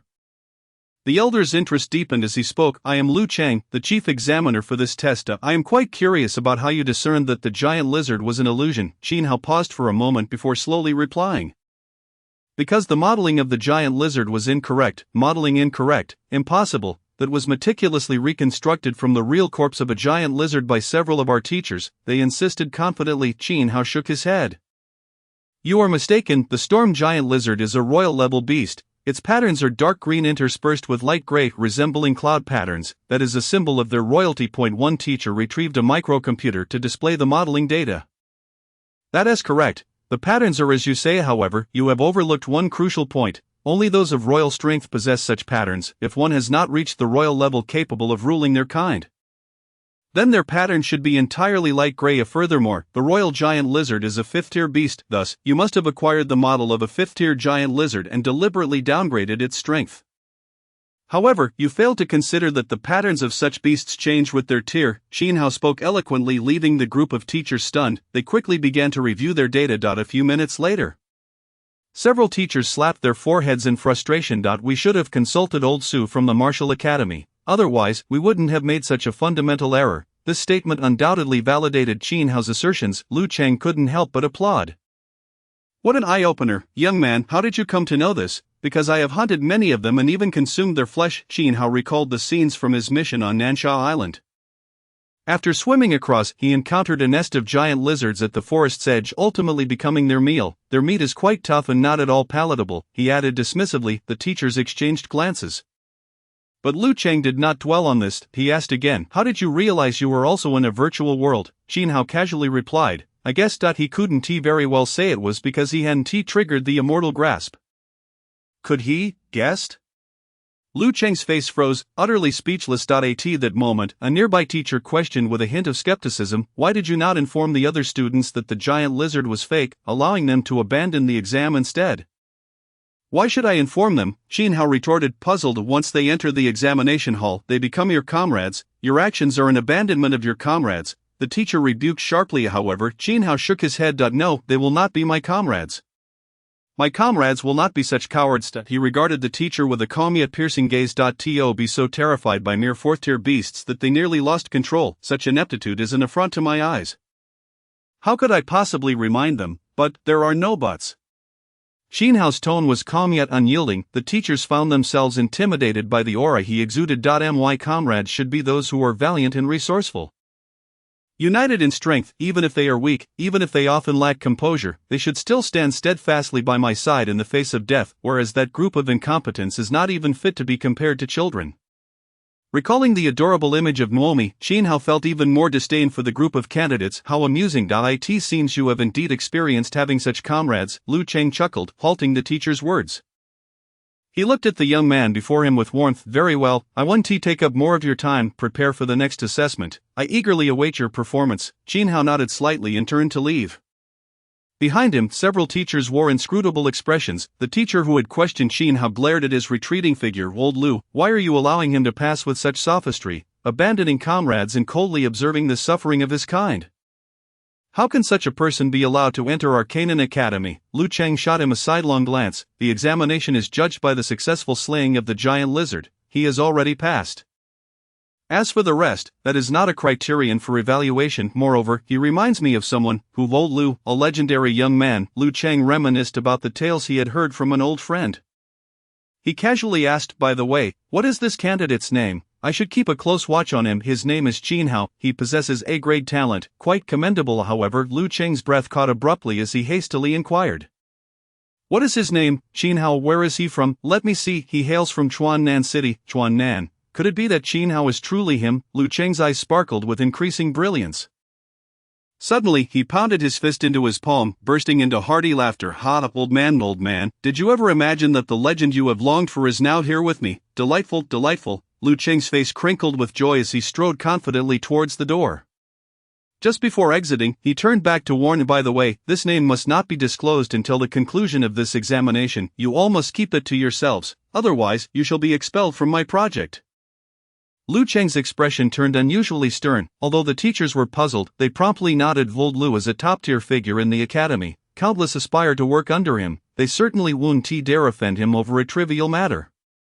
With that, Lu Cheng departed, relieved. It is no wonder he was so cautious. Should those old fogies find out, he had no doubt they would fly over on their swords to snatch the person away. Therefore, confidentiality is of utmost importance. Just then, a phone call suddenly came through. A song. What does he want with me? He answered the call with curiosity, only to hear a rough voice on the other end. Hey old Lu, that kid has arrived with you, right? How is he? Is he as impressive as they say, exuding an aura of heroism? Enough with the flattery, just get to the point. Well, it's not a big deal. Given my efforts to keep your secret, I'm hoping you can lend a hand. Didn't you just acquire a mech? I'm looking to establish a research lab, but finances are a bit tight. So I was hoping you could allocate some funds. How much do you need? Lu Cheng considered himself quite generous. After all, the other party had indeed been loyal in keeping his secret. The young man is currently quite the hot commodity. Just a small sum, 600 million. Get lost. Lu Cheng instantly erupted into a tirade, hanging up the phone in anger. delayed 5th chapter, my sincerest apologies for the lateness at Boohoo. Chapter 64, Incompetent Fury and New Examination at the Back Door of the Gymnasium. Nearly 400 despondent candidates gathered. They were reluctant to leave, having just been eliminated from the examination. Among them, the previously lauded S-grade talent candidate sat dejectedly on the ground, his expression resembling that of someone mourning a loss. Though the injuries he sustained were merely illusions, he wished fervently that he could be truly injured lying in a hospital bed, as that might somehow ease his heartache. Creak, the heavy doors of the gymnasium swung open. Drawing the attention of the candidates, Chin Hao, with a backpack slung over his shoulder, appeared neat and composed, his demeanor relaxed. He was the only one who had passed the examination. The crowd gradually rose to their feet. Slowly encircling, Chin Hao raised an eyebrow and came to a halt. His gaze swept over the group of grim-faced individuals, and with a smile, he inquired, "What is it? Do you wish for me to deliver a few words of gratitude?" The crowd fell silent. Suddenly, a candidate with S-level talent parted the throng and strode forward. Grabbing Chin Hao by the collar, he bellowed, "You knew it was a sham all along. Why didn't you warn us? You just stood there, watching us fail. Are you not pleased?" His eyes were bloodshot, and his aura was dangerously unstable. The others quickly joined in, questioning him. The uproar echoed like thunder. Teachers passing by couldn't help but pause, casting bewildered glances. What was amiss with these candidates? It was said that old Louis' exam was too difficult, eliminating them all. With only one passing, were they now venting their frustrations on that candidate? Old Lou's assessment? No wonder. Several teachers exchanged knowing smiles, yet it was unreasonable to take it out on that candidate. Had this group lost their minds? They must be on the brink of madness. One teacher recounted the circumstances of the event, and upon understanding, the others displayed expressions of sympathy. So that was how it was. No wonder they felt as though a year had been wasted. Who could remain sane under such circumstances? The early stages of martial arts were incredibly precious, and the examinations at various academies had an age limit, with the maximum being 20 years. Many candidates only met the academy's recruitment standards at the age of 20. Coming to take the exam this year. If they failed this time, they would never have another chance next year. That would be a devastating blow. Chin Hao calmly pried the man's hand away and pushed him aside. His serene gaze swept across the crowd, taking in their furious expressions, truly the epitome of ugliness. Suddenly, a superior smile graced Chin Hao's face. "As you can see, I am indeed quite pleased, you bastard. You have no idea how long I prepared for this day. If you had warned us, we wouldn't have failed, and now, you are the only one who passed, and you must be feeling quite smug about it, having bested me, an S-level genius. Isn't that gratifying?" The crowd erupted in fury. Chin Hao stepped forward, unleashing a ferocious aura that erupted like thunder. He fixed his gaze on the horrified S-level genius, stating, "As you can see, your so-called S-level talent is utterly worthless in my eyes. Anyone with a modicum of experience regarding ferocious beasts would easily discern the giant lizard's flaws, yet none of you managed to do so. Such incompetence, and yet you dare to confront me?" He continued, "Have you mistaken me for your outlet to vent your inadequacies? If so, I regret to inform you that you have chosen the wrong target." Chin Hao's gaze turned icy, and a thunderous sound abruptly resonated in the air. A turbulent wave of white mist surged forth like a dragon's tail, exploding with a deafening roar. The hundreds of candidates who had encircled him felt an insurmountable force rushing towards them. The sheer force sent them hurtling backward for dozens of meters. The S-level genius, caught in midair, spat out a mouthful of blood, instantly collapsing in a state of utter weakness. A bunch of worthless scum. With a cold snort, Chin Hao turned to leave. Being among such cowardly creatures made the very air feel foul. At that moment, no one dared to obstruct his path. Nearly 400 candidates lay sprawled on the ground, their faces a mixture of shock and horror. Wasn't he merely a third-tier warrior? Why did he feel more terrifying than the storm giant lizard? He was practically a humanoid ferocious beast. The teachers were equally astonished. What kind of strength did this candidate possess? In that fleeting moment, it felt as though he had glimpsed a dragon. This year's candidates were indeed extraordinary. A few teachers seemed to recall something, their expressions inscrutable. Yet, all of this was no longer of concern to Chin Hao. But he had no intention of engaging with the frenzied crowd and made his way directly to the next examination venue. It was a vast indoor space, lined with rows of iron coffins. At present, the number of people gathered here had significantly dwindled, totaling only around 20 to 30. One could only imagine how many had been eliminated in the preceding assessment. A male teacher, with a grave expression, stood before the group, his authoritative gaze scanning each incoming candidate. The candidates instinctively grew tense, silently taking their places in line, awaiting their turn. Half an hour later, the male teacher finally moved. With a wave of his hand, the heavy door of the room slammed shut, and the iron coffins began to open one after another, revealing their padded interiors. The highly technological design and appearance reminded Chin Hao of the settings often found in science fiction web novels, virtual gaming pods. This virtual pod connected to a network-generated virtual world, essentially serving as humanity's second existence. He wondered if it was as he had imagined, given that he was already aware of the existence of the cosmic network. The stern teacher scanned the room and spoke in a deep voice. This examination will assess your command and leadership abilities. Each round accommodates 50 candidates, and we have enough participants now. Please find a device pod and enter it. Once inside, refrain from any movements and lie still to await instructions. The candidates showed no hesitation, quickly finding their respective device pods and lying down. Chin Hao casually selected a pod, the lid slowly closed, plunging him into complete darkness. He felt a helmet-like device extend from above, enveloping his face, soon accompanied by the sound of a connection being established.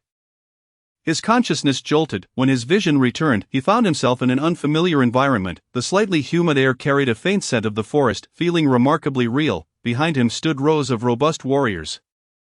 Chin Hao quickly scanned the surroundings, his eyes narrowing. This environment was familiar. It was the Nansha base? I humbly ask all readers who have yet to leave a review to kindly spare a moment for a 5-star rating. I would be immensely grateful. Chapter 65, Intuition. Is he cheating? Buzz. The battlefield simulation is complete. Warzone, Nansha Island. Identity, General Su Long. Available forces, 21 urban warrior squads, 10,000 base troops, and 2 air formations. A series of announcements rang above him. The battlefield began to extend southward from the Nansha base, vast stretches of land and trees being simulated. Even the slightly briny sea breeze felt astonishingly authentic. Just then, a tremor akin to an earthquake suddenly emanated from afar. A piercing alarm shattered the air. General, the 3rd district is on the verge of being breached. The Heiha squad cannot hold out. A robust figure approached with a solemn expression. Returning to his senses, Chin Hao observed his hands and realized this was Su Long's body. With a serious demeanor, he promptly commanded, "Order the Heiha squad to retreat 3 miles. While the 2nd and 4th flanks carry out carpet bombing on the 3rd district." Understood. Soon, the thunderous roar of artillery fire erupted, flames shooting up into the forest. However, suddenly, a ferocious beast's roar pierced the air. Then boom! The ground shook violently. Warning, Level 8 Beast Lord detected. An ultra-giant tidal beast. The ultra-giant tidal beast is currently landing. Chin Hao abruptly looked up. On the monitor, a colossal horn burst through the waves, its size nearly too great to fit on the screen. With a mere motion, it stirred tidal waves. How could such a creature exist? What had transpired in the past? Chin Hao's gaze sharpened. Just that singular horn exceeded 50 meters in height. It was unfathomable how massive this beast's body must be. General, the ultra-giant tidal beast has landed. The 11th squad responsible for this area has been annihilated. The report came in coldly. On the monitor, the creature, resembling a legged narwhal, moved slowly across the land, leaving behind a trail of relentless waves. In an instant, the coastal area of District 10 was submerged. If not halted, once the waves gained momentum, they would sweep through all coastal regions of Nansha Island with overwhelming force, turning half of Nansha Island into a paradise for sea beasts. Chin Hao exhaled a deep, heavy breath. A wave of clarity washed over his mind, cooling his previously heated thoughts. Simultaneously, a vague intuition flared within him. Intuition, activate. This ability, reminiscent of Saber from Fate, was based on luck, granting the user an extraordinary sense akin to precognition. Although he had not drawn the commanding talent he had hoped for, this skill was still quite valuable. Chin Hao wished to issue a command, but felt it might incur some losses. In that moment, countless thoughts raced through his mind, each one discarded until the most balanced idea emerged. With a calm gaze fixed on the monitor, Chin Hao ordered, "Relay the command for the 1st Air Formation to take off, maneuvering to the northwest at a 30-degree angle, and deploy softcore missiles on the ground within a 5-kilometer radius of the ultra-giant tidal beast."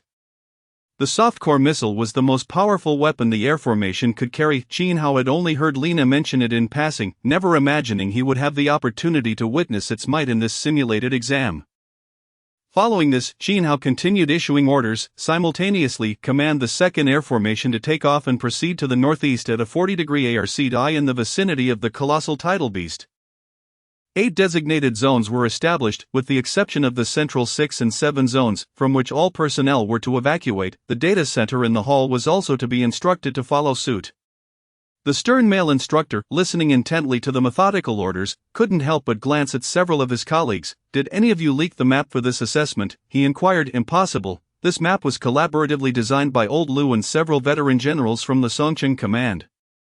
And it has remained securely locked at the Songcheng base since its completion. We had no opportunity to come into contact with it, one of the teachers replied. The male instructor furrowed his brow, lowering Qin Hao's voice while amplifying the sounds of the other candidates. Instantly, a cacophony of frantic and incoherent commands echoed throughout the room. Did you hear that? That is the appropriate reaction of a candidate, he remarked. Yet, this exceedingly composed candidate, if he had never encountered the assessment map, how could he issue such a multitude of flawless commands? He was currently orchestrating a strategy to lure and ambush the colossal tidal beast.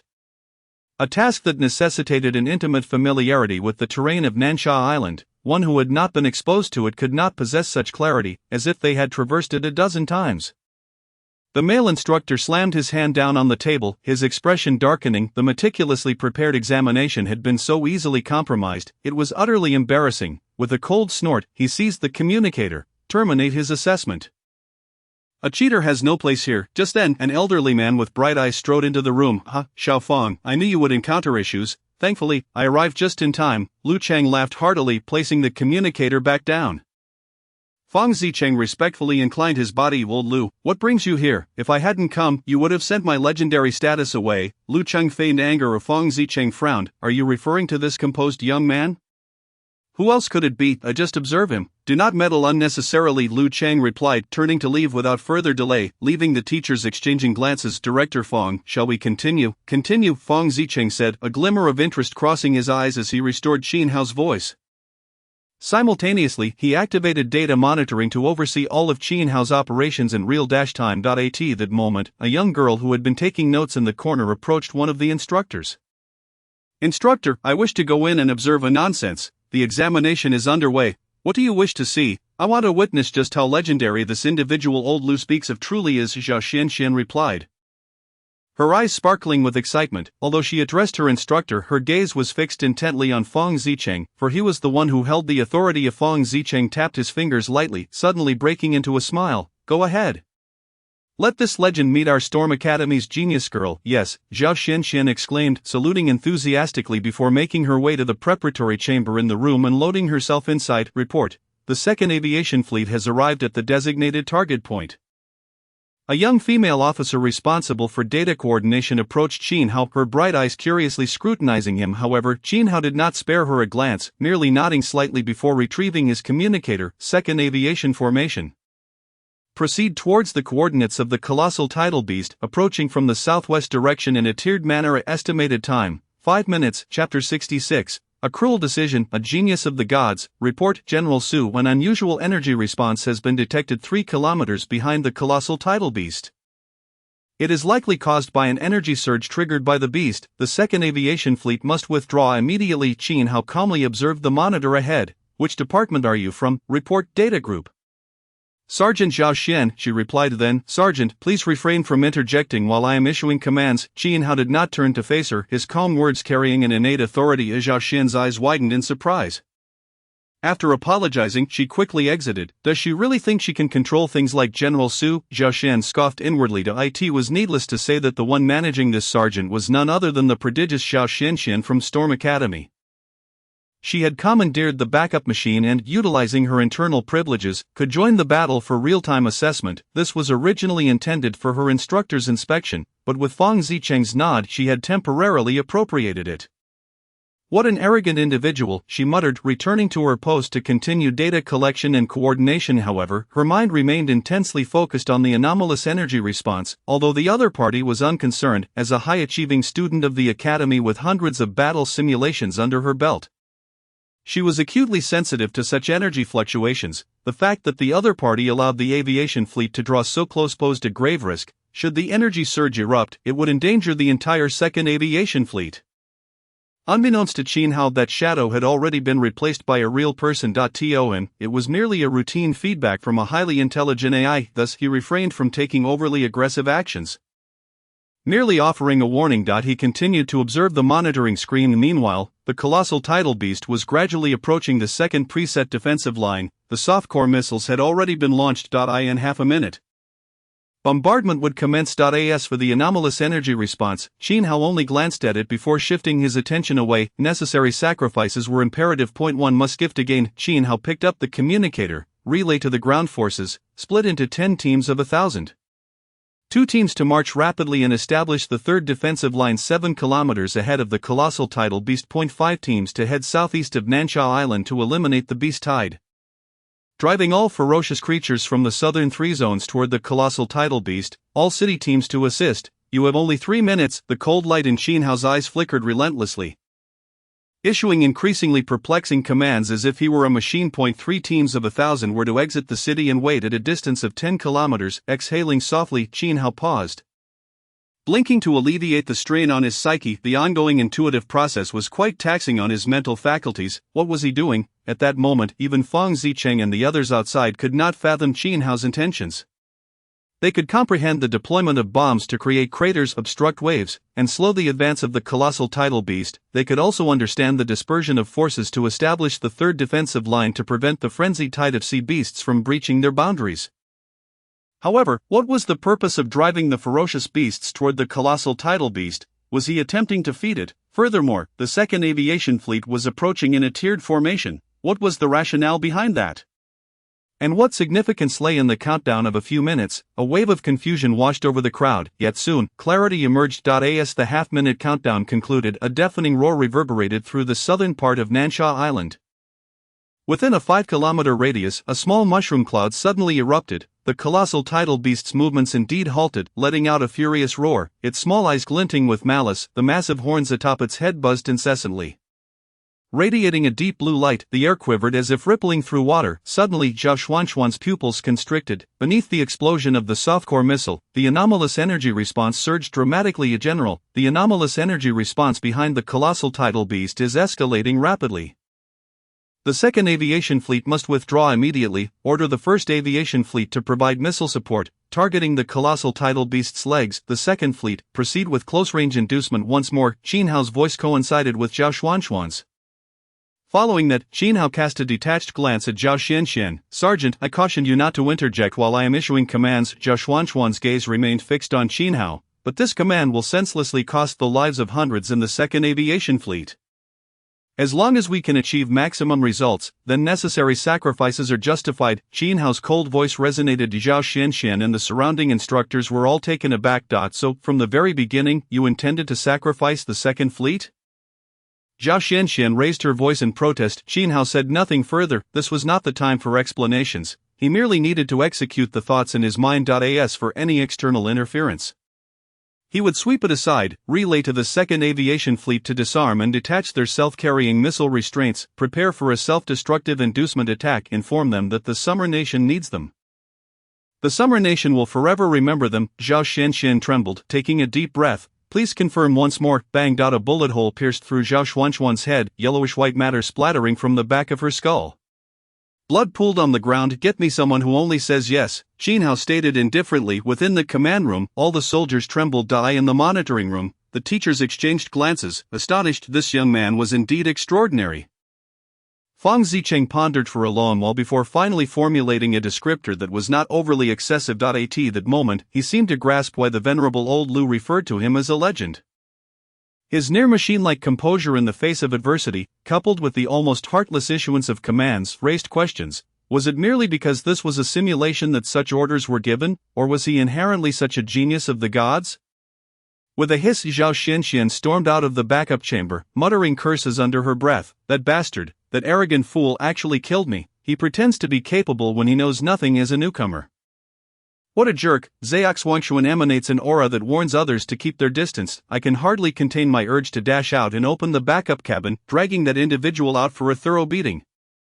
Fang Zicheng's helpless laughter resounds. All right, genius girl, there's no need to be angry. Let us approach and see what he truly intends to do. If he makes a blunder in his decision-making, you shall have ample opportunity to mock him when he emerges. There will be 2 more updates shortly. I humbly request everyone to leave a 5-star review. Chapter 67. Please remember us. Qin Hao remains blissfully unaware that the outside world is scrutinizing him with utmost intensity. At this moment, his gaze is fixated solely on the massive real-time monitoring screen ahead. Report. the defense of the Second Air Fleet has been lifted, and the missile control system has been deactivated. Self-destruction is imminent. His voice is as calm as a gentle spring breeze, betraying none of the gravity befitting a warrior poised to unleash a suicidal attack. Jin Hao's eyes tremble. He understands that all those present are simulations based on real individuals. With the backing of immense data, they are akin to living beings, yet his adversaries remain eerily composed. Indeed, you all are worthy representatives of our Xia nation's military, Jin Hao speaks in a deep tone. His eyes swiftly darting to a corner of the screen displaying the progress of several thousand-strong squads upon observing 5,000-strong teams forming a polygon to encircle the southern region of Nansha Island. Severing the retreat of the landing sea beasts, an order is suddenly issued. Third defensive line, conduct carpet bombing towards the southwest at a 35-degree angle, targeting the direction of the beast tide. I intend to ensure that this horde of beasts reaches the feet of the super-colossal tidal creature unimpeded. The command is executed without hesitation. Thunderous artillery fire rains down incessantly within mere seconds. Several kilometers of forest are razed to the ground, as the beast tide, driven by the crowd, approaches the super-colossal tidal creature. Jin Hao clenches his fists tightly. Relay the message, the Second Air Fleet, please acknowledge. Before Jin Hao can utter another word, a voice imbued with a faint smile resonates through the communicator. Please let our motherland remember us. In the next instant, boom, with nearly 100 fighter jets approaching the super-colossal tidal creature, they explode in a tiered formation. The catastrophic energy distorts the very fabric of space, within a kilometer behind the super-colossal tidal beast. A scene of carnage unfolds, resembling a blood-soaked fireworks display. Due to this violent release of energy, the anomalous energy reaction rising from the sea finally reaches a critical threshold. Boom! A sound akin to thunder reverberates as a terrifying waterspout shoots into the sky. Formed entirely from highly condensed water energy, upon colliding with the blazing flames above, a thunderous roar erupts. It resembles a violent nuclear reaction. As the tumultuous smoke billows towards the heavens, the furious waves sweep across a large portion of Nansha Island. The super-colossal tidal creature lets out a roar, its energy-concentrated horn shattered by this violent force. The energy amassed within it erupts in an instant, triggering a secondary explosion. In the next moment, the fierce winds slice through the air. The super-colossal tidal creature, writhing in agony, howls as its flesh is mercilessly shredded by the engulfing energy. At this juncture, the dark horde of beasts charges forward. Jin Hao immediately commands. The 5 squads tasked with driving them away retreat at once. The first air fleet fire pulse bombs towards the rear of the beast tide within a range of 500 meters. Whoosh whoosh whoosh, hundreds of pulse bombs fall like raindrops upon the designated kilometer zone. Explosions erupt with relentless ferocity. Under the overwhelming pulse energy, the ground trembles violently. The earth begins to fracture as several meter-wide fissures carve semicircular paths across the terrain. Encompassing tens of thousands of square meters, vast expanses of land begin to sink. A first air fleet retreat. The 5 beast-driving squads return to the third defensive line. The city squads will return to the southeastern part of Nansha to eliminate the remaining sea beasts. 3 standby units will assist the city squads. Jin Hao exhales heavily, silencing his microphone. On the screen, the land, having endured hundreds of bombings, continues to sink amidst the rumbling. Towering waves crash against the land. And 100 meters ahead lies the 7,000 personnel of the 3rd defensive line, yet, that final 100 meters resembles a chasm. No matter how massive the waves, they cannot breach this distance. The seawater is propelled skyward by the ferocious force, transforming into rain that cascades down. The 7,000 at the 3rd defensive line remain silent, their resolute gazes fixed on the land that has now vanished. Having lost its ground support, the super-colossal tidal creature, battered by the explosions, plummets into the sea. However, beneath the surface, the tide has already morphed into a meat grinder. The monstrous force rages uncontrollably for the severely wounded super-colossal tidal creature. There can only be one fate awaiting it, death. After a full 10 minutes, the energy readings on the screen finally begin to decline. The monitoring of the super-colossal tidal creature's vitals transitions from red to blue, and then from blue to gray. This signifies that the creature's vitality is rapidly waning. We have succeeded, Jin Hao murmurs to himself. At this moment, the sky remains as vibrant as a crimson sunset. Slowly he removes his hat and silently salutes. 3 seconds later, he activates the communicator. Ladies and gentlemen, we celebrate our victory. The vast command room suddenly falls into a silence so profound that one could hear a pin drop. Everyone's gaze is fixed intently upon the imposing figure. Moments later, a jubilant cheer erupts, nearly lifting the roof off the building. A few exuberant young officers rush over, eager to hoist Jin Hao in celebration. Yet, recalling his earlier demeanor of cold authority, they halt, hesitating as they prepare to withdraw. However, Qin Hao's gaze softens, and he opens his arms wide. The young men, momentarily taken aback, exchange glances and then break into broad smiles. They charge forward, lifting Qin Hao into the air. Oh, we have won. Oh, Qin Hao chuckles softly. Suddenly, the screen goes black. Ding. The assessment has concluded. Mission completion rate, 100. The super colossal tidal creature has been successfully eliminated. Personnel casualties, 32 ground troops, 3 city squads, and the 2nd Air Fleet, totaling 221 sacrifices. Performance rating, SSS. Inside the monitoring room, Fong Zicheng finds himself at a loss for how to express the tumultuous emotions within him. One thought consumes his mind: this is beyond belief. He had never envisioned that Qin Hao's objective was to annihilate the super colossal tidal creature, for initially Su Long, under the sacrifice of over 200 personnel and with his own intervention, had only managed to grievously injure and repel the creature. Achieving such a strategy amidst similar casualties is nothing short of divine genius. Zhao Xuanxuan stands in a daze, gazing at the brilliant golden SSS rating. Rendered speechless, this is a feat she has yet to achieve. Even after undergoing numerous assessments, her score barely reached an S grade, having only succeeded in severely wounding and repelling the super colossal tidal creature. Is this what old Lu referred to as a legend? Zhao Xuanxuan's expression turns bitter as Fong Zicheng glances at her, lets out a gentle sigh, and approaches to pat her shoulder. Alright, genius girl, are you interested in joining me to meet this genius who has killed you? Chapter 68, The Commander's Discourse. I have come for you. Are you interested in meeting the young man who has killed you? Fong Zicheng's smiling voice resonates in her ears. Zhao Xuanxuan pauses momentarily before nodding vigorously. Of course, I must see what kind of genius possesses such a ruthless hand. As Zhao Xuanxuan grits her teeth, recalling the sensation of death, which stirs her discontent, she intends to ask the other party if this were not a simulated battle. Would he have also killed her? Fong Zicheng shakes his head with a chuckle, walking as he speaks. Shen Shen, regarding this matter, the lad did nothing wrong. I in the theater of war, military orders are paramount. This is indisputable. Zhao Xuanxuan's expression grows serious as she solemnly nods. Rest assured, Director, I fully understand this point. I have interned at the Songcheng Command Center. I merely cannot abide by that fellow's attitude. Fong Zicheng chuckles softly and refrains from further comments. As a high-achieving student of the Storm Academy, Zhao Xuanxuan possesses the requisite awareness. Thus, Fong Zicheng decides to say no more upon returning to the room.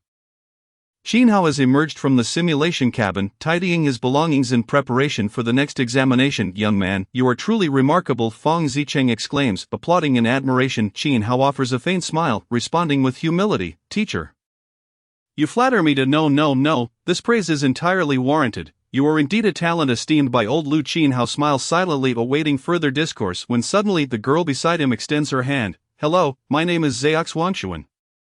Zhao Xuanxuan. Qin Hao recalls the sergeant he had shot down. You were that sergeant? Zhao Xuanxuan huffs. Oh, so now you know to apologize for your ruthless hand. If that's the case, I shall graciously accept. Qin Hao furrows his brow. Bemused by her high self-regard, shaking his head, he replies coolly, I do not perceive any wrongdoing on my part. What is there to apologize for? You. Zhao Xuanxuan's chest heaves, her brows furrowing in indignation. Qin Hao scoffs. Shouldering his bag, had I known you were not an AI, I would have eliminated you the moment you first contradicted me. On the battlefield, no one is permitted to question a general's command.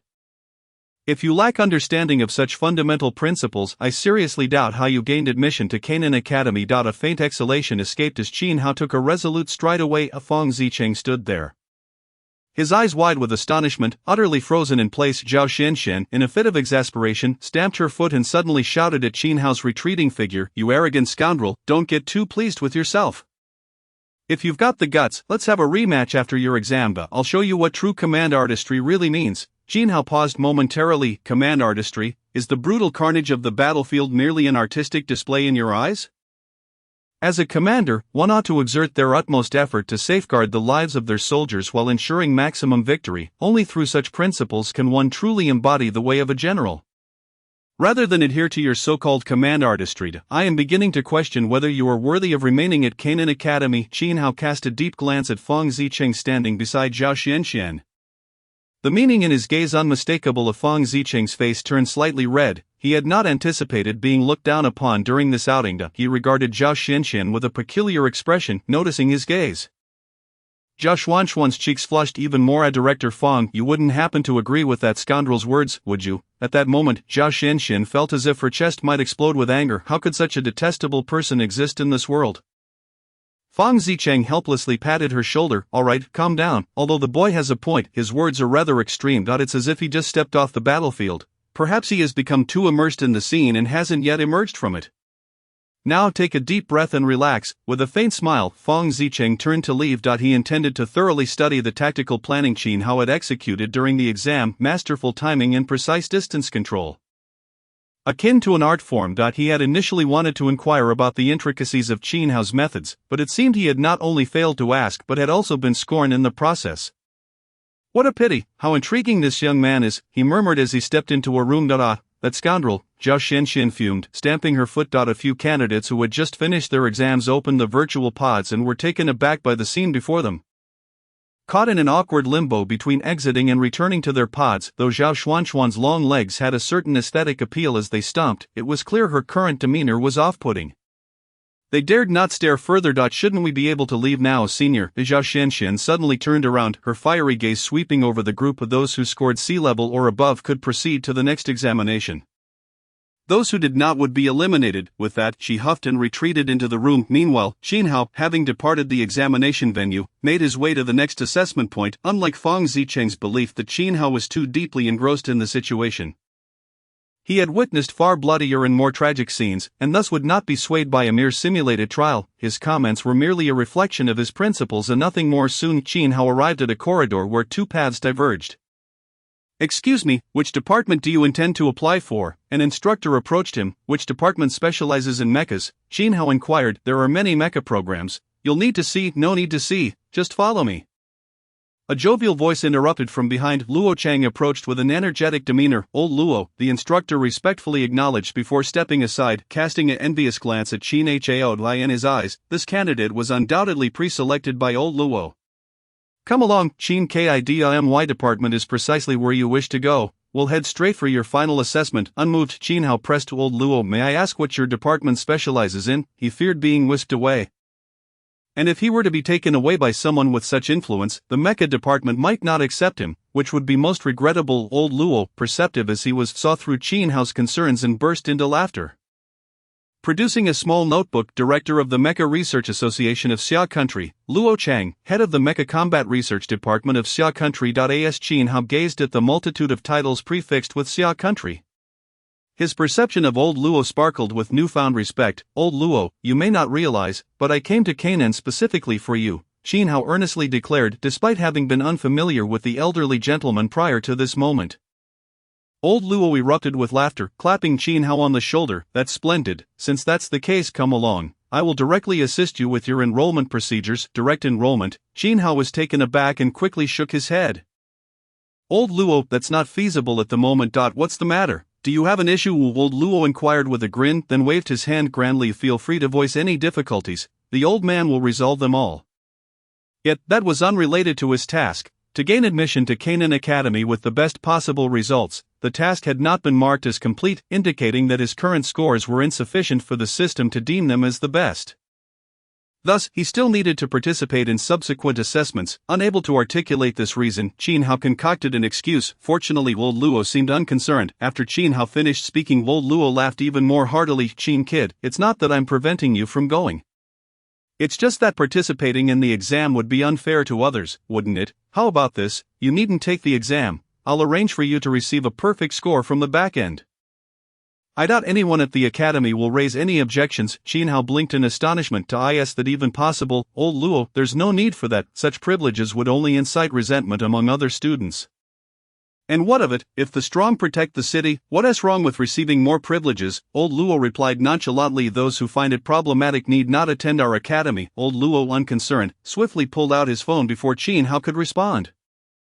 Old Lu, that kid from Chuan Nan. Qin, yes, the one named Qin Hao I'm eager to enroll in right now. Can you arrange a perfect score for him? No problem, right? Qin Hao instantly heard raucous laughter on the other end of the line, followed by old Luo hanging up with a smile. See, it's all settled. Who is this Lu? Qin Hao inquired curiously. Oh, he's the president of Canaan Academy, Lu Xingwen. Qin Hao was left speechless. Shortly thereafter, a message was sent to his personal terminal. Congratulations, Jin Hao, on achieving perfect scores across all subjects for admission to Canaan Academy. Please bring the necessary documents to the academy for enrollment tomorrow. How swift. Ding. Task completed. Rewards. Tag extraction X2. Abruptly, the task was marked as complete. Well, Jin Hao thought to himself, reflecting on the privileges of the affluent class. He had to admit, the sensation was exhilarating. Let us go. I'll take you to complete your enrollment, and afterward, you can enjoy a day of rest. Old Luo stated. This time, Jin Hao no longer resisted and followed Old Luo. Meanwhile, the instructor responsible for guiding them stood there, dumbfounded. The two titans of Canaan Academy had joined forces to pave the way for this student? What was this young man's identity? Suddenly, he recalled having seen the name Jin Hao in the information he had just reviewed and promptly began searching for more details. However, encrypted information, access denied. The enrollment procedures were completed swiftly. With Old Luo's influence, it was a smooth process. Within less than an hour, all the necessary documentation was handed to Jin Hao, not by him, but delivered by a teacher. At that moment, Jin Hao was accompanying Old Luo to the third examination point, where some of Canaan Academy's latest technologies were deployed. He was eager to witness them. Along the way, he curiously asked Old Luo, "Old Luo, you seem quite eager for me to enroll." Old Luo chuckled. "I didn't expect you to notice." Jin Hao felt a bead of sweat trickle down his forehead. He wasn't deaf. Previously, Old Luo himself had mentioned his urgency.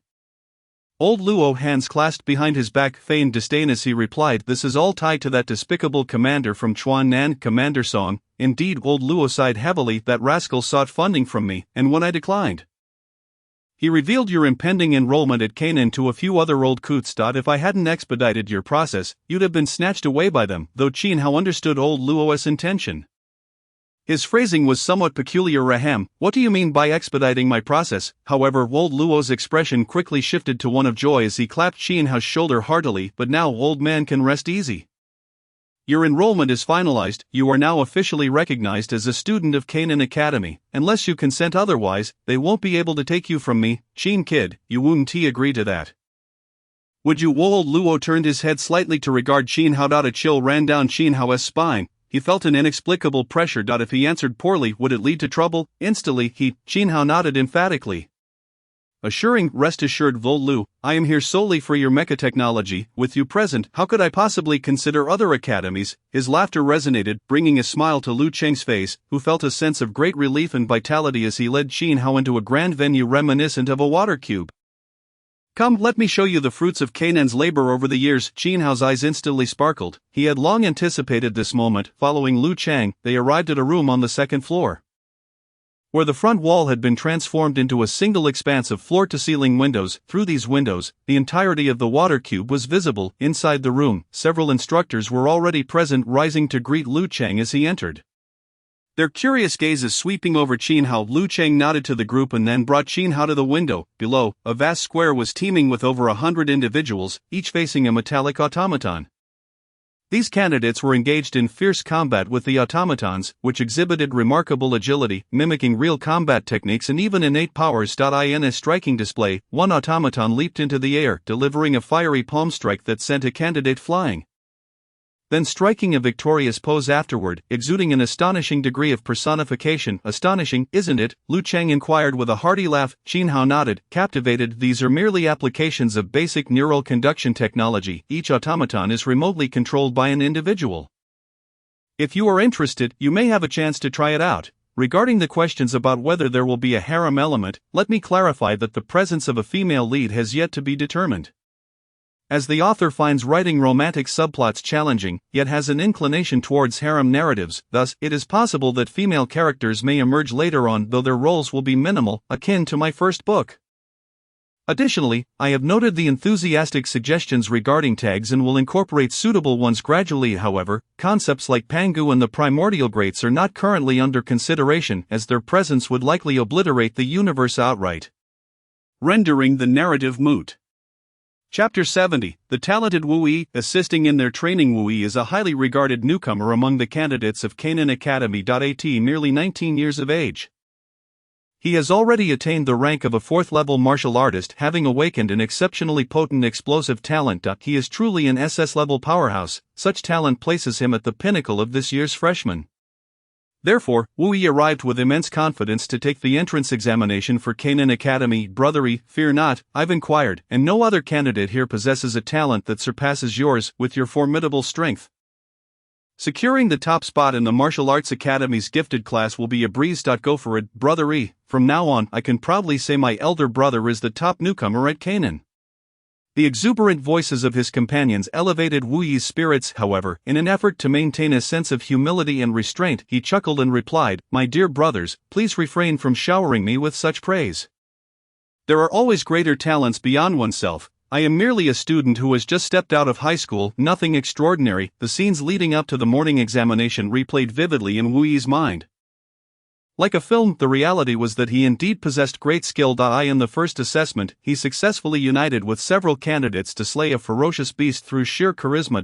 In the second assessment, he led the charge, valiantly pushing his team forward, ultimately driving back a colossal tidal beast and achieving a dazzling B grade. He passed with flying colors, yet, to his surprise, what he believed would be a smooth sailing through the third assessment turned out to be a disaster.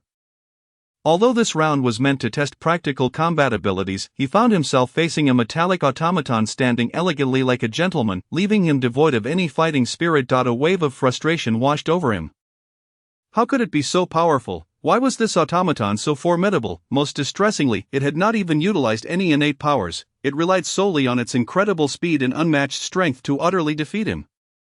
Who then was the true fourth-level martial artist, and who was the automaton? Wu Yi, crestfallen, rose from the ground, observing the other automatons engaging in back-and-forth exchanges with the candidates. Self-doubt began to creep in. Am I truly that formidable? Brother Yi, you are the strongest, came the encouraging shouts from the sidelines. Wu Yi turned, exhilarated, to see his companions, who had already passed the examination, cheering him on. Yet, as their elder brother, he had been defeated. No, I cannot be bested by a mere automaton. With a roar, Wu Yi sprang into action, his robust figure charging forward. His fist was enveloped in a crimson glow. Explosive fist, he bellowed, his indomitable spirit echoing throughout the venue. I will prevail. On the sidelines, his enthusiastic companions watched in awe as their elder brother leaped into action, radiating vigor and grandeur. Go, brother, give it your all, they shouted excitedly. Fueled by their encouragement, Wu Yi summoned all his strength and unleashed a ferocious punch.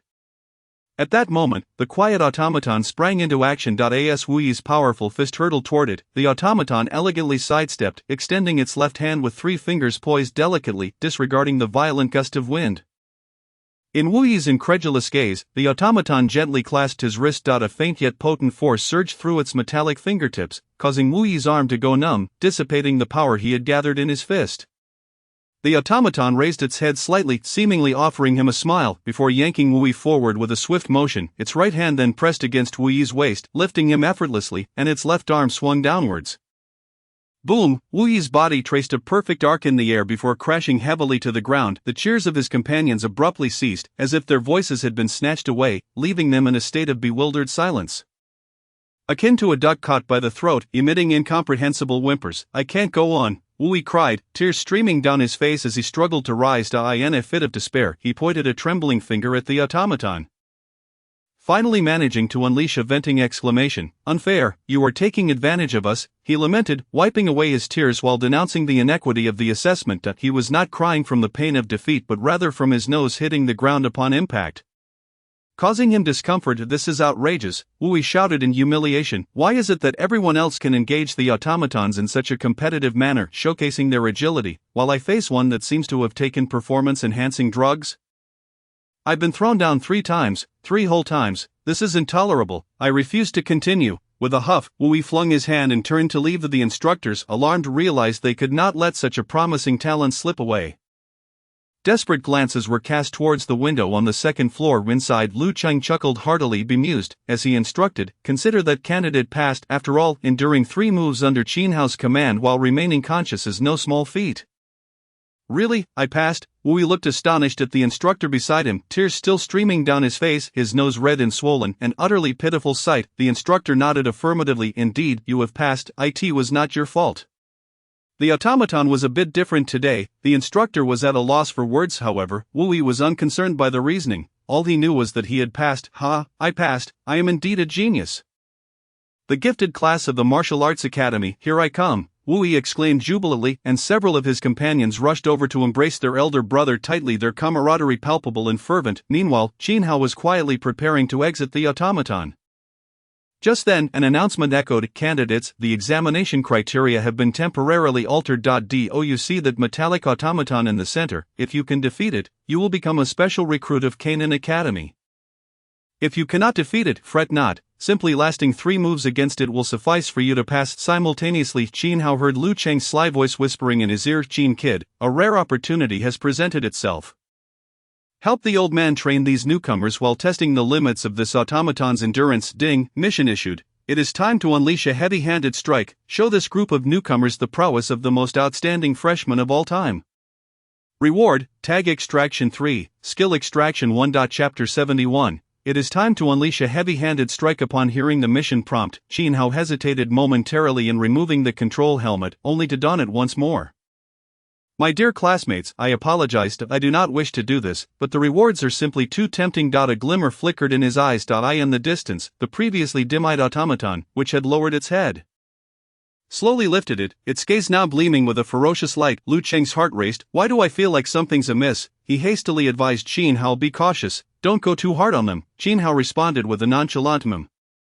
At that moment, all the candidates had fixed their attention squarely on the metallic automaton. Defeating it would grant them the coveted status of special recruits. The significance of special admissions is well understood by all.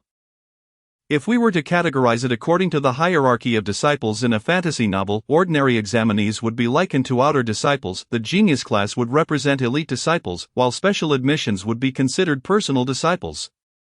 They enjoy the utmost privileges in terms of resources and receive guidance from the most esteemed instructors. These are aspirations fervently pursued by these candidates. Moreover, did that announcer not proclaim that even if one cannot defeat the opponent, simply enduring 3 strikes would suffice to pass? How incredibly simple, merely 3 strikes. "I shall go first." A furious roar erupted from the crowd, as a figure, towering even above the already imposing Lien Duzon, charged forth. Lien Duzon, with a strength of 3 realms, may have been weak, yet with such a robust physique, he would surely withstand a blow. It was the perfect opportunity to test the waters. A hushed murmur spread among the candidates, which Qin Hao overheard, a faint smile gracing his lips. Lien Duzon, a splendid name. However, I wonder how formidable he truly is, with his right leg retreating into a bow stance and his right arm pulled back like an arrow. He unleashed a powerful strike. Bang! Lien Duzon's eyes bulged as he spewed forth a mouthful of yellow liquid. His hefty frame, weighing several hundred pounds, was sent hurtling backward, crashing to the ground after sliding for 10 meters. Unconscious. A collective gasp of astonishment arose from the crowd. Goodness, what a commotion! With such a single punch, would I not be utterly obliterated if I stepped forward? "Teacher, may I ask if we can revert to the original assessment method?" inquired a towering figure, a burly man standing nearly 2 meters tall, his demeanor seemingly docile. "No," came the response from the second-floor window, where it appeared that Lu Cheng was wearing a devilish grin. "However, you may all advance together. The last 20 individuals to fall will also be deemed successful." Once again, the spirits of the crowd were ignited with enthusiasm. The previously meek demeanor of the burly man vanished, replaced by a sinister smile. "So it can be done this way." With that, he slowly retreated to the back of the group. As long as he could endure to be among the last 20, he would pass. Many others shared this sentiment, and soon the entire crowd took a synchronized step back, except for one adorably naive girl, seemingly oblivious to the unfolding events, who stood exposed before them. "Ha!" The little girl blinked, her innocent gaze surveying the surrounding candidates. "I don't." Suddenly, her vision darkened as the metallic automaton, which had been 10 meters away, appeared before her in an instant. She was so petite that she barely reached the automaton's chest. The automaton slowly lowered its head, its metallic visage curling into a fearsome grin. "No, please!" the girl screamed in terror, yet, in the next moment, a resounding thud echoed as a burly man flew over her head, crashing heavily before her. "Oh, I forgot to warn you. The automaton will automatically seek out targets to attack, so don't even think about hiding among the last 20. Lu Cheng's voice, laced with temptation, resonated eerily, akin to a demon's whisper. Instantly, the crowd was thrown into disarray. The notion of hiding had been rendered futile. With no other option, they exchanged glances, silently agreeing to unite. "Let us all go at once. We can't possibly be outmatched by just one charge. As long as we bring him down, we shall become special admissions." Qin Hao swiftly retreated, observing the frenzied mob approaching, with a resigned glance at the window on the second floor. He steeled his resolve that it was time for a decisive strike. Boom! He sent the foremost candidate flying with a single punch, then transformed into a streak of metallic lightning, weaving through the crowd wherever he passed. Figures were sent soaring with anguished cries, the sound of flesh meeting flesh reverberated throughout the venue. The teachers stood aghast, their expressions a mixture of disbelief and awe, while the automata hastily retreated to the periphery.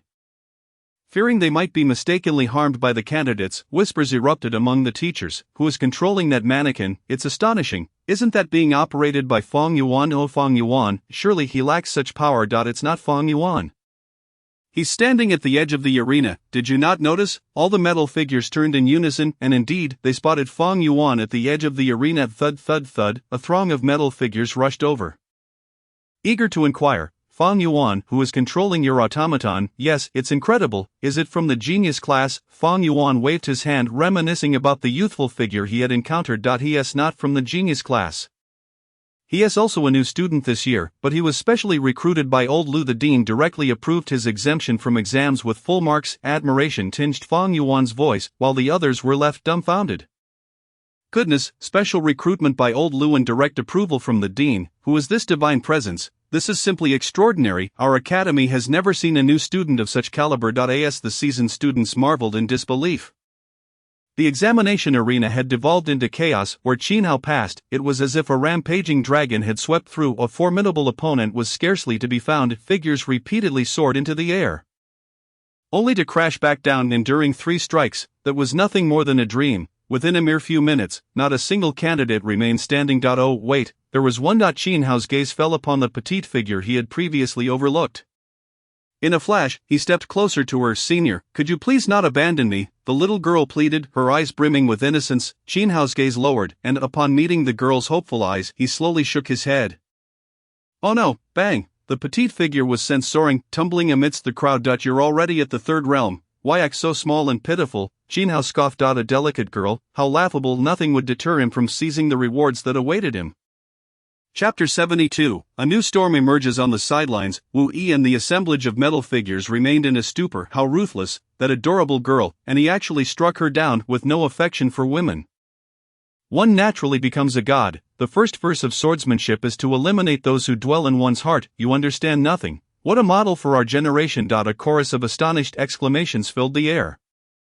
Ding! Task completed. Rewards obtained. Tag extraction 3, skill extraction 1. It was done. A slight smile curved Qin Hao's lips as he withdrew from the automaton system. Initiate skill extraction. Ding! Skill extraction in progress. Congratulations, you have drawn the blue skill, optimization. Optimization. Qin Hao glanced at the name with curiosity and quickly comprehended its essence. It was indeed this. A skill from the protagonist of Re, Life in Another World, capable of modifying one's physical form at will. An excellent auxiliary skill.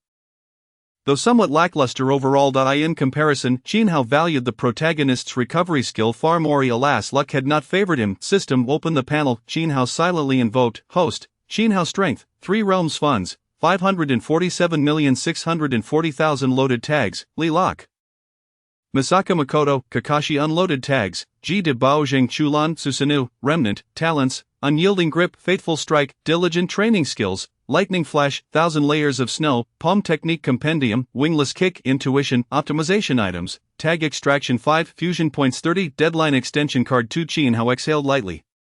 Closing the panel, his attributes were much clearer now, with the 2 opportunities from the reward for achieving first place, combined with the 3 from this task, he now had 5 chances for tag extraction.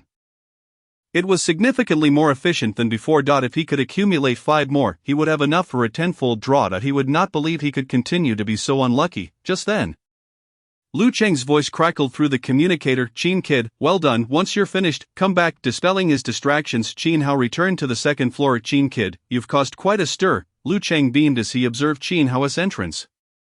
Qin Hao offered a shy smile. Isn't it all thanks to old Lu's guidance? Wanting to shift the blame, not a chance. Lu Cheng erupted into hearty laughter. Meanwhile, the gazes of several teachers watching Qin Hao grew increasingly awestruck. Being teachers at Kanan Academy, their prowess was naturally formidable, and thus their discernment was exceptional. With just a few movements, they had already detected Qin Hao's extraordinary qualities. His explosive power, skillful technique, and speed were utterly unfathomable for a mere new student. Among the teachers was Fang Jian, the director of the Martial Arts Institute. At that moment, Fang Jian's gaze was fixed on Qin Hao, akin to a famished tiger spotting a delectable prey, his eyes gleaming with fervor. With a sycophantic smile, he approached Lu Cheng. Old Lu, this student Qin is preparing to enroll in our Martial Arts Institute, correct? Rest assured, since you brought him to me, I will dedicate myself to teaching him. Fang Jian patted his chest, pledging fervently. Lu Cheng looked at him incredulously. Xiao Fang, are you unwell? Not at all. But if you're not ill, how can you utter such nonsense? I suspect you're not just unwell. But gravely so. Lu Cheng shot him an annoyed glance. Qin Hao interjected, teacher, I came to Canaan to enroll in the Mecha department. The Mecha department? Fang Jian's expression morphed into one of astonishment. Your martial arts foundation is remarkable. Why then pursue the Mech department? Only within our martial arts academy can your brilliance truly shine. Ahem. Suddenly a soft cough echoed nearby, prompting Fang Jian to remember that the head of the Mech department was right beside him. His expression changed instantly. Lao Lu, I did not mean to imply that the Mech department is lacking, but no need to elaborate. I understand your point. However, Qin Hao's strength should not necessitate further training at your martial arts academy. What do you mean? Isn't he merely at the third heaven? Haha. Lu Cheng let out a couple of cold laughs and turned to leave. Qin Hao maintained a gentle smile as he followed suit. Leaving behind a group of teachers exchanging perplexed glances. Does anyone have a computer? Let's look up this kid, Fang Jian said with a furrowed brow. Immediately the teacher logged into the academy's backend and began searching. However, it confirmed that Qin Hao's strength was indeed at the third heaven. Check the internal network. There must be information we are unaware of. I found it. But I lack the necessary permissions, the teacher exclaimed in surprise. Fang Jian's frown relaxed. That makes sense, this kid must have some secret that warrants such attention from Lao Lu. Let me see what your secret is. Fang Jian took the computer and entered his identification code. Insufficient permissions, access denied. His hand froze mid-air. He then pulled out his phone and dialed the chief of the martial arts department. Since I lack the necessary permissions, I will find someone who does.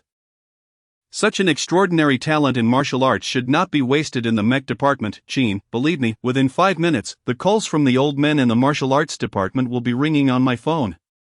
As he walked, Lu Cheng's eyes glimmered with an all-seeing gaze. Why is that? Canaan is renowned for its mech research, while martial arts has always been trailing behind us, he replied, a trace of disdain creeping onto his face.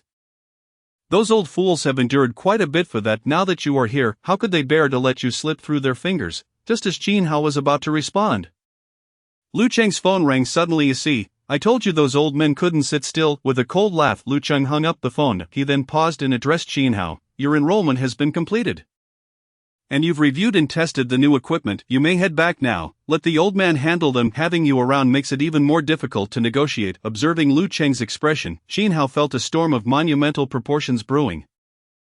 He nodded promptly. All right then, Lao Lu, I will come to the academy to see you tomorrow. Yes, go on. Lu Cheng nodded with a smile. However, once Qin Hao departed, Lu Cheng's smile vanished abruptly. He glanced at his phone, which displayed dozens of missed calls accumulated in just 2 minutes. With a cold snort, he turned and strode towards the dean's office. He could easily surmise that after failing to reach him, those old men would undoubtedly seek out the dean. Unbeknownst to Qin Hao, his arrival had prompted all the heads of the various branches at Canaan Academy to converge at the dean's office.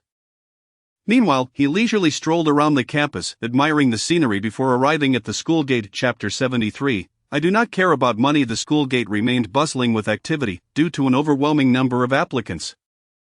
The exams would span 2 days. At the entrance, Qin Hao spotted Lan Bingtong amidst a group of female classmates, busily assisting new students with their documentation. Therefore, after greeting her from a distance, he refrained from interrupting. Upon returning to his lodging, he first took a shower and then began his training. After completing 10 push-ups, Qin Hao lay on the floor, drenched in sweat, his muscles trembling slightly.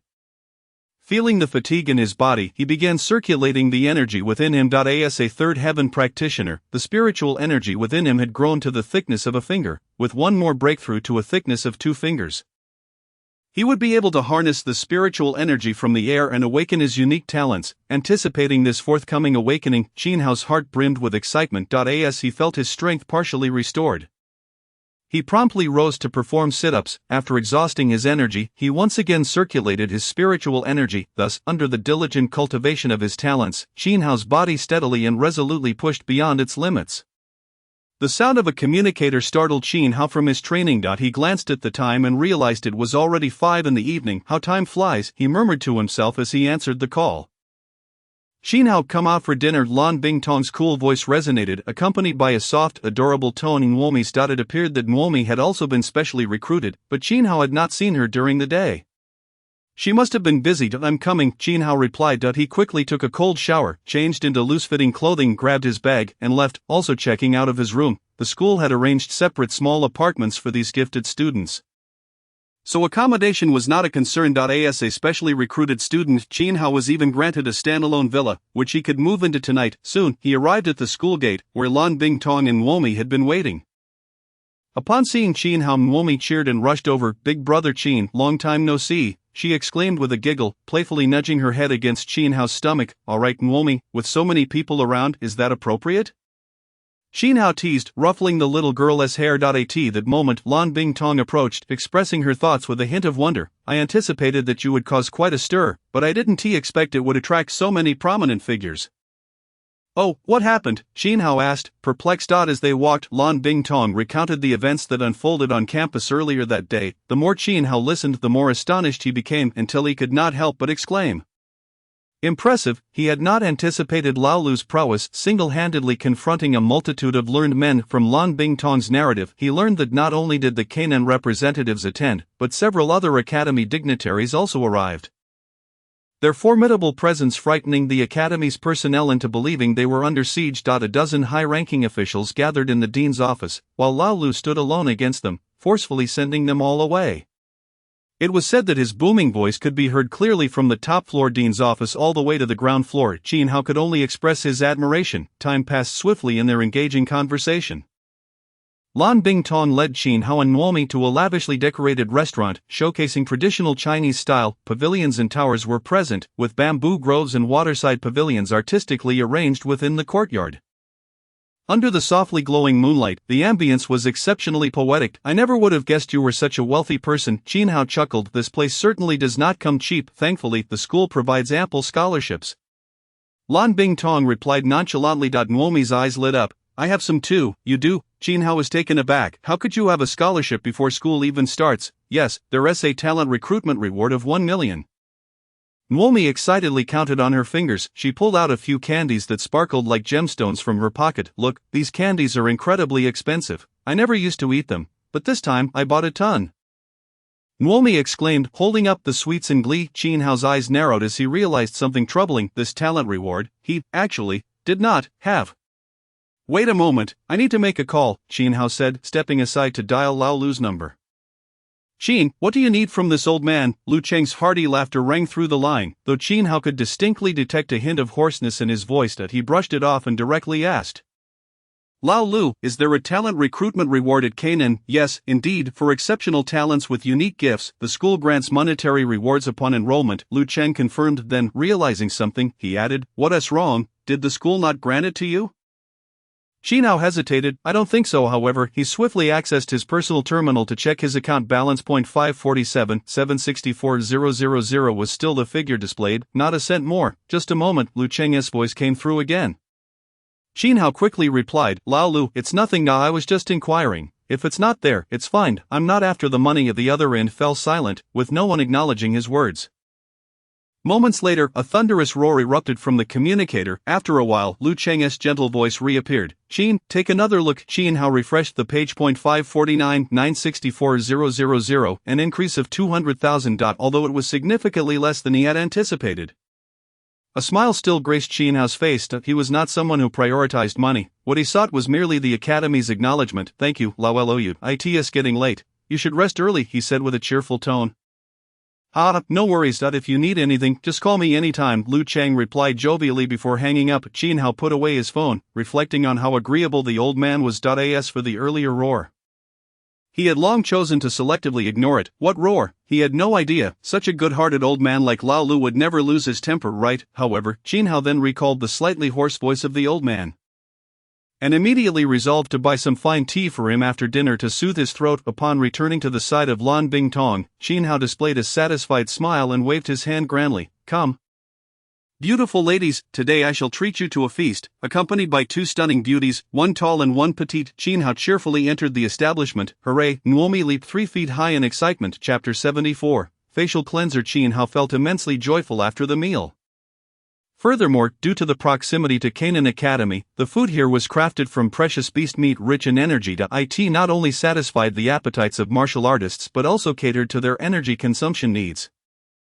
However, the prices were quite steep yet, as mentioned earlier, Qin Hao was not a greedy person, he valued attitude above all. He generously paid the bill and exited the restaurant. At that moment, the moonlight was hazy. Lan Bingtong stood elegantly in the night breeze, resembling a snow lotus having consumed a sip of fruit wine. Her cheeks bore a slight flush, exuding a tantalizing fragrance known as hormones, under the dim glow of the streetlights. Qin Hao found himself momentarily entranced. Just then, a cool breeze swept past, causing his eyes to flicker as he snapped back to reality, exhaling a sigh to quell the flames of desire within him. Unbeknownst to him, a hint of disappointment flashed in Lan Bingtong's slightly dazed gaze. Qin Hao, gazing at the moon, curiously inquired, "Where can one find shops that specialize in items for martial artists around here?" Lan Bingtong waved her hand to disperse the lingering scent of alcohol. "There is a street behind the academy where you can find any items you may need." After a pause, she continued, "However, I do not recommend you purchase from there. You can exchange points at the school and then buy from the logistics department, where prices are significantly cheaper." "Is that so? How does one exchange points?" Qin Hao's interest was piqued. "You can buy points with money. 100 yuan can be exchanged for 1 point. Of course, you can also undertake tasks, as the school issues many daily tasks, similar to those in the Martial Artists Association.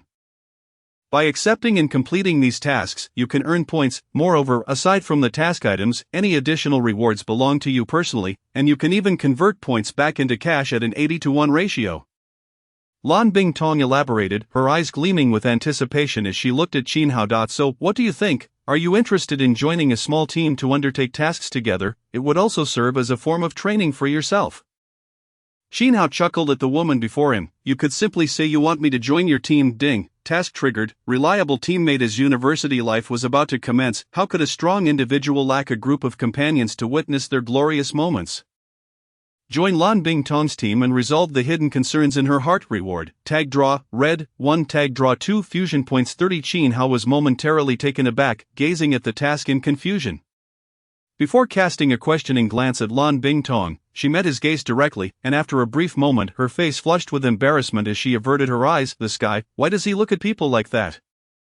Has he figured it out?" At that moment, Qin Hao suddenly spoke. "Are you in trouble?" Nuomi looked up at Lan Bingtong with suspicion. "Sister, are you in trouble?" Lan Bingtong was momentarily stunned.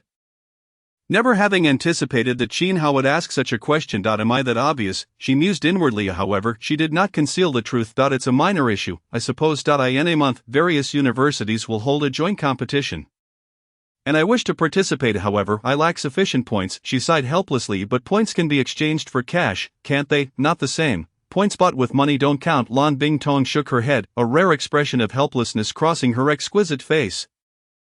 Qin Hao immediately grasped the situation and inquired, "How many points do you need now?" "About 20 to 30,000. The joint competition has high requirements for strength. My talent is considerable, but my power is somewhat lacking, making it difficult to complete high-point tasks, thus, the rewards I receive are quite meager." It was unexpected that the second sister of the 12 pillars would be thwarted by the threshold of a mere competition. Qin Hao wore a teasing smile. Lan Bingtong's face flushed with embarrassment, feigning an attempt to strike him. "Do you think everyone is as abnormal as you?" She stomped her foot in frustration, causing Qin Hao to burst into laughter. However, his laughter quickly subsided as he extended his hand. "Then let your former team leader help you overcome this hurdle. Coincidentally, I also wish to participate in this joint competition. The reward should be quite impressive, right?" "Indeed, the first prize is an A-grade cultivation technique, a truly priceless treasure," Lan Bingtong replied. Just as she finished speaking, she suddenly realized, "Wait, did you just say you would join my team?"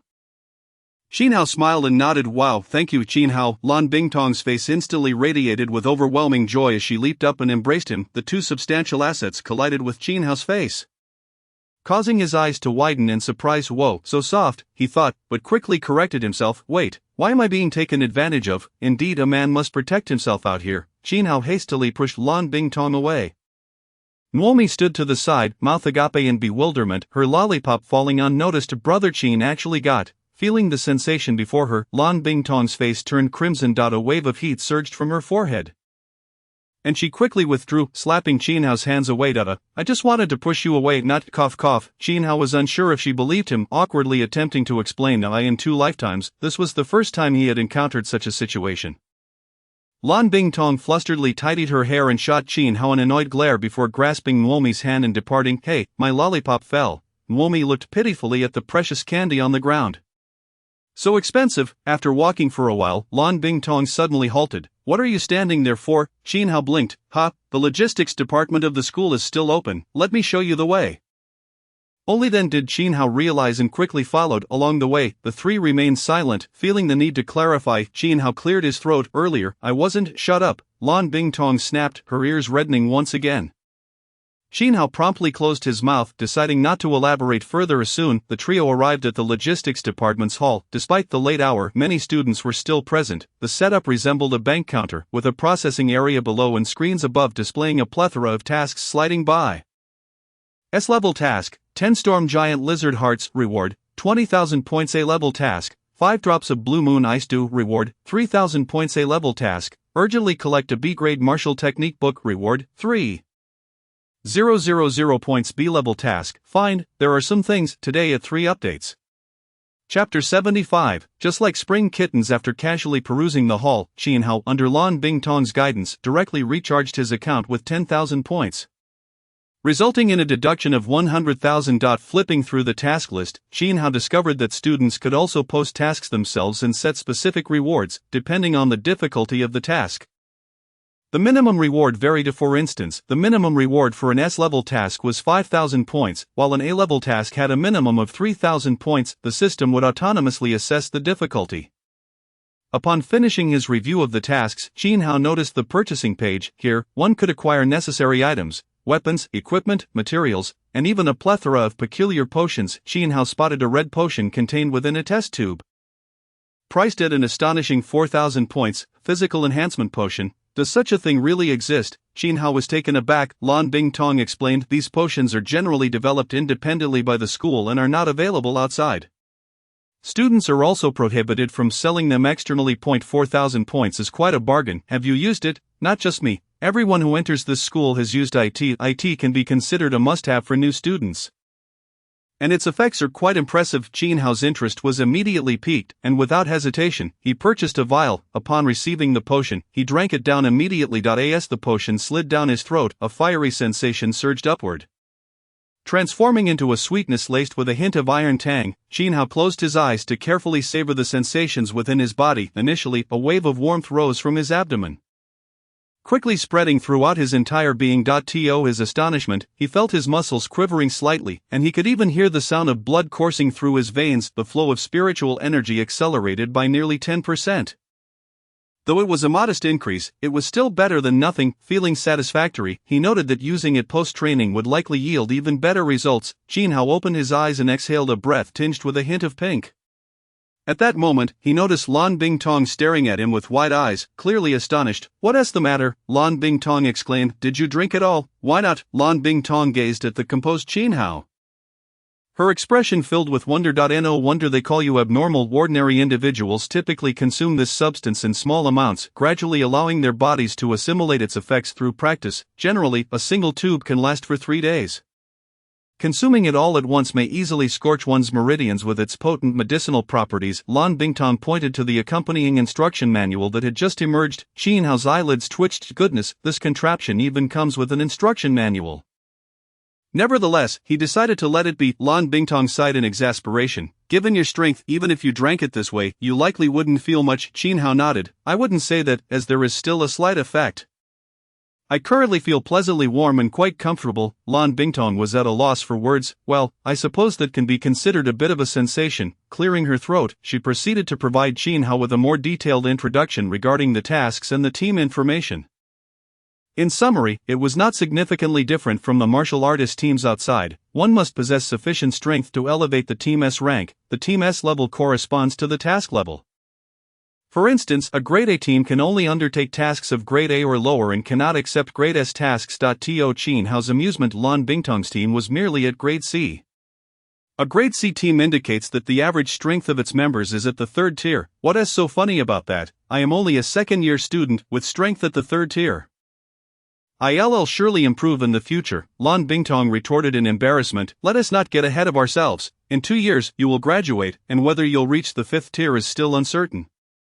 Xin Hao mercilessly mocked. The Canaan Academy has a 4-year curriculum. Due to its rigorous standards, graduates typically attain 5th tier strength by the time they complete their studies, a level that far exceeds that of ordinary institutions.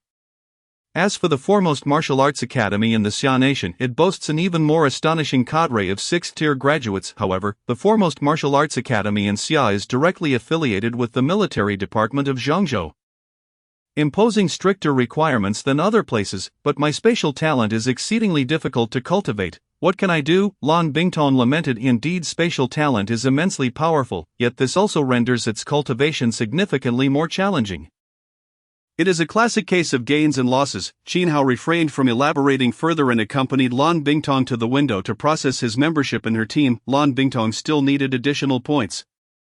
Specifically 23,000 points. This meant she required 4 grade S tasks, 1 grade A task, or 23 grade B tasks. Each grade B task yields 1,000 points. Hello, I would like to register for membership in the Blue Eye team, Xin Hao stated as he handed his identification card to the staff. The staff immediately began the process with enthusiasm. A 5th-tier martial artist, joining a grade C team. The staff member looked at Xin Hao in astonishment, then glanced at the striking Lan Bingtong. A long ah escaped their lips, revealing a knowing expression. Lan Bingtong pretended to casually gaze at the task list on the wall, yet her hands, hidden behind her back, fidgeted incessantly. Nuomi was utterly mesmerized. Such dexterous hands. The staff member beamed at Lan Bingtong. Due to the addition of a 5th-tier martial artist, your team has been elevated from grade C to grade B, allowing you to undertake grade B tasks henceforth. I wish you success in your endeavors. Lan Bingtong offered a faint thanks before turning to Nuomi and departing. She preferred to avoid any further scrutiny. Once outside the logistics hall, Lan Bingtong curiously inquired, "Your status has been updated to 5th tier." She distinctly recalled that during registration, Xin Hao had listed himself as a 3rd-tier martial artist. Xin Hao nodded. It was modified by old Lu. I merely wanted to keep a low profile and avoid drawing too much attention. Lan Bingtong scoffed coldly. As if you wish to remain inconspicuous, several prominent figures from various academies came rushing to recruit you. If that isn't making waves, what is? I've quite had enough of this ostentatious fellow. Yet, recalling that day in the forest, where he effortlessly subdued the 7-segmented ghost wolf king with an imposing stature, Lan Bingtong felt her heart soften. Perhaps enduring this guy isn't such a bad thing after all. So, esteemed 5th-tier martial artist, do you require the company of 2 lovely ladies to escort you back to your residence? Lan Bingtong said with a smile. Xin Hao raised an eyebrow. I would be most honored. Lan Bingtong's lips curved into a sly smile. At least you know how to flatter. Let us go. Nuomi, let us see this junior off. And Nuomi, with a pained expression, glanced at the cheerful Lan Bingtong. She was unwilling to accompany them and preferred to return to sleep. However, the timid girl dared not voice her objections. She couldn't shake the feeling that her second sister was acting somewhat strangely, much like a playful kitten in spring. Dear readers, please shower me with gifts. I have set my bowl right here. Chapter 76, 35 tasks the following day. Xin Hao arrived early to report to old Lu. However, to his surprise, old Lu seemed to have encountered some issues and had departed late last night. Fortunately, he had arranged for a teacher to guide Xin Hao through the premises. Contrary to Xin Hao's expectations of attending a class in a certain cohort, the teacher led him directly to a laboratory. You are a student intended for direct instruction from old Lu, so your course arrangement differs from that of other students. Everything will depend on the tasks assigned by old Lu, the teacher cheerfully explained. Xin Hao nodded and asked, Am I free to leave now? Yes, you may depart after familiarizing yourself with the routes.